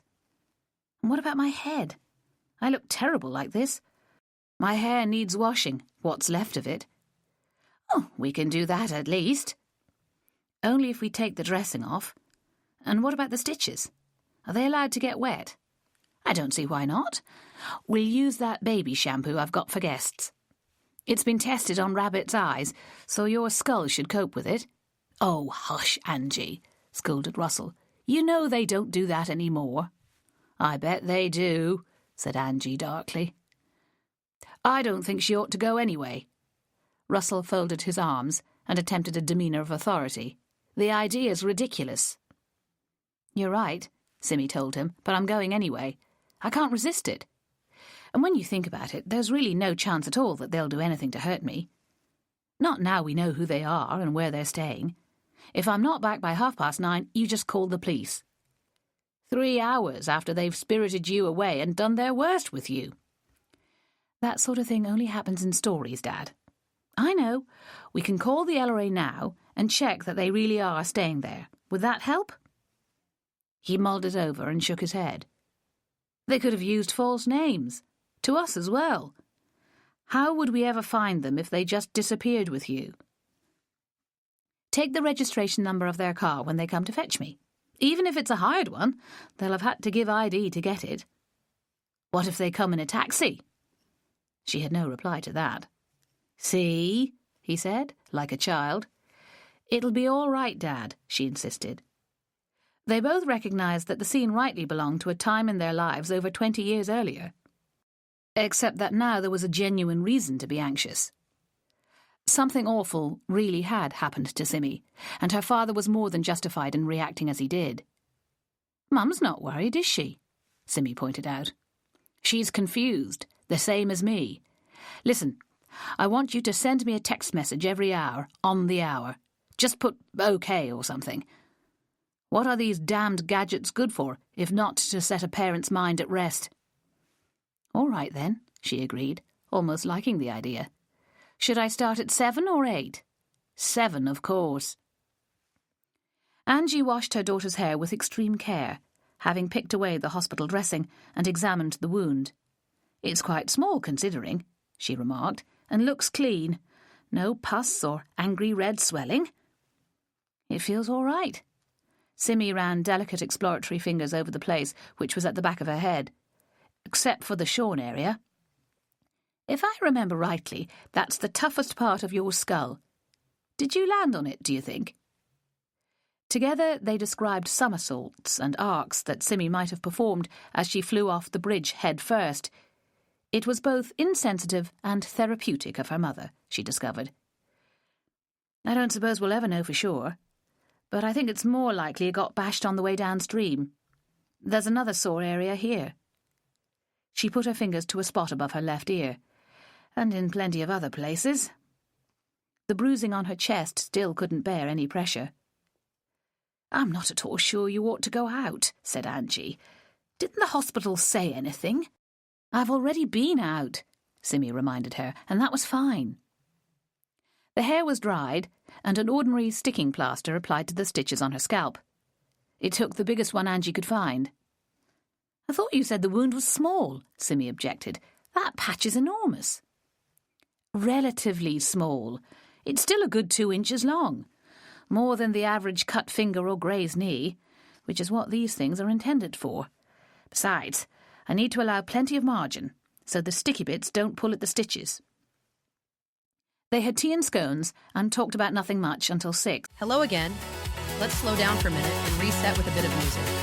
Don't worry, this audiobook won't cost you a thing. Thanks for being part of this journey.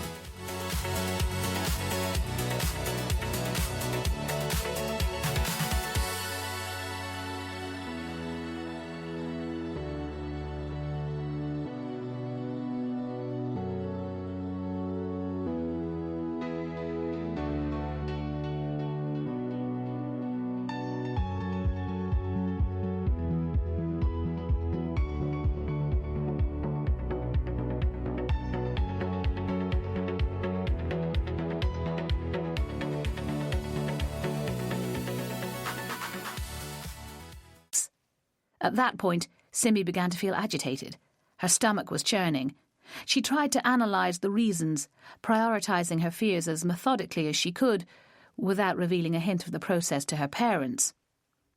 Angie was rummaging through her jumbled jewellery box in search of earrings or necklace, and Russell had returned to the kitchen to listen to the radio, leaving Simi alone in the living room for a few minutes. With no great certainty, she concluded that it was more a worry about going out into the cold, dark night, where there would be icy surfaces, than any apprehension of attack by Candida or Jane Hawkins. Or it could have been nothing more than a generalised loss of confidence in a reliable world. Unknown things might happen. Everything was a risk, and there could be no guarantees. The car arrived precisely at 6:30. Jane Hawkins came to the door as Simi made her way down the hall. Russell had announced a sighting from the living room window. "Enjoy yourself," he called from the doorway. "At least it's not snowing." On the contrary, it was a clear, starry night with every chance of a hard frost. The car was small and appeared to be red under the streetlights. Jane opened the passenger door and swung the seat forward so she could climb into the back next to Candida, which she promptly did. Simi was left on the pavement to get in unaided.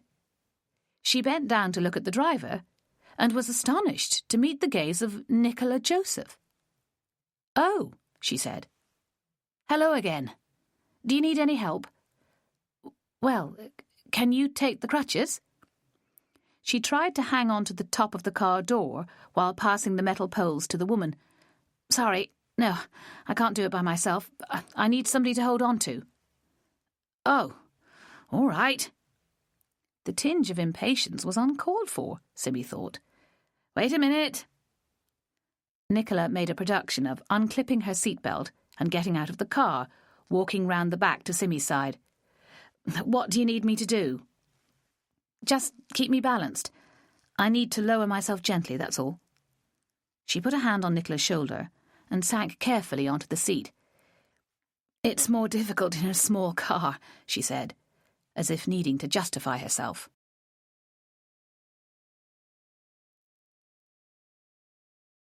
"All set, then?" Nicola asked, once back in her own seat. Simi looked round at the pair in the back. "OK," Jane and Candida both muttered. "You've met, then?" Simi said fatuously. "Eventually," said Jane, in a tight voice that suggested tribulation and possible ill-feeling. "I hope it's all right with you that we're a foursome. It seemed too good a chance to miss when Nicola suggested we use this evening for a good long talk." "I'm honoured," said Simi, feeling that this was what she ought to say. The reality was something closer to trepidation. After all, it's none of my business, is it? "As we said earlier on, we feel guilty at the way you've suffered. Don't we, Candy?" The girl murmured a wordless agreement. The distance down to the Bellsfield Hotel was less than a mile. In normal circumstances, it would be a very easy walk, downhill all the way. Nicola drove quickly, and they were in sight of the large floodlit building on the left before they knew it. Simi was already wondering whether she would be willingly helped out of the car when they suddenly veered to the right and onto the hard area where people waited to board lake cruisers. A small green and white building loomed ahead, with a sign offering boat hire, and Simi shouted, "Where are we going?" "This is where I always park," said Nicola, sounding annoyed. She drove past two jetties where swans congregated during the daytime, and rowing boats were generally waiting in rows for people to hire them. Now it was all quiet and deserted. But something was terribly wrong. The strangeness of driving over an area intended for pedestrians was compounded by a horrified realization that they had accelerated dramatically, then veered right again, careered down a shallow step, and were now facing the black waters of Lake Windermere only 4 or 5 feet away. The abrupt swing to the right, accompanied by the increased speed, sent the car tilting onto 2 wheels, so that it began to slide sideways down the slope into the water. Simmy watched uncomprehendingly as Nicola somehow opened her door and jumped out, leaving one foot to kick down on the accelerator. "I can't help it," she said wildly. "I need this to happen. It'll look like an accident." She spun away with a small cry, leaving 3 trapped passengers to plunge over a low wooden platform and into the cold water. The door that Nicola had left open swung itself closed as if slammed by an invisible hand. "We won't drown," said Simmy to the others. "It's not deep enough." But the Hawkins women in the back were both squealing, and the car kept rolling onto its side and sinking down into water that was a lot deeper than might have been expected. The heavy metal box that was the car embedded itself on its right side, tipping Simmy painfully onto the gear stick and then the steering wheel. The engine went on running for a moment before dying with a gurgle. Cold water poured in over Simmy's feet and then knees. "Don't panic," she said. "Candida, can you see if you can open the driver's door? It's on your side." There was no way they would drown, she kept telling herself. They'd be cold and wet, but not dead. But the car was sinking lower, and Candida was making no progress getting the door open. She was having to reach over the driver's seat and could get no leverage on the door handle, and no weight behind it to shove it open. Lights from the nearby street cast a dull orange glow through the car windows. "Somebody must have seen us," cried Jane. "Surely they must." It had all happened so quickly that Simmy could well imagine that the whole incident could have gone unobserved. There was no activity on the waterside on a cold December evening. Cars driving past would hardly notice movement amongst all the clutter of kiosk and uprights that bordered the jetties, even if they were barely 12 feet away. The roof of a car sticking out of the water might eventually attract attention, but there was no guarantee. Candida was crying as she pushed ineffectually at the door. Her mother was making strange bleating sounds, at the same time as throwing her weight against Simmy's seat, as if hoping to dislodge it completely. "Don't do that," Simmy ordered her. "It's making things worse." Water had reached their waists as they awkwardly strained to lift themselves away from it. Already Simmy's feet were numb. "How deep is it here?" Candida asked hysterically. "I have no idea," Simmy gasped back. The car being on its side actually helped, in a way, she realised. It was, after all, wider than it was high. She guessed they had a foot or two to go, and the water really couldn't be deep enough to swallow the whole car.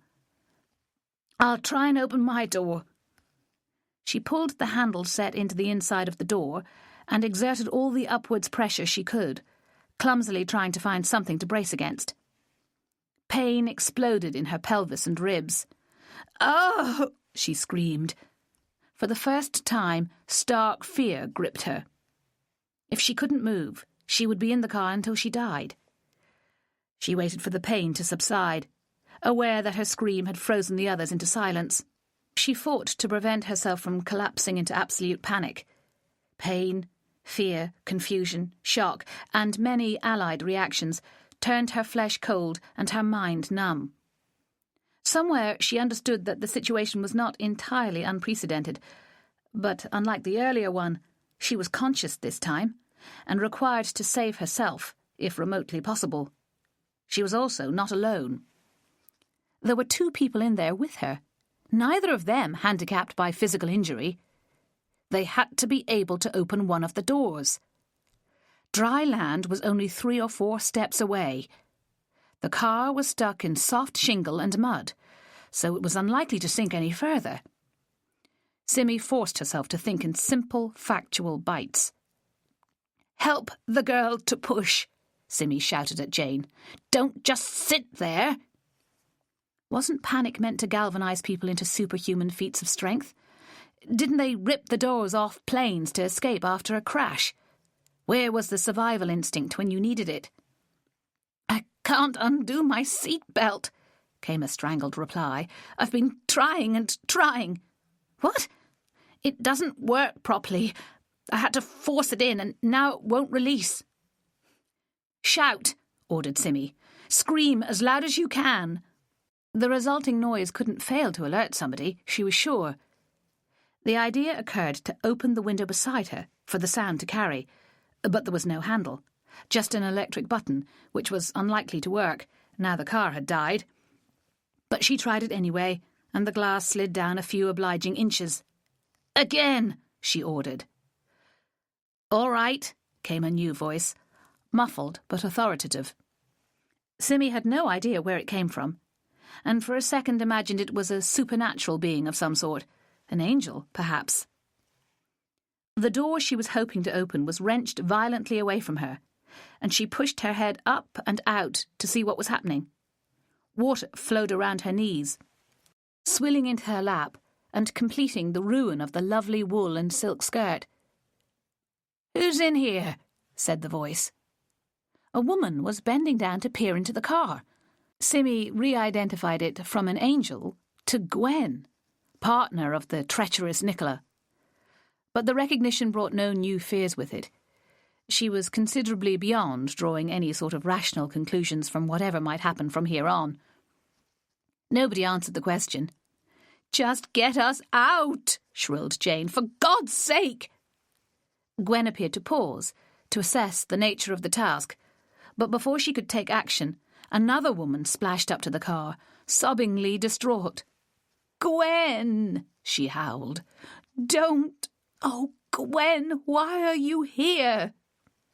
There was the sound of a sharp slap and a high-pitched shriek.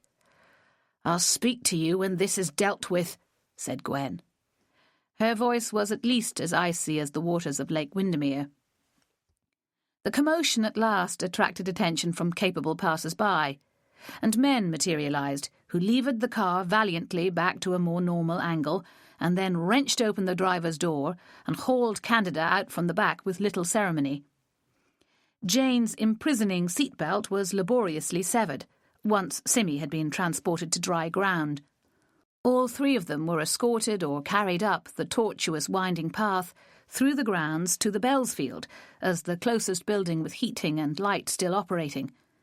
Nobody, it seemed, had thought to call an ambulance. With Gwen and Nicola also in need of drying out, they made a group of 5 tear-stained, shivering, bewildered women. Wide-eyed hotel staff whispered in huddles, unsure of what might be expected of them. They had been put into a small room that looked as if it was normally used for discreet private lunches. A man, who might have been the manager, said the police had been informed and were on their way. Candida was the first to recover enough to speak. "You tried to kill us," she accused Nicola. "Are you mad or what?" Nicola was blindly clinging to Gwen, ignoring everyone else. She was still sobbing loudly and appeared not to hear the accusation. But Gwen heard it. She gripped her partner by the upper arms and forced her away. "What were you thinking of?" she shouted. "Stop crying and tell me." "Oh, Gwen, I did it for you. For us." The words were slurred but quite audible. "You said, I promised you. We promised there were no children." Gwen glanced at the others, then back at Nicola, who received a violent shake like a dog in need of punishment. "What do you mean? What are you saying?" Nicola wailed out a garbled explanation that took no heed of the arrival of D.I. Moxon and 2 other detectives. Simmy caught his eye and waved at him not to interrupt. "Gwen, you remember when we first met? You made me swear I'd never been with a man, never had a child. You said that was the absolute most important thing for you. Remember?" Gwen nodded cautiously. "Well, it was true. I never did. I did swear, and I do still. I can't bear men, you know that. But I didn't understand that you never wanted there to be children for other reasons." She wiped her face with her hand and gave a bubbling sniff like a heartbroken child. "It wasn't just jealousy about the sex side of things, was it? You needed there to be no claims, nobody who might want something. I didn't see that until a few days ago. When those flowers came, you said that if you discovered I'd lied to you, it would be all over between us." For the first time, Nicola looked at the others, fixing her gaze on Candida. "Those flowers were what did it, finally. When I discovered you'd sent those flowers, I knew you must have been speaking to Nancy. She must have told you the whole story, despite all her promises. How else would you have known it was my mother's birthday? I couldn't let her get away with it, could I? What might she do to me next, otherwise? I flew straight down to her house, without even thinking what I was doing. I was so completely furious with her." She wailed afresh, and pushed her head against Gwen's resisting shoulder. Then she kept on talking, mainly to Candida, who was cringing, shivering on a handsome Victorian dining chair, and shaking her head hopelessly at the accusations. "You did get it all from Nancy, didn't you? After all the trouble I went to make sure there were no records, it was still all inside her head. And she was such a horrible woman. No kindness in her." She turned her attention to Jane. "Was she kind to you?" "Not very," said Jane tightly, "but she told us everything we needed to know." "Not the birthday, though," muttered Candida. "I got that from the birth certificate." She raised her head slightly. "I got all the birth certificates, you see." "And Nancy did it all for money," spat Nicola, unstoppable. "She sold me to you, just as she did 19 years ago." Assorted frowns and blinks greeted this. "Sold?" said Gwen, dazedly. "Did you kill Nancy Clark? Nick, is that what you're saying?" Nicola raised her head and gave a grotesquely proud smile. "Davy told me how. It's quite easy, really, and painless if you do it properly." Again, the room jolted at this new revelation. "Davy helped you?" "Oh, no, she had no idea. She was just rambling one day about the easiest way to kill someone. They do it with animals, apparently. You need a big syringe full of air. Sometimes you have to do it twice. It must go directly into a blood vessel, of course. I'd got it in a little bag in my car, all ready, after the last time she threatened me. But I never really imagined I'd use it on her." She moaned gently. "It worked, though. I didn't think it would when it came to the point." "Nicola, you must shut up. You're saying too much. You're hysterical." But the hysteria that had hovered 5 minutes earlier had subsided, and Nicola was sounding all too horribly rational. Simmy's fuddled brain had grasped one or two significant elements in the outpouring, and was slowly making deductions. "Did you throw me into the gill?" she asked. "Sorry," said the woman. "She's mad," said Candida. "She's my biological mother, and she's mad." "Why?" shouted Simmy, making her ribs hurt in the process. "You brought those damned flowers and spoilt my mother's birthday. That's why I was at her house. I heard you ask her about grandchildren, and in just a few words sow the seeds of suspicion. She told you far too much. You were sure to work it out, especially as you could contact her whenever you liked. You'd got this girl's name and address from the order for the flowers. I thought you were nosy enough to follow it up." The irony made Simmy feel even weaker than before. "Your mother didn't tell me anything. I had no wish to pry into your business. It was everybody else who kept it all going, not me." "I had to stop you," Nicola insisted doggedly. "You were a danger. I wish I'd had the syringe with me when I saw you, but instead I had to shove you over the bridge." "Sorry," she repeated. "You're not sorry at all. You've just tried to kill me all over again." "And me, and Candy," said Jane Hawkins. "Who else did you think should be stopped?" Nicola said nothing. Candida stood up and went to within an inch of her, bending down and looking her in the face. "You're mad," she said again. "How would driving us into 3 feet of water kill us? We saw you do it. We already knew you were my mother. Whatever did you think you could do to hide that now?" "I thought it was deeper. It made sense at the time," Nicola mumbled. "Nobody else knows but you 3. Nobody at all." Simmy had been watching D.I. Moxon, standing quietly by the door with his 2 minions. How unusual it must be for them to hang back like this, with none of the noise and bustle and frightening shouts that one saw on documentaries. What would Ben have said about it?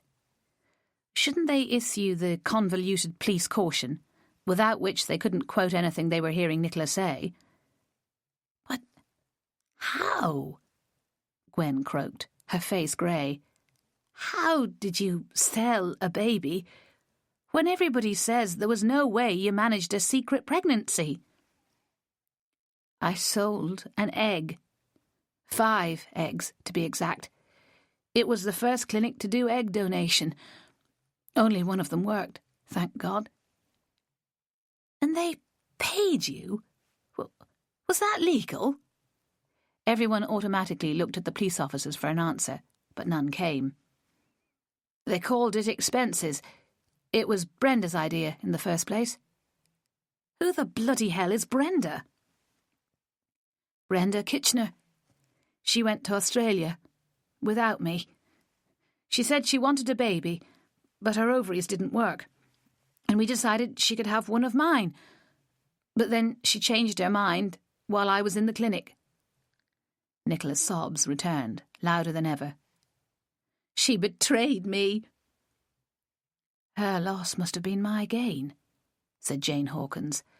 "They phoned me late at night and said if my cycle was at the right point, they could offer me an egg at short notice. My husband and I drove 90 miles at midnight to get there in time." She smiled at Candida. "It was like a miracle. I was 42. It was absolutely the last chance."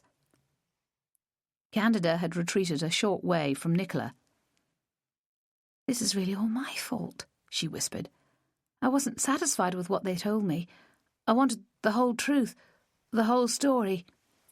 I ferreted out all the certificates and worked out who everybody was, and then I wanted to meet them all. I never had a grandmother. I liked the idea of Granny Joseph, so I sent her some flowers." Moxon finally stepped forward. He stood stiffly in front of Nicola and told her she would be taken in for questioning with regard to the unlawful killing of Miss Nancy Clark. Then he recited the caution. His colleagues escorted her out of the room. She made no resistance. Gwen watched her go with a ghastly grimace, lips pulled back to show her teeth, eyes bulging. Then Moxon turned to Simmy. "You need a doctor to check you over," he said. "I'll take you to one." "I'm all right, I think, except for my ribs. I hurt them when I tried to push the door open." "Your crutches are still in the car, I suppose?" "I suppose they are. Will they go rusty?" He was tired, drained, overloaded. The scene he had permitted to unfold without interruption, probably against all regular procedure, had been gruelingly emotional, which perhaps explained why he laughed so outrageously at her innocent question. Chapter 24. Russell was outside the hotel with a small group of people Simmy didn't recognise. Across the road there was a vehicle with a flashing yellow light, and men issuing loud orders to each other. The car, she realised, was being extracted from the lake. She was in a wheelchair, somehow provided by the hotel upon request. It never occurred to her before that hotels might stock such things, but she was glad of it. She had been quietly worrying about her crutches for several minutes before Moxon mentioned them, and wondering how she was going to get home without them. The soaking skirt had been pulled off, and a large white towel wrapped around her lower half, giving rise to further embarrassment and worry. "I presume she is mad," she said to Moxon, who was personally pushing her chair. She didn't seem at all repentant. Not for me to say. Why didn't you interrupt? It was so weird, the way you just stood there listening. I couldn't see any reason to. Her partner needed to hear it and understand as much as possible. After this, there might not be another chance, and I thought you might be feeling the same need. Good God, don't tell me you were doing it for me. She smiled up at her father, who was listening attentively but uncomprehendingly to this exchange. Dad, this man is a real Sir Galahad. I don't doubt it, said Russell, his face a picture of doubt. I was going to take her to a doctor, Moxon told him, but she might be better off just going home and to bed. It's up to you. Decisions did not come easily to Russell Straw. What do you think, Sim? He asked. Home, she said. I don't need a doctor. They can send someone tomorrow to look at my wounds and put some new dressings on. Have they come off, then? I'm afraid so, but don't worry. I don't think any harm's been done. She shivered. Well, not physically, anyway. Get her warm, urged Moxon. I'm needed somewhere. He leant over Simmy. Somehow, I feel I have you to thank for quite a lot of what's happened. She shook her head. No, you haven't. I didn't do anything. I didn't do anything at all right from the start. I was just there, like a dummy. When she tried to think of somebody who had done something, the only name she could find was that of Nicola Joseph, and a quote from somewhere about evil prevailing when good people do nothing. Russell and Angie got her into the house with some difficulty, the wheelchair's mechanisms a mystery to all three of them. At last they were all in the warm kitchen, the heating turned recklessly high, and mugs of hot, thick chocolate grasped in all three pairs of hands. I need this as much as you do, said Angie, after all that hassle getting you from the car.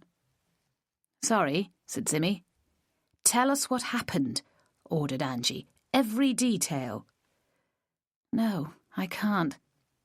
Images of the dark car filling with water turned the whole world into a terrifying trap that she couldn't bear to confront. It was too horrible. I'll have nightmares for years over it, I expect. But who did it? Was it deliberate? It was all Nicola Joseph. She killed Nancy Clark and tried to kill me last weekend. And again, just now, along with Candida and Jane. It was all her, she repeated.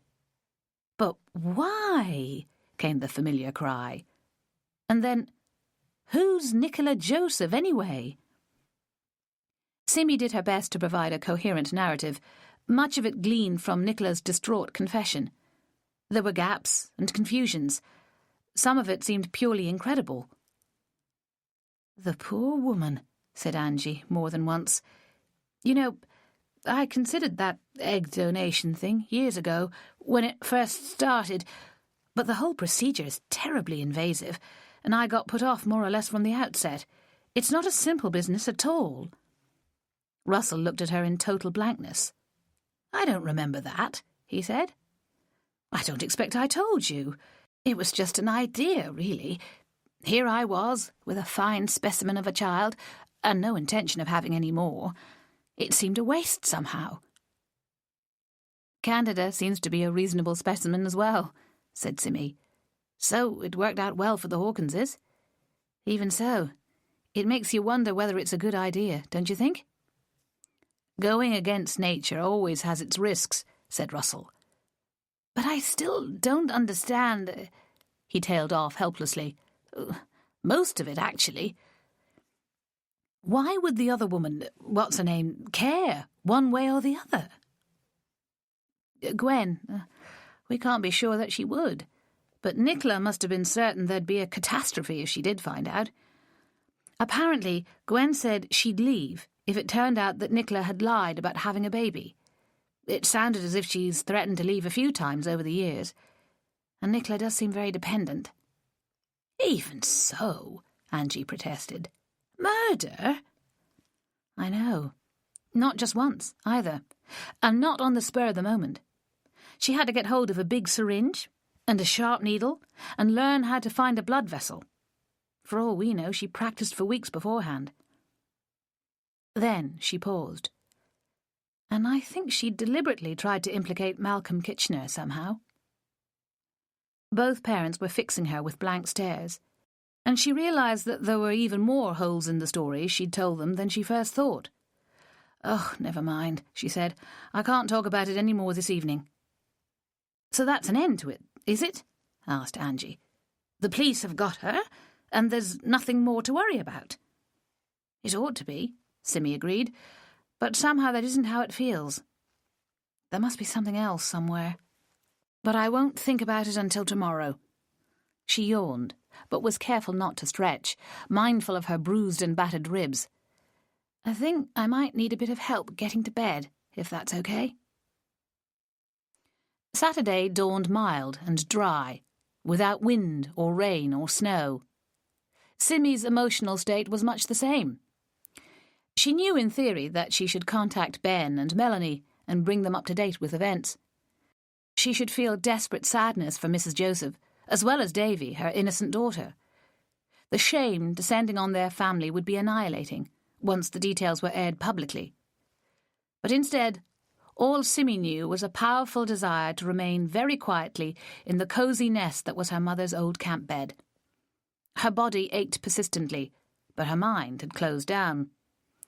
When her mother hesitantly knocked on the door and came in with a mug of tea, Simi told her she would not be available to visitors. "What about the district nurse? They're sure to send someone to see you after what happened." "A nurse would be all right," Simi mumbled, "especially if she gives me something to send me back to sleep." "What about that police detective?" "No, I don't want to see him. He doesn't need me. He never did. I've been nothing more than a pawn from the start." "Pawns can be useful." Her father's voice came from behind Angie's shoulder. "Not this one. He won't come anyway." As she spoke, she knew she was right about this. Moxon would understand how she was feeling and have the good sense to stay away. "He'll probably phone you to see how I am. That's all." "Ben? Melanie?" "Tell them they can come this afternoon if they must. I might be ready for them then. For now, I just want to lie quietly and not have to think." By 11:30, her parents having conscientiously obeyed her wishes, she was starting to emerge from her hibernation. The house was silent, and she began to wonder what they were doing. She'd heard one phone call, but no ringing doorbell. She had twisted over enough times for the duvet to be a rumpled, lumpy nuisance.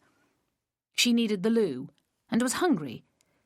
It all reminded her of far-off student days, when she'd come home for the vacations and stayed in bed till lunchtime, simply because that was what students did.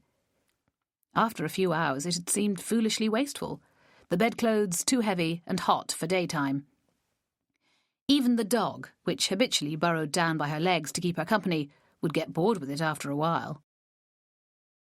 And then the doorbell did ring, and there were voices coming closer, and Angie tapped at the door before opening it and saying, "The nurse person's here.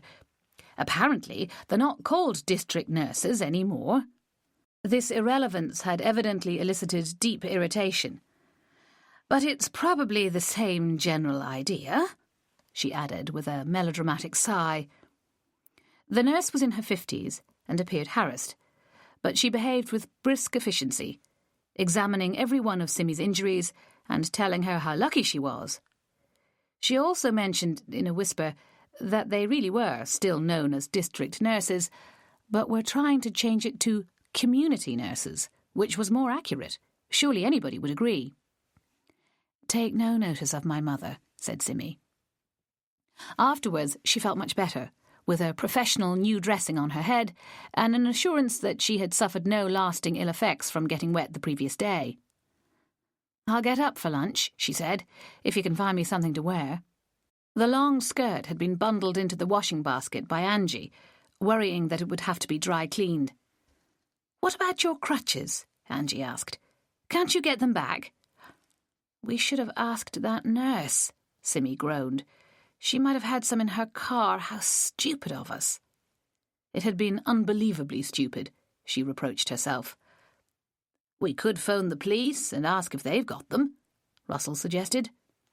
Both her parents were in the doorway of her temporary bedroom, the phone a few feet away in the hall. Simmy sighed. "I suppose we'll have to," she said.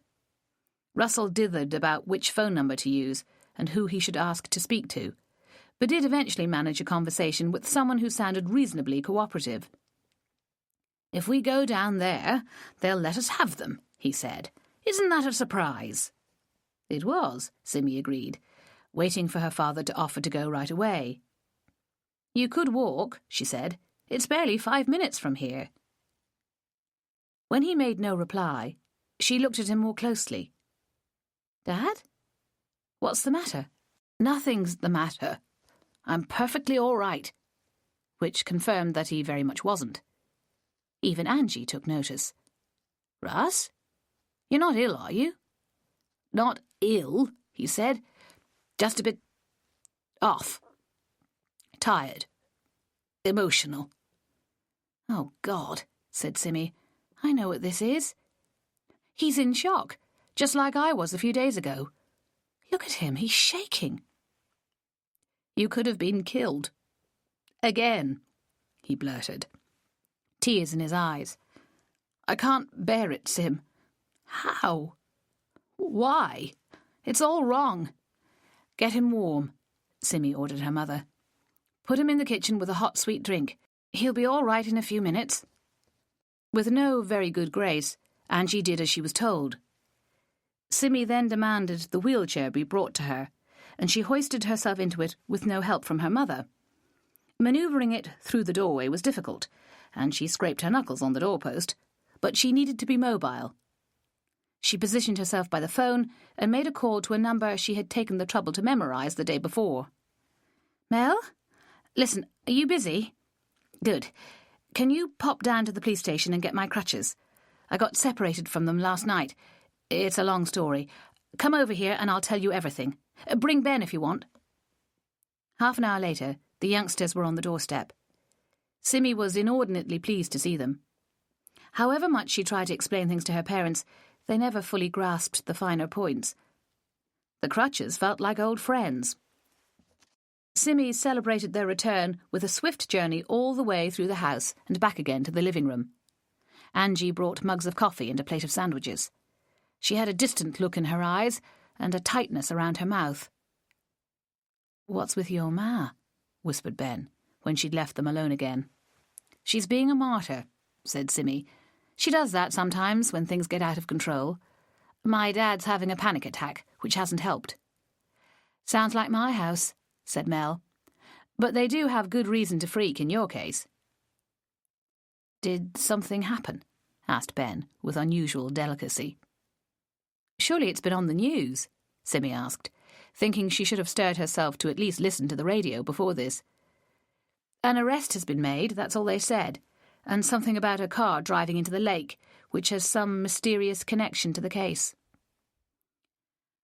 "I was in it." She waited for the reaction with interest. "Told you," said Melanie to Ben. She turned to Simmy. "The bloke who gave me the crutches hinted that was it. I know him a bit, but he wouldn't say anything for definite." "You were in it?" Ben echoed. "Really? You escaped drowning twice, then? You must have been born with a caul." "What?" "You know, the membrane thingy. Sometimes it's still on a baby's head when it's born. It's lucky. Sailors used to buy them as charms against drowning." "Oh. Well, we were never likely to drown, but it was dark and cold and extremely horrible." "We," repeated Melanie. "Me, Candida, and Candida's mother." "Explain," Melanie ordered, which Simmy duly did. It took more than 20 minutes. "So it's all over," Ben summarised at the end. "I suppose it is," Simmy agreed, "but it doesn't exactly feel like that." "Too right," he agreed glumly. "It feels more like a virtual case, where there's nothing real to experience." "Excuse me?" Simmy at first could not identify the hot surge of emotion that seized her. "What did you just say?" "Ben, you idiot," Melanie said. Simmy's experienced more than enough, don't you think? The word rage came to her. Such rage that she couldn't speak for a full minute. Not so much against Ben, but against her attacker, and everything in that woman's life which had brought her to do what she did. And then a déjà vu moment gripped her, and she paused. She'd been here before, placing the blame on a complex system of accidents and mistakes and human imperfections. This time it was different. She was enraged directly at Nicola Joseph. She wished she'd managed to strike her or curse her the previous evening. Creative curses now came to her, along with sincere hopes that they would still operate. "I hope she never knows another moment of peace," she snarled. "I hope she loses everything she loves and lives into a long and miserable old age." "That's the spirit," Melanie applauded. "I'm really sorry, Sim," grovelled Ben. "You're not going to curse me as well, are you?" His worry seemed genuine, and Simmy relaxed into a reassuring laugh. "Not if you promise to mind what you say in future." Melanie took them back to the main point.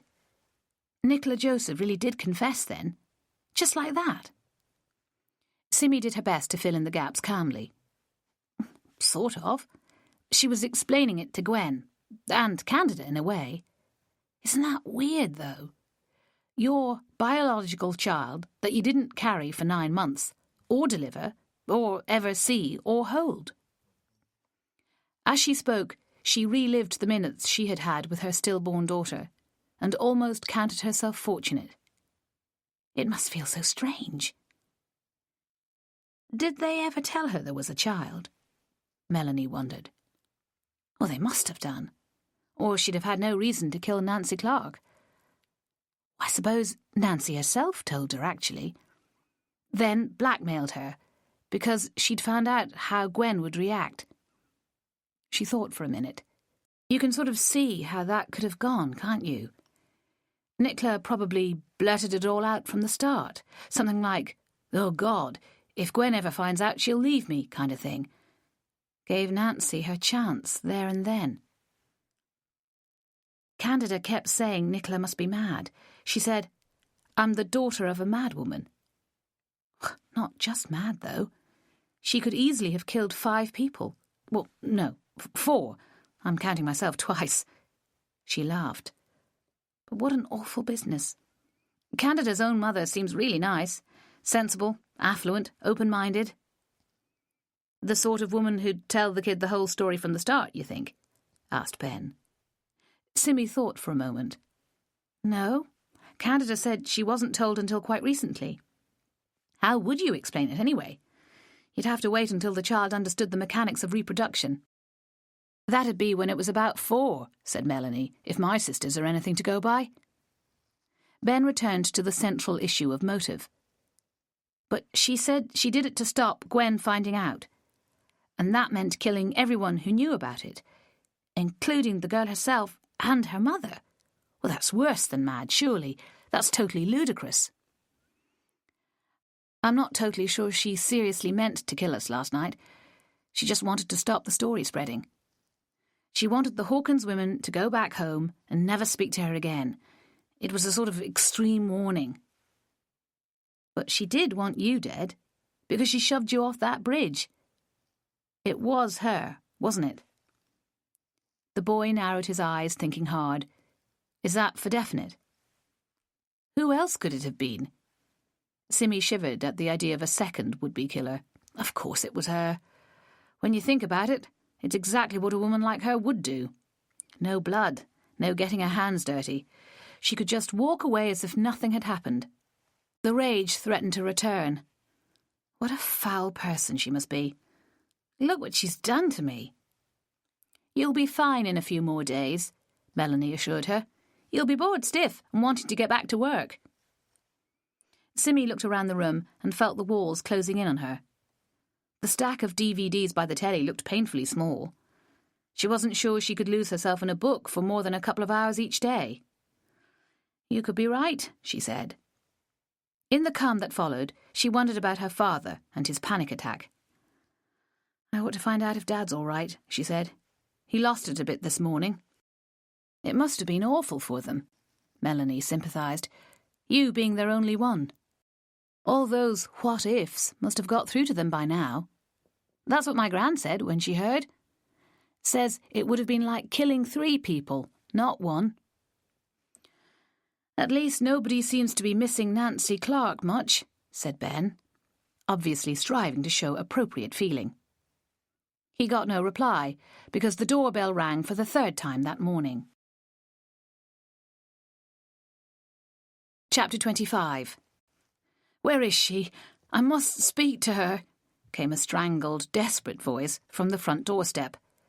When Simmy's mother tried to prevaricate, having no idea who this new visitor might be, he simply swept her aside and limped into the living room. His face was twisted, his hair spiky, his shoulders jerking with tension. When he saw Simmy, he rushed at her. She cringed back in terror, but instead of striking her, he flung his arms round her. It took some moments to understand that his intentions were anything but malign. "Hey," Ben protested, "put her down, she's hurt." Simmy pushed him away, more or less gently. "What's all this?" she asked, feeling weirdly maternal towards him. "I owe everything to you," wept Malcolm Kitchener. "I can never thank you enough." For the 50th time, Simmy wanted to argue this point. To repeat yet again, "But I didn't do anything." "Sit down and tell us what you mean," she ordered. He was kneeling on the floor, all dignity abandoned. Not that he'd ever had much dignity, Simmy reflected. Poor man.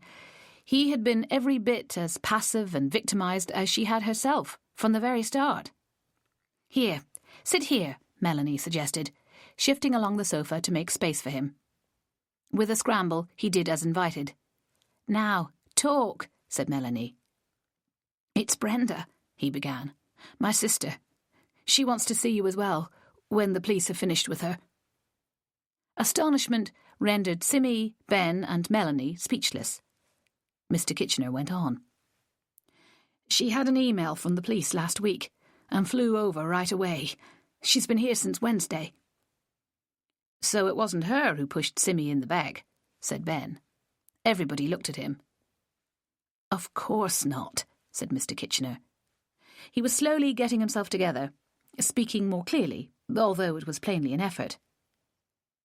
"Why didn't you tell us she was here when we saw you yesterday?" Melanie demanded. "We had all that talk in the car and you never said a word." "She asked me not to. She wanted to do a bit of detective work of her own. She had an idea there was something about Nicola Joseph, you see. Some secret that only the 2 of them knew. It goes back to the time when she emigrated. She went all of a sudden, just vanished overnight, very nearly. My mother was terribly upset." "Did they ever meet again?" asked Melanie. "Oh, yes. Every year, actually.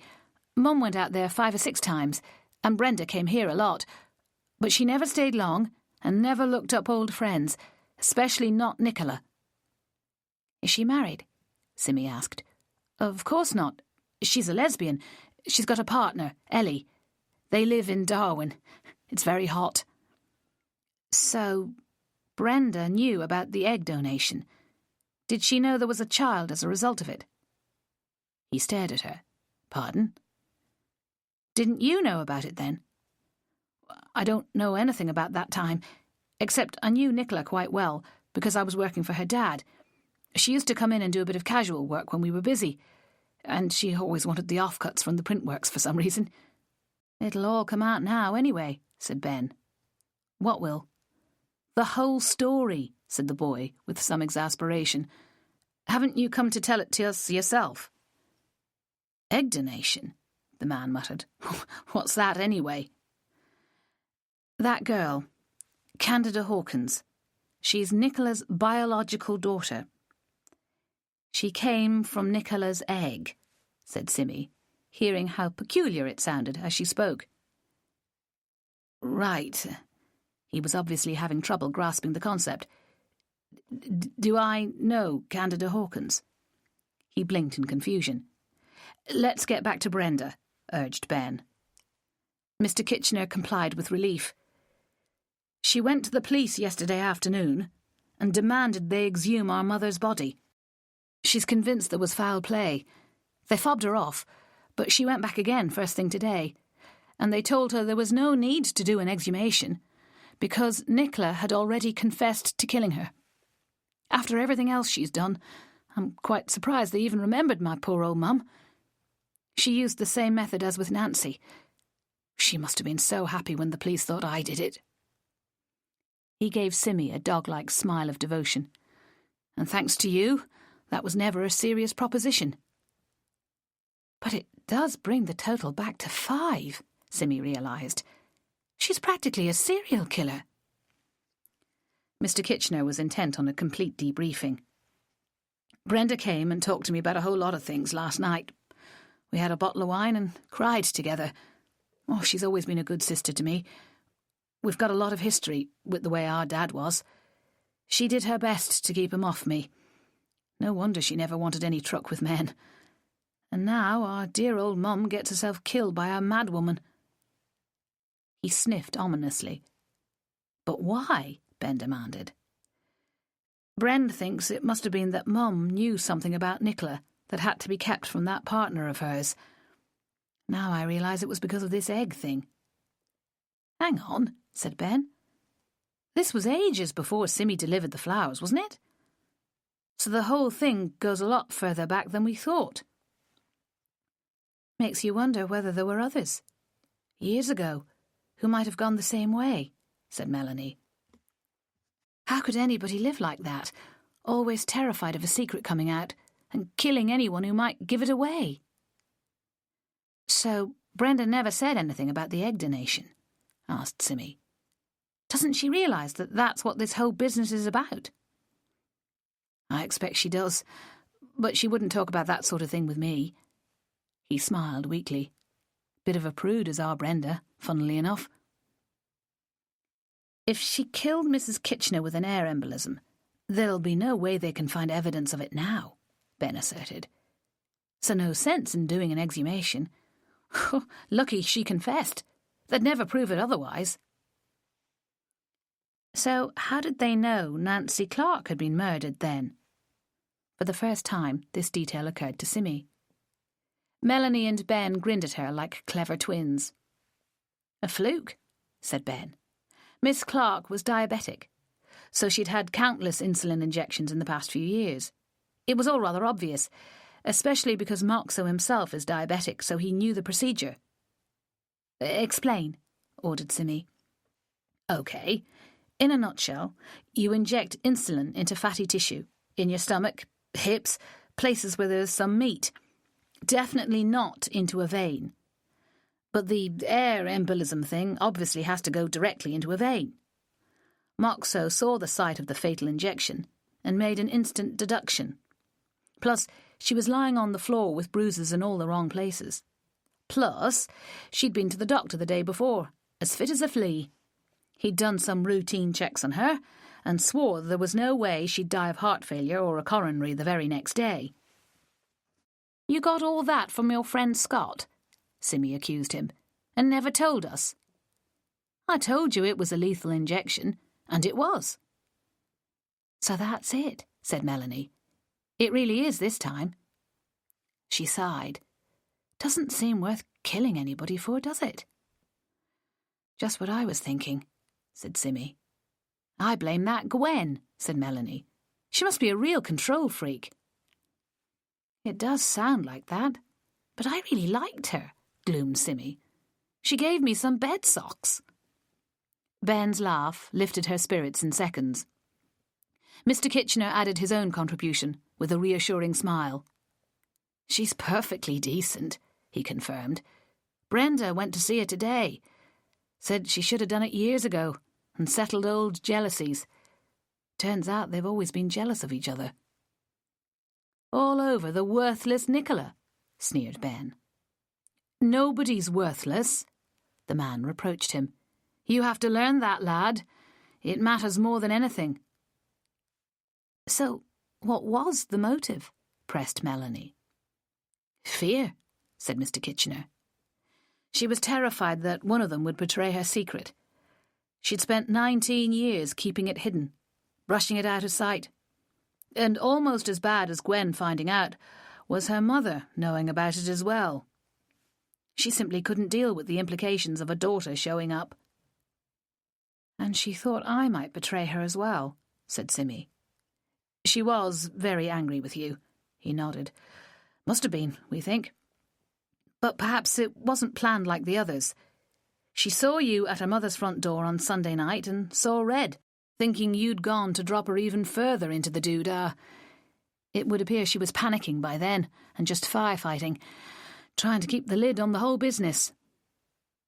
"That's exactly what she said last night," Simmy confirmed.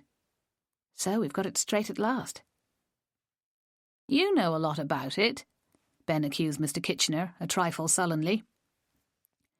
"I've spent the last 24 hours and more making it my business to uncover the whole story. I saw these two ladies yesterday." He smiled at Simmy and Melanie and talked things through with them. It helped a lot. "You told me about the girl, remember?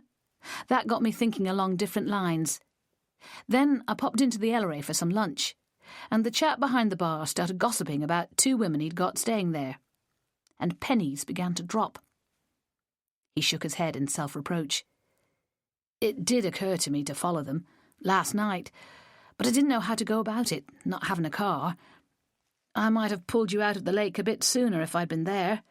As it was far too late when I turned up. By then, they were winching the car back onto dry land." "How did you know where she was? Canada, I mean." "They told the Elleray guy that they were dining at the Bellsfield. He was not a little miffed about it, actually. Thought it meant his food wasn't good enough for them." "His food's excellent," said Simmy absently, "and probably barely half the price." "We'll never know the finer details," Ben announced. "How A met B and what they said about C. It'd only drive us mad trying to guess. We know everything we need to now." He looked at his watch. "And I've got to go." "Hey," Simmy remembered. "How did the play go last night?" "Pretty well. Even better tonight, obviously." He drooped. "Shame you won't see it."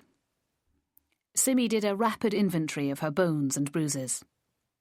"I wouldn't give up hope just yet," she said. Not many hours later, Melanie escorted her into the large school hall, assisted by Wilf, who was hovering near the door as they went in. "I've saved some seats at the front," he said. The play was a revelation to Simmy. The antics of the line gave rise to agonizing laughter that set her broken rib back several days. Ben, the scrawny adolescent boy, was transformed into a gruff warrior, wrestling with insuperable moral difficulties. The acting made Simmy's head spin, until she forgot entirely that it was Ben Harkness she was watching. The message of the play seemed to come and go, until she gave up trying to grasp it. None of the characters seemed to be able to put their ideals into practice. That much she understood. It had unmissable implications for modern times, in the reaction of authority to unpopular sentiments, and the power of the masses to demonize certain individuals. It raised questions of martyrdom and persecution, and the lure of warfare with a light touch that turned uncomfortable moments quickly to comedy. It bothered her not at all that Christianity came out of it so badly in the first act, because the direction of the play made it plain that the real Christian was Androcles, who made the audience laugh and clap with almost every line. What bothered her more was that Ben had not been given the starring role. The Androcles boy was good, but Ben was light years better. "Wow," she gasped when the final curtain came down. "That was amazing." She looked at the youngsters on either side of her, eager to debate the themes of the play. But they had no eyes for her. Wilf was leaning back in his chair, his gaze running past her to Melanie, who was equally canted backwards. Simmy sat forward, fumbling for her crutches. "You should have said you wanted to sit together," she complained. "Yes, we should," Melanie said. "Next time we will." On the way out, they almost collided with Ninny and Trip. and Simi automatically looked round for Julie, associating the two in her mind. But her friend was nowhere in sight. "Hello," she greeted him. "On your own?" He pushed long hair from his face. "I am, yes. Do you know any of them? The people in the play?" "Oh, no. It's just that I'm mad keen on show. And when I saw they were doing it, I had to get a ticket. Wasn't it wonderful? Didn't they make a brilliant job of it?" He was pink with enthusiasm. Simi wanted very much to stay and talk to him about it, but Melanie was clucking round her and insisting she be driven home immediately. "You're dreadfully pale," she said. "Sorry," she told him helplessly. Her mother helped her to bed, listening to an account of the play. "It puts things into perspective," Simi said haltingly. "Made me see Nicola Joseph as a martyr, in her own way. Nobody likes major changes in their lives, do they? Look at you, and the way having me here has been so difficult." "Oh, dear," said Angie. "Have I been that awful?" "Not at all. It's just human nature. But, Mum, can we make another change to the plan for Christmas Day?" Angie looked wary. "What is it?" "Can we invite Ninny and Trip to join us for Christmas dinner?" You have been listening to The Ambleside Alibi. It was written by Rebecca Tope and read by Caroline Lennon. This has been a Soundings Audiobooks presentation. If you have enjoyed this production, please write to us at Isis House, Kings Drive, Whitley Bay, Tyne and Wear, NE262JT, or call 0191 253 4155, or visit our website www.isis-publishing.co.uk, and you will be sent a full list of our recordings.